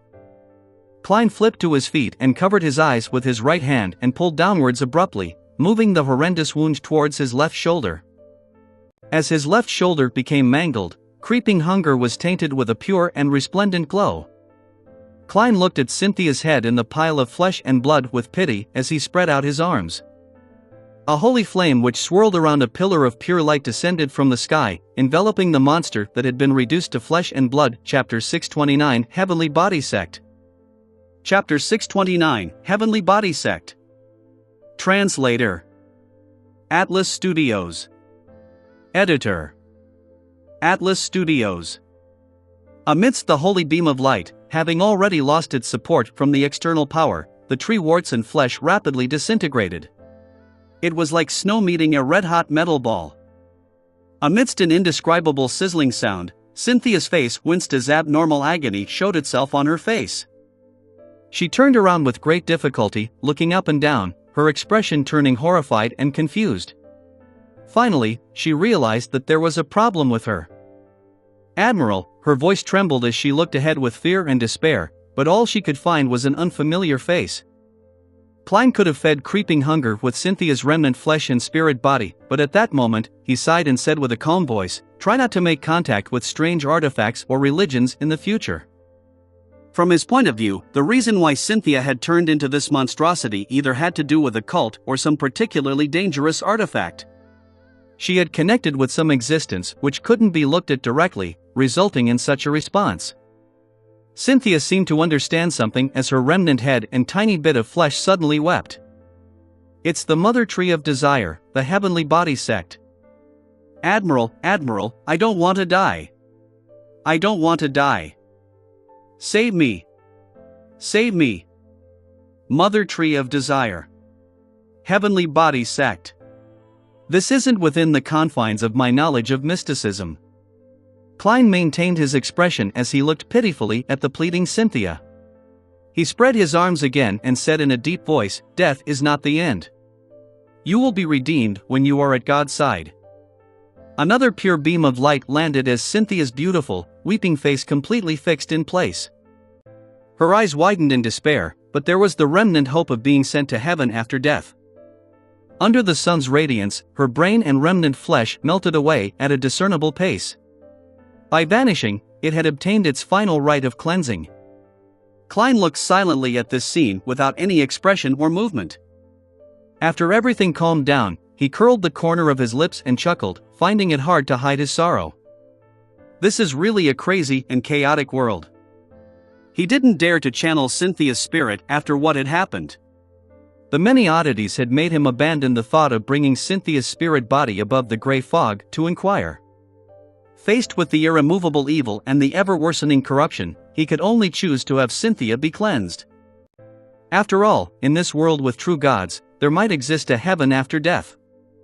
As for creeping hunger's backlash, Klein was temporarily not concerned. After spending a long time with it, this mystical item which had been sealed to a certain extent had adjusted to him. It didn't need to be fed after every use. It had been restored to its original state. Once it was activated, it just needed to eat once in a 24-hour period, regardless of how many times it was used. Of course, there was no need for it to be fed on the day it wasn't used. Therefore, Klein had plenty of time to seek out food for creeping hunger without harming the innocent. If the worst comes to the worst, I can throw it above the gray fog. Klein surveyed his surroundings, and he realized that the bodyguards and the male and female attendants in the room had shaken off the influence of their magnified desires, and they had fallen unconscious. This included the maidservant who was strangling her companion in a bid to obtain her approval and praise, as well as blonde secretary, Luan. Indeed, once the problem is resolved at its root, everything will come to an end. According to Admiral Amirius's description, Luan is at least a sequence 6 beyonder, and he's suspected to be a baron of corruption. He might have secretly reached sequence 5. Even he was so easily controlled by his magnified desires, which means that the power that descended with the help of Cynthia is extremely potent. But why did I only have a wet dream? Ignoring my mystical items, Luan and I should be at the same level. Is it because a portion of the gray fog's power, when mixed with reality, provided me with help? Is it because of the restriction from Admiral Amirius's temporary contract? Or could it be a mix of both? Yes, if it wasn't because of these factors, as Cynthia's primary target, my desire towards sex would definitely be magnified. This wouldn't just be me having a romantic dream. Klein habitually reached out with his right hand to cover his face as he changed once again back into Amirius Revolt's appearance. As the lives of the others weren't temporarily under threat, he carefully observed the room when his spiritual perception was suddenly triggered. Taking a few steps forward, Klein came to where Cynthia had vanished.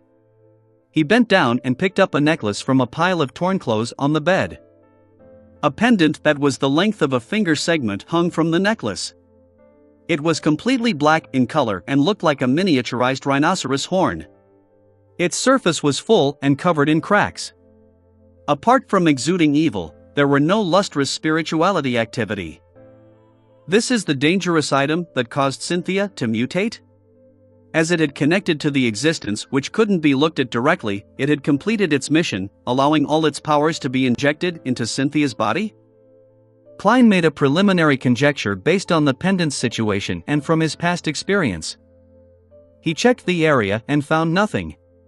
Hence, he pulled out a paper figurine and dealt with the traces left behind. He dispelled the prohibition from the charm before walking towards Secretary Luan, who still had some signs of corruption due to temporarily being devoured by the flowers.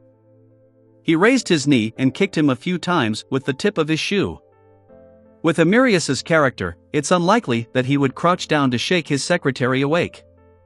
Heh, this fellow's arrogant way of looking down on others sure is irritating. I really want to beat him up. Klein paused as he watched sternly as Luan gradually woke up. Your Excellency, Luan was in a momentary daze, as though he couldn't tell dream from reality. As a high-ranking superior, I'm under no obligation to explain. Klein looked down at him and said in a deep voice, wake up all the lightly injured people. Get a number of them to treat the remaining people while the others are to investigate the heavenly body sect on Oravi Island. They worship an evil god named Mother Tree of Desire. Start the investigation with the people around Cynthia. I'll be waiting in the study for the report. With that said, he held the cracked rhinoceros horn pendant and turned to leave the master bedroom before entering the unaffected silent study. As an important member of the military, although he was somewhat helpless when faced with the kingdom's upper echelons, he needed to choose to ignore certain matters. An example was the telegram which relieved Aston from his post as Governor-General and the arrival of the new Governor-General. This meant that the new Governor-General had departed ahead of time, yet as the highest-ranking commander of the Central Sonia Seas Navy, Amirius Revolt had not received the news at all. However, on Oravi Island, to Secretary Luan and the local police system and naval base personnel, he still held absolute authority. He didn't need to do the investigations himself, as he had plenty of people at his disposal. A demigod only needed to be wary against any accidents and await news. There was no need to busy themselves. Inside the study, as Klein heard the chaotic sound of footsteps and horrified screams, questioning, and exchanges, he couldn't help but have the starry sky and the bright, lustrous star surface in his mind. What does it represent? Klein frowned and sat in the armchair behind the desk. His figure sank into the darkness brought about by the curtains. He soon made certain connections. Due to the legends from the City of Silver and Emlyn White's description of the Sanguine situation, he confirmed that the moon pathway controlled a portion of the authority over reproduction and proliferation. This coincided with Cynthia's intentions and actions. A starry sky. Mr. Dorr informed Emperor Roselle that the goddess's corresponding tarot card is the star and not the moon. Could it be that this illusory starry sky represents her? Yes, the primordial moon is suspected to be a particular deity, angel, or high-level devil's alternate identity. The goddess has the honorific name of Crimson Moon. Could she be the one passing herself off as the primordial moon and occupying the corresponding spot so as to control the required authority? Although Klein knew that such thoughts were sacrilegious, he couldn't help but suspect the Evernight goddess. But he soon rejected that conjecture. This was because, be it vampire ancestor Lilith or the primordial moon, what they projected was only reproduction and proliferation. It didn't include the recognition of gluttony, pride, and desire. This was at odds with a number of victims earlier. The other honorific titles of the Evernight goddess didn't include the corresponding domains. This does coincide with the traits of the devil pathway. A desire apostle is an expert in such matters. Could the one subjugating the primordial moon be a high-level devil, or even the king of devils who's known as the dark side of the universe, sequence 0 abyss? This is very possible, but the problem with this is that it shouldn't produce an illusory starry sky and bright stars.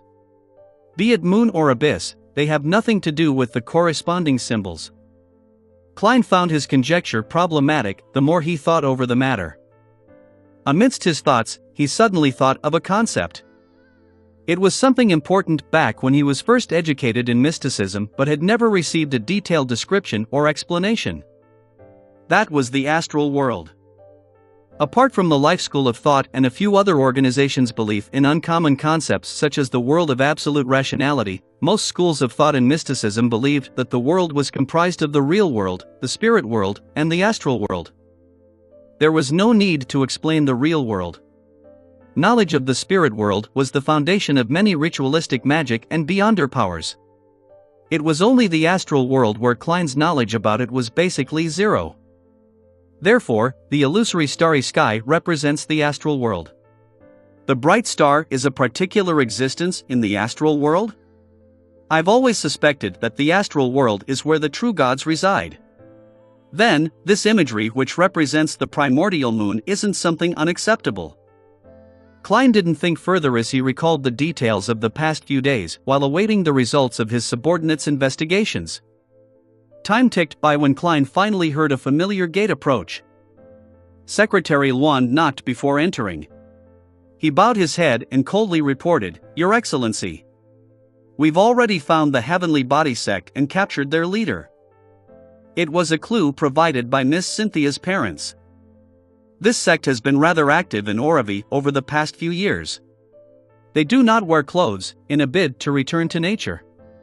Giving themselves up to their instincts is their purpose, and they believe that humans can attain liberation of their spirituality in such states. Reproduction of the next generation is a subsidiary product of this belief. After pausing for a moment, Luan added, "Their leader is a beyonder, a sequence 8 lunatic." Lunatic? A lunatic from the prisoner pathway? It has something to do with the Rose School of Thought? Yes, the Rose School of Thought internally has two factions, temperance and indulgence. The latter's beliefs are rather identical to the present situation. Klein was alarmed as he said in a stoic tone, "Bring him here." Chapter 630 Timeline. Chapter 630 Timeline. Translator. Atlas Studios. Editor. Atlas Studios.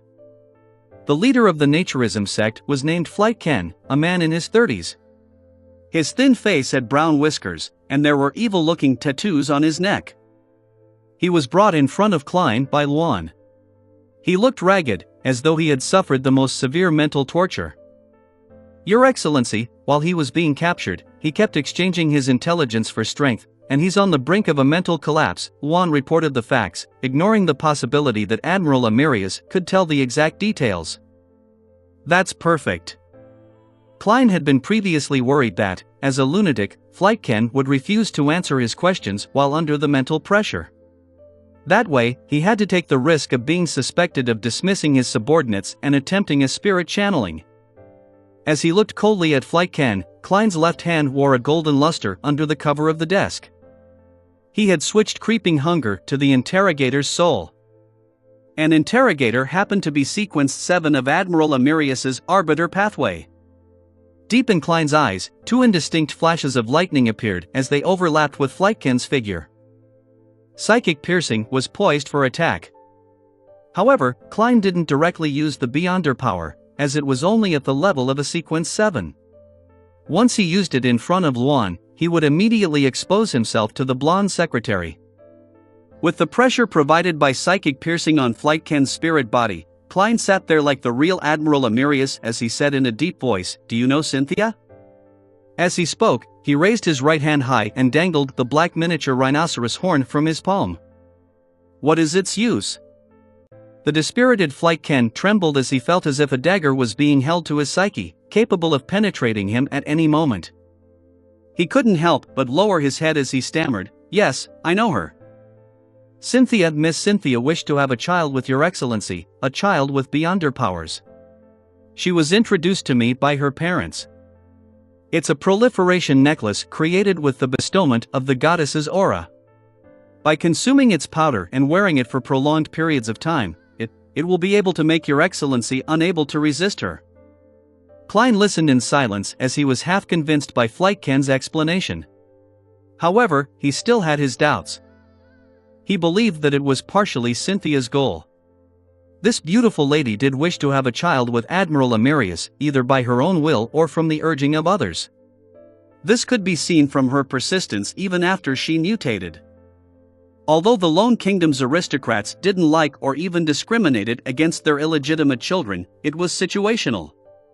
A child who had successfully inherited their father's Beyonder characteristics would similarly be given importance. Those ancient families who knew many secrets viewed this with importance, and the Revolt family was one of those families. Furthermore, Admiral Amirius is a stern and old-fashioned man on the surface, but he's someone who treasures his relationships. Even an illegitimate child would receive his love and have importance attached. This might be the real reason why Cynthia was eager to have his child. Klein sighed inwardly. The doubt towards Flightken's answer was concentrated on the true effects of the proliferation necklace, as well as the possibility of the naturism sect deliberate misleading of Cynthia. As he strengthened the pressure brought about by psychic piercing, Klein silently stared into Flightken's eyes until he could no longer take it and bowed his head again. "What other uses does this necklace have?" Klein shook the cracked pendant. His tone was calm, as though he knew every secret. His questions were only to obtain the final confirmation. An indescribable pressure inundated Flightken, who was already on the brink of a mental collapse. He plopped to the ground and shouted nearly hysterically, "It can corrupt you. As long as Cynthia consumed the powder ground from it and sincerely chanted Mother Tree of Desire's honorific name, any man who has sex with her and successfully has a child would be corrupted. That will make you become a believer of the Mother Tree of Desire. To become her blessed. So that's how it is." Klein instantly understood the entire story, and he was no longer puzzled by the mutation that happened that very night. The naturism sect's goal is to use Cynthia and the proliferation necklace, which looks like an ordinary object, to corrupt Admiral Amirius, making this important military figure of the Lone Kingdom become the Mother Tree of Desire's devout believer. He can then help their sect develop and provide them protection. The key to the success of this method is that it's sufficiently concealed and normal. It is in no way directly connected to terms like potency, strike, and terrifying. Therefore, after 3 rejections from me, Cynthia was unable to expel the corruptive forces in the proliferation necklace's powder from her body. She gradually reached her limit and finally connected with the Mother Tree of Desire and ended up with what seemed like a sudden mutation. Therefore, the monster after the mutation wasn't able to pose any threat to the real Admiral Amirius. Even my usage of the 9th law charm easily resolved the matter. This is because this wasn't the outcome the naturism sect wished to have. They wished to have Admiral Amirius be secretly corrupted, and not have a conflict with a demigod. Klein silently looked at the secretary Luan. Luan had also gained a rough understanding of the entire situation. He immediately lowered his head and said in a deep voice, "Your Excellency, it was our oversight. We only monitored Miss Cynthia and the servants here without expanding the monitoring to their friends and family. I'm willing to accept any punishment for this, even if you send me to be court-martialed." How would the real admiral reply? Klein once again immersed himself in the character of Amirius, experiencing his recent pain, helplessness, grief, and anger. He maintained his seating posture and sternly said, "We shall leave this for later." The hidden meaning behind this sentence meant, "I'll decide based on your upcoming performance." Luan was taken aback for a second, seemingly finding the admiral's mild punishment unbelievable. Klein half closed his eyes and said in a deep voice, "My father, the deceased Earl Revolt, once taught me this. He said to pardon the first mistake of a subordinate. Luan, you, as well as the other bodyguards, should be thankful for his benevolence." Luan's gaze shimmered as he drew a silent breath. He was no longer as calm, as he rather earnestly said, "Your benevolence is admirable. I pledge my utmost loyalty to you, apart from my principles, God, and kingdom. The pride in you is extremely exaggerated." Klein didn't believe him as he said seemingly calm, "There's a second half of the saying, that is, punish them for their second mistake." Luan nodded, unsurprised at that. Klein cast his gaze back to Flight Ken, who was slumped on the ground. He pressed without a change in expression, "Who instigated you to do this?" From his point of view, Flight Ken's answer was likely that they had planned it. After coming into contact with Cynthia and learning of her requests and knowing who her lover was, the Naturism sect boldly had the idea of corrupting the naval admiral, Amirius. Flight looked left and right somewhat neurotically as he apprehensively said, "It was the mother tree of desire. She instigated me to do it in my dream. In the beginning, I only wanted to lend Cynthia the proliferation necklace and for her to wear it. I never planned on her consumption of the powder." Instigated by the mother tree of desire? This is almost equivalent to a revelation. Klein nearly frowned. Although Admiral Amirius is an important figure of the lone military and the highest-ranking commander of the Central Sonia Sea, making his standing and power rather tremendous, it shouldn't be important enough to have an evil goddess set her sights on him. However, I'm not an evil god. I have no way of comprehending their thought process. Perhaps the corruption of Amirius is for subsequent plans. Yes, I can't eliminate the possibility that Flight Ken is lying. I'll have to confirm it later. Klein thought before sternly asking, "When did you have this dream?" Flight forced a smile filled with fear and said, "It was nighttime on February 4th, last Friday. I remember it very clearly. I had just released The Spirituality of a Lady. 4th February. Klein ruminated over the date, momentarily unable to find anything special about it. After 2 seconds of silence, he turned to ask, "What relationship do you have with the Rose School of Thought? What relationship does the Mother Tree of Desire have with the Chained God?"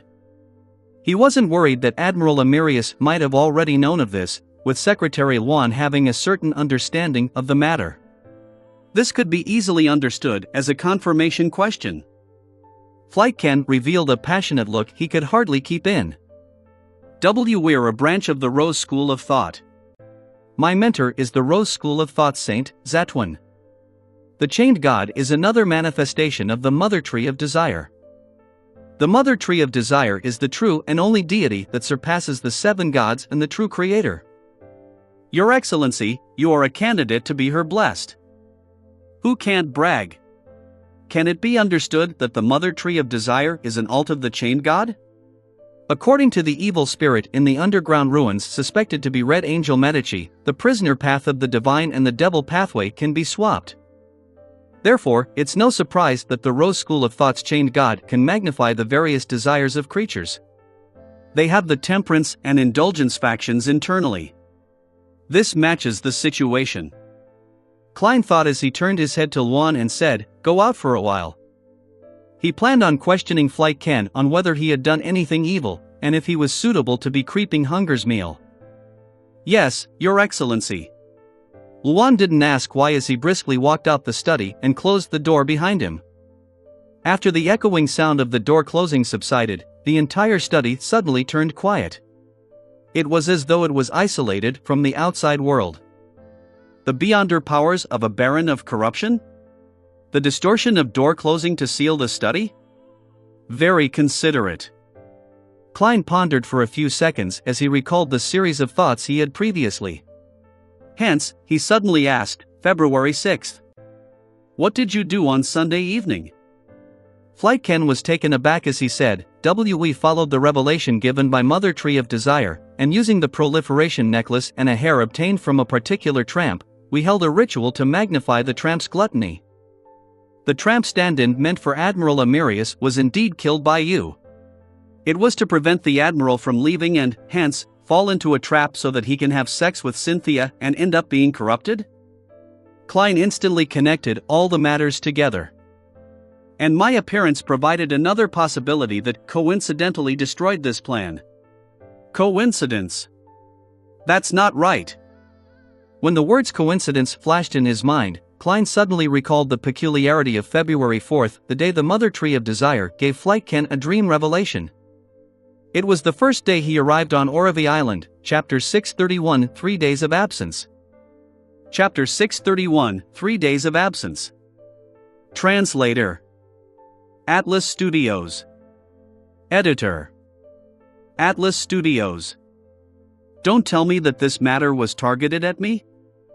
Klein was alarmed as he immediately became abnormally awake. As a person who had several similar experiences, he had quite a persecution complex.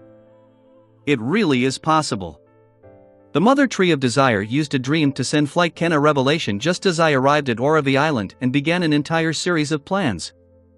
The first day I met Bilt Brando was the day the Naturism sect held the ritual to make the tramp stand-in die from gluttony.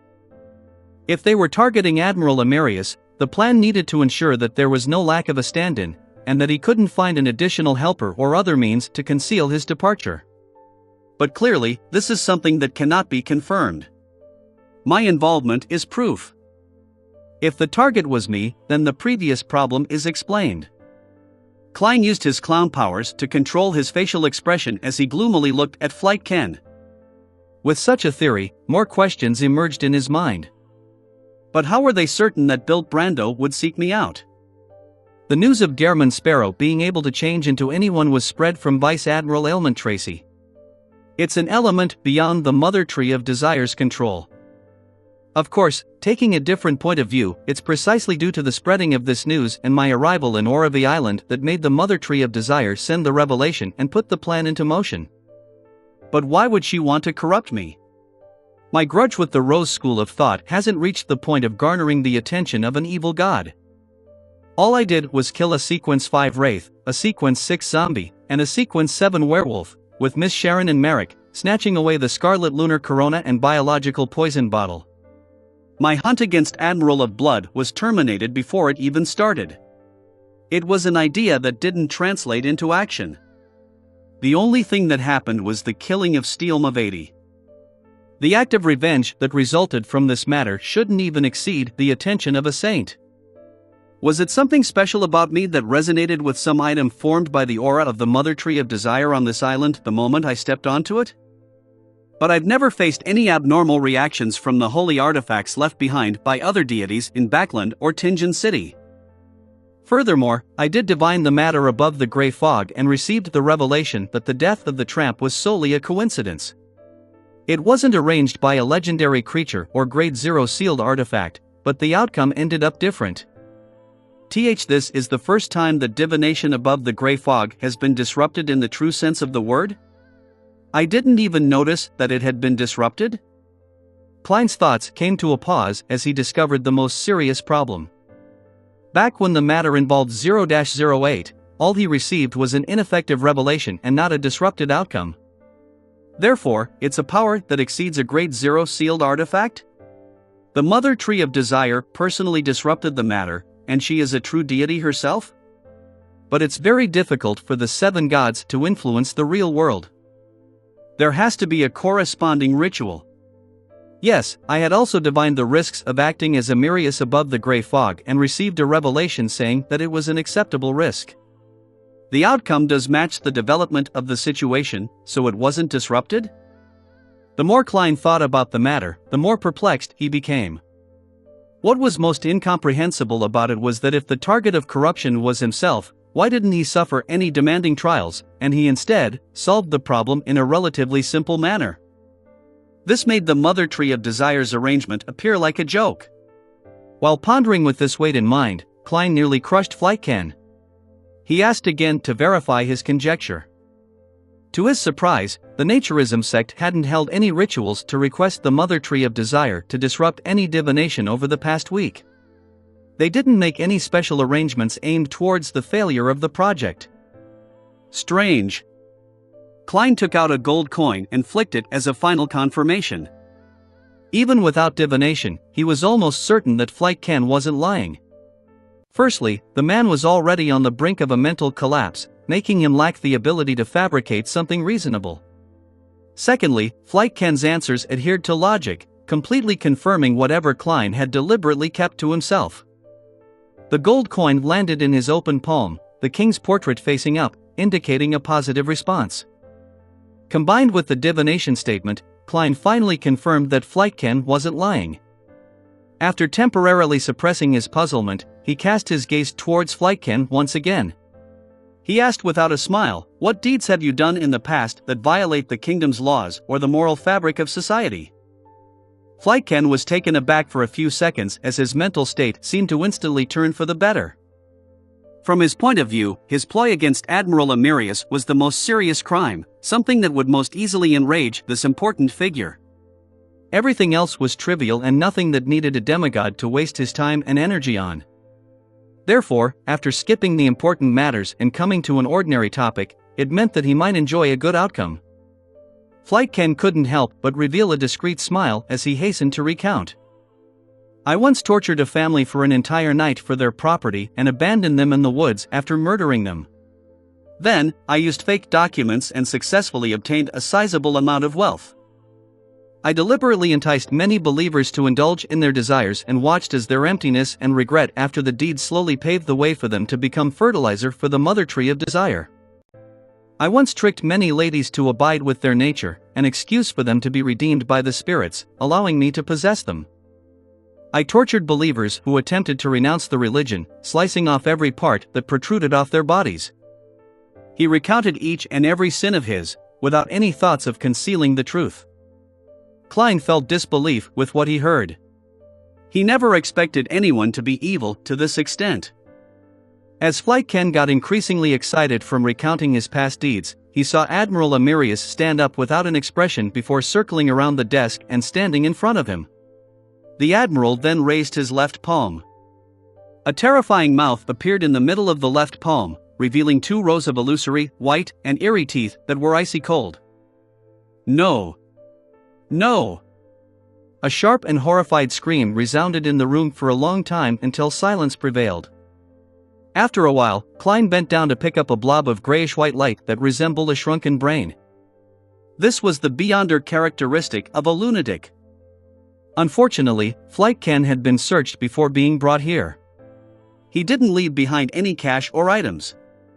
Klein snapped his fingers and ignited the rest of the clothes.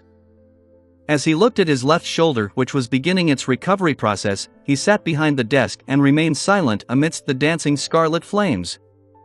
Once the traces were no longer noticeable, he pulled at a corresponding rope, making the bell outside ring. Luan released the restriction and entered, instinctively observing every corner.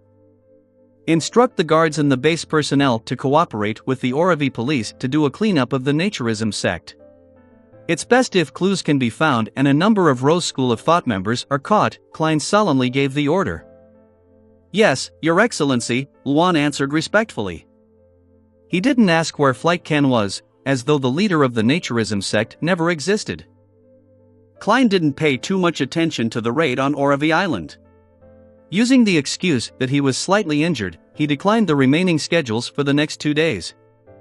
This meant that he didn't need to worry about needing to exude the might of a high-sequence beyonder of the Arbiter pathway after expending the 9th law charm. Nearing noon, Luan entered after knocking the door and reported, "Your Excellency, Mr. Aston has yet to leave on the liner. The new Governor General, Ben Conrad, has sent an invitation to participate in the banquet he's hosting tonight." Ben Conrad. The person who replaced Aston as Governor General. According to what I know, Viscount Conrad's family is a loyal subject of the royal family. Talon likely got to know Prince Edisac while being the equestrian teacher of Viscount Conrad's youngest son. Klein nodded gently as he immersed himself in Amirius Revolt's complex emotions. He remained silent for a few seconds before saying, "Inform Governor General Conrad that it's inconvenient for me to attend the banquet because of the injuries suffered from the naturism sex assault. Apologize to him on my behalf." "Yes, Your Excellency." Luan didn't persuade him otherwise and calmly left the room. A demigod definitely had the right to be willful. As long as he didn't engage in some secret ploy or commit any serious mistake, there was no way he would be blamed regardless of what he did. This was because any faction would be willing to rope in a demigod. As he watched Luan's back vanish from the door, Klein shook his head indiscernibly and sat back behind the desk. A quiet day quickly passed.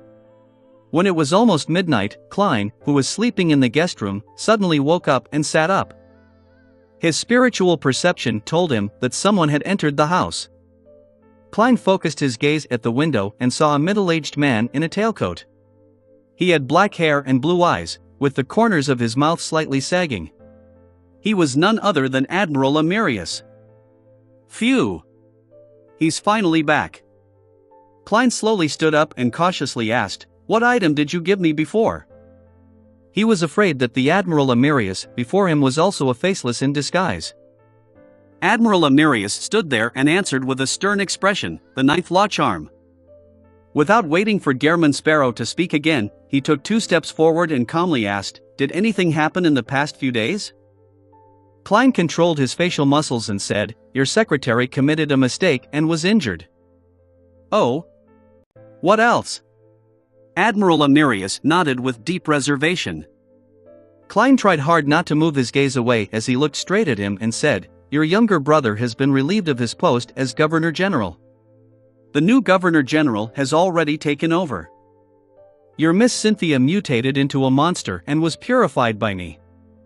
A number of your bodyguards and attendants were infected to a certain extent and are currently receiving treatment." Amirius's expression turned into shock bit by bit in an uncontrollable manner. His eyes moved slightly, as though he suspected whether he had returned to the wrong place. It had only been 3 days, Chapter 632 finishing up. Chapter 632, finishing up. Translator. Atlas Studios. Editor. Atlas Studios. After a frozen moment of silence, Amirius quickly brought his expressions under control. He said in a domineering and deep tone, "Tell me the specifics." Klein didn't hide much of the truth. He began with Aston Revolt's question, before mentioning the warning from the mysterious person in the dream, and how he was told not to make a choice that resisted the trend of the times. Following that, he talked about the sudden telegram, and finally he spoke of Cynthia's mutation. He went into detail about the situation, the arrogance of the secretary, how he dealt with it, and the general investigations that followed. The only information he kept to himself was that the February 4th was the first day he arrived on Oravi Island, as well as his subsequent guesses. Of course, he was also very vague with matters regarding combat. He believed that Admiral Amirius was understanding enough. After all, what a Beyonder was good at or what unique abilities he had were one of their greatest secrets. If they were exposed or understood by others, it gave others a chance of setting up a targeted ambush, making it possible for them to die under the hands of an enemy of a lower sequence. Below that of high-sequence Beyonders, many Beyonders could be very powerful or very weak. After Amirius listened to the recount in silence, his expression didn't seem to change in the dark room. However, the fact that he hadn't interrupted Klein's recount implied something. After a few seconds of silence, he asked in a deep voice, "The mysterious person who infiltrated your dream emphasized the fate of an era, as well as the trend of the times?" Yes. Klein had already changed back into Gehrman Sparrow's appearance. He didn't deliberately go into detail that the mysterious person had never mentioned Aston Revolt's exact plan. Amirius fell silent again. You maintained my appearance in your dream? Yes, this is my secret, Klein answered succinctly. Amirius nodded indiscernibly as he paced around in a tiny area before looking back at Gehrman Sparrow. There were no problems with your choices. Upon hearing this, Klein seemed to receive the ultimate and most effective feedback. A large portion of the potion in him was digested as a result. Amidst the deep, reverberating tone, Amirius turned his body to the side and said without any hint of emotion, I originally had no plans to have a contract with the stand-in, and instead I wanted to inform Cynthia that I had the symptoms of losing control, making it impossible for me to have any physical relationship with her for 5 days. However, I later changed my mind due to certain reasons. If not for the temporary contract's forceful restriction, even if I'm able to withstand the temptations during usual times, I might not have been able to resist the magnified desires last night. Of course, if Cynthia knew of the 5-day restriction ahead of time, she wouldn't be in such a rush to consume the powder ground from the proliferation necklace. It would have prevented her from sensing the mother tree of desire and end up mutating. But as such, the ball is in the naturism sex court. They could have made up an excuse to get Cynthia to consume it.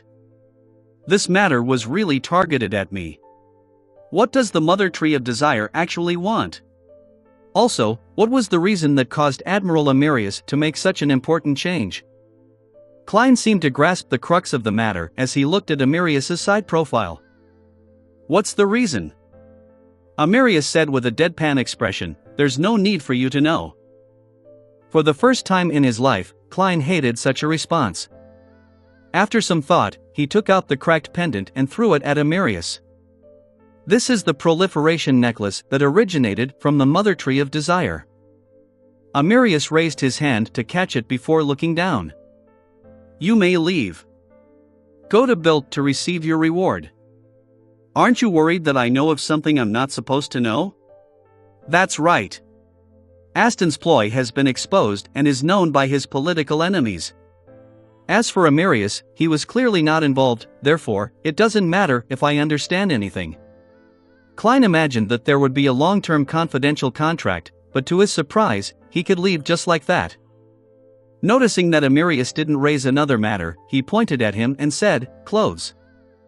Only then did Admiral Amirius look up, silently taking off the formal attire comprised of a shirt and tailcoat. Klein had originally wished to ask for additional payment due to the excessive dangers that went beyond the scope of the original agreement.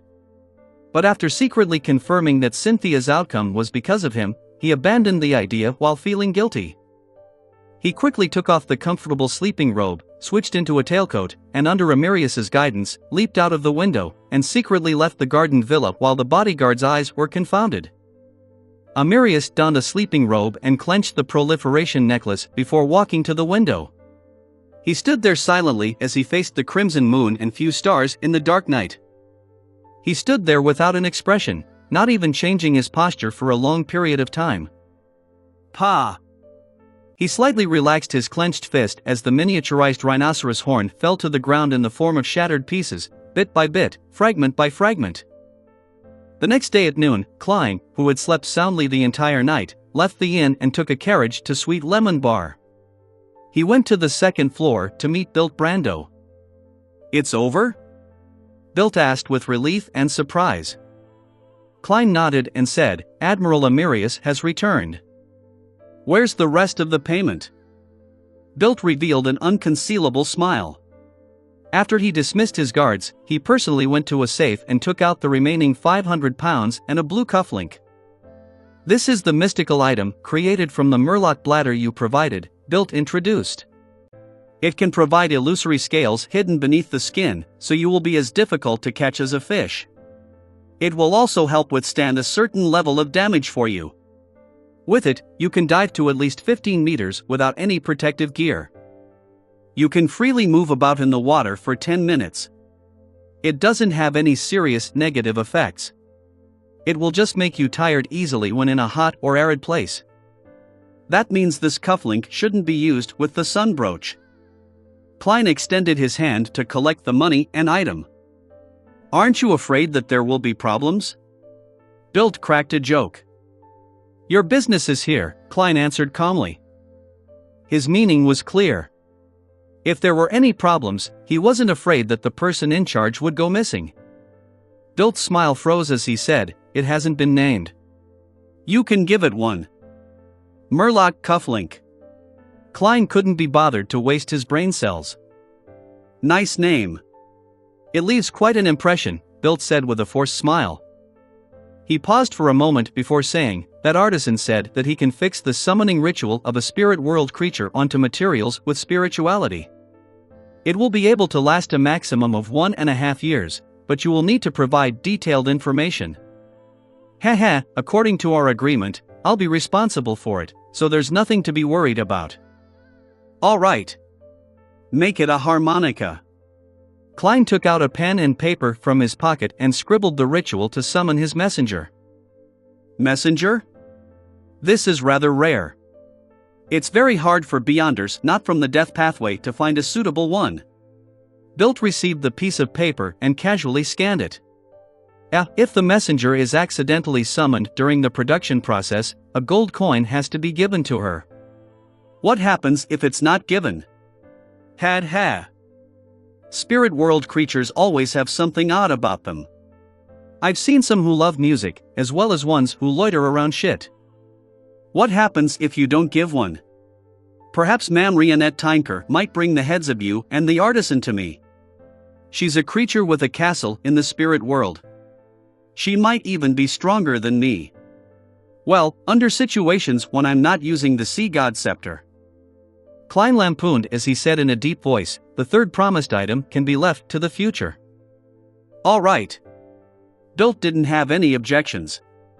Following that, he asked out of curiosity, "Mr. Gehrman, how did you fool Secretary Juan, Governor General Aston, and Miss Cynthia, people who Admiral Amirius specifically mentioned?" Klein did his best to prevent his facial muscles from twitching. "Follow the information and think about it carefully." He didn't provide an exact description before he stood up and bowed with his hat. "It's time I bid farewell." "It was a pleasure working with you," Bilt answered with a smile. After watching Gehrman Sparrow's figure vanish behind the door, he shook his head and chuckled, muttering, "This powerful and crazy adventurer is actually a natural actor?" After lunch, his subordinate sent him the day's papers. As Bilt sucked on a cigar, he flipped through it when his expression suddenly froze. Last night, the new Governor General, Ben Conrad, held a banquet. New Governor General? Aston Revolt has been relieved of his position as Governor General? Bilt picked up the other sets of newspapers and found the same piece of information. With his connections in Oravi, he should have long heard of news regarding a replacement of the Governor General. However, the replacement was extremely sudden. Most people only learned of the situation when the new Governor General officially made his appearance. After a while, a partner who was secretly serving Admiral Amirius entered the room. "Your Excellency wants you to investigate the people around you for naturism sect believers and sink them all into the sea," the partner passed on Amirius's instructions. "All right." Bilt asked curiously, "What exactly happened?" "The naturism sect suffered a terrible blow since yesterday. His Excellency suffered an assassination attempt from the naturism sect yesterday. Miss Cynthia perished as a result. Secretary Luan was injured, and the Admiral lost many of his bodyguards," the partner described simply. "Ah?" Bilt was momentarily stunned. Aren't these the people Admiral Amirius mentioned to be careful of when acting in front of them? I even specially emphasized it to Gehrman Sparrow. Now, Miss Cynthia is dead, Secretary Luan is injured, and Aston Revolt has been relieved of his position as Governor General. The corners of Bilt's mouth twitched while he wore a blank expression. Eastchester County, Stone City. Audrey silently listened to a noble lady's words, echoing her from time to time as she provided an ear to listen to. Towards the end, the noble lady praised her sincerely, "Audrey, you really are an angel. I feel a lot more comfortable after chatting with you." At this moment, Audrey saw the female priest from the Church of Evernight enter. Hence, she exchanged pleasantries before walking over with a smile. This priest appeared ordinary, as she only provided low-level preachings, but in fact, she was a secret member of the psychology alchemists. Audrey, the potion formula is already in my hands. However, you need to contribute enough to obtain it, the female priest whispered while no one was paying attention. Audrey's eyes darted around slightly as she said, "That wouldn't be an issue." "However, ma'am's mine, can you tell me its name?"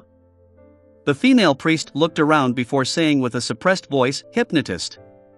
Chapter 633, 2 Types of Parasitizing. Chapter 633, 2 Types of Parasitizing. Translator. Atlas Studios. Editor. Atlas Studios. After leaving the Sweet Lemon Bar, Klein directly returned to his inn. Just as he was packing his luggage, the gigantic skeleton messenger appeared suddenly. It originally wanted to pat Klein on the shoulder, but it failed due to its nearly 4-meter-tall body with its head penetrating through the ceiling. All it could do was throw the letter ahead before collapsing into nothingness. "Mr. Isaac has finally replied. It has almost been a week. Has the messenger been changed? It looks like the original one and would make the corresponding warning." Klein caught the letter and unfolded it. "I'm very sorry that I'm only replying to you today. Perhaps it's because the memories I've recovered has exceeded the limits of my body. I had to spend several days in a deep sleep to adapt to it. The matters you described does coincide with the traits of a marauder pathway. Their corresponding sequence 4 is parasite. In higher sequences, they possess the beyonder powers of parasitized bodies. According to what I know, there are 2 types of parasitizing. The first type is a preliminary state. The parasite would borrow the host's body to hide himself, so as to extend his lifespan and recover from his injuries. He can see and hear whatever the host sees and hears, but he is unable to interfere with the host's thoughts or steal his thoughts. Therefore, for a host to converse with a parasite, he will have to be the first to speak. The other is full control. The parasite is nearly fused with the host's spirit body, knowing and understanding his thoughts, as well as take over control of the body. Faced against the first type of parasite, one can inform the host via dreams or a subconscious conversation without worrying about being discovered by the parasite. This is because the parasite has to use the host's senses to sense his surroundings. For the second state, there is no way to converse with the host without the parasite's knowledge. However, there is a chance of eradicating the parasite, which is to rely on the host's faith.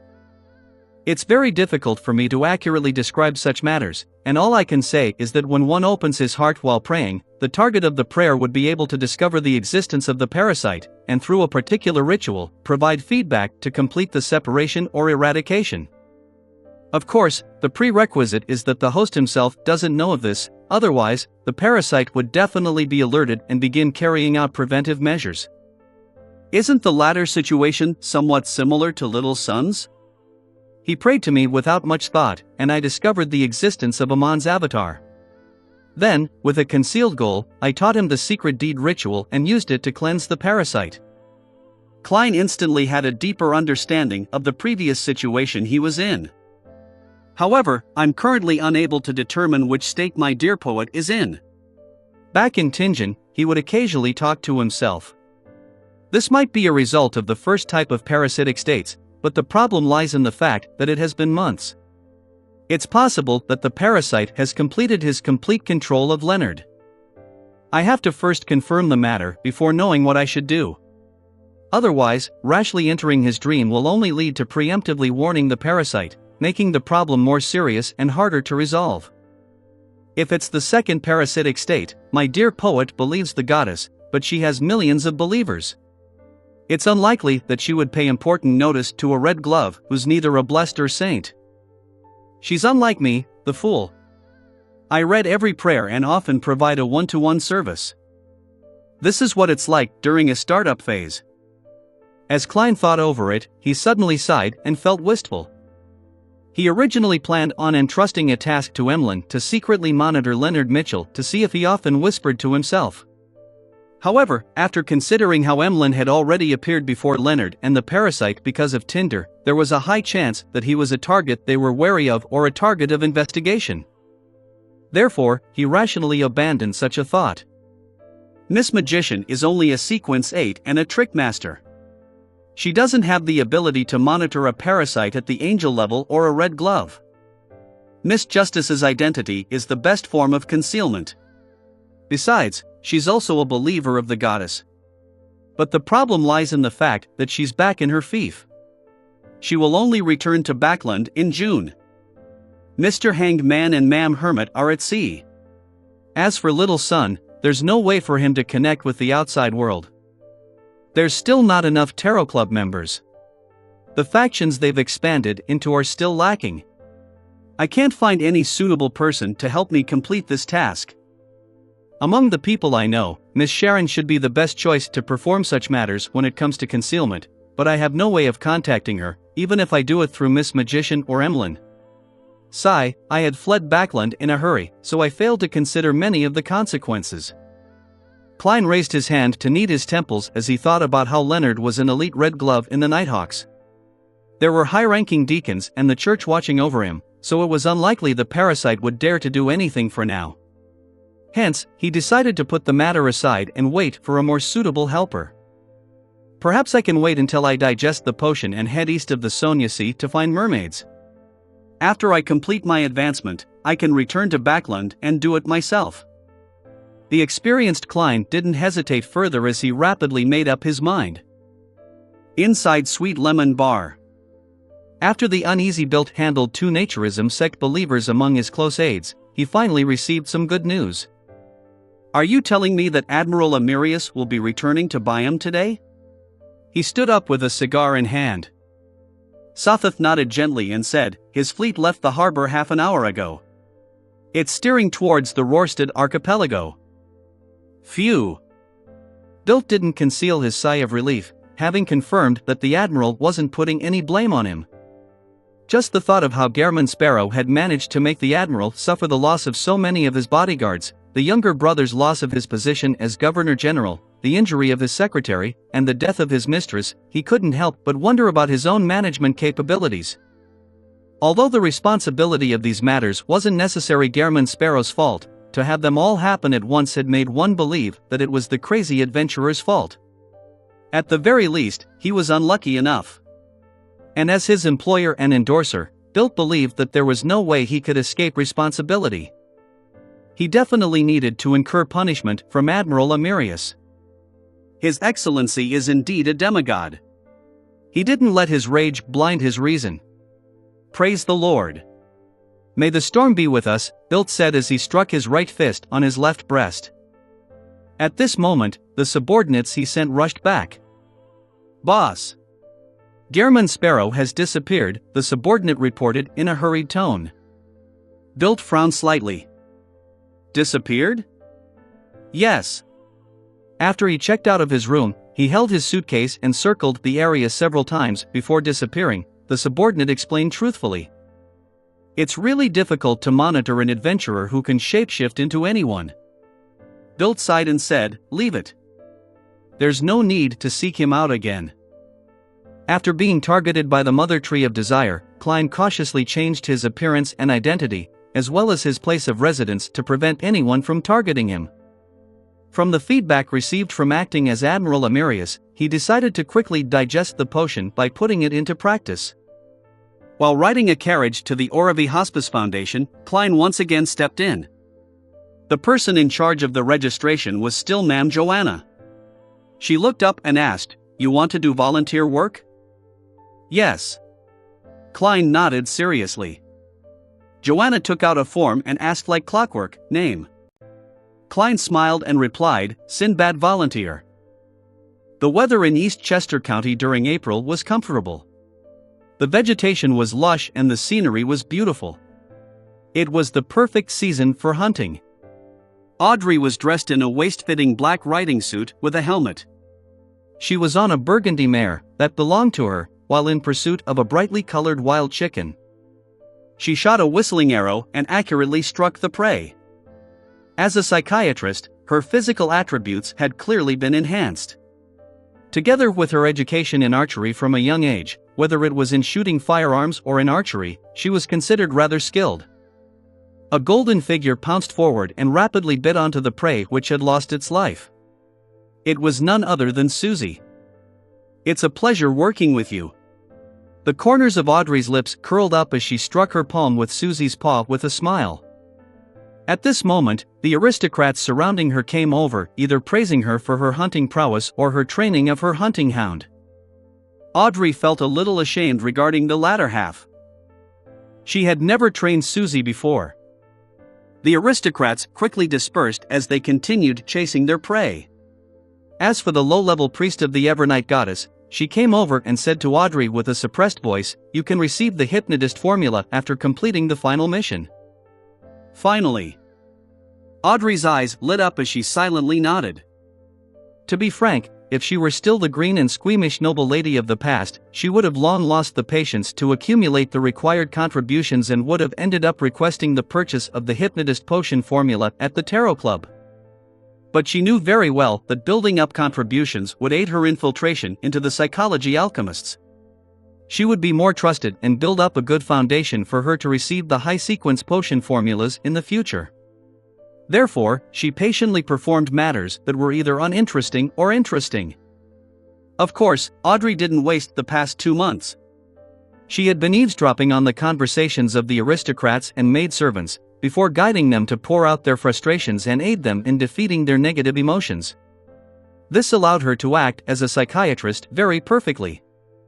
During this process, she realized that she would unknowingly eavesdrop, observe, and steer the people around her, to understand their flaws and habitual thought processes. She believed that she could disadvantage or mentally break any one of them without leaving a mark. She could also get them to help her by their own will without them even realizing it. It has to be said that it's actually quite terrifying, just like monsters in the legends, who can grasp your minds. As she recalled, Audrey couldn't help but sigh inwardly. Smine was somewhat unaccustomed to horse riding as she carefully circled the area and said, "Stone University's Associate Professor Michelle is a collector.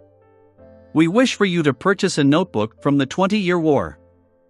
The 20-Year War referred to a war between the Lone Kingdom and Faesac Empire in the 5th epoch's year 621 to 642. The former was defeated and lost the ancient Elves Island, which was present-day Sonia Island. Chapter 634, City of White. Chapter 634, City of White. Translator: Atlas Studios.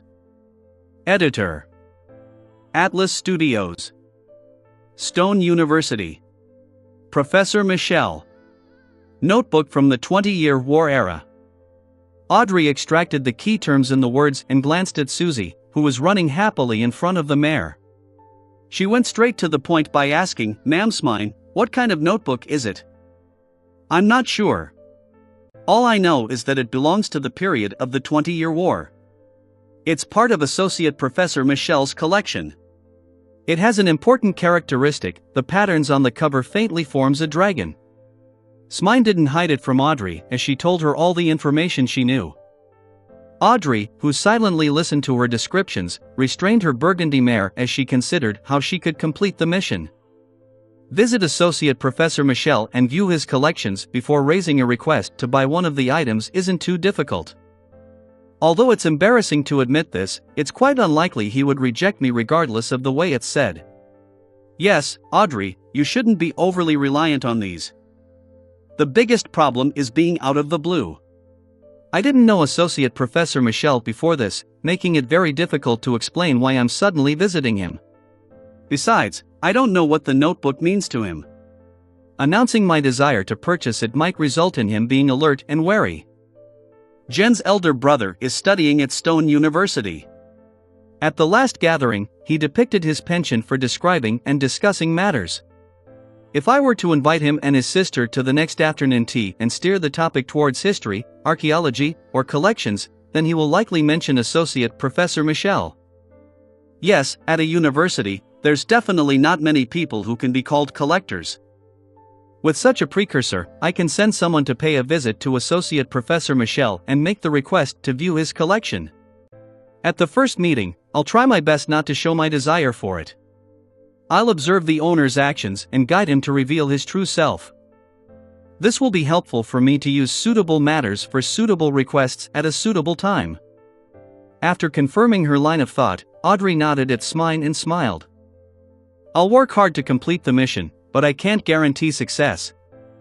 Just as she said that, she tightened the girth before shooting forward like an arrow, heading straight for a reddish-brown fox that was darting around in a hunting encirclement. Above the tumultuous sea, the Blue Avenger was like a leaf tumbling amidst heavy squalls. From time to time, it would be thrown up before crashing back into the waves, but it maintained a stunning sense of balance without any signs of capsizing. Inside the captain's cabin, Alger Wilson was floating around the window as he looked at the waves outside, which were as high as mountains. There were forceful winds blowing around him in silence. Some time later, he landed his feet onto the carpet. Windblast is indeed a sequence that can be easily acted based on its name. The only problem is that it occasionally makes me irascible, completely matching the characteristics of a gale. Alger sighed inwardly without any delight. Over the past 2 months or so, he had failed to obtain the Ocean Songster formula through his own research channels and the Tarot Club's trades. After all, it was that of a Sequence 5, the sequence closest to a demigod. The corresponding formula was already something where demand far outstripped supply. Even with boatloads of money and the willingness to pay a premium, it was very difficult to buy one. Normally speaking, joining the corresponding church or organization was the most effective method of obtaining the corresponding formula, but as a Church of Storms bishop, Alger was unable to rely on this method.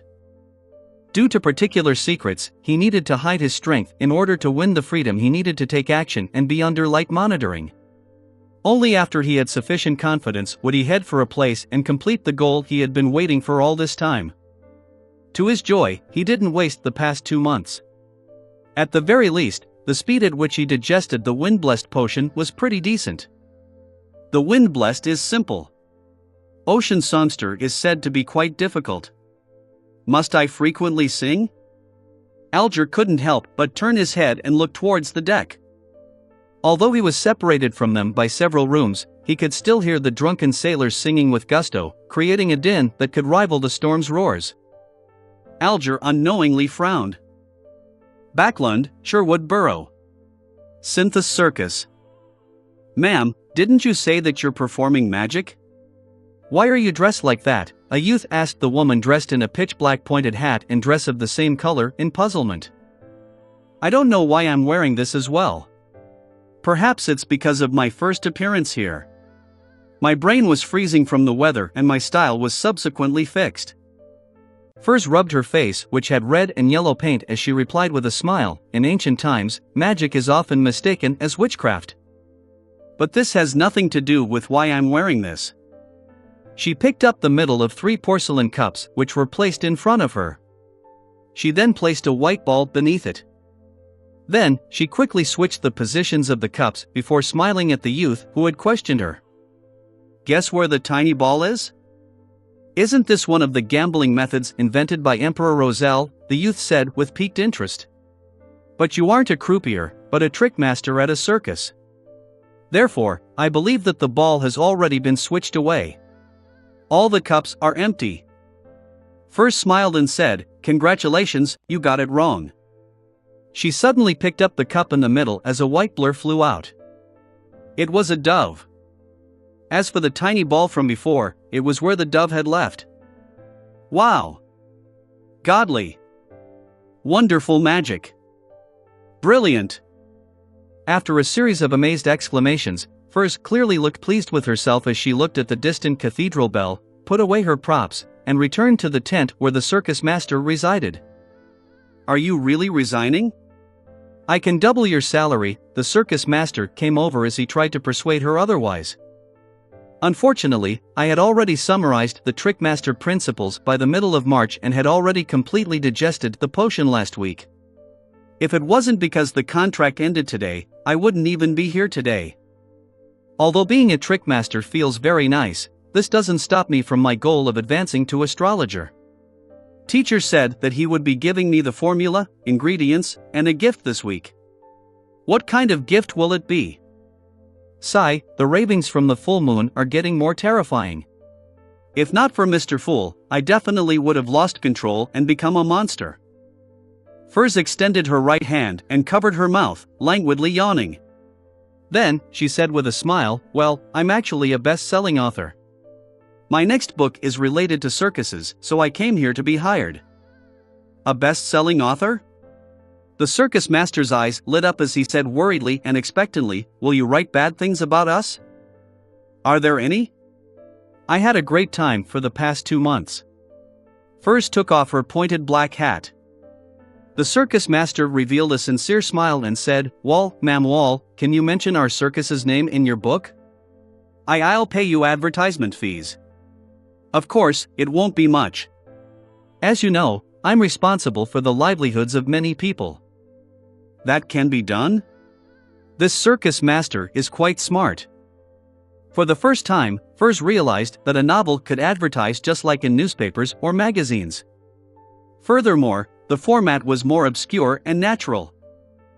Amidst waves, a liner with rows of cannons traveled along a safe sea route without daring to deviate far from it. Any deviation from the sea route east of Orevi Island usually meant disappearing. Even pirates didn't dare to stray too far from the safe zones. This sea was filled with unexplored regions, filled with all sorts of sensational legends. After 2 months of volunteer work and finding 4 chances to engage in true acting, Klein bade farewell to carrying patients, scrubbing toilet bowls, cleaning vomit, and other miscellaneous chores. He boarded a ship headed for the Gargas archipelago. At the tarot gathering in early March, he had hired the hermit Catlia in a private conversation. He would meet her at the capital of Gargas archipelago, the city of White, Naz. He would then board her ship and head for the dangerous ocean, which was close to an illusion, on the far east of the Sonia Sea. There, he would search for unaffiliated mermaids who lived there. The hermit Catlia seemed to be very interested in meeting members of the tarot club in the real world. With just a few seconds of thought, she agreed to the world's request. However, due to the high level of danger, she had given a high asking price. £3,000. Klein's first reaction was to give up and take Mr. Hangman's ghost ship, but considering how there would be many sailors from the Church of Storms following him, making his freedom limited, and the fact that the level of danger in the easternmost area of the Sonia Sea was high, he finally accepted Ma'am Hermit's condition. As for her, she would wait around the Gargas archipelago for a month at the beginning of April. Any delay would imply the end of the cooperation. To not waste the £1,000 deposit, Klein didn't wait to complete his digestion before heading for Gargas archipelago from Orevi Island. Of course, with the summaries and chances at true acting from before, he was already very close to completely digesting the faceless potion. Even if he didn't use true acting, just acting in his capacity as Gairman Sparrow was enough to complete the digestion in 2 to 3 weeks. Due to this reason, as well as the world's identity being tied with Gairman Sparrow, Klein transformed back into the lunatic and powerful adventurer once he left the hospital. However, he did disguise himself to a certain degree. As he watched the perturbed sea surface, Klein finally saw a port city that had houses mainly made of white rock. The most eastern front of the Fasak Empire, the capital of the Gargas archipelago, Naz. "I'm finally overseas." Klein looked at a fishing boat carrying whale meat cruising into the harbor. Its ruggedness wasn't concealed. Meanwhile, he discovered several ships hanging pirate flags docked at the harbor without any signs of concealment.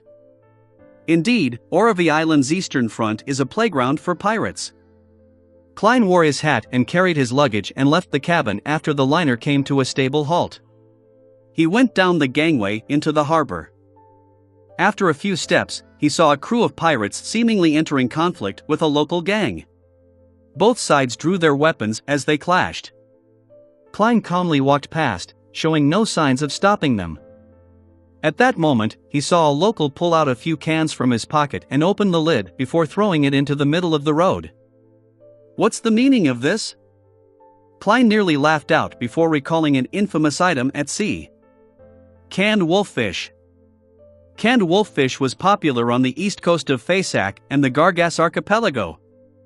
Just as the thought surfaced, an indescribable stench seemed to inundate Klein's olfactory senses.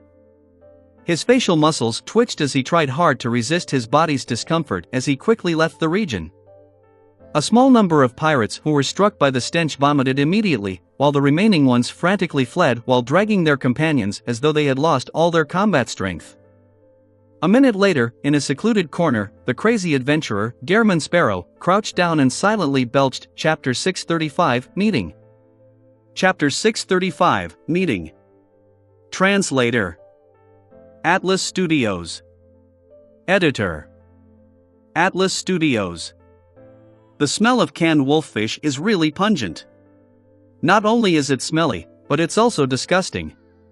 It's practically a biological weapon. Klein crouched in the corner and took nearly a minute to recover. Before that very instant, he had underestimated canned wolffish. He had failed to take the necessary actions to deal with the situation. He could have used paper figurine substitutes or create an invisible air tube to pretend that he was using underwater breathing, but he had done none of that. Now, he finally got a deep understanding of how wise it was to ban opening canned wolffish in public. Phew! Klein exhaled as he slowly stood up. Carrying his suitcase, he slowly walked towards the harbor.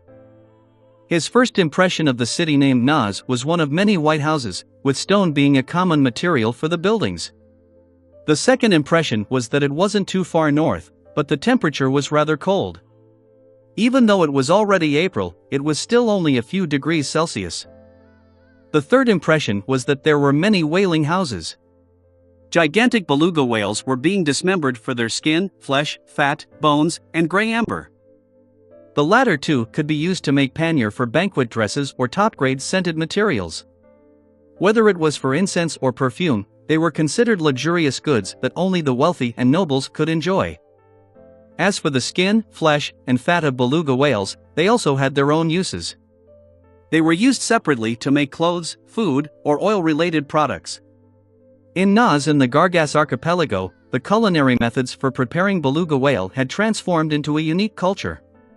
There were all sorts of techniques and famous restaurants. Klein passed by the various whaling houses, seeing separated fat being carried out on cargo carriages towards nearby factories that spewed black smoke. They were oil refineries which were very unique to Gargas. Beluga whale fat could be refined into whale oil, which could be bottled and made into outstanding incendiary material and the lifeblood of particular industries. Very unique. Klein exhaled some mist as he stopped and watched for a while. Out of the harbor and into the city district, a cacophony of Fasak inundated his ears. Having mastered ancient Fasak, the source of the northern continent's language, Klein was long familiar with the language of the northern continent barbarians. He turned his head upon hearing the din and saw the tall populace with slightly blonde hair raising horizontal banners as they protested on the streets. The horizontal banner right at the front clearly wrote the reasons for their protest. Oppose the poaching of beluga whales. We need sustainable development. But Klein nearly lost his cool as he believed that the concept of sustainable development was highly likely to be invented by Emperor Roselle. As he swept his gaze, he looked at the banners behind it and understood the goals of the protest. Whaling for survival, not entertainment. Humans aren't more important than beluga whales. Greedy devils should leave Naz. At this moment, a policeman dressed in a gray uniform held a shield, riot fork, and baton to stop the protesters from advancing. After a brief argument, the scene quickly turned violent. Many protesting youths threw open canned wolffish, as well as Molotov cocktails.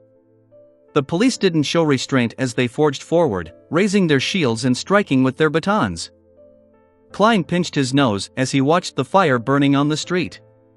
He realized that many passers-by were completely unfazed. Apart from a small bunch of spectators, the rest continued proceeding to their destinations. It appears that such things happen often in Naz. Do protests develop into riots? As expected of the Fasak Empire. Klein mumbled to himself, circled the street, and casually found an inn to stay.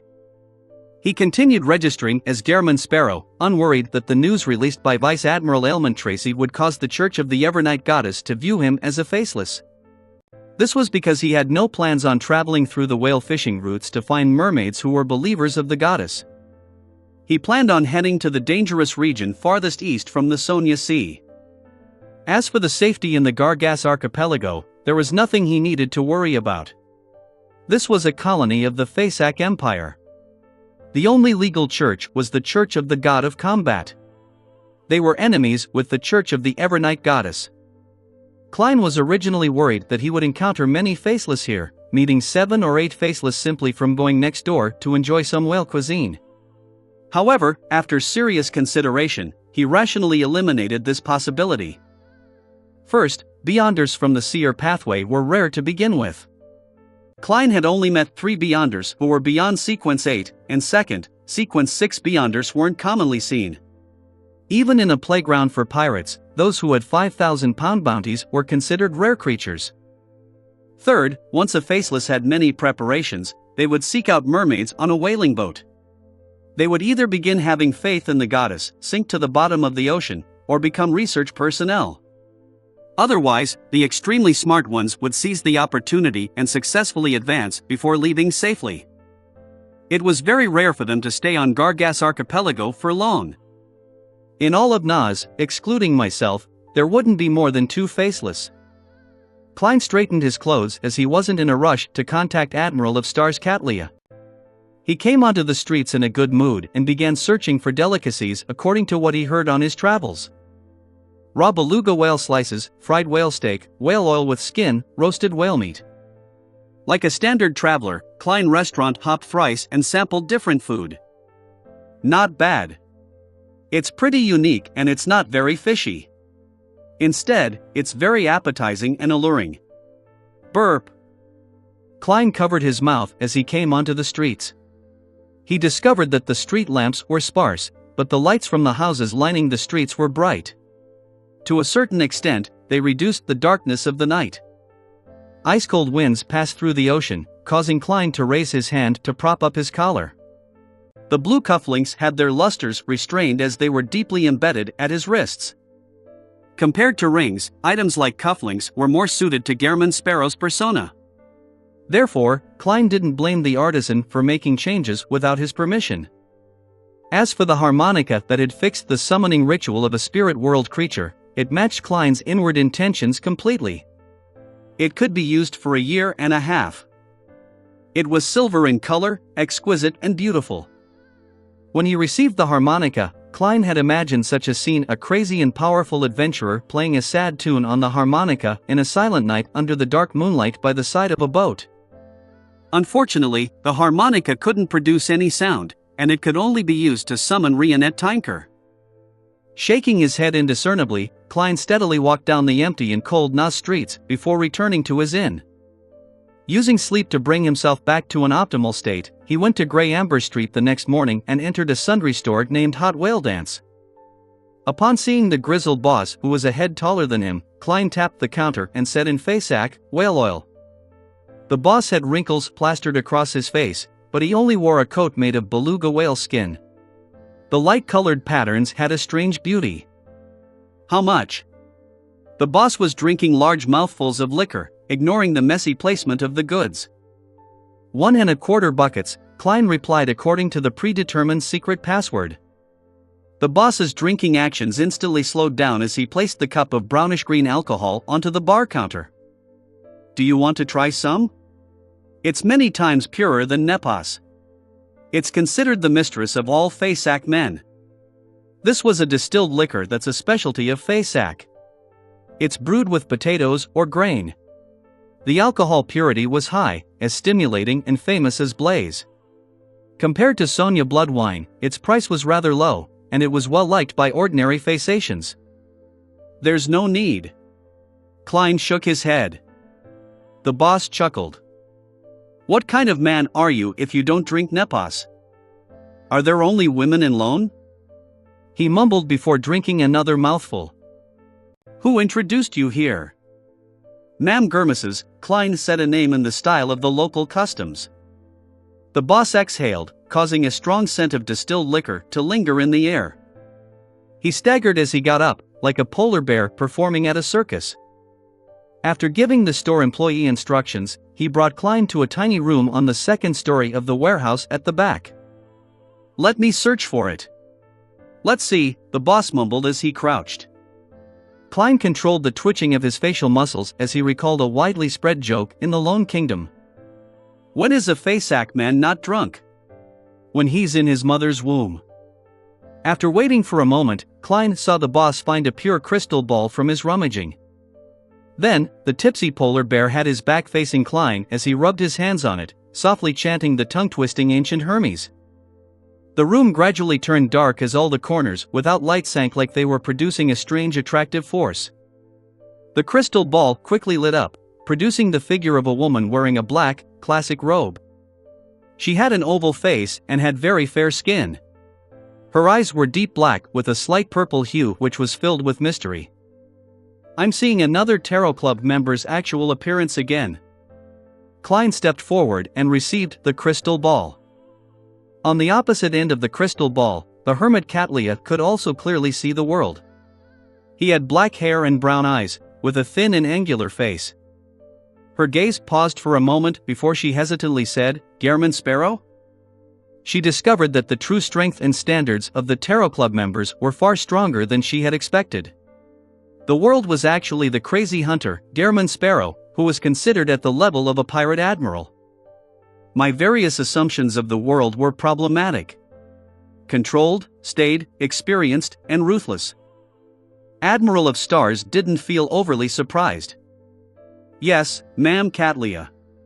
Klein gestured for the boss to leave the room. After it became extremely quiet, Admiral of Stars Katlia asked once again, "I'm very curious. How did you recognize my identity?" "I've been very careful when participating in the gatherings." Of course, she had jumped in fright when the world, who had chosen to speak privately with her, immediately greeted her with Admiral of Stars. And it was partly because of this that she chose to take on the world's commission. A secret. Klein smiled politely. As he didn't wish for her to make connections to Mr. Fool, he calmly added, "Your eyes are very special." "Can I understand that as a form of praise?" Katlia smiled, feeling somewhat enlightened.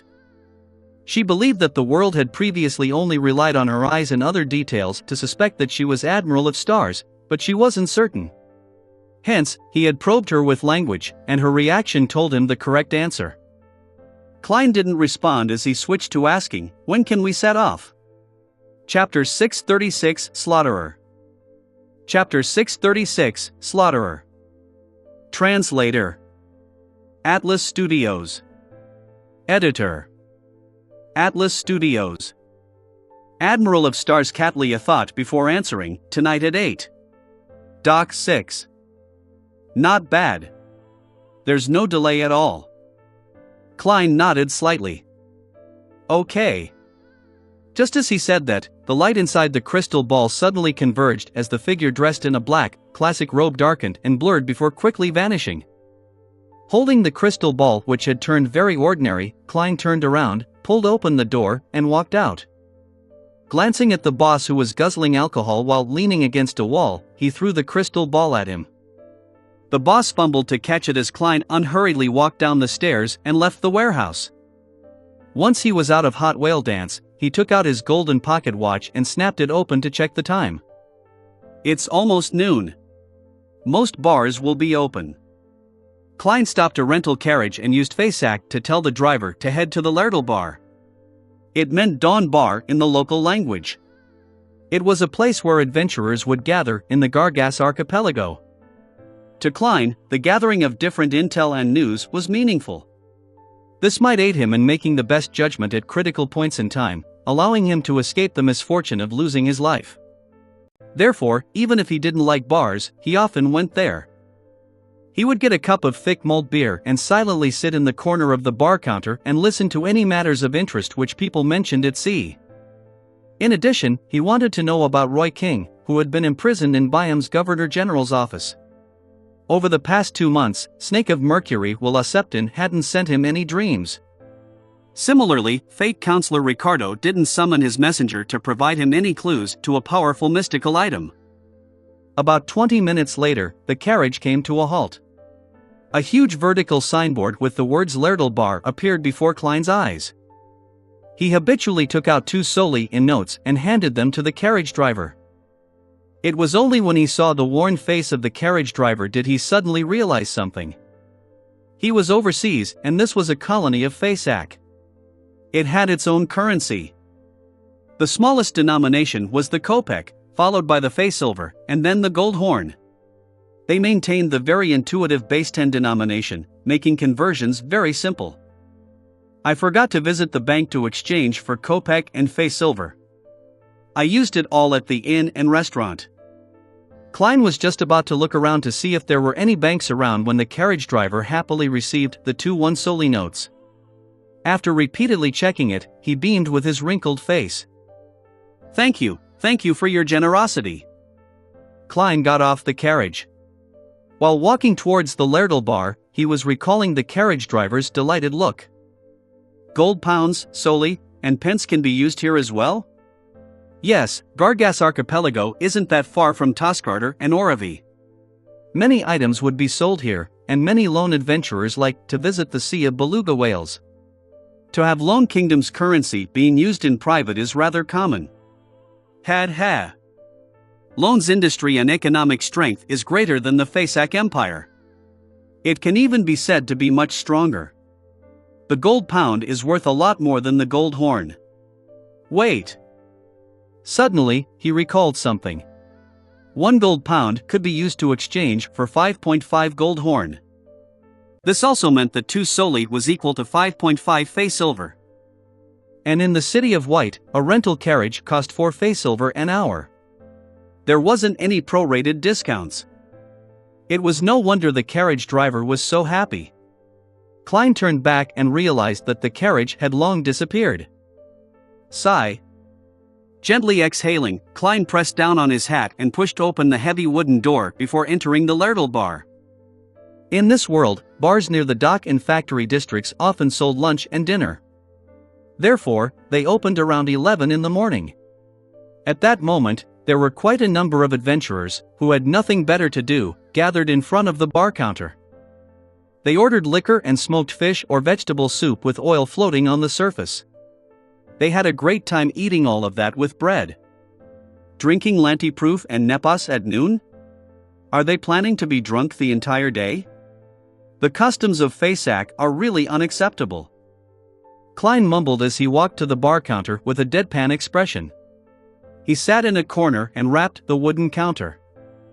2 toasted bread with red sausage, a set of smoked whale meat, a bowl of thick vegetable soup, and a cup of Gallus beer. Gallus beer was rather popular along the eastern seaboard of Feysak. It was rather rare in Sonia Island and the Gargas Archipelago. New here?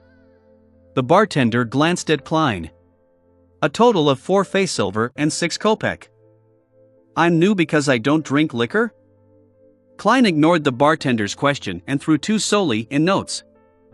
It was equivalent to 5 feysilver and 5 kopeck. Considering how he was Gehrman Sparrow, Klein held back the urge to get the bartender to give him change as he treated it as a tip. Of course, in a Backlund bar, that amount of food would have cost him about 2 solely. Having received a tip, the bartender didn't ask further. He skillfully poured a cup of Gallus beer and pushed it towards Klein. The beer was rather black in color with plenty of foam. It had a pleasant charred taste, and there was slight stimulation in the mellow taste. It made Klein feel as though the alcohol content was rather high, as he suspected if some other liquor had been poured in. While waiting for his food, he sipped his beer and silently listened to the conversations of the surrounding adventurers. And the group's conversation was mainly centered around how someone had made a windfall, who was killed by pirates, who finished off a pirate captain without claiming the bounty and instead inherited the deceased pirate captain's subordinates, which woman in Nas had an illegitimate child. Or who became a laughingstock for failing to perform at a brothel. When the Gargas specialty, thick soup brewed using sweet vegetables, onions, cabbage, carrots, fish, and butter, was served before Klein, he finally heard something interesting. An adventurer suppressed his voice as he said to his surroundings partners, "Have you heard of this? There's a 4th epoch ruin east of Gargas." "No." "Who discovered it?" his surprised partner curiously asked. The adventurer looked to his left and right as he said without much thought, "Gareth discovered it. As you know, he's a seafarer who's good at diving. As he was drunk, he was thrown off the deck and sank to the bottom of the sea. Who knew that he ended up discovering remnants of steel buildings? They were definitely steel buildings made from human hands. And then, his partner pressed. The adventurer chuckled. Gareth followed the ruins and discovered an abandoned sea well of unknown depths. It was already filled with seawater, but it still left him with extreme horror. Holy Lord of Storms, this might even lead to the core of the land. He said that there was something summoning him inside, but he didn't dare explore it. So he floated up in fear. A deep sea well. Strange attraction. This might not be a fourth epic ruin. Perhaps it's from the third epic or second epic. Little Sun had mentioned that during the Dark Epic, sea monsters were subject to Elf King Sinaithrim and helped him rule the bottom of the sea. Sweet, salty, and a little tartish. Klein drank a mouthful of thick vegetable soup as he forked a piece of smoked beluga whale meat. The adventurers didn't talk about Gareth's encounter, as there wasn't any sight of heart-stirring gold or jewelry, mystical items, or beyonder ingredients at the moment. The conversation quickly steered to a few adventurers who they weren't friendly with. They mocked about how they had married beautiful natives who all turned into stout and fat women a couple of years later. Their strength could even match those of low-sequence beyonders. Finally, they concluded that it might have to do with how people from Fasak had tiny bits of giant blood running in their veins. They didn't say anything of value until Klein finished his lunch and drank his beer, but the number of people inside Lairdal Bar kept increasing. Suddenly, the heavy door was pushed open as it slammed into the wall. A top hat-donning young man who was clearly of lone blood rushed in. He shouted nervously, "Is there anyone from the Adventurer Association?" "Yes, Bilt still owes me the creation of one item." Klein watched as the young man looked around frantically while constantly turning his head back. It appeared as though someone was pursuing him. Before he could consider whether to render assistance, 3 adventurers stood up from different corners. One of them was more than 2 meters tall. He had wide shoulders and firm muscles. His hair was slightly blonde, and his eyes were a deep blue. He was rather eye-catching. The strength he appears to have matches with his substance. This isn't a beyonder of quite a significant sequence. Klein retracted his gaze as he became a spectator once again as he looked out the door. Soon, a man in a linen shirt and brown jacket appeared. He was of medium build, and his lips were purple. His brown eyes could hardly conceal the intense baneful look he tried to hide. Klein instantly connected the man to a portrait on a bounty. It was the second mate of the King of Immortality Agilito, Slaughter Curtius, with a bounty of 9,500 pounds. This is a notorious pirate. Klein's nerves tensed up as his gaze locked onto the man. He naturally hung his left hand down as his body prepared to lunge forward. Curtius swept his gaze at the 2-meter-tall giant and saw Klein before retracting his gaze. He turned to leave the Lairdal Bar without stopping at all. Very decisive, very alert. Klein frowned slightly, confident that he hadn't revealed any killing intent. He had even controlled his gaze very well. Was he worried about that giant, or is his intuition very sharp to a particular extent? Just like the premonition towards danger like devils? Klein wondered as he drank the remaining Gallus beer without participating in the private conversations of the Adventurer Association members. He left the bar and came onto the streets. Now, he didn't wish to give himself new troubles aside from finding mermaids. After circling the area, Klein discovered that Slaughterer Curtius had long departed. His whereabouts were unknown. Hence, he silently returned to his inn. City of Silver. Inside the spire. Derek Bird once again met the chief of the 6-member council, Colin Iliad. He clearly remembered that nearly 70 days ago, Colin had told him that in 2 months he should prepare to be sent out on an exploration mission. Chapter 637, The Future. Chapter 637, The Future. Translator. Atlas Studios. Editor. Atlas Studios. Are you done with your preparations? Colin had his back to the window as he asked without any abnormality in his tone. With the axe of Hurricane attached to him, Derek lowered his head slightly. I'm done. In the past 2 months, through the patrol missions and arduous practice, he had fully mastered the various beyonder powers of Solar High Priest. He was already not too far from digesting the potion. What he wished for the most was to obtain the Sun Pathways Sequence 6 potion formula in the next 2 to 3 tarot gatherings, so as to ensure his continual advancement. The release of Shepherd Lovia made him feel highly threatened. He believed that only by reaching the same Sequence 5 would he have a chance of effectively putting her in check and avert the potential danger of the City of Silver. However, with the knowledge of the acting method and without the lack of Beyonder ingredients, all he needed to do was survive the various patrols and exploration missions and make enough contributions to make Sequence 6 a reachable target. However, Sequence 5 required a specific ritual which made it relatively difficult. The grizzled Cullen nodded. In another 2 days, I'll be leading a small team to the vicinity of the Giant King's Court. We will do a second sweep of Afternoon Town which we previously found, and your powers are very suitable for such matters. Afternoon Town. Having been brushing up on his knowledge of legends over the past few months, Derek was no stranger to this name.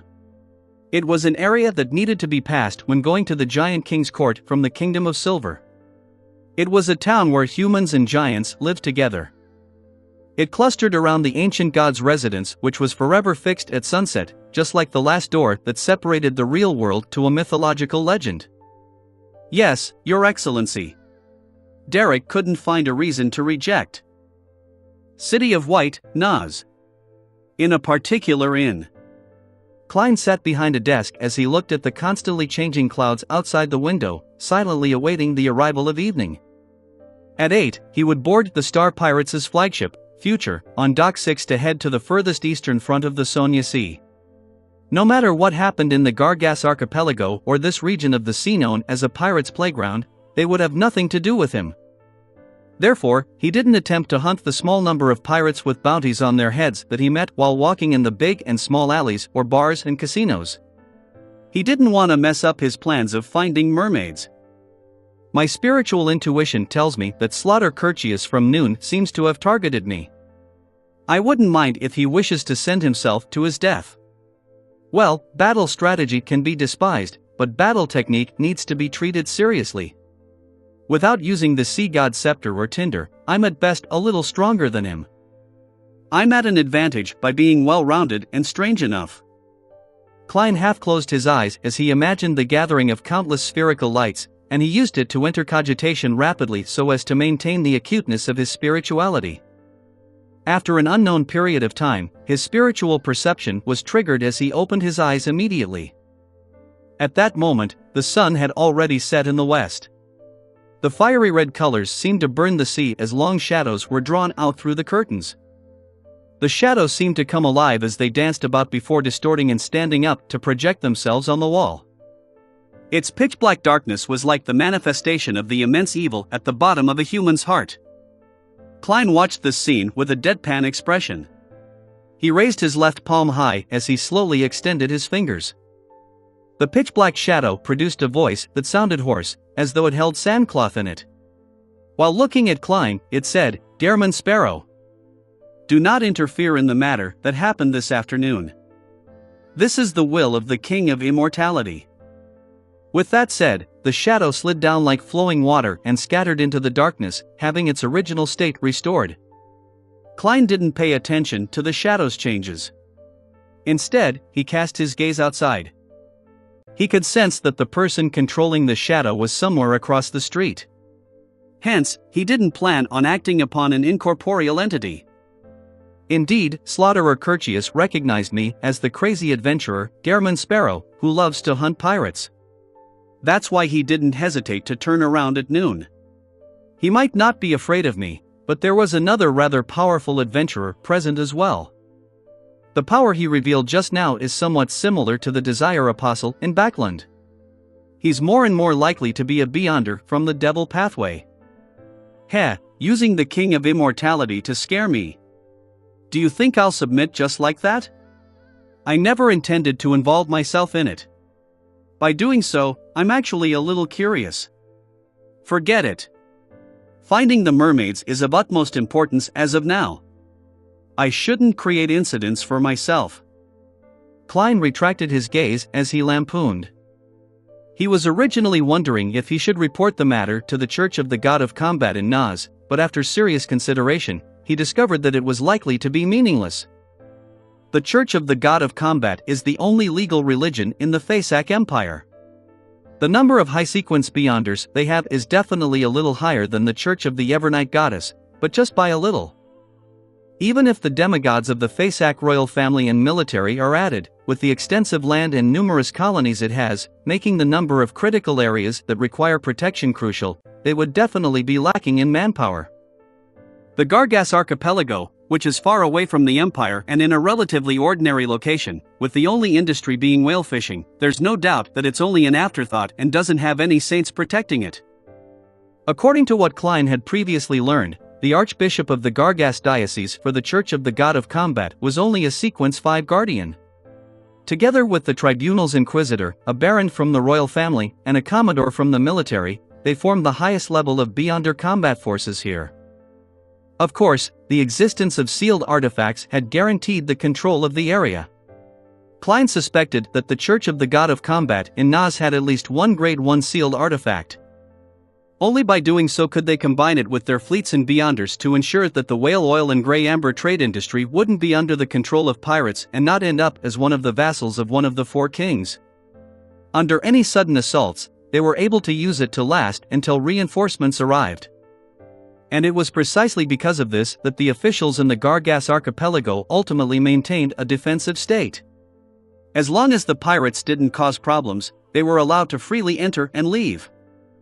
Reporting things wouldn't be of any use. No wonder it's called a pirate's playground. It's no wonder Belt wants to organize an adventurer association. Klein sighed as he gave up his previous thoughts. After dinner and resting for a while, Klein took out his gold pocket watch and opened it to check the time. Seeing that it was already 7, he held a ritual and summoned himself before responding to himself. He then brought different items into the gray fog while adjusting his inventory. As he was adventuring out at sea on the future, the Murloc cufflink and various sea god domain charms were necessary. Therefore, Klein left Tinder and the sun brooch above the gray fog. With creeping hunger as his main force, he matched it with the biological poison bottle and a revolver which was loaded with different Beyonder bullets. He still had 7 purifying bullets, 13 demon hunting bullets, and 2 exorcism bullets.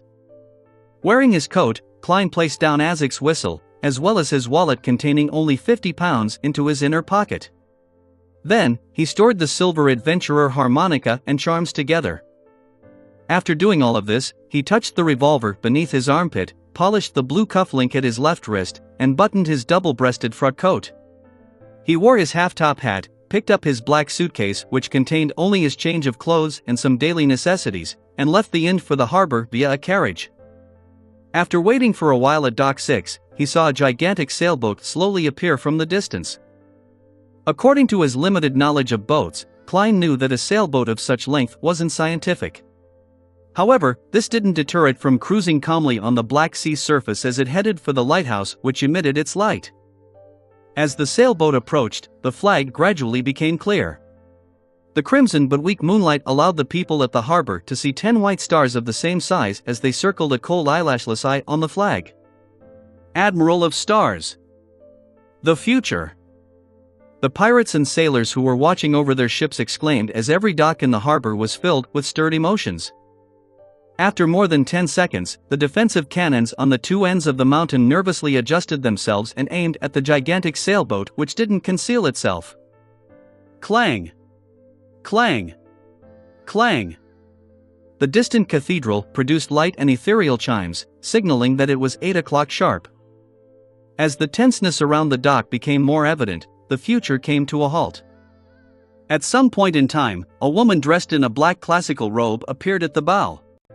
Her clothes were filled with different symbols and magic labels, making her look like a powerful warlock of ancient legends. Under the crimson moonlight, the ground beneath her suddenly lit up. Resplendent starlight scattered down, forming a long, transparent bridge. The long bridge constantly extended forward before landing on Dock 6. An impressive show. As expected of one of the 7 pirate admirals. Furthermore, she's a full admiral, a rank higher than Iceberg and Ailment. Klein sighed as he wished to extend his palm to cover his face.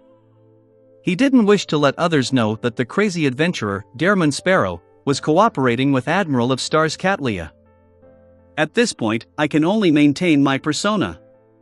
Once I'm done digesting the potion and by the time I'm back in the northern continent, there wouldn't be Gehrman Sparrow anymore. Klein walked out of the shadows as he pressed the half-top hat on his head. He smoothly walked onto the starry bridge. His footsteps were firm as Klein walked with his back straight while being targeted by numerous defensive cannons. Under the gazes with ambiguous meanings, he unhurriedly walked to the docked future. The bridge under his feet was transparent as the dark blue seawater, which was almost black, ebbed beneath him. It would make anyone with acrophobia turn limp. Thankfully, I've long become a clown. I've even jumped off a clock tower. Klein covered the last 10 meters with a cold expression before stepping onto the deck of the future. Faced with the black-eyed Admiral of Stars Katlia, who had purple tint to her eyes, he didn't show any nervousness. He took off his hat and bowed. "Good evening, ma'am." Chapter 638 Poison Expert. Chapter 638 Poison Expert. Translator. Atlas Studios. Editor. Atlas Studios. While Klein bowed, the purple tint in black-haired Katlia's eyes converged as they seemed to turn into an abyss that could suck up souls. What already exuded an air of mystery had turned even more obvious. She saw that the astral projection deep inside Gehrman Sparrow's ether body was pure darkness. In minute areas, there were dark flows with unending changes. She saw that Gehrman Sparrow's left hand was bright and lustrous, but it was stained with a sanguine color that couldn't be dispersed. She saw a blue luster by Gehrman Sparrow's wrist and a silver flow on his left pocket. The colors were bright and obvious as though they were connected to the illusory, stacked spirit world. There was the sound of the tide and the illusory sounds of wind surrounding the items. She saw an intermix of green and black lusters by Gehrman Sparrow's right pocket, as well as 2 points of golden, silver, and bronze under his armpit. At his chest, there was a deep grayish-white like rotting death. For mystical items and beyonder artifacts or spirituality charms in units of 10. Katlia's eyes were a little dazzled as she couldn't help but close them for a moment. She nodded as well. "Good evening, Mr. Sparrow." Even as a powerhouse who was famous across the seas, a senior member of the 7 pirate admirals, she seldom saw people who armed themselves to the teeth with beyonder items. Of course, she had also seen people with more mystical items, beyonder artifacts, and spirituality charms, but they had secret organizations backing them. They typically had several ships and more than 1,000 pirates under them. Many things needed to be turned in, split and shared, as well as sold in order to maintain and strengthen one's faction. Few things could be left in their possession as a result. However, few was relative. They could compare with what Gehrman Sparrow presently had, but Katlia had reduced her items to only 2 after several trades. They were 2 items that were sufficiently powerful and mystical enough to match her identity as a pirate admiral. Apart from the lusters representing different items, Katlia's black eyes, which were slightly purple, could also tell that Gehrman wasn't real enough. He seemed to be hidden behind thick curtains. This is the reason why he gives me the feeling like he's not a living person at the Tarot Club? He has quite a number of secrets. It involves at least a Sequence 3 saint or an even higher level angel. Katlia didn't dare take another look as the glow in her eyes were no longer as profound. Meanwhile, she mocked herself, believing that some of her guesses about the world and Gehrman Sparrow were somewhat funny. Involves a Sequence 3 saint or an even higher level angel. There's nothing wrong with that, since he's like me, a member of the Tarot Club. We're definitely involved with Mr. Fool, who's likely a reawakened ancient god. After exchanging greetings, Katlia didn't engage in further small talk. She led Klein towards the cabin. At this moment, the future, which had been docked, set sail again. A long contour was drawn on the surface of the sea as it cruised east of the whale fishing route. With that, the tense atmosphere at the Naz harbor dispersed. Gazes from various sailors were cast over. Klein didn't show any signs of pressure as he surveyed the area and said with a tone as though he was back in his own home, "There are fewer people than I expected." Cadlia turned her head and glanced at him before answering simply, "East of the whaling route is very dangerous. Only Ludwell heads there frequently, as though he's searching for something. Apart from the future, the pirate crew's other ships wouldn't join us." Similarly, a large number of sailors have been placed on the other ships. Only the minimum number needed to guarantee the successful voyage of the ship has been maintained. A very wise choice. Ludwell. That Admiral Hal Ludwell? Mr. Hanged Man mentioned him a long time ago. He said that he was beginning to study Sonia C's eastern end of the navigation. Klein nodded a little without a word. This was Gehrman Sparrow's bearing. He silently observed his surroundings and realized that the deck, the cabin, and spars were covered with mysterious and abstract symbols. As a whole, it looked like a gigantic ritualistic magic ceremony. It's like the Golden Dream.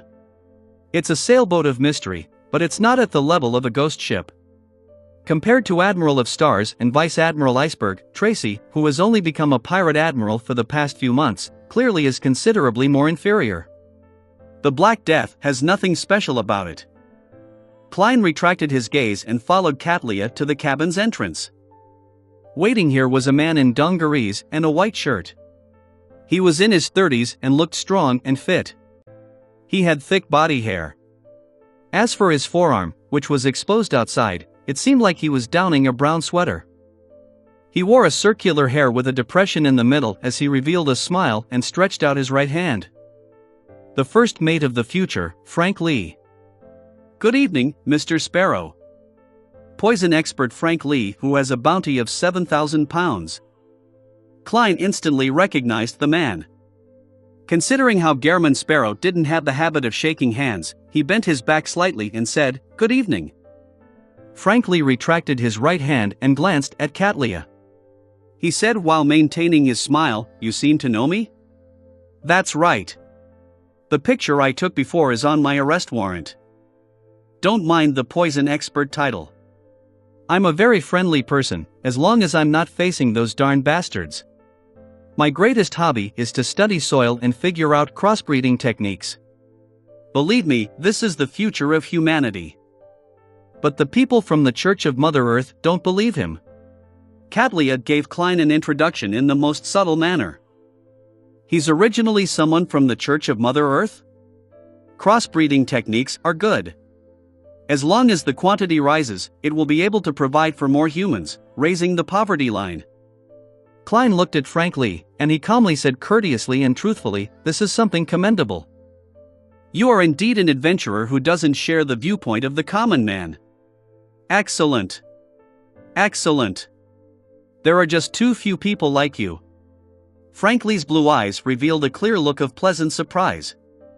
"I've only tried crossbreeding a bull, a cow, and wheat together, allowing calves to be born like wheat. For that, I was almost sent to court by the Church of Mother Earth. My benevolent mother, they don't understand your true will at all. Crossbreeding a bull, a cow, and wheat. You devil."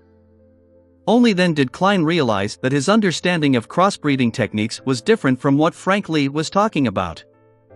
He maintained a stoic expression without providing any further explanation. Under the lead of Frank Lee, who was reeling in a sudden bout of enthusiasm, Klein walked through the corridor beside Cadlia. After stepping on the steps and arriving at a higher level, Klein's spiritual perception stirred as he cast his gaze to a shadow beside him. A figure grew out of the distorted darkness, a thin and tall but pale figure. His cheeks were nearly transparent, and his nose bridge was disharmonious and tall. His entire being gave off a sickly feeling. "This is the second mate of the future, Heath Doyle," Frank Lee introduced with a smile. "Bloodless Heath, whose bounty is higher than yours at 7,600 pounds? Klein quickly matched the face to the correct bounty notice. Heath nodded as a greeting before receding back into the shadows. "He's a Rose Bishop." When turning around to head for the captain's cabin, Frank Lee warmly mentioned Heath Doyle's situation. "You are telling me your second mate sequence directly?" Klein nearly pricked his brows. He secretly glanced at Cadlia and discovered her masked exasperation. "Are you puzzled and worried that he's a devout believer of the true creator, a lunatic who has been tainted?" No, haha. He's a lucky fellow. Due to an incident, the ordinary him was scattered with the potion concocted from a rose bishop's beyonder ingredients. The potion seeped into him, bit by bit, and he survived the ordeal. Finally, he became quite a special beyonder. As he didn't experience the listener stage, he wasn't tainted, nor did he become a lunatic. As long as he doesn't proactively use the beyonder power, listen, he remains an ordinary person, Frank Lee said in a flaunting tone. What an enviable fellow. He reached sequence 6 in one go. Furthermore, he didn't turn mentally unstable like the sea serpent, Calvetua. Klein sighed silently as he watched Admiral of Stars open the door to the captain's cabin. Catley pointed inside. Your room is diagonally across from here. Frank will send you over. If there's anything, you can come to me directly. You can have your meals at the dining hall at any time. You can also get Frank to send someone to bring food to your room. What you choose is dependent on your preference. Admiral of Stars does things in a very clear and direct manner. Yes, she's a mature and wise lady. Klein praised inwardly as he replied without a change in expression, okay. He took this opportunity to glance at the layout of the captain's cabin, discovering that it contained a bookshelf, a full-body mirror, a table, and a carpet. She actually reads. Isn't she unable to digest all the information the hidden sage imbues in her? Klein thought in amusement. At this moment, having seen their conversation come to an end, Frank Lee passionately promoted, Mr. Sparrow, would you like a serving of roasted potatoes tonight? When you chew it, it's like beef and its taste is like beef, but it's certainly potatoes. Will I get sick eating that? Klein answered coldly, I don't eat supper. All right then. Frank Lee drooped his shoulders and was just about to lead Klein to his room. Catley suddenly thought of something and said, Mr. Sparrow, you've likely hunted quite a number of enemies and have received several spoils of war. I'm curious about the number of beyonder characteristics you have left. Perhaps, they can be used to reduce the remaining price of the trip. Klein considered for a moment and answered frankly, most of them have been sold. There's Interrogator, Pugilist, and Lunatic left. He didn't mention the All-Black Eye or the beyonder characteristic of Nightmare. He really is the most famous adventurer during the past few months. Even after selling most of them, he still has 3 sets of beyonder characteristics. Catley sighed inwardly as she pondered. I want Pugilist. She had a warrior subordinate from the Gargas archipelago who had long made enough contributions to apply for an advancement. Chapter 639 Name List. Chapter 639 Name List. Translator. Atlas Studios. Editor. Atlas Studios. There was no reason for Klein to decline Catley's request. He thought for 2 seconds and said, £700. Very fair. Catley didn't haggle. Sequence 8 beyonder characteristics typically cost £600 to £700, but there was often a premium if someone was in desperate need for it. After all, such items seldom appeared at beyonder gatherings. Klein didn't immediately complete the transaction. He raised his suitcase and said without a change in expression, I'll give it to you tomorrow. He didn't bring the pugilist beyonder characteristic with him, as most items of value had been thrown above the gray fog. Catley wasn't surprised by Gehrman Sparrow's response. She nodded. That wouldn't be an issue. She had encountered many similar cases. It usually meant that the pugilist beyonder characteristic was stored with items which wasn't meant to be known by others. Therefore, it was impossible for Gehrman Sparrow to open his suitcase in front of her to complete the transaction on the spot. A crazy adventurer definitely had his secrets. Catley paused for a second before adding, there won't be any surveillance placed in your room. Whatever she could see had already been seen by her. It's fine. Klein curled the corners of his lips and coldly smiled. His previous considerations was to place down items like Azek's copper whistle and Wollasepton's paper crane before holding a ritual or going above the gray fog. It was to resist any spying in the sense of mysticism. Then, he could use the washroom as a way to avoid physical surveillance. Of course, he wasn't too worried that Admiral of Stars would go overboard. He didn't believe that she was afraid of the crazy adventurer, Dareman Sparrow, but that Katlia had no reason to do so. She definitely had milder and more concealed means of observing. For example, getting the help of a Beyonder from the spectator pathway.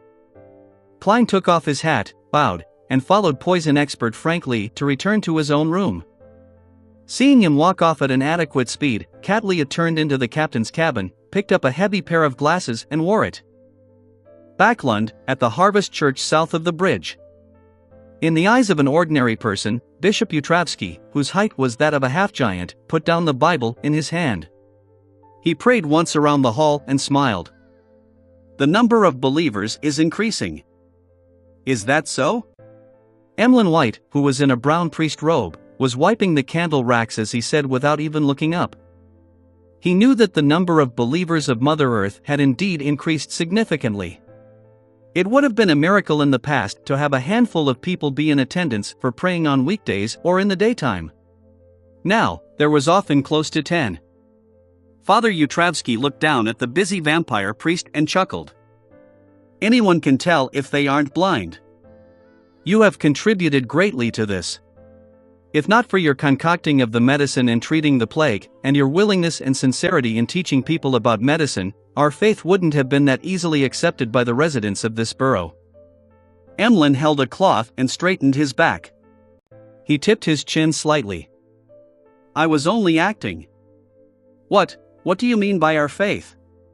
Don't lump me with you. Emlyn's expression twisted before he said with a smile. Speaking of the blind, it reminds me of a joke. It's said that the demand for blind people in Backlund far exceeds supply. This is because they are widely believed to be most suitable to be jurors. Father Utravsky ignored the joke and benevolently said, regardless of the goal, you have contributed greatly to the spread of the faith of Mother Earth. Besides, this also proves that you have a kind heart. Pooey. I said so back then, but why didn't you believe me? Emlyn looked up at the priest's massive body before retracting his gaze in silence. After busying himself at the cathedral, he changed into his normal clothes and wore a silk top hat that sheltered him from the sun. He then walked onto Rose Street. He stealthily sized up his surroundings and didn't notice any signs of monitoring. The red glove named Leonard from before really hasn't appeared again. I thought my act of exposing his secrets and buying Tinder would result in me being constantly investigated in secret. Emlyn White shook his head indiscernibly as he felt puzzled. In the earliest stages, he had planned on taking in the Hanged Man's theory to incur the investigations of the Red Glove so as to disrupt the monitoring from the upper echelons of the Sanguine. He could then achieve a perfect equilibrium by using the Church of Mother Earth's Blessed, Utravsky. But things didn't develop as he had expected. Leonard Mitchell had apparently left Backlund very quickly. At the end of February, Emlyn had made a detour to 7 Pinster Street while he was out once, only to discover that it was uninhabited.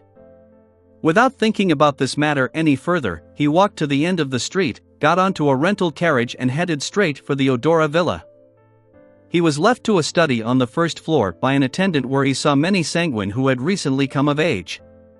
Among them was a Sanguine who had already become a baron. I'm not the only one? He thought before closing the door.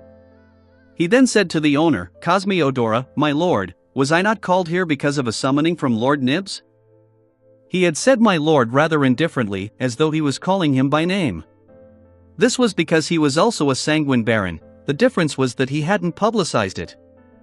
Cosme was a very refined, middle-aged gentleman. He smiled and said, all of you are outstanding young Sanguine. My grandfather has entrusted all of you with some tests. Another Sanguine baron, Russ Bathory, who was lucky to receive an inheritance, asked, what tests are they? Cosme drank a mouthful of dark red blood which was concocted with grape wine as he scanned the area. Perhaps you might not know, but the Snake of Fate from the Life School of Thought has disappeared for quite some time. As Emlyn White and the other Sanguine looked puzzled, Cosme continued, but I believe all of you should know that the Life School of Thought is a coalition which was barely formed thanks to their belief in fate. they allied under the massive pressure placed by the 7 Orthodox churches in the beginning of the 5th epoch and are formed by beyonders who think of themselves as absolutely rational and aloof, those that worship the primordial moon, and those that seek the essence of life and spirituality. Due to the existence of the snake of fate, there hadn't been many serious problems internally. Their worship of the primordial moon was ultimately restricted to a fixed symbolic meaning. Furthermore, the process of formula exchange was melded with a master-apprentice heritage system. Unfortunately, with the disappearance of the snake of fate, this process has been disrupted. The primordial moon's believers rapidly turned passionate, producing a fracture in the faction that represents fate. An intense conflict ensued as a result. This matter was used by the Rose School of Thought. It dealt quite a sizable amount of damage to them. Emlyn White, Russ Bathory, and other sanguine remained perplexed.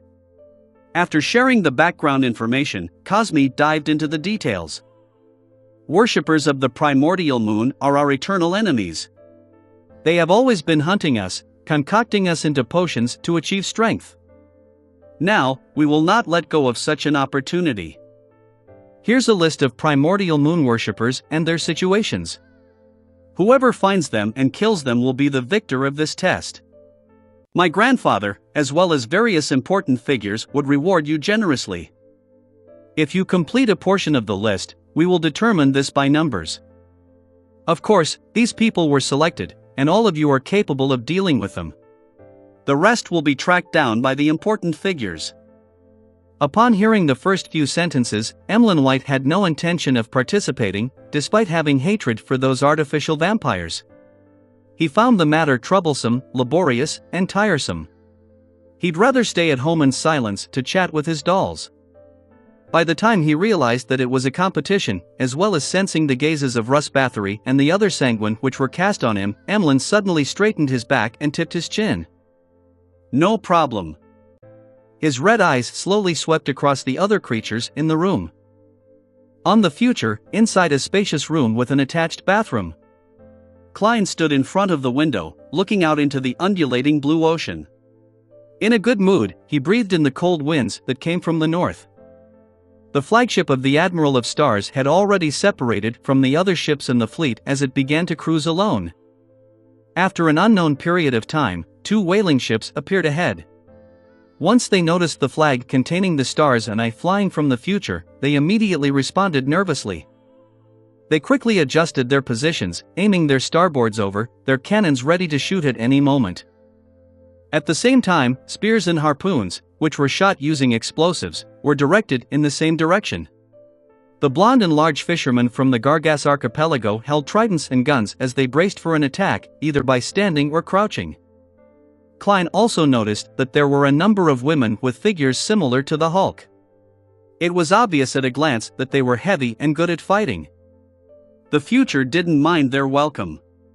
It continued cruising past them, heading deeper into the whaling route. After cruising for a while, Klein saw more pirate ships ahead. They were clustered around the sea route's periphery, their motives unknown. The future came close without standing on ceremony. Immediately, the pirate ships reacted like startled birds as they quickly retreated.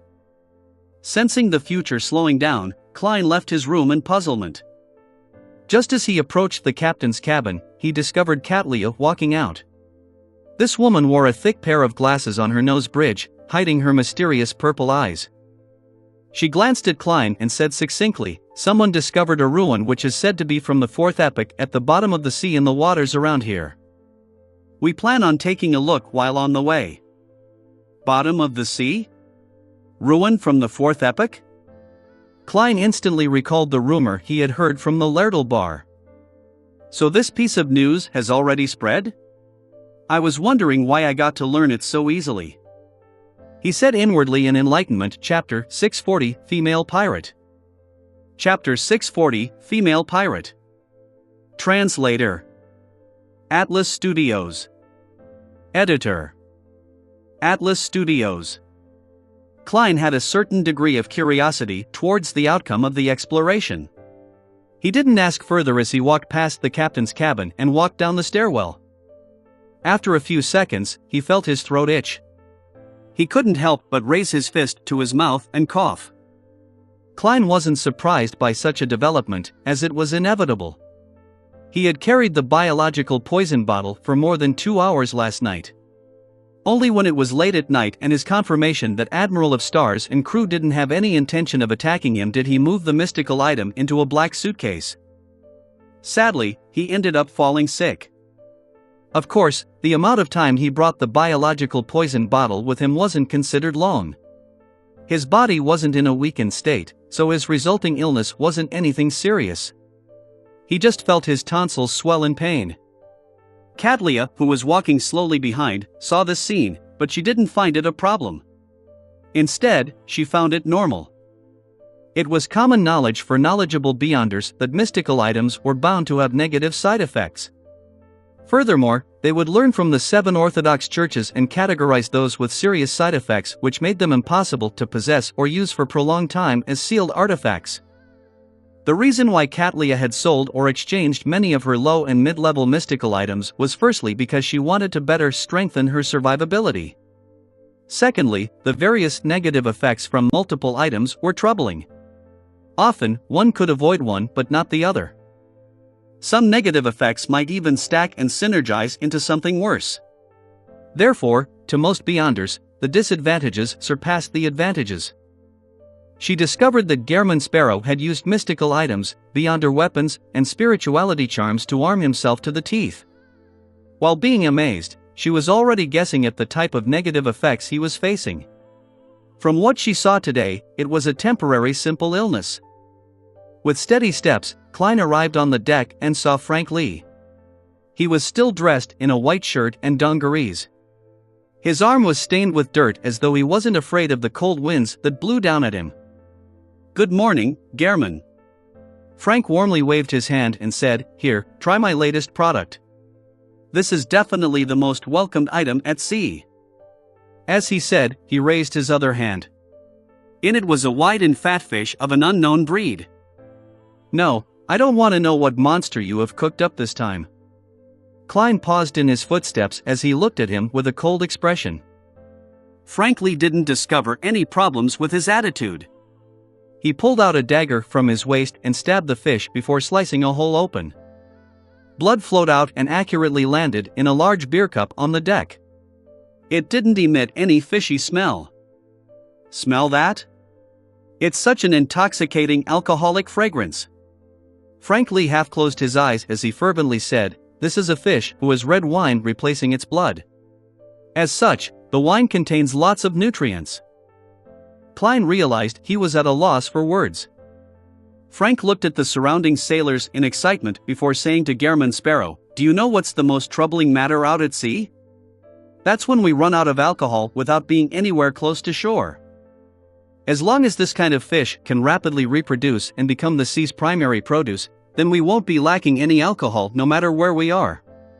By the way, they can be categorized by species. Some will produce Lanti-proof, others Nepos, red wine, and beer. The beer needs to come from sharks or whales, otherwise, there won't be enough. Isn't the most troubling matter the lack of water? Of course, all of you can use beer to replace water most of the time because it doesn't easily spoil. Those poor fishes." Klein was pondering over a response to Frank when Katlia came on deck. She walked past him and questioned her first mate.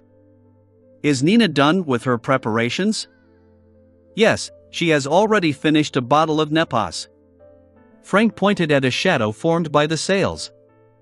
"The so-called preparations are to drink a bottle of Nepos, a specialty of Fasak? The Nepos which can light a fire." Klein suddenly felt that Nina, the lady mentioned by the first mate, was likely someone with Fasak blood. "Captain, I want a bottle of Sonia blood wine more." In the dark, a female figure slowly stood up and walked over. She was more than 1.8 meters tall. Her blonde hair was casually tied up into a high pigtail. Her facial features weren't anything outstanding, but she had the striking traits of someone from Fasak. Her skin was fair and her eyes were dull. This lady named Nina wore a black tight suit made of fish skin. The top and bottom seemed to be a one-piece, fully accentuating her stunning figure. Such a style was rather sexy to begin with. Nina's breasts were also far above what was normal. It was obvious what the surrounding pirates were looking at. Klein felt a little embarrassed and wished to move his gaze away. However, on second thought, Gehrman Sparrow was definitely not such an untried person. All he could do was empty his gaze and look straight at Nina's face. "Gehrman, this is our bosun, Nina. She's also the navigator's assistant." Haha, her sequence's name is Seafarer. Frank Lee still didn't hold back in his introductions. Apart from his research of crossbreeding, this poison expert is rather simple. I now recall that this lady named Nina has a bounty of 3,600 pounds. Her nickname is Seabed Murderer. Sigh, after seeing so many bounty notices, there are some I can't immediately recall. Klein looked at Nina's eyes and nodded calmly. "Good morning, ma'am." Nina held back her smile and sized up Klein. "Good morning, Mr. Sparrow. I'm very curious if Vice Admiral Ailment is really as charming as the rumors say?" As a female pirate who had mixed with low and mid-class people for extended periods of time, she was always very frank and direct towards both men and women. She didn't show any coyness. She had originally planned on asking Gehrman Sparrow if she was lacking in charm, or ask if he was the cold type, which resulted in her being completely ignored or him showing any reaction. But considering how the man standing before her was a powerful guy, an adventurer who nearly successfully hunted Vice Admiral Ailment, or a lunatic who could draw his gun and shoot at any moment, she rationally held back her jesting words. She switched to asking about Vice Admiral Ailment. "How am I to answer you?"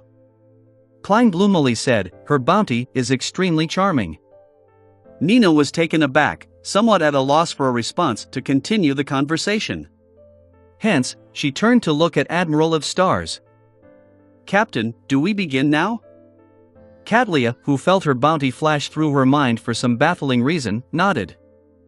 "Begin." Just as she said that, Nina took large strides to the side of the ship. With her right hand supporting herself, she leaped into the sea, swimming downwards like a gigantic black fish. At the same time, there were a few splashes. A few sailors had jumped down as well to provide her aid. She begins at the mention of it. She didn't need any additional time to prepare. This lady has the temperament of the Church of Storms. As expected of a beyonder from the sailor pathway. Klein looked out the ship as he couldn't help but cough. "You're sick?" Frank Lee asked directly. Klein nodded slightly and said, "A little." Frank thought for a moment. He didn't say a word as he rushed back into the cabin, his destination unknown. By the side, Catlia nudged her heavy glasses and smiled. Frank is a poison expert, but he's also an outstanding doctor. As expected of someone from the planter pathway. Klein didn't ask further as he stood there, awaiting Nina's preliminary exploration. Seeing the sudden silence that became somewhat awkward, Catlia took a few steps forward and said, seemingly in passing, "In another day, we will be leaving the Whaling Sea route." "But we're at least a week from those waters?" Klein thought before asking. "That is if we follow the Whaling Sea route. In fact, this will lead further north and be more roundabout. I know of a secret sea route that can allow us to reach the waters you wish to go to in 2 to 3 days. Catlia's gaze looked at Klein's eyes through her thick glasses, as though she wanted to tell how much he knew of the extremely dangerous waters. Klein considered and simply said, "Very good. That's exactly what I want.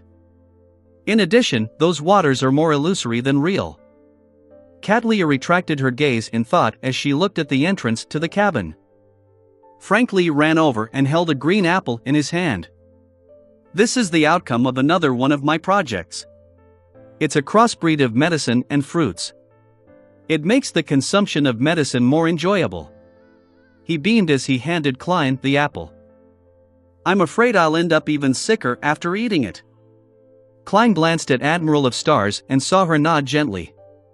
Only then did he inwardly force himself to accept the apple while appearing calm on the outside. He then bit down at the apple. It had the taste of a normal apple. It just had a lot more juice, and the insides were softer. After a few bites, Klein discovered that his throat suddenly wasn't hurting. He didn't realize when he stopped coughing. I have to say that it's rather magical. As long as it doesn't involve animals and humans, Frank Lee is really a genius that should be taken seriously in the Church of Mother Earth. Unfortunately, he ultimately became a devil-like person. Klein looked at the poison expert and said frankly, "It's healed." Very good. Frank didn't praise himself as he began casually introducing the pirates on the deck. After a while, Nina and the other supporting sailors swam up to the surface and returned to the ship. She held a metallic piece that had been rotten into an identifiable state and a piece of black hardened mud that was filled with honeycombed holes. She grumbled to Katlia, "Captain, there's no deep-sea well. That well's mouth isn't even bigger than my breasts. Of course, it's very deep and dark. It's unknown what's hidden in it."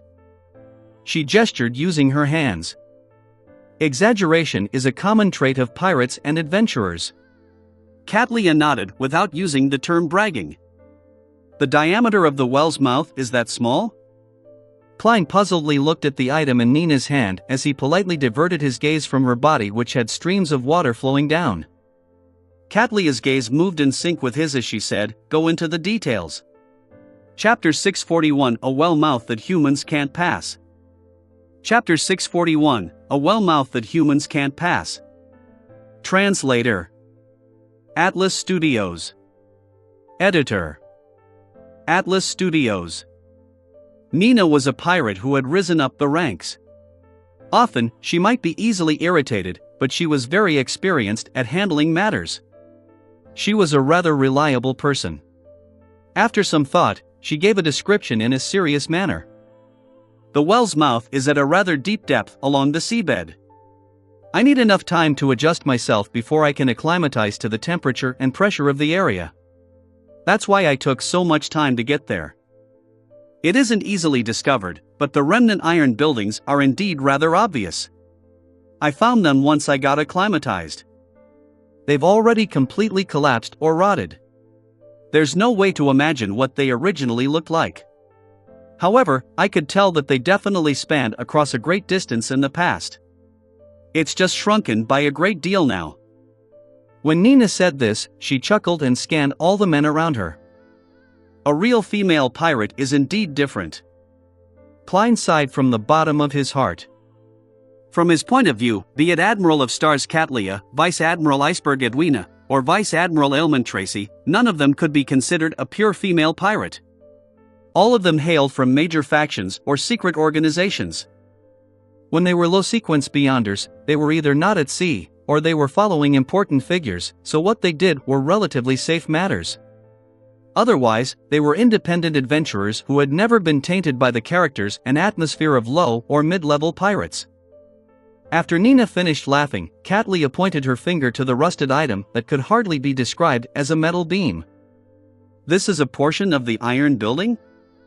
"Yes, Captain. As you know, I don't know much about history or mysticism. I could only bring some back for your inspection. You're an expert on this." Nina smiled as she handed the metal beam over. Then, she pointed at the black piece of hardened mud which was filled with holes on its surface. "Not far from the iron ruins, I found a well. It's not very big. If it's to be described with the word huge, then I've definitely seen plenty of huge cannons.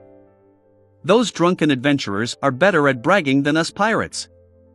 This is the mud from the inner layer of the well. I can't imagine how such patterns could be formed." Nina's finger repeatedly struck the honeycombed dots on the black mud. Klein originally believed that they were marks left behind by dense shots with very tiny projectiles, but after a careful inspection, he suspected that they were remnant patterns after something had rotted. Each spot was very shallow as its edges spread outwards in an irregular pattern. Nina handed the black mud to Katlia as she continued describing, "The well's mouth is really small. Even a child from Nas wouldn't be able to enter. It's very deep. I even felt that it was bottomless." In that environment, the interior was completely dark as though something was slowly summoning me, yes, slowly. I found a few rocks nearby and threw them in, but there wasn't any response. In short, it's filled with water. Katlia held up the metallic beam and black mud. Through the thick glasses, she observed them seriously. Since the mouth is very small and humans can't enter them, there's no need for us to begin the exploration immediately. It will be very dangerous. Let's wait until I figure out the secrets hidden within these items and whether the ancient well is worth us taking the risk before we return to make an attempt. Aye aye, Captain. The wet Nina was trembling as a result of the cold winds. The way she wavered made all the surrounding pirates stare straight at her. Katlia nudged her glasses and said to Nina, "You can drink a bottle of Sonia blood wine. There's no limit for the rest." Long live the captain! Nina cried out in joy. An underwater well that humans can't enter. Klein, who had no desire to explore it, summarized Nina's description.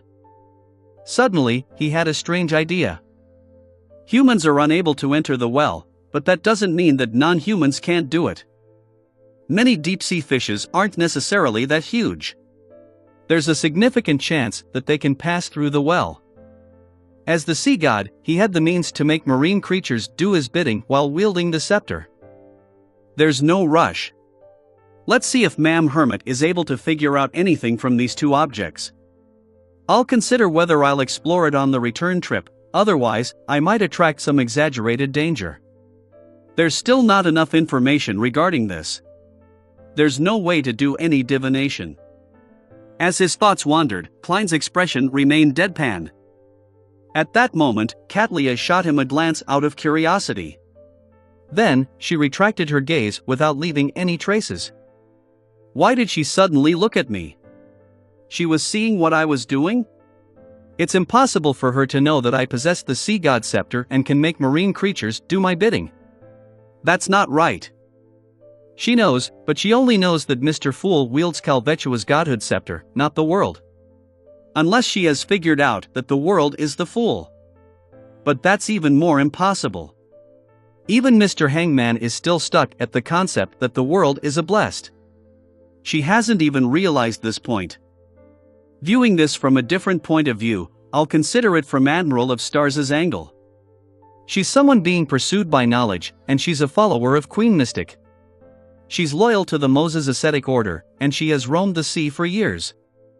She has plenty of knowledge and experience, so it wouldn't be odd that she knows that the sea god domain possesses the beyonder power to control marine creatures. Therefore, after realizing that humans are unable to pass through the ancient well, she naturally made the connection with the scepter in Mr. Fool's hand.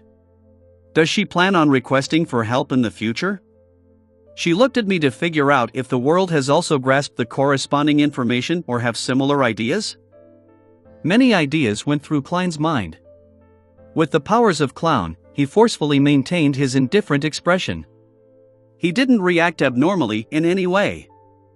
As Nina was about to draw the Sonia blood wine, Klein pressed down his hat and returned to the cabin. Just as he was about to approach the door, a figure surfaced in his mind suddenly. In a room on the cabin's upper level, the windows were tightly shut and the curtains were drawn. There were a pair of blurry eyes hidden behind them, silently watching the crowd on the deck, as well as Gairman Sparrow. Who is it?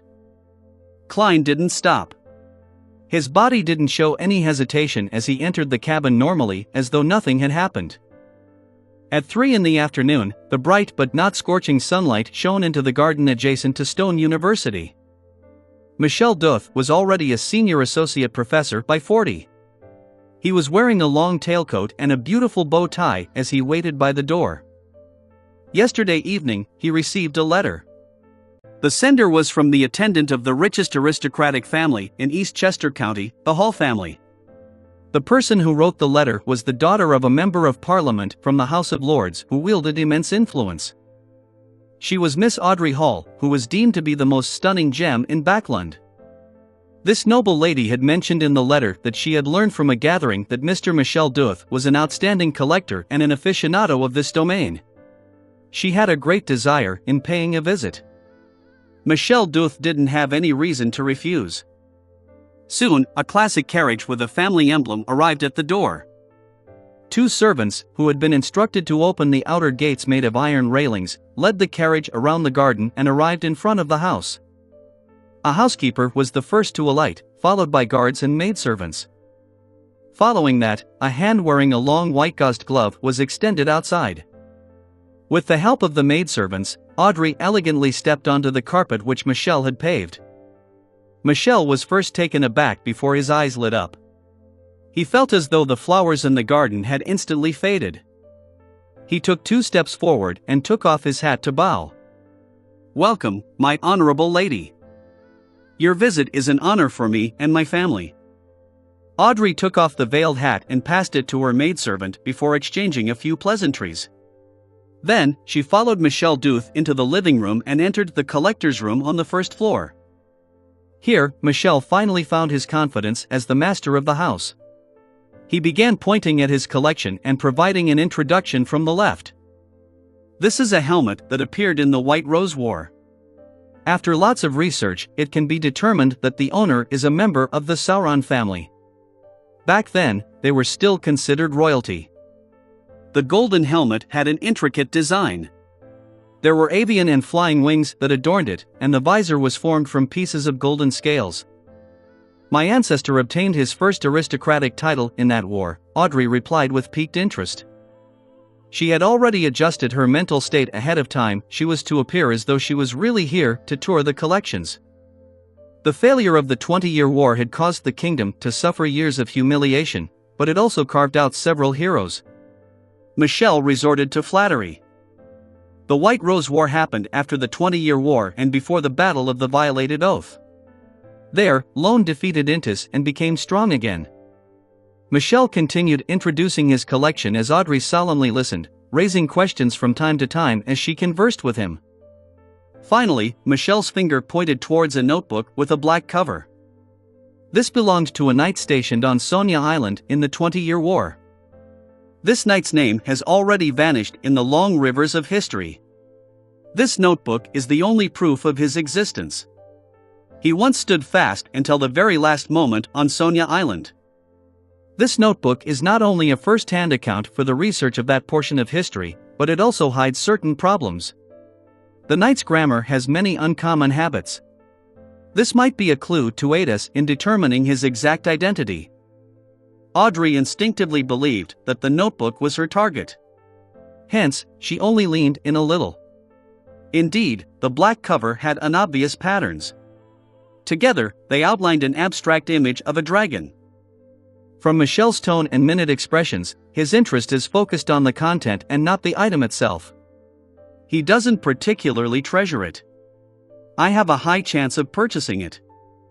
Audrey calmly made a judgment as she turned her head.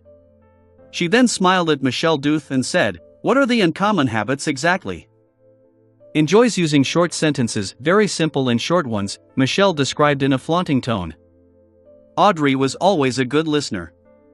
She looked at him with a smile as she listened with focused attention. This made Michel speak more. As she listened, she suddenly felt that the knight's grammatical habits were somewhat familiar. "That is..." Audrey's eyes darted around slightly as she quickly remembered the source of the familiarity. This was a grammatical habit of Dragonese which she had diligently mastered. Chapter 642, Killing 3 Birds with 1 Stone. Chapter 642, Killing 3 Birds with 1 Stone. Translator: Atlas Studios. Editor: Atlas Studios. A knight who knows Dragonese and even used it in the critical stage of his growth. It's no wonder that the psychology alchemists wish to obtain the notebook he left behind. Audrey was enlightened as she stopped her wandering thoughts. She happily and seriously discussed the problem that stemmed from such grammatical habits with Michel Duth. Soon, they concluded the discussion over the notebook as Michel began introducing the other items. Time passed as the tour slowly came to an end. Audrey had planned on raising her request of purchasing the notebook to their next meeting in order to make her goal less obvious. However, in a friendly atmosphere and with the naturalness of their conversation, she sharply sensed that it was an opportunity. Hence, with the powers of lie, she made her cheeks blush red. "Mr. Duth, that helmet from the Sauron royalty that originates from the White Rose War is a keepsake of my ancestors. Pardon my presumptuous, but can I buy it from you?" Also, the notebook of the 20-year war. I'm very impressed by the knight that stood firm for Sonia Island and also wish to have it. I know it's not a polite request, but I wish that you can understand how I feel. Of course, you have the right to decline. Her eyes moved as she obviously darted them around, partially deliberate and truthful to express her lack of confidence and embarrassment. Michel subconsciously moved his gaze away as he said with a hoarse and slow voice, "I'm a collector. I won't sell my collection." His tone and the words he used aren't firm enough. In the intel I previously gathered, he's a gentleman who values his reputation greatly. Using cash to purchase his collection is probably unacceptable. The reason why the psychology alchemists didn't get someone else to complete the mission is firstly because I have a way of earning contribution points, and secondly, it probably took the associate professor's attitude towards such matters in mind. I have to change my approach. Before the visit, Audrey had already carefully decided of different tests according to the intel she received. After some thought, she changed topics. "Mr. Duth, I heard that you're requesting Stone University to build an ancient relic research center?" "Yes, that has been my goal for the past few years," Michel looked at Audrey and answered frankly. Audrey smiled faintly and said, "I'm very interested in the research in this area. I also feel a deep respect for you and hope to see your wish fulfilled." "Well, I'm planning on donating £1,000, a nearby piece of land spanning 2,000 areas. 1. And a manor with rather good returns to the faculty you are from at Stone University. I hope to have a non-profit basic relic search and preservation foundation set up. I know it's not a lot, but I will drum up support from the ladies and gentlemen I know in order to get them to make a certain amount of contributions. Mr. Duth, I think you're the most professional relic collector and researcher I know. I'm wondering if you're willing to be the person in charge of this non-profit foundation? 2,000 areas of land near the university. That's worth about £6,000. Together with the manor and the cash, Miss Audrey would be donating nearly £10,000. With such a non-profit relic search and preservation foundation, the difficulties I would encounter to get my research grants approved would be drastically lowered." Michel paused for a few seconds before revealing a sincere smile. He bowed solemnly and said, "My honorable lady, the importance you place on academia has left me touched. Its glow is enough to match your beauty and upbringing. I believe I have no reason to reject your invitation. I've already recorded the contents of the notebook. I will send it and the helmet to your residence tonight. Treat it as a gift from a sincere friend. Success." Audrey was delighted as she wished to praise herself. However, she appeared reserved and indifferent. She didn't do anything that was improper. "It's my honor," she said earnestly. Although the two items were definitely not worth £10,000, it wouldn't result in any loss on her part. In her plans, this suggestion contained 3 important goals which yielded 3 returns. The first goal was naturally to obtain the item and complete the mission. She would then successfully obtain the hypnotist potion formula from the psychology alchemists. The second goal was to enhance her prestige, standing, and image via donating to academic research and the preservation of ancient relics. This was something most nobles and tycoons needed to do. Even if the donation wasn't today, Audrey would have to donate £3,000 or more to the various charitable organizations. Therefore, she believed that her father, Earl Hall, wouldn't stop her from doing this with a few of her properties. The third goal was that by having a foundation that focused on the search and preservation of ancient relics, it made it easier for her to come into contact with historical records or mysterious items of value. Audrey didn't need to personally do anything. All she needed to do was sit at home to receive items that might be beneficial to her. It was equivalent to using £10,000 to produce even more money to establish her own faction. Of course, if Michel Duth hadn't accepted this exchange, then she had other plans. The kingdom's Higher Education Commission had someone from the Hall family, as well as noble friends she knew. As long as the associate professor had anything he needed, she was certain that she had the means to satisfy him. However, Audrey didn't like such methods.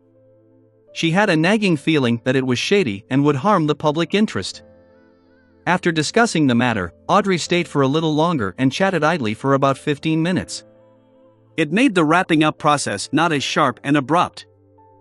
Following that, she first left Michelle's house and rode her carriage back to the Hall family's villa in Stone City. Past 8 in the evening, she received the Sauron royalty's helmet and the notebook from the 20-Year War. Audrey wore a pair of white silk gloves and sat before her desk with piqued interest.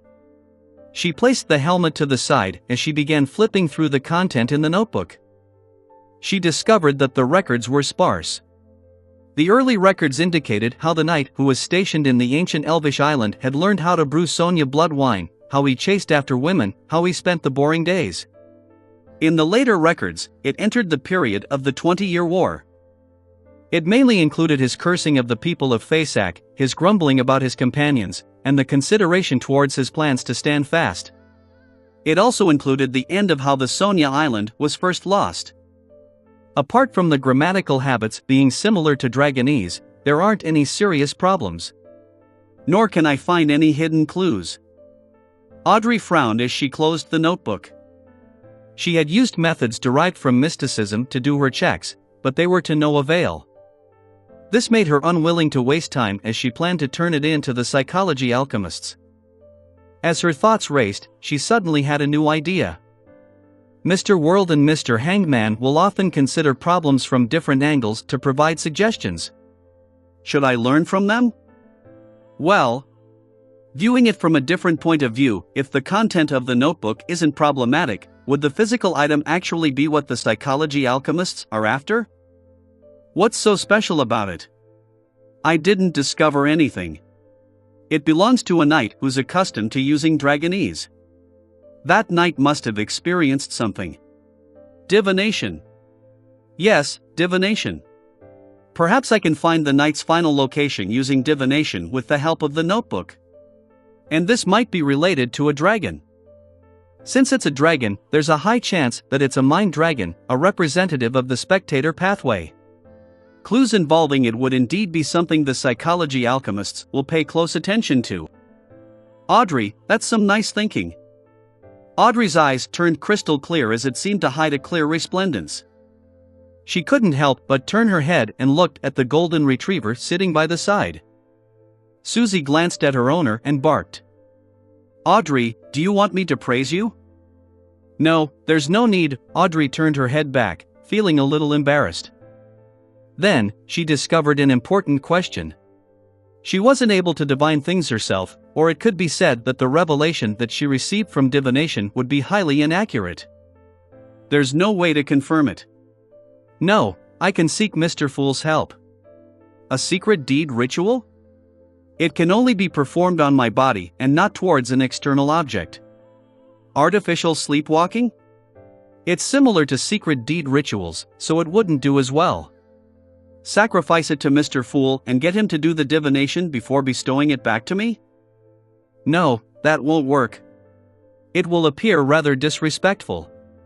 He isn't my father or teacher, but a real god. Using such a method is way too casual and somewhat sacrilegious. Audrey's thoughts slowly went from Mr. Fool to divination. Although she was rather incapable of divination, she had a certain level of understanding and the corresponding knowledge. She soon locked on to a particular method of divination. It was to seek the help of a third party's strength and unknown or mysterious existence via a certain ritual. The most classic example of such a method was magic mirror divination. Yes. It's indeed very dangerous, but the danger stems from the possibility that the target is filled with malice or one that can cause a person to break down immediately. But I don't have such worries. I can seek Mr. Fool's help. Audrey blinked and held down her agitation as she said to the golden retriever, Susie, guard the door outside. I will use a mysticism method to study this notebook. Didn't you use them before? Susie asked, puzzled. She's getting harder to fool. Audrey's eyes darted around as she said confidently, I plan on using magic mirror divination. Don't worry. I'll make the plea to a safe existence. All right. Susie determined that Audrey was speaking the truth. She took a few steps before turning around to exhort her. Audrey, you need to be careful about being possessed by a mysterious existence. I know, Audrey replied without feeling worried at all. From her point of view, if Mr. Fool really wanted to do something to her, he had countless opportunities in the past. There was no reason for him to wait until this day. After Susie opened and closed the door by herself and went out, Audrey sat in front of her desk and recited the honorific name of the Fool to request the use of magic mirror divination. After a while, Klein, who was on the future, went to the bathroom and headed above the gray fog.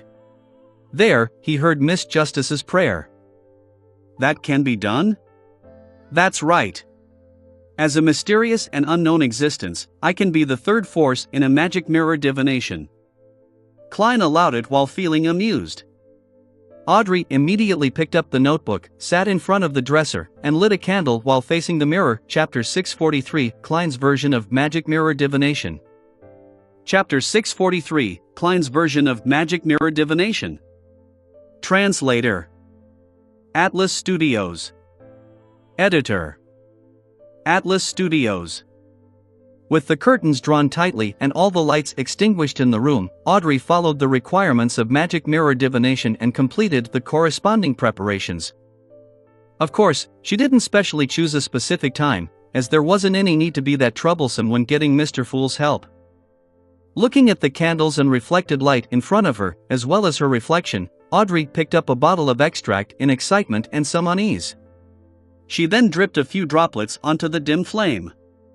As the mild and refreshing fragrances filled her nose, for some baffling reason, Audrey recalled the times when she was still a mysticism enthusiast. In the beginning, she would also commit all kinds of mistakes. She would realize that she had forgotten to prepare the essential oils and extracts that would please the deity at a critical moment during the ritual. All she could do was make do with perfume, and her attempts no doubt failed. In fact, according to the information which Mr. Fool shared, he would similarly respond even if I had used my perfume. Audrey exhaled slightly and, using cogitation, calmed herself down. She knew that her uncontrolled thoughts weren't ordinary behavior coming from her. The tiny bit of anticipation and nervousness had been magnified by lie. After making sure she was in an optimal state of mind, Audrey clasped her hands and pressed them to her mouth and nose as if in prayer. She sincerely chanted softly, "The fool that doesn't belong to this era. The mysterious ruler above the gray fog. The king of yellow and black who wields good luck." The secret incantation gently echoed 7 times as Audrey felt the surrounding darkness had the inclusion of something which was somewhat indescribable. It was like an undercurrent hidden beneath the water surface. Looking up, Audrey reached out her right hand and passed it through the still candle flame and stroked the mirror's surface from top to bottom. At this point, the magic mirror divination was basically done. If the mysterious and unknown existence's interest was piqued, it would respond through the mirror. Above the gray fog, in the ancient and magnificent palace, Klein looked at the crimson star representing Miss Justice expand and contract as it rippled with an illusory glow. Finally, it was tainted with a nearly black feeling of serenity. It condensed into a circular halo the size of a mirror that appeared to lead to the outer world. It's different from past rituals. Interesting. Klein leaned back into his chair and extended his spirituality to make contact with the black circular hole. Silently, his vision changed. The long bronze table and the crimson star overlapped with the spacious room which was illuminated with candlelight, becoming distinct once again. At this moment, Klein felt that a mirror had become an extension of his body or eye. It allowed him to clearly see and interfere with the real world despite being above the gray fog. Yes, clearly. All the objects in Klein's vision no longer looked blurry as they appeared distinctly in his eyes.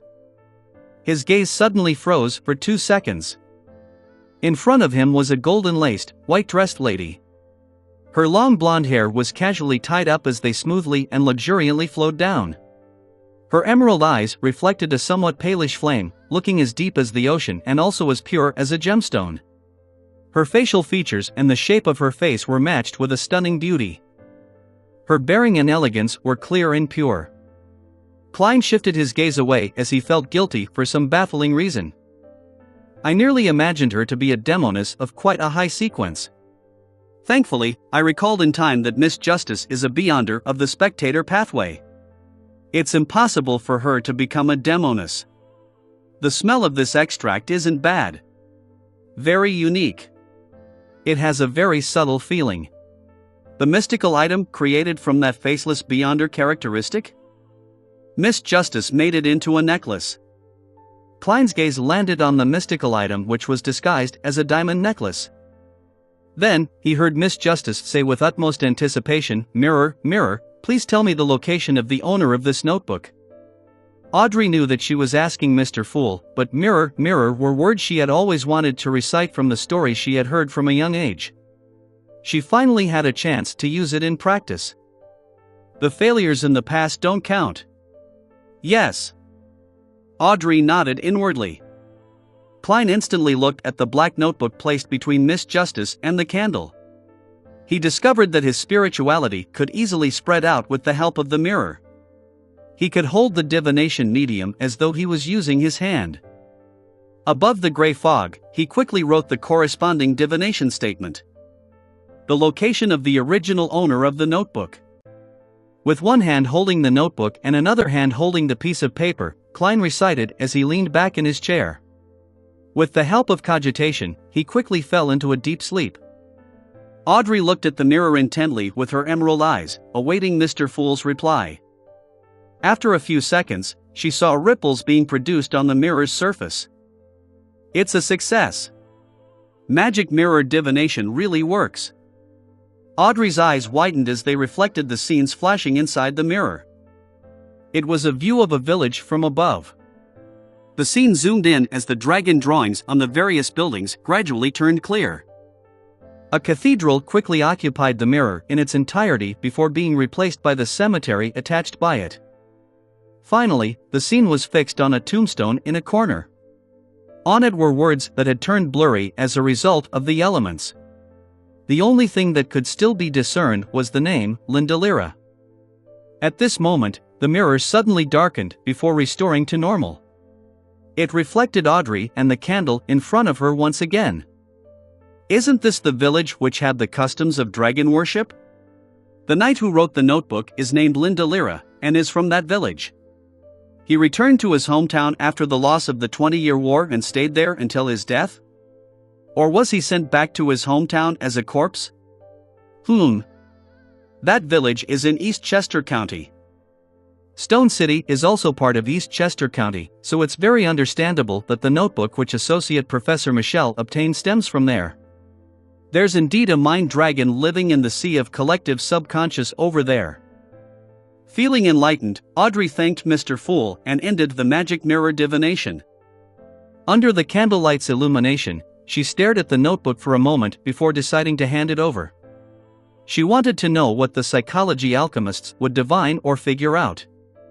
At the very least, the present me lacks the strength to come into contact with that mind dragon. That's all I can do. Besides, even if the psychology alchemists really discover anything and benefits from it, once I slowly rise up the ranks in the organization, some of that will belong to me. Audrey's mood very quickly turned positive once again. Above the gray fog, Klein rapped the corner of the long bronze table. With Miss Justice's description, he made his judgment. The notebook and the village had something to do with a dragon, and dragons often imply treasure. What a pity. Miss Justice's strength is lacking, otherwise, I would have encouraged her to explore it and pray to the sea god if something happens while I provide support to her via various means. Yes, it's too dangerous for her. It can only be set aside for now. If the psychology alchemists didn't discover anything, perhaps we can attempt it in the future. Klein suppressed his regret as he recalled the experience of the magic mirror divination. This kind of divination is extremely advantageous for the third party.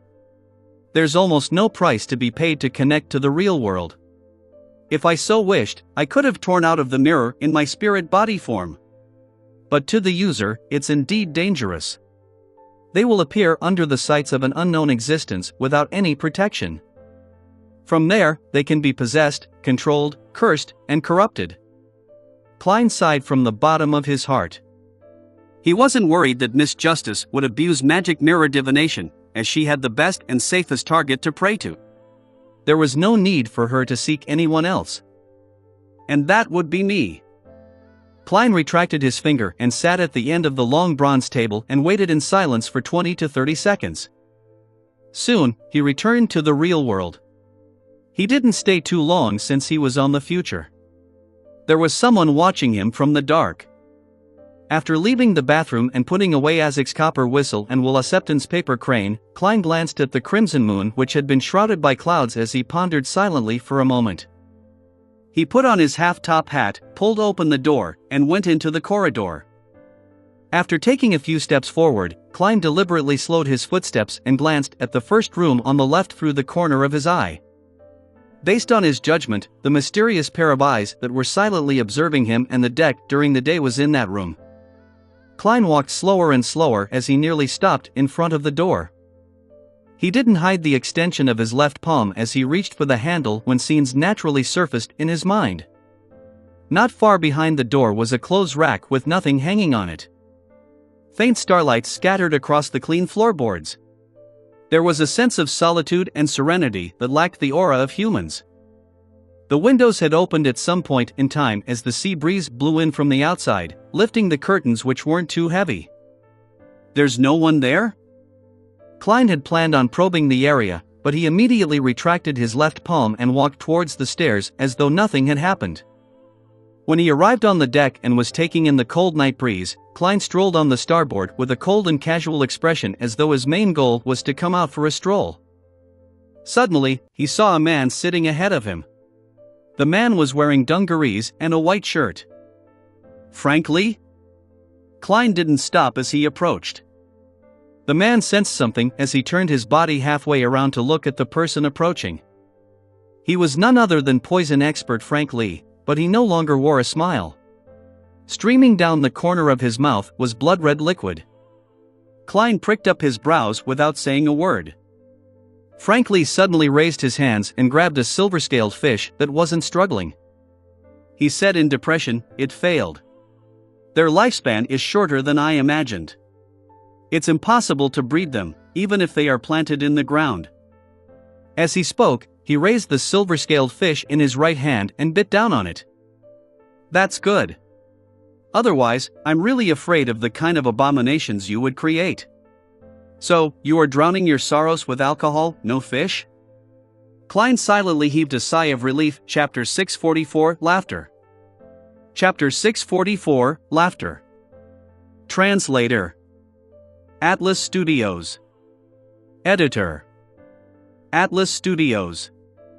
Klein couldn't go against his own wishes to console Frank Lee, nor could he bring himself to tell Frank Lee that not being able to breed red wine fish was a good thing. All he could do was pretend that this was a trivial problem and not provide a response. He walked 2 steps diagonally and circled around the starboard before looking far into the undulating sea. By then, the clouds high in the sky had thinned.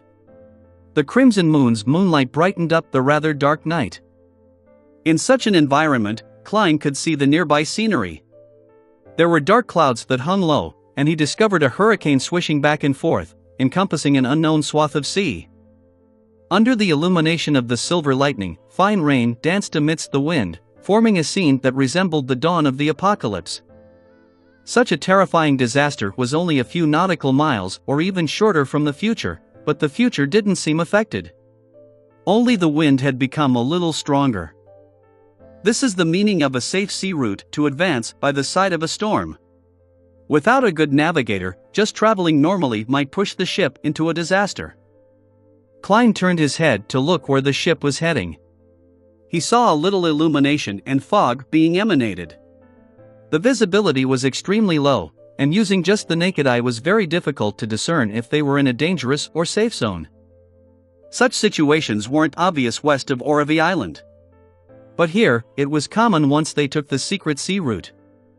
Klein was just about to retract his gaze when he saw a black, massive object seemingly hiding in the periphery of the storm.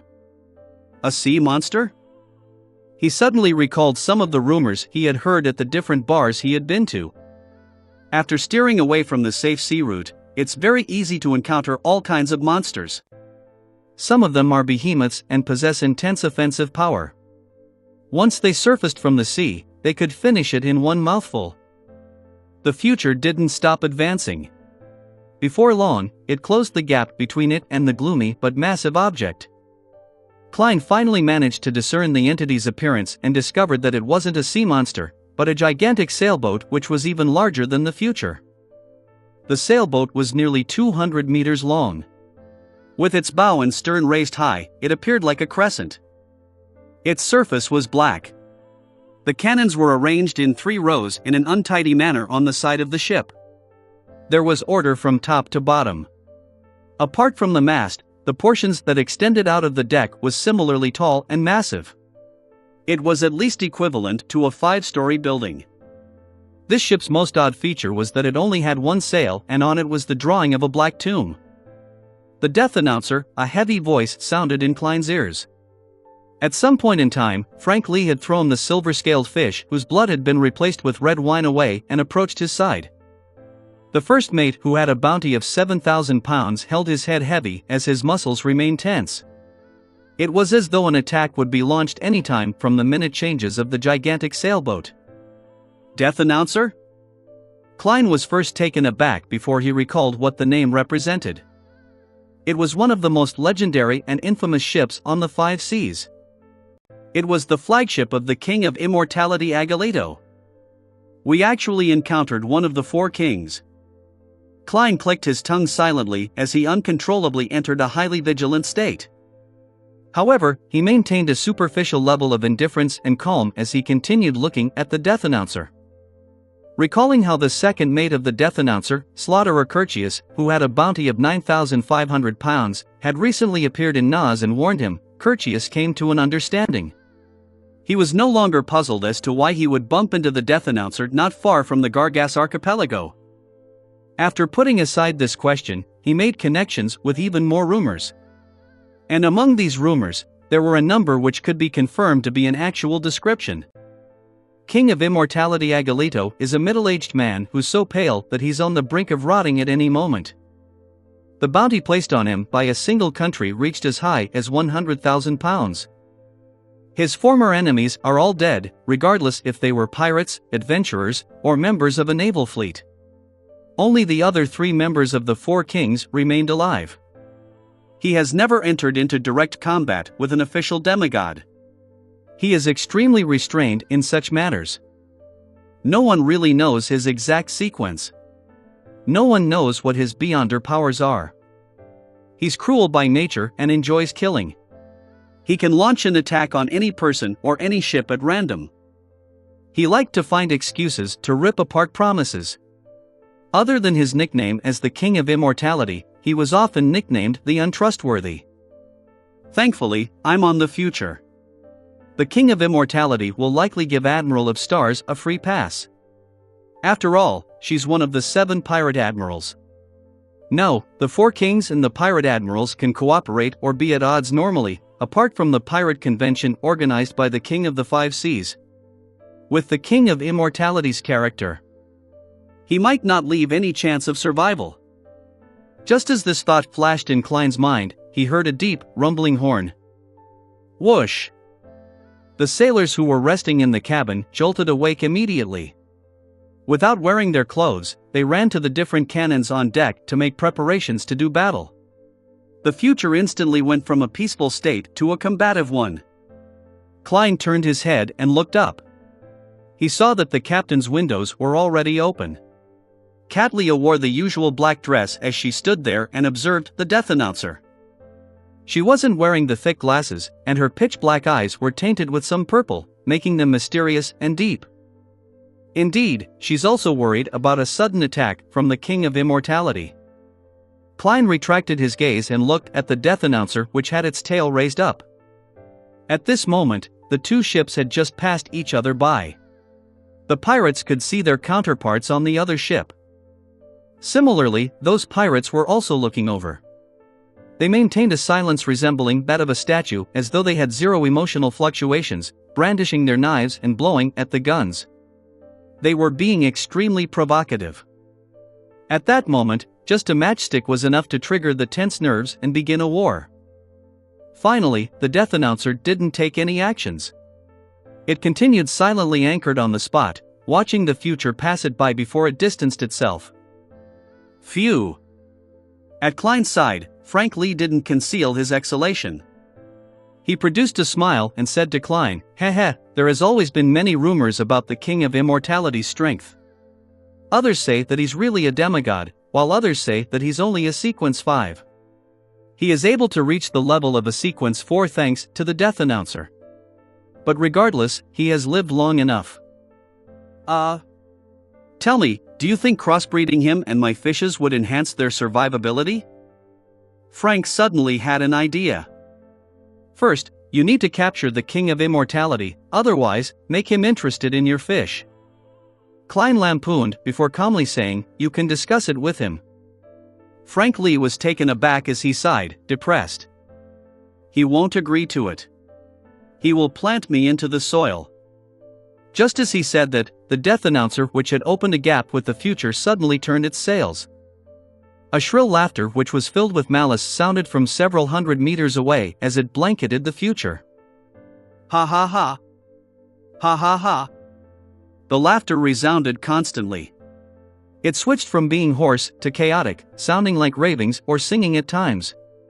The sailors on deck fell to the ground one after another as they tried hard to cover their ears, but all they could do was struggle in pain. A number of Beyonders began to produce fish scales on their bodies. Klein was similarly affected. He felt that his brain was instantly injected with all kinds of thoughts. There were the good, the bad, the bright, and the dark. They were abnormally disordered as they combined with the constantly changing laughter to produce a swelling feeling that could burst one's brain. Klein's facial expression distorted slightly as inconspicuous flesh tendrils began to start wriggling under his skin. If he hadn't experienced the true creator's ravings and Mr. Door's cry for help, or suffer similar torment when he passed the gray fog each time, giving him a certain level of resistance, Klein would definitely be like poison expert Frank Lee pressing his head. Kneeling down with a ferocious expression to resist the pain brought from the terrifying laughter. Klein noticed that some short orange hair was growing from Frank's face, making him seem to transform into a bear. At that moment, the symbols and magical labels on the future's walls, deck, and mast lit up. They became like a resplendent sea of stars in a moonless night. The terrifying laughter, which was either sharp or hoarse, didn't weaken, but everyone was distanced from one another in a second. The sounds that came from a further distance away sounded empty and illusory. Klein's swelling head instantly received reprieve as he used the rest of his strength to look up. Behind the open windows in the captain's cabin, the Admiral of Stars' face had additional traces of gloominess, and they looked like they would crack apart at any moment, producing horrible items. At that moment, Catlia's palms pressed down on the windowsill as bits of starlight swirled around her, seemingly matching the future which was on the resplendent sea. Whoosh! A squall stirred for no reason as the ship began its own adjustment. Despite the future having so many of its sailors down, it sped up instead of slowing down. It quickly opened up a gap from the death announcer. Klein looked at the room with the mysterious pair of eyes that observed the deck, and he discovered that the windows were rattling from the strong winds without any signs of abnormalities. Whoosh! Amidst the strong winds, starlight descended to form a swath of floating ice as they dragged the future into a rapid flight. Finally, the death announcer vanished behind it. The terrifying laughter, which could make a person lose control or go mad, turned more illusory and distant. Frank Lee lowered his hands and panted before barely recovering. Many of the sailors on the deck were still tumbling about and struggling in extreme pain, but their condition didn't worsen. This ability of the King of Immortality is truly impressive. There's almost no way to defend against it. It's no wonder he's one of the 4 kings. Klein frowned slightly as he sighed. Although he was experienced and rather knowledgeable, this was the first time he was being directly attacked by a demigod in the true sense of the word. He discovered that even Agalito, who was ranked last among the 4 kings, similarly made him feel weak, as though it was impossible to resist. With Agalito's character, will he make the death announcer pursue us? Although there's a high chance he would wait for Slaughterer Curtius to return, that possibility cannot be excluded. If he chases up, I'll pray to myself and use the sea god scepter to give him a maelstrom and a thunderstorm to wipe him out. After making the decision, he once again looked at Catlia. The pirate admiral's expression was already ghastly pale. However, there were no longer any signs of darkness. The starlight that twirled around her slowly extinguished one after another. Chapter 645, Calming Method. Chapter 645, Calming Method. Translator. Atlas Studios. Editor. Atlas Studios. Following the complete disappearance of the surrounding astral glow, Kat Lee lowered her head and said to Frank Lee, who was slowly recovering, "Let them calm down." She was referring to the sailors who were still struggling in pain. Just as she said that, Kat Lee shrunk her body back as the windows closed. At that instant, Klein vaguely saw a green vine grow upwards, covering the Admiral of Stars in layers. As he didn't sense any danger or wickedness, he intuitively believed that it was a method in mysticism which Ma'am Hermit used to treat her injuries and recover her energy. A power of her beyonder pathway? Or is it from some mystical item she possesses? She began treatment without any worry and allowed Frank to deal with the chaos on the ship. She's not afraid that the death announcer would be able to chase up to us? How far did the future fly in that last pounce? Klein no longer held his neck up as he turned to look at Frank Lee. This first mate, who was both a poison expert and a capable doctor, had already retrieved a coiled soft tube from the pocket of his dungarees. It was connected to a small glass bottle, and on the other side was an embedded thin and sharp needle. "A sedative I concocted," Frank Lee said with a forced smile while still having pangs of fear. "I've bought something similar before. They were all given to Zombie Merrick." Klein surveyed the area and said, "This might not be enough." "No, it's not for them. I need a helper." "They will receive the help of beer, which comes with a sedative effect." "Ha, they're often rowdy once they're drunk, so I've added the necessary elements in most of the alcohol buckets," Frank explained in passing. "Spiking their drinks without any notice." Klein nearly twitched the corner of his mouth. At that moment, he had a deep appreciation for the aptness of the nickname Poison Expert. Simply because he found the pirates rowdy when drunk, Frank had added a modified sedative to most of the alcoholic beverages without any sense of guilt or shame. It was as though he was doing something very ordinary. This fellow is a really straight and warm person in certain aspects, but in other aspects, he's more terrifying than a devil. This is because he doesn't believe that what he does is evil. How did the Church of Mother Earth produce such a crazy scientist? Klein controlled his expression and followed Frank Lee from a distance and found the bosun, Nina, who was squirming in the shadows of the bulkhead. This pirate with an exaggerated figure was slumped there, writhing in pain. She kept scratching the deck, producing ear-piercing sounds as bloody marks were left behind. Just watching the scene made Klein feel pain in his fingers. "Gehrman, help me press her down to prevent her from struggling." Frank raised the needle and tube in his hand. Klein didn't object to it, but he didn't say a word. He calmly crouched by the side and pressed down on Nina's shoulders. He felt his hands slip the moment he touched her, finding it difficult to grab her. It was as though she wasn't a lady but a gigantic fish covered in slippery scales. Klein instantly corrected his actions. Using a clown's precise control, he grabbed Nina firmly by the shoulders. However, Nina's struggling was surprisingly strong, far greater than Klein's. Soon, he felt his fingers turn sore as he could hardly continue. As expected of a Sequence 7 Beyonder from the Sailor Pathway, while I'm not a Beyonder who excels when it comes to physical strength. If not for the need to feed it, I can activate Creeping Hunger and switch to Steel Mavati's soul and use the strength of a zombie as a most suitable response. As these thoughts ran through his mind, Klein saw Frank approach, crouch down, and press his knee onto Nina's back. His muscles bulged as he quickly stopped Nina's struggling. A Beyonder from the Planter Pathway has quite a lot of physical strength as well. However, Mr. Frank Lee, it's probably difficult for you to get a girlfriend if you use such crude manners against a lady. Of course, you definitely don't mind. You could totally let your child grow from the soil. Klein lampooned as he watched Frank Lee inject the needle into the back of Nina's hand. As the small bottle of sedatives was injected, Nina stopped her attempts at struggling. Klein released his hands and stood up. After a few seconds, Nina combed her hair and rolled to her feet. She grumbled at Frank Lee, "Why must you always be so rough like a bear?" Can't you try a different method? As she spoke, she stretched her arms without concealing the pained expression on her face. Unlike the dive from earlier, she was now wearing a linen shirt and a brown coat. She looked no different from an ordinary pirate. Frank wasn't fazed by Nina's complaints as he asked in puzzlement, "How was I rough?" "Alright, let's not argue on this topic. Let's help them first. Get the beer barrel out. Let's work together to make them drink. Gehrman, you don't mind participating in this, right?" Klein shot a glance at the sailors on the deck. After contemplating for a few seconds, he asked, "The goal is to let them calm down?" "That's right." Frank Lee nodded heavily. "Can I just knock them unconscious?" Klein asked calmly.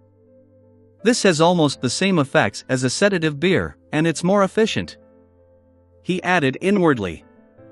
Nina turned her head in surprise and was momentarily stunned speechless. Frank Lee thought seriously for a moment. "Okay. All right." Klein walked to a cutlass he had long noticed, picked it up, and used the dull edge to strike it at its owner.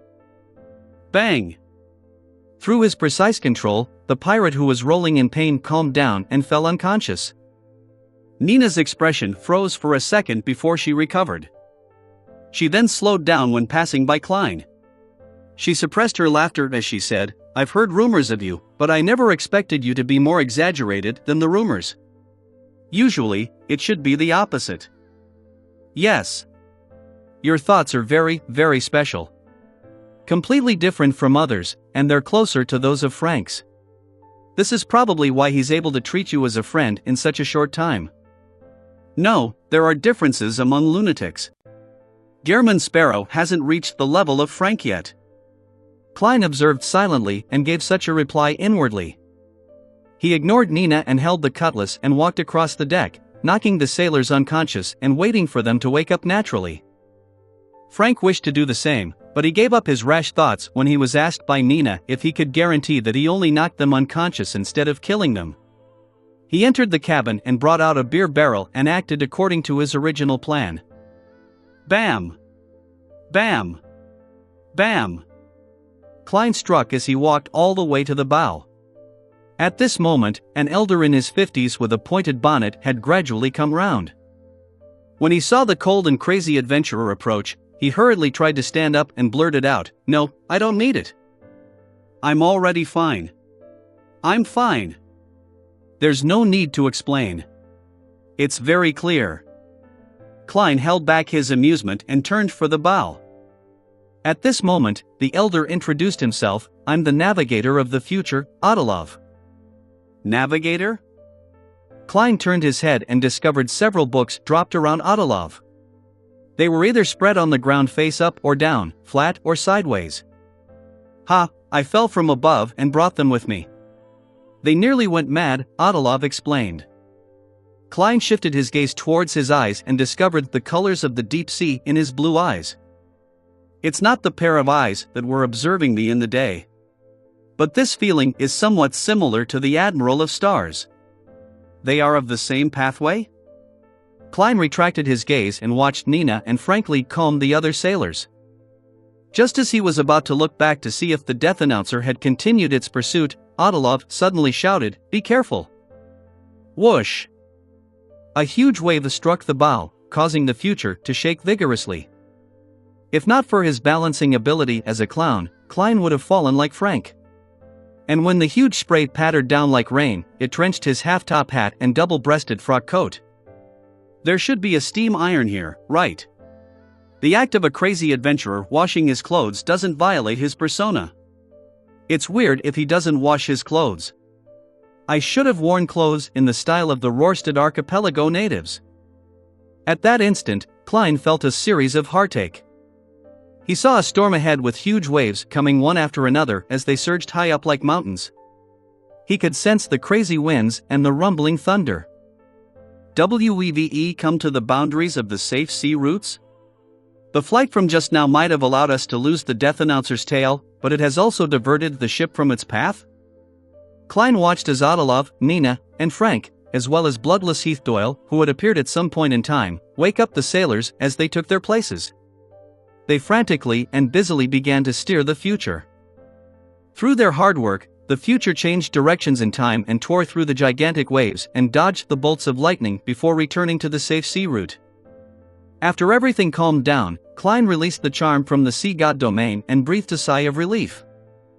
Looking back, he saw no signs of the Death Announcer's pursuit. He finally eased up and found that there was nothing calm about the night.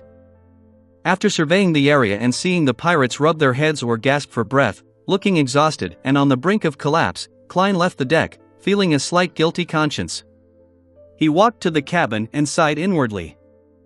We just left the Gargas archipelago recently and the ship was nearly destroyed. The search for mermaids really doesn't seem simple. Following the staircase to the upper level, Klein walked past the captain's cabin and slowed down. He observed for a moment and saw green leaves covering the crack in the door. Everything was isolated. He shifted his gaze and returned to his room. He considered the matter of praying to the fool before going above the gray fog to grasp the nearby waters and search for traces of the Death Announcer by responding.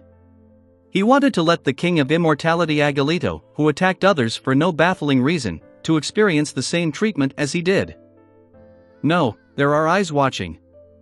I should try my best not to do such things. Besides, it will only teach the King of Immortality a lesson and not seriously injure him. It's not worth the risk. I shouldn't let my anger get the better of my rationality. I'll think about it again after advancing successfully. Klein repressed his urge. Chapter 646, Le Monod Spellbook. Chapter 646, Le Monod Spellbook. Translator. Atlas Studios. Editor. Atlas Studios. Backlund, outside the steam locomotive station. Furs wore a finely checkered black veiled hat with embedded blue flowers and stood by the hall at the station's entrance, awaiting her teacher, Dorian Gray. The drizzle on the streets and the cold winds blowing underground had made this female author tremble slightly. She felt that she had underestimated Backlund's spring. I wonder what Zaya was doing that makes her busy all year round. Sigh, she said that she wouldn't even get out of bed when her father was still alive. Apart from going to the bathroom, both food and water would be served to her by her servants. Now, she's leaving early in the morning every day and only returning late at night regardless of the weather. She has completed one mission after another, capturing one fugitive after another. With this in mind, Furs couldn't help but admire Zio. Last week, this female sheriff had already paid off her debt and had even saved up £200. I have to say that, as a Beyonder job, a sheriff is really suited to being a bounty hunter. Of course, the choices available to her are limited to low-sequence Beyonders. Furs's thoughts wandered as her gaze that was directed outwards had suddenly caught sight of a familiar figure. It was a man of medium build, and he was dressed in a black suit, the most popular attire in Lone. He wore a half-top hat, and in a rare instance, his shoulders appeared broad. It was broad in an almost exaggerated sense. He was none other than Furs's teacher, one of the few remaining members of the Abraham family, Dorian Gray Abraham. Furs was delighted as she immediately went over with her umbrella in hand. With so many people on the streets, she didn't directly approach him. However, her gaze met his and saw him raise his clenched right fist towards the first button on his black suit. This means danger. Furza expressionlessly diverted her gaze away. She smiled as she cast her gaze to a young gentleman behind Dorian, and as though nothing happened, she passed him and walked forward. An ancient family had unimaginable experience in all kinds of matters, so Dorian Gray had long informed Furs of the signals and gestures to use in urgent situations. The action from before was extremely simple. It was to inform her to stay away. The young man behind was somewhat taken aback to be stared at by the languid, mature lady. Following that, he instinctively adjusted his clothes and pressed down on his hat. Just as he finished these series of actions, Furs had overtaken him and continued heading forward. Under the drizzle, Furs circled the area and boarded a rental carriage and headed for Hattrick Inn on Sherwood Burrows 22, Hope Street. This was the place that Dorian Gray had reserved in advance. Having spent so many years in mysticism circles, Furs, who had plenty of experience, calmly got a neighboring room and stood before the window to observe the guests that came to the inn. Finally, she saw Dorian Gray get off a carriage and walk through the door. Furs quickly turned around and came to the bend of the stairwell. She covertly observed her teacher being led to his room by an attendant. After a while, she took off her hat, messed up her hair a little before coming to room 2016, and she knocked on it. Her plan was very simple. If her teacher's response wasn't problematic, she would enter the room to converse with him. If it was abnormal, she would pretend as though she had come to the wrong room or that she was a prostitute trying to get some business. Creak. The door slowly opened as Dorian looked at his student in front of him before looking both ways down the corridor. Then, he raised his right arm and spread his fingers to press on the second button of his suit. This meant that he wasn't controlled and that the abnormality was over. Furs let out a silent sigh of relief and instantly entered the room. "Teacher, what happened just now?" she asked, feeling worried and concerned. Dorian closed the door and smiled wryly. "I saw someone familiar." He sighed and added, "An enemy." It was his former student who had later betrayed the Abraham family with Traveler Belaya and nearly wiped out the upper echelons of the Abraham family. According to what Dorian knew, his former student had already joined the Aurora Order and was likely one of the 22 oracles. What did he do? Is he very strong? Furs asked curiously. Dorian fell silent for a few seconds and divulged a little. "Lawrence, Labero, Elisa, and I belong to a particular organization. A few members betrayed it and dealt a heavy blow to it. That was one of the traitors."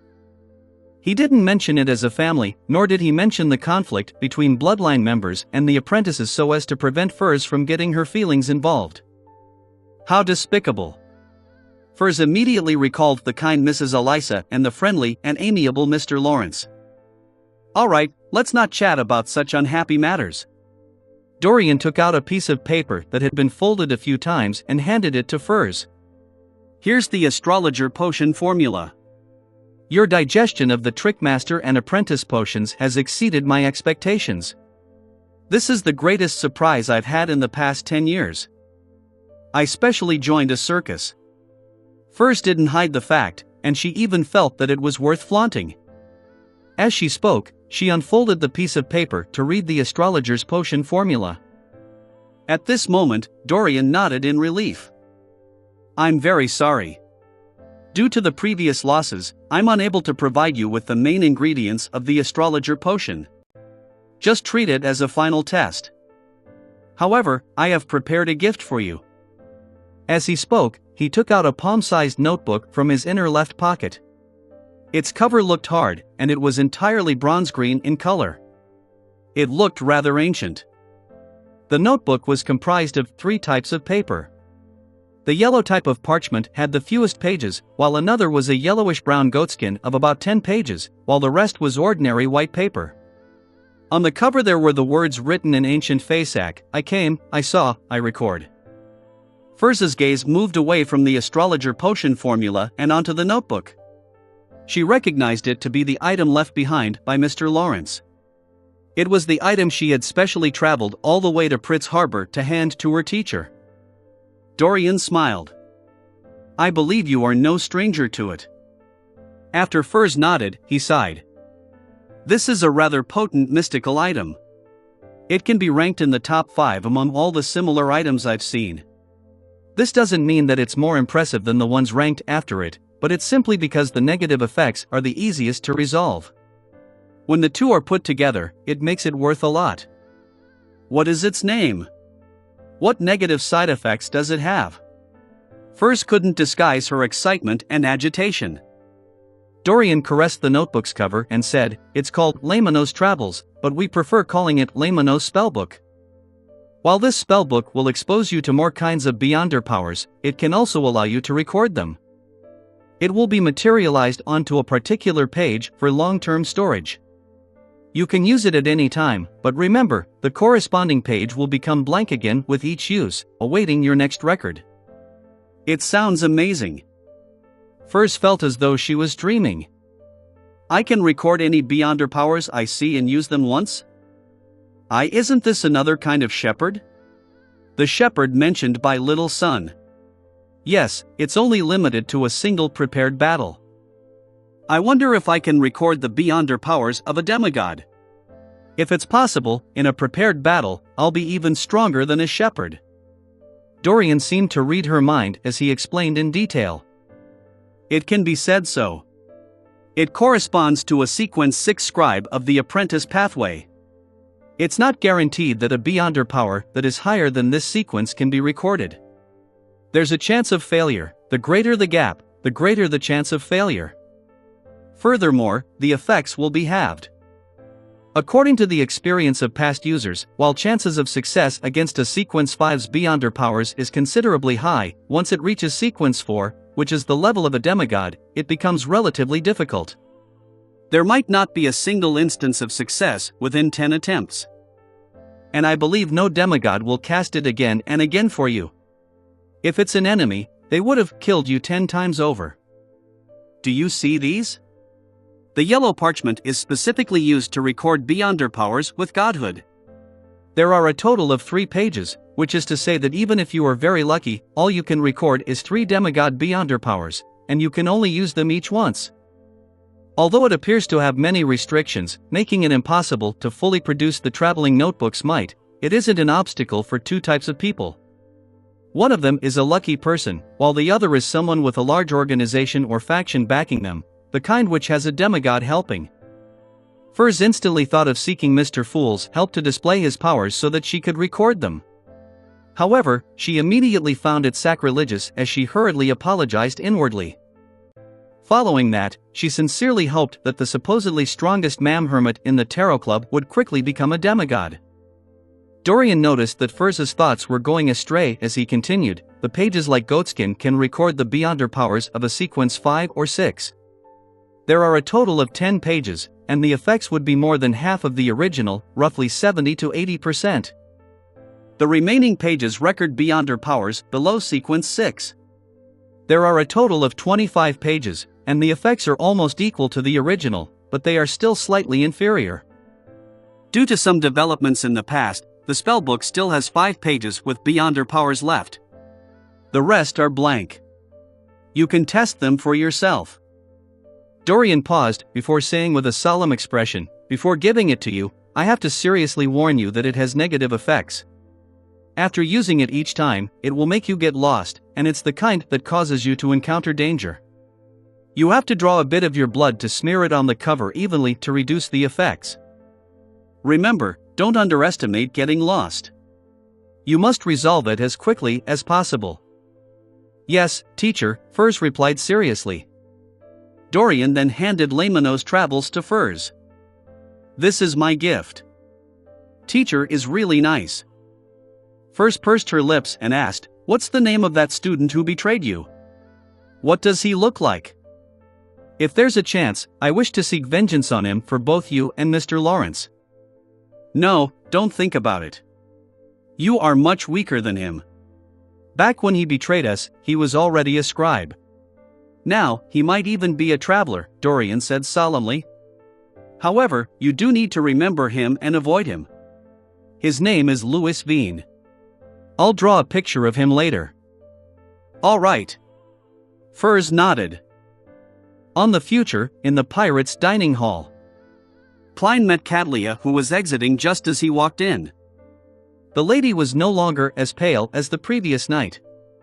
With a pair of thick glasses, she calmly said, "Make your preparations. We will be arriving in those waters in a while." "That fast? How far exactly did we fly last night?" Klein was taken aback. Chapter 647, Sea of Ruins. Chapter 647, Sea of Ruins. Translator. Atlas Studios. Editor. Atlas Studios. Although Gehrman Sparrow didn't show it on his face, Cadlia seemed to notice the surprise in him. She simply explained, "It's a kind of flight that makes it impossible for the death announcer to continue its pursuit." Just as she said that, she discovered that Gehrman Sparrow had completely changed his attire. He wore a round neck shirt, a brown jacket, pantaloons with a dark-colored cap. He didn't look like an adventurer and instead resembled a native of the city of Generosity, Biam. According to Nina, his clothes were drenched by a huge wave last night. Does he only have one set of decent clothes? Katlia recalled and found the reason. She wasn't surprised by this. She even felt that it matched Gehrman Sparrow's insanity. He only had one set of decent clothes, spending the rest of his money on mystical items, beyonder weapons, spirituality charms, with the sole goal of raising his strength. It's no wonder the King of Immortality gave up. All he did was attack passing ships. There wasn't enough hatred to drive him to pursue us the entire way. Yes, in front of the four kings, senior pirate admirals still have a chance to escape to a certain degree. Almost arriving. Man, I haven't completed my digestion. However, acting as the crazy adventurer yesterday seemed rather effective. The crew of the future gave a very spontaneous and warm response towards it. I should completely digest it in 2 to 3 days. And even if we entered the dangerous waters, finding mermaids wouldn't be that simple. I should have enough time. Klein nodded and suppressed his urge to ask. He planned on passing by Admiral of Stars and head to his usual spot to have breakfast. At this moment, he saw a pirate who was carrying a blue fish which was alive and kicking rush in. He went straight for a corner. Seated there was the second mate of the future, Heath Doyle. His face was nearly transparent from the paleness, and his nose bridge was rather unharmonious. Pa! The fish, which was nearly a meter long, was placed in front of Bloodless. Heath Doyle extended his hands and pressed down on the fish. He bent his body bit by bit as he inched his head downwards, plastering his face to the scales as though he was kissing it. Suddenly, the fish stiffened and, like wax meeting fire, melted rapidly and turned into a disgusting pool of flesh and blood. The flesh and blood surged into Heath Doyle's mouth like liquid as they covered his skin. Amidst the horrendous sight of the squirming, the fish and all the bones, flesh, and blood vanished. Nothing was left behind as Heath Doyle's face appeared very clean. All that was left was the bright red color on his lips like a blooming rose. Rose Bishop. The name of the sequence surfaced in Klein's mind. Katlia, who was beside him, also saw the scene as she nudged her glasses. Every Rose Bishop needs to replenish themselves with enough blood and flesh. That way, they can fully showcase their beyonder powers and not lose control after being injured as a result of an intense battle. Her lips curled slightly as she added, however, the lunatics from the Aurora Order have an inclination towards human flesh and blood. Actually, substitutes would work fine. From the looks of it, this Bloodless with a bounty of 7,600 pounds is really lucky. On the one hand, he's lucky to achieve Sequence 6 at once without any abnormalities or losing control. On the other hand, joining Admiral of Stars' pirate crew is another. Without the secret knowledge that this lady who was being pursued by knowledge possesses, he might have turned into a monster that desires human flesh and blood sooner or later, even if he didn't listen to the true creator's voice. Klein sighed silently. He was increasingly convinced that the secret suppliant pathway, which was also the shepherd pathway, was the beyonder pathway, which was the easiest to lose control and turn mad. Nothing came close, even the abyss pathway, which represented evil, was slightly lacking. Klein retracted his gaze, and just as he was about to take a step forward, the entire ship jolted. In an instant, the scene ahead of the future naturally surfaced in Klein's mind. The blue sea was being separated by a gigantic crack as infinite amounts of seawater plummeted down into bottomless darkness like a waterfall. This scene was magnificent and mystical. It made one suspect if they weren't on Earth. Whoosh! The future wasn't able to stop in time as it rushed to the edge and quickly plummeted. Bang! Bang! Bang! All the pirates in the dining hall flew up and slammed into the ceiling. Toast, white bread, butter, margarine, beer, and roasted fish flew around at random without settling down. Klein also lost his balance as he couldn't help but be thrown towards the ceiling. He extended his palm in time and pressed upwards, quickly adjusting his posture like an acrobatic act, allowing him to look less pathetic. Not far away, Nina showcased her stunning balance. With the help of the ceiling, she maintained her posture. Perhaps intentionally or unintentionally, she extended her feet and kicked Frank to send the poison expert flying diagonally to a beer barrel, drenching him with pale yellow liquid. At this moment, the most casual and unfazed person was Katlia. Stars swirled around her as the resplendence beneath her feet coagulated, causing her to float in midair. She wasn't affected by the sudden dip.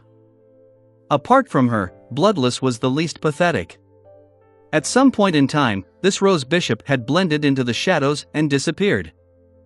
With the future about to plummet into the bottomless crevice, a plume of water surged up suddenly. It held up the ship and threw it high into the air and towards the other edge. After momentarily floating in the air, Klein believed that the future had landed stably on the surface of the sea. Once again, the charm from the sea god domain, which he held tightly in his right hand, wasn't used. At that moment, the sunlight outside the window shone inside, illuminating the mess inside the dining hall. Klein, who had long regained his balance, briskly walked to the window and saw that the endless sea seemed to be burning with golden flames. It appeared to have been noon the entire time. It was only morning moments ago. Klein looked up and narrowed his eyes to see that the sky was filled with sunlight. There were no clouds nor the sun, just a swath of golden rays. It's no wonder Rhodes's description of this place is that it's no longer a real ocean, but a relic of a war between the gods. As he swept his gaze, he discovered nearby ruins which were diagonally ahead. The ruins were mostly covered by seawater. Protruding out from the surface was gray stones and stone columns that formed a peak. At the top was a dome-like object. From its angle, it was able to hold up quite a large area of space. The ruins were definitely massive in the first place. Through the transparent waters, Klein saw that its base extended to the seabed without end. These are extremely dangerous waters. At some point in time, Katlia came beside him. Klein turned his head over and waited for her to continue. Katlia's gaze was cast forward as she said somewhat wistfully, "I haven't been here many times. Furthermore, all my visits happened a long time ago." My and not our. That means that it wasn't with the crew of the future. Or was it back when she was a subordinate of Queen Mystic? Klein acutely noticed the terms which Admiral of Stars had used as he made a guess. Katlia didn't turn her head as she looked at the sky and sea which were covered in golden flames. No one knows where the ends of these waters are. Nor does anyone know how wide it is. Do you know what's most dangerous about this place? I should have gotten Rhodes to give me a more detailed explanation. Klein honestly shook his head. Previously, he had nearly been caught by a demigod of the true creator. He had only survived thanks to the die of probability, therefore, in the past 2 months, he didn't dare bring the radio transceiver back to the real world. He was afraid that the true creator, who was closely watching the region, would sense it. Hence, he didn't have an opportunity to contact Rhodes. His original plan was to seek out Septon's help through the paper crane once he approached the dangerous waters, and understand the corresponding dangers of the environment. To his surprise, they had encountered King of Immortality Agalito, and the future didn't give him any time before they arrived at their destination.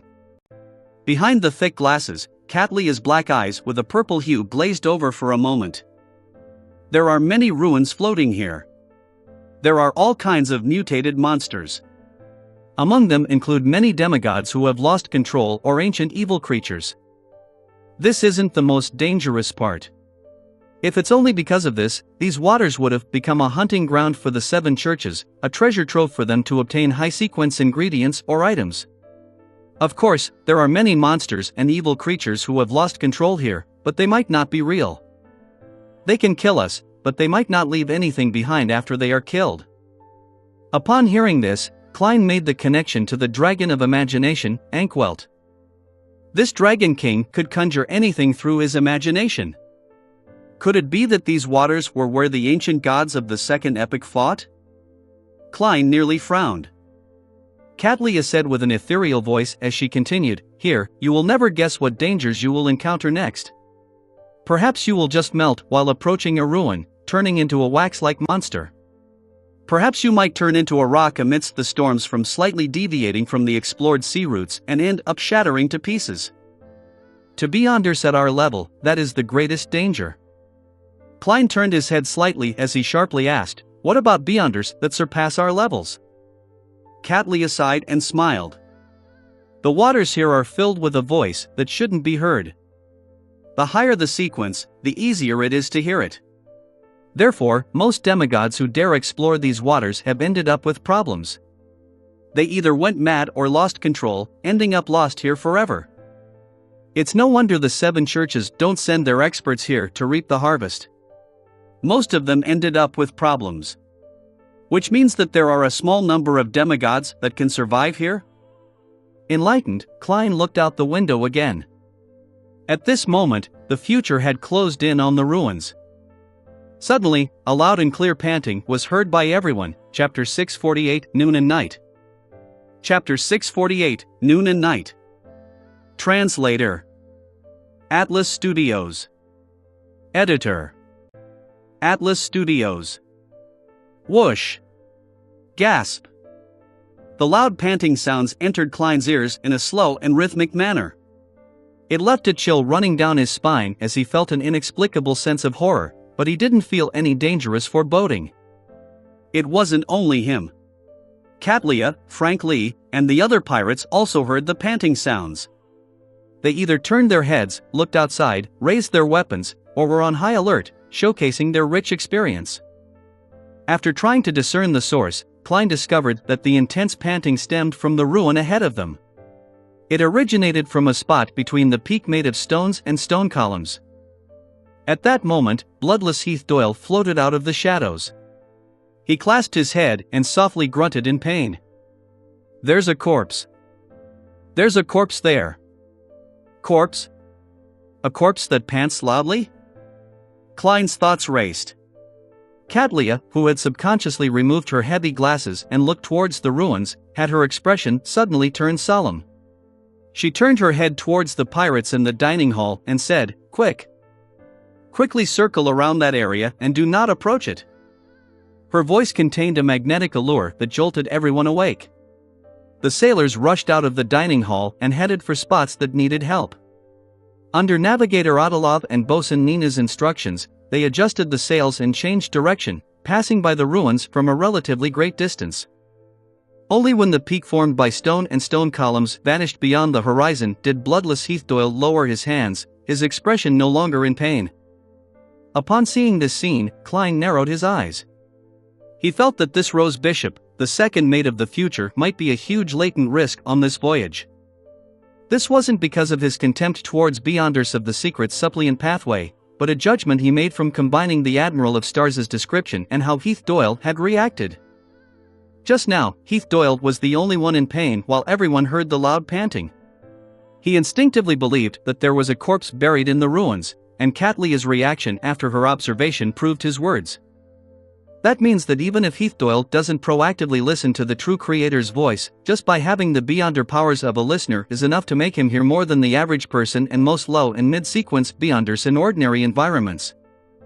Hence, he was affected the most and obtained more information on the danger when we encountered the panting sounds while being sufficiently close to the source of the sounds. Here, it doesn't mean that problems can be resolved by avoiding similar ruins. Because according to Katlia, these waters are filled with voices that can make a demigod lose control, voices that shouldn't be heard. If Heath Doyle were to be in an inadequate or overly adequate state one day, he might end up hearing those lethal whispers. Similarly, even if a Sequence 6 Rose Bishop is inferior to a demigod who is good at listening, the gap can't be too huge. In terms of the die of probability, just 2 points, not 1 point, is enough to have Heath Doyle hear voices he shouldn't hear to go mad or lose control. I have to warn Ma'am Hermit, even though she should have long figured this out and made the corresponding preparations.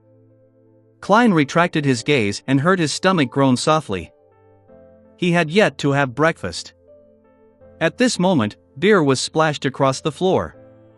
Butter had been splattered everywhere. All kinds of food, roasted fish, toast, white bread, were strewn across the floor or hanging off of something. All of them had become somewhat dirty. It should still be edible by peeling off the outer layer. Klein looked at a piece of bread that was leaning on a table leg, in a dilemma on his course of action. This was at odds with Gehrman Sparrow's persona. When he decided to wait for lunch, Catliat instructed the chef, "Prepare breakfast for the rest once more. Leave this to Frank. Perhaps he has uses for it." For the rearing of monsters? Klein lampooned inwardly. After a while, he finally had breakfast, which wasn't as sumptuous as before. It was a smoked pork sausage and 2 utterly burnt toast, as well as a cup of unsedated light beer that was treated as water. Due to them traveling through very dangerous waters with the possibilities of mishaps happening at every turn, Klein showcased his eating skills from back when he was studying in college. He only spent 1 to 2 minutes to finish the breakfast, just like he did back in his college's mess hall. He left the pirates' dining hall and came to the deck. He was having an after-meal stroll while also observing his environment. At that moment, the sea still appeared as though it was illuminated by a midday sun, as it was colored gold. Klein stopped and looked into the distance and saw a point of light ahead expanding. Under the sun's illumination, the point of light was producing coruscating, multicolored lusters due to the refraction. It was like a gigantic and transparent gem. As the future continued forging ahead, the point of light gradually revealed itself. It first parted before becoming clear. It was comprised of 4 gigantic columns made of pure diamond. They were like legendary columns that held up the sea. They extended downwards and stably stood there, holding up a sizable floating island. Above the floating island, the soil was charred black without any hint of greenery. In its depths, the lights had such an abnormal brightness that it outshone the midday sky. Suddenly, there was a long screech that was emitted from the island. It was loud and unrestrained, but it gave people a hair-raising sense of danger. Before long, Klein heard the galloping sounds of horses as he saw 2 steeds that seemed to be tempered from gold rush out of the floating island. Behind it was a beautiful chariot which was similarly made from gold. At this moment, Catlia's voice was amplified as she hurriedly had it resound in every corner of the future. "Look down. Don't look at it." Klein was never one to put on a brave front. He subconsciously lowered his head upon hearing those words and looked at his leather boots. He noticed that the sunlight which illuminated the deck was becoming brighter before it dimmed and was rapidly restored to its former brilliance. "It's all right now." Catlia's voice sounded in the ship again without any obvious emotional fluctuations. Only then did Klein look up. He discovered that the 2 steeds tempered from gold and the beautiful chariot they pulled behind it had vanished. The diamond pillars silently supported the floating island as resplendent glows swirled around it. What a huge diamond! What a strange floating island! What would happen if I hadn't lowered my head and had watched the golden chariot charge forward? Klein looked around as he suddenly frowned. A pirate who stood about 7 to 8 meters away from him had already vanished. Standing there were 2 pitch-black footprints. Looking at the ashes floating in midair, Klein vaguely knew the outcome of not lowering his head. Thankfully, Admiral of Stars has been here a few times in the past. She knows what to avoid and when to bow her head. If I had hired Mr. Hangman, even if he was the one steering the ghost ship, we might have already been wiped out by now. No, if the future hadn't arrived at its destination ahead of time without giving me any time to prepare, I would have long sought out Will Septon's advice. A magician never performs unprepared. Besides, if I had hired Mr. Hangman, I definitely would have purchased the relevant information from Ma'am Hermit. Klein first sighed before recovering his calm. He didn't suggest visiting the floating island to explore it. He left the future to pass it by and head forward. In the rest of the time, the sea was like the outer world.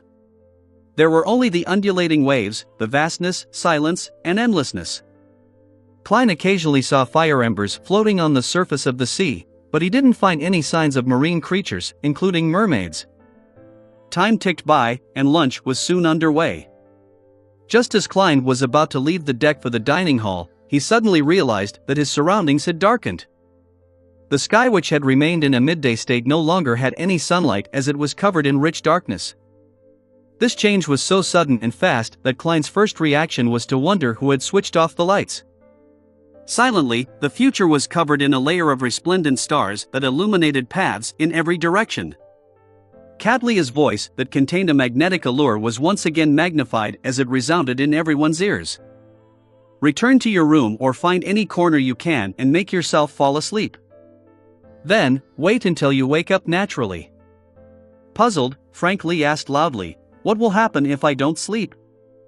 At that moment, his voice boomed like a speaking bear. Catlia stood behind the window of the captain's cabin and said, "When we wake up, we will find you gone, never to be found again." The night here, is that terrifying? Klein was curious, but he had no thoughts of attempting to stay awake. He returned to his room, and using the starlight which hadn't been extinguished on the future, he unfolded a paper crane and picked up a pencil to quickly write. What should be taken note of when traveling to the dangerous waters on the easternmost front of the Sonia Sea? Where can I find mermaids there? Putting down the pencil, he folded the crane. Without taking off his coat, he lay in bed and, with the help of cogitation, quickly fell asleep. In a hazy world, he suddenly jolted awake, clearly knowing that he was dreaming. No one is infiltrating it. Klein surveyed his surroundings and found himself on a mountaintop. Behind him and to his sides were black, cloister-like buildings. Ahead of him was a withered tree and a protruding boulder. On top of the boulder, Catlia sat alone. She hugged her knees and leaned her body forward as she stared at the mountain opposite them. She was still dressed in the black classical robe that exuded an air of mystery. Her expression wore an indescribable look of confusion. At that moment, she didn't move at all. It was as though she was a stone sculpture. Why is she in my dream? Klein took a few steps forward and leaped onto a boulder. Before he could ask, he was stunned by the vast scene before his eyes. It was a feeling that struck a blow to his body and soul. In front of the boulder was a bottomless cliff, and across the cliff was a mountain which was covered with countless palaces, spires, and majestic city walls. These buildings were opulent and stacked in circles. Just one of them was abnormally huge and didn't resemble a human's residence. Combined together, it had an indescribable sense of epic proportions that seemed legendary or mythical. The sun hung far away as it cast the colors of the sunset onto the city as the light seemed to be frozen. This is a dream shared by all of us, Catlia continued, sitting there, hugging her legs as she said, as though she was in a reverie. Chapter 649, Black Cloister. Chapter 649, Black Cloister. Translator. Atlas Studios. Editor. Atlas Studios. A dream shared by everyone? Klein repeated Catlia's words inwardly as he slowly realized the situation he was in. Nighttime in these dangerous waters would connect the dreams of all living creatures. And any creature that didn't sleep would lack the necessary protection, as their soul bodies weren't in the dream. As such, they would suffer an unknown attack. As for why such an attack would lead to one's disappearance and not instant death, Klein, who hadn't actually experienced it, had no grounds for speculation. As his thoughts raced, Klein retracted his gaze from Catlia's body, recasting them onto the magnificent city on the opposite cliff. He thought out of curiosity. If this world can really be formed from the connection of dreams from all the local creatures, who could have imagined such an unimaginable city? He observed for a few seconds before asking, "What is its name? What's the name of this city that can only exist in myths and legends?" Catlia stared ahead in a daze as she spoke, as though she was in a reverie. "No idea. There will be a chance of seeing it every time we enter the dream, but it's impossible to approach. She said that it resembles the Great Twilight Hall in Fasak. She likely has her own guesses, but she has never told me." She? That Queen Mystic? The Great Twilight Hall is where the Church of the God of Combat's papal chair is. Klein surveyed the area and deliberated before saying, "I plan to look around." He believed that the future wouldn't leave these waters anytime soon. He would definitely encounter more nights and enter this dream world several times. Therefore, to defend against any accidents and to obtain intel, it was necessary for him to explore the area. And the exploration no doubt needed a partner. Catlia remained sitting there, hugging her knees. Her tone remained ethereal as she said, "Not interested." This isn't what a mature pirate admiral should say. You could have been more euphemistic. Ma'am Hermit, you resemble a young petulant lady. Klein was taken aback as he suspected if he had misheard. This was in conflict with the Admiral of Stars he had in his mind. Thinking of how Gehrman Sparrow also had his side of not being afraid of dirt and hardship, he came to a realization. He quickly made a guess. Katlia isn't completely awake in the dream.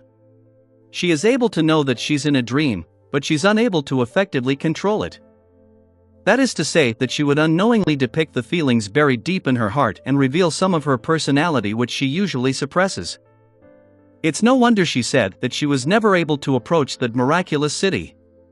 It's because she never had the intention of exploring it herself. Klein thought for a moment and deliberately probed, we might be able to discover something over there. Not going, Katlia didn't hesitate to reply, but she never shook her head. I'll be here waiting. Waiting. She really is in a semi-unconscious state. Klein made the judgment based on her reaction and tone. He didn't waste any more time and turned to leap off the boulder. Pa!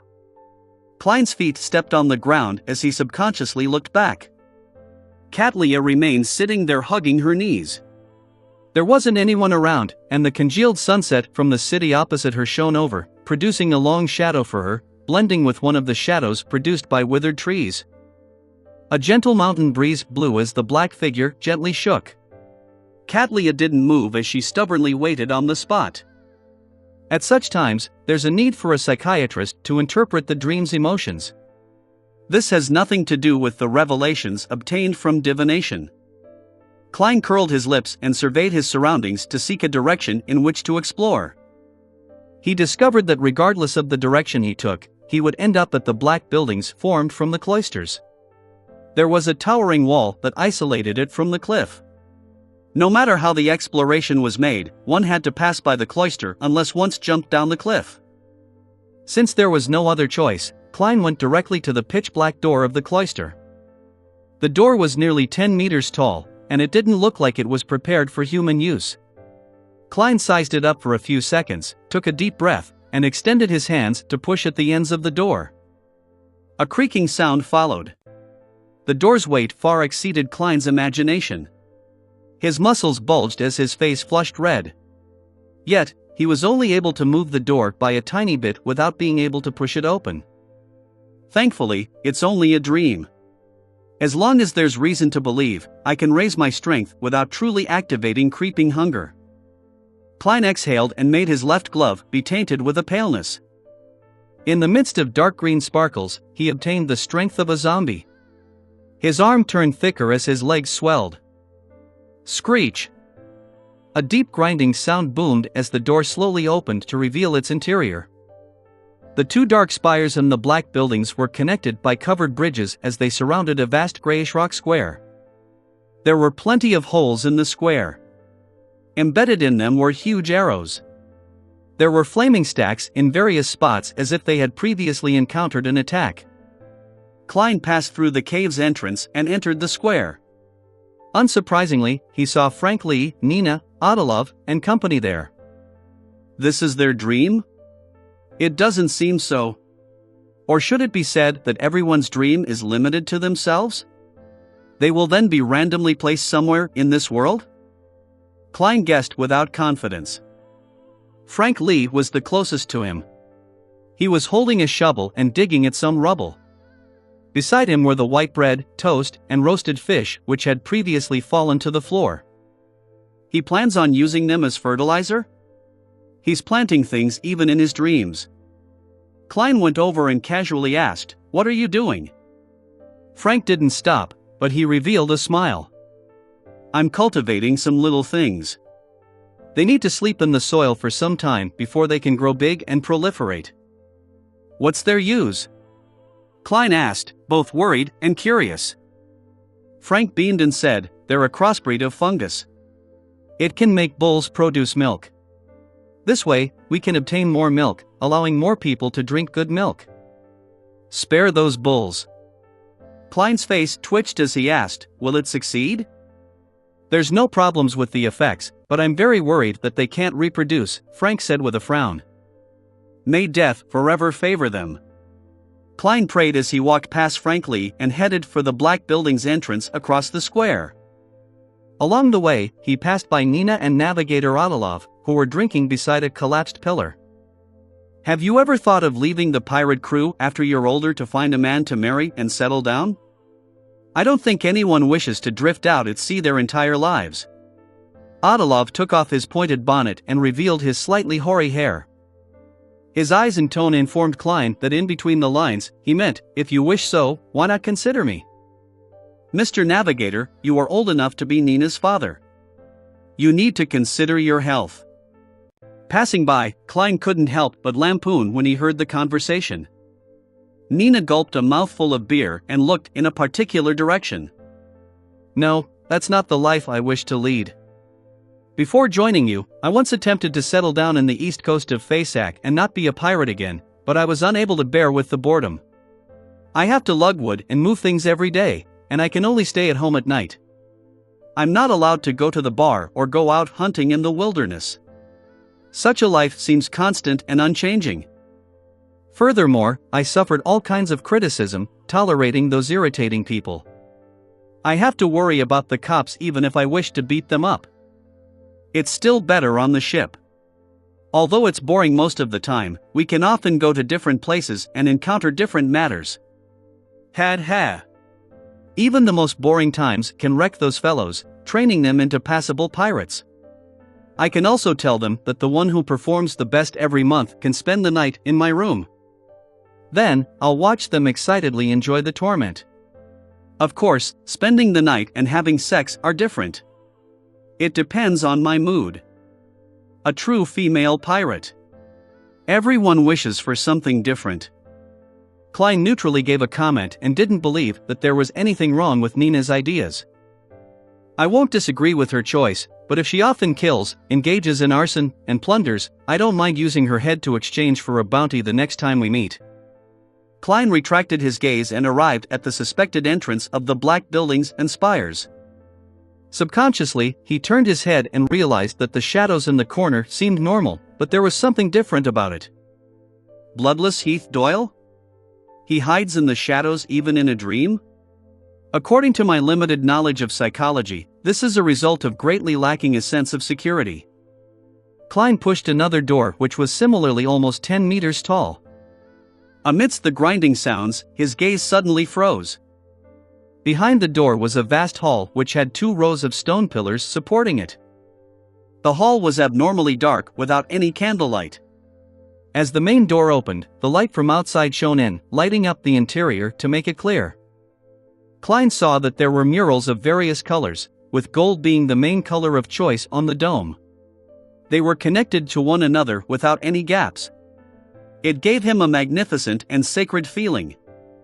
Thump! Thump! Thump! A figure had its back facing Klein, using the axe in its hand to chop at a long and huge tree. Its motives were unknown. The figure was dressed in a white shirt and a black vest. It didn't look like any of the pirates on the ship. There's someone else in these waters? Or could it be the mysterious pair of eyes that had been observing the deck and me? Klein's heart sank as he slowed down. He warily approached and came to the figure's side where he discerned the figure.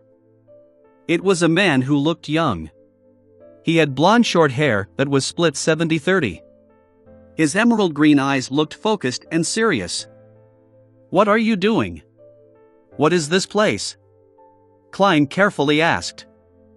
He intuitively believed that the person wasn't the owner of the mysterious eyes. The young man raised his hand to touch his earlobes without turning his head. Why are you asking these questions? My ship has sunk, and I'm busy making a canoe for myself. I don't have time to speak to you. Klein thought before asking, who are you? Who am I? I'm the unlucky Anderson. Ever since I saw that mural, I've been plagued with bad luck. The young man pointed in a direction. Tracing his finger, Klein saw a mural. The mural depicted a sea of fire that split in the middle to produce a path. On the path, there was a long line of people. The members either held their heads low with pious devotion or prostrated to the ground. Their destination was in the depths of the sea. Their leader was a lanky man with long silver hair.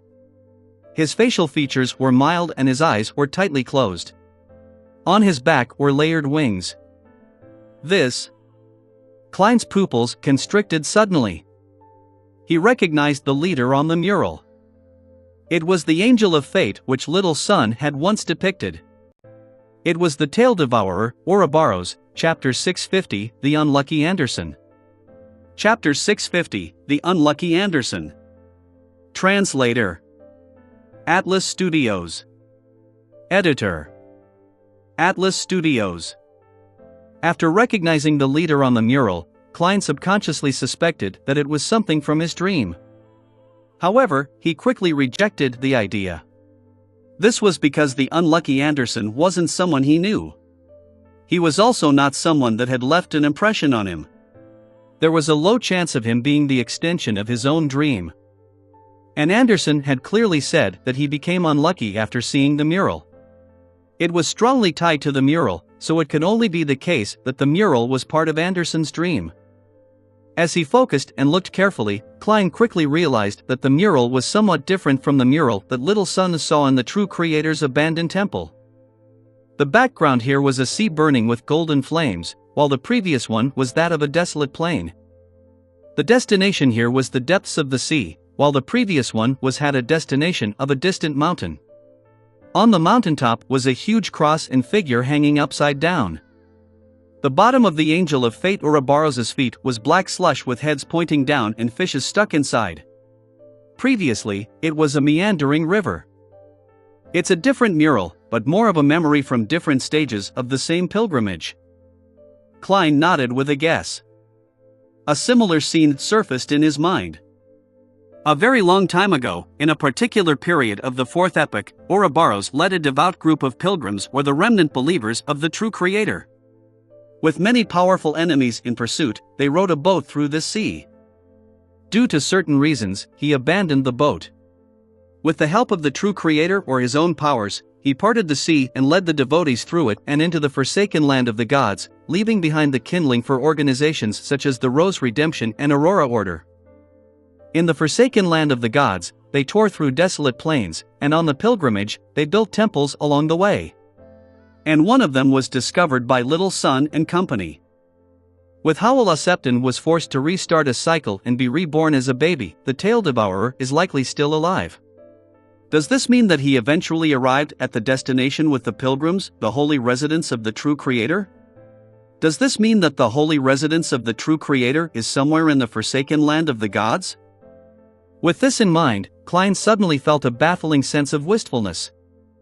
If my theory is correct, then that means that no matter how the City of Silver tries to save itself, or how they continue passing the flame, once the true creator completely awakens or is restored to his original state, they would unavoidably head towards destruction. When you are very close to the divine kingdom or holy residence of an evil god, your survival has nothing to do with your struggles. This is like the bubbles produced when sea waves surge to the shore. Once the waves recede, they would vanish.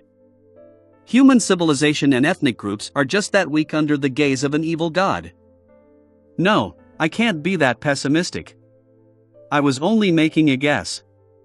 Perhaps the one that forced Septon to reincarnate isn't Ouroboros. Perhaps the true creator wouldn't recover or awaken that easily. He might be sealed by the 7 deities. Therefore, the City of Silver still has a chance.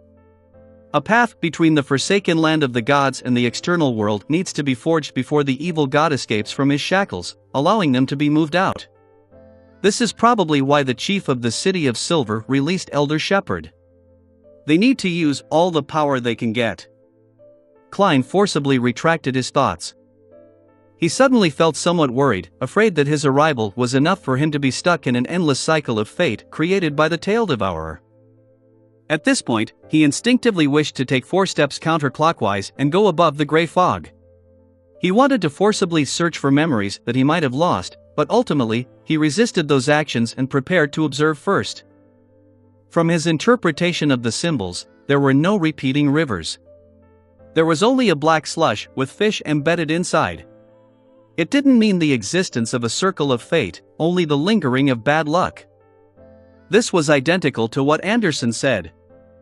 As a king of angels, Ouroboros definitely has more than a cycle of fate. Different temples have different murals, and them using different powers is completely logical. Besides, this is a dream. Besides, even if I didn't do anything and really am stuck in a repeated cycle, making me repeatedly converse with the Admiral of Stars, to the point of making my observations, the problem will be resolved once Monday comes. The Tarot Club will definitely not be held. Miss Justice and the others will definitely feel puzzled as they make a prayer, and I'll use it to regain my memories. Klein instantly felt confident as the chaos and tension in his heart was buried instead of disappearing. He looked up ahead and discovered that the hall went further in. There was no end to it, and there was light shining inside. However, it was restricted to the entrance. The other areas were dark and only became darker the deeper it was. All that could be seen were the wooden doors on both sides, their destinations were unknown. Upon seeing this dark and creepy scene, Klein's desire to continue exploring was minimized. To encounter a mural left behind by a king of angels here, who knows what will happen if I delve deeper or enter some room? The fear of the unknown was an extremely ancient feeling. A premonition of danger with unknown origins had brought about a strong terror towards the unknown. Klein observed himself for a few seconds before he stopped proceeding forward. He turned towards Anderson, who was chopping the gigantic tree. "Why are you here?" Anderson looked up and scoffed. "I'm a treasure hunter." "So tell me, why would I be here?" "Treasure hunter." Klein casually asked, "There's treasure here?" Anderson continued busying himself with the creation of the so-called canoe. His voice suddenly turned deep. "There are treasures everywhere in these waters. As long as you obtain it successfully and leave alive." "That's true. But the problem is that it's very dangerous if one isn't a demigod, but it's even more dangerous for a demigod to be here." Klein looked into the hall's depths and asked, "Do you know where this place is?" Anderson traced his gaze and said, "I don't know. At least a third of my companions formed a team and headed in to explore. But they never returned." "Are you referring to the real world or the dream world?" Klein asked with a clear line of thought. Bang! After the axe landed, Anderson laughed. "Of course it's in the real world. The ones that proceeded to explore the dream are the other third of my companions. They similarly didn't return." Klein inhaled as he thought. "Where are their bodies in the real world?" "They have mutated into monsters. They killed off quite a number of my companions." Anderson raised his axe and cleaved down. Clang! Amidst a crisp sound, his axe broke into two. As the crack was towards the back, the fragment immediately shot at him. Anderson's right chest and abdomen immediately bled like a spewing fountain. He held his left hand to his wound and looked up at Klein. Smiling bitterly, he said, "I told you I was plagued with bad luck ever since I saw that mural. Thankfully, this isn't considered too unlucky. At the very least, they didn't destroy my ordinarily handsome face." Are such descriptive terms supposed to be used that way? Klein looked at Anderson quickly pull out the fragments from his body as he handled the wound and consumed some medicine. He discovered that Anderson was unfazed, and the skill involved in his actions meant that he had already gotten accustomed to it. Klein had a single hand in his pocket as he played with the coins in it. After some deliberation, he asked, "When your companions began the exploration, were you part of the group that stayed behind to study the mural?" Anderson was taken aback as he inserted his medicine bag into his belt and wiped his mouth. "No.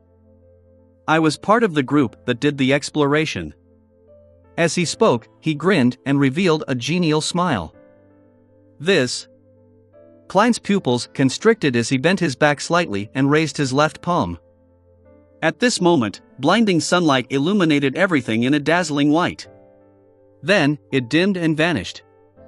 Klein naturally opened his eyes and discovered that the outside had been restored to the midday state. He took out the pocket watch in his inner pocket and opened it. Only half an hour passed. This night is rather short. That unlucky Anderson looked very normal, but who knew that he was that terrifying? Rolling to his feet, Klein suddenly recalled something. Snake of Fate Will Septon had yet to reply to him. As everyone's dream had been pulled into the world without the connection of the spirit world, he was unable to locate me? Or did he sense Ouroboros' aura and didn't dare come close? Or could there be something problematic with these waters to begin with? As his thoughts whirled, Klein decided to verify it. As for how it could be verified, the method was simple. He could sleep again while it was still noon. However, he wasn't in a rush to do so. This was because he wasn't sure if there were any taboos about sleeping in the day. Wearing his cap, Klein came outside the captain's cabin and knocked on the door. After 3 knocks, he retracted his hand and patiently waited. Before long, Katlia opened the door. She no longer looked as lost as she was in the dream. She had worn her heavy glasses once again. "Is sleeping in the day all right?" Klein asked directly. Katlia nodded. "Yes." After answering, she hesitated and asked, "It seems you were very proactive in that dream?" Realizing how much danger lurked in these waters, and thinking about how he would be forced to show some of his abilities, Klein decided to proactively lay the foundations of his future explanations. He looked at Katlia and smiled politely. "Yes. This is a gift bestowed upon me by my lord." "My lord." Under Katlia's thick glasses, her eyes clearly shimmered. In a rare instance, she frowned slightly and eased them without asking any more questions. Klein thought for a moment, then he added, "Be careful of Heath Doyle." Katlia clearly understood what he meant and directly answered, "Don't worry. He has a sealed artifact which has a negative effect of him only being able to hear voices from nearby." "That's a smart use of a negative effect." Klein didn't drone on as he took off his hat and bowed before returning to his room. He lay down once again and used cogitation to fall asleep. In the dream world, he woke up and saw the familiar pitch-black plains and black steeple. Phew, it's still possible to connect. Klein heaved a sigh of relief and traveled into the steeple. In the usual place, he saw the scattered tarot cards and the new words. There's plenty of dangers there, the most dangerous being the dream that happens when night falls. It isn't about the disappearances if you do not sleep, but there's one thing to remember. Do not explore that dream. Absolutely do not explore that dream. Since there's not enough space, I won't explain why. Alright, it's just a joke. The reason is that the area contains some of the dreams left behind by a deity. If you enjoyed this video, don't forget to click the notification bell, like, and subscribe buttons. For me, please click the new channel's follow button. To ensure you don't miss the footage, there is a link to subscribe to the new channel under the title. If you think this narrative is entertaining, please leave a comment saying so under the video and assist the Light Novel podcast channel reach 1,000 likes when it posts the next segment. A little amount. This channel has a relatively small number of likes and subscribers. Until the next clip, bye.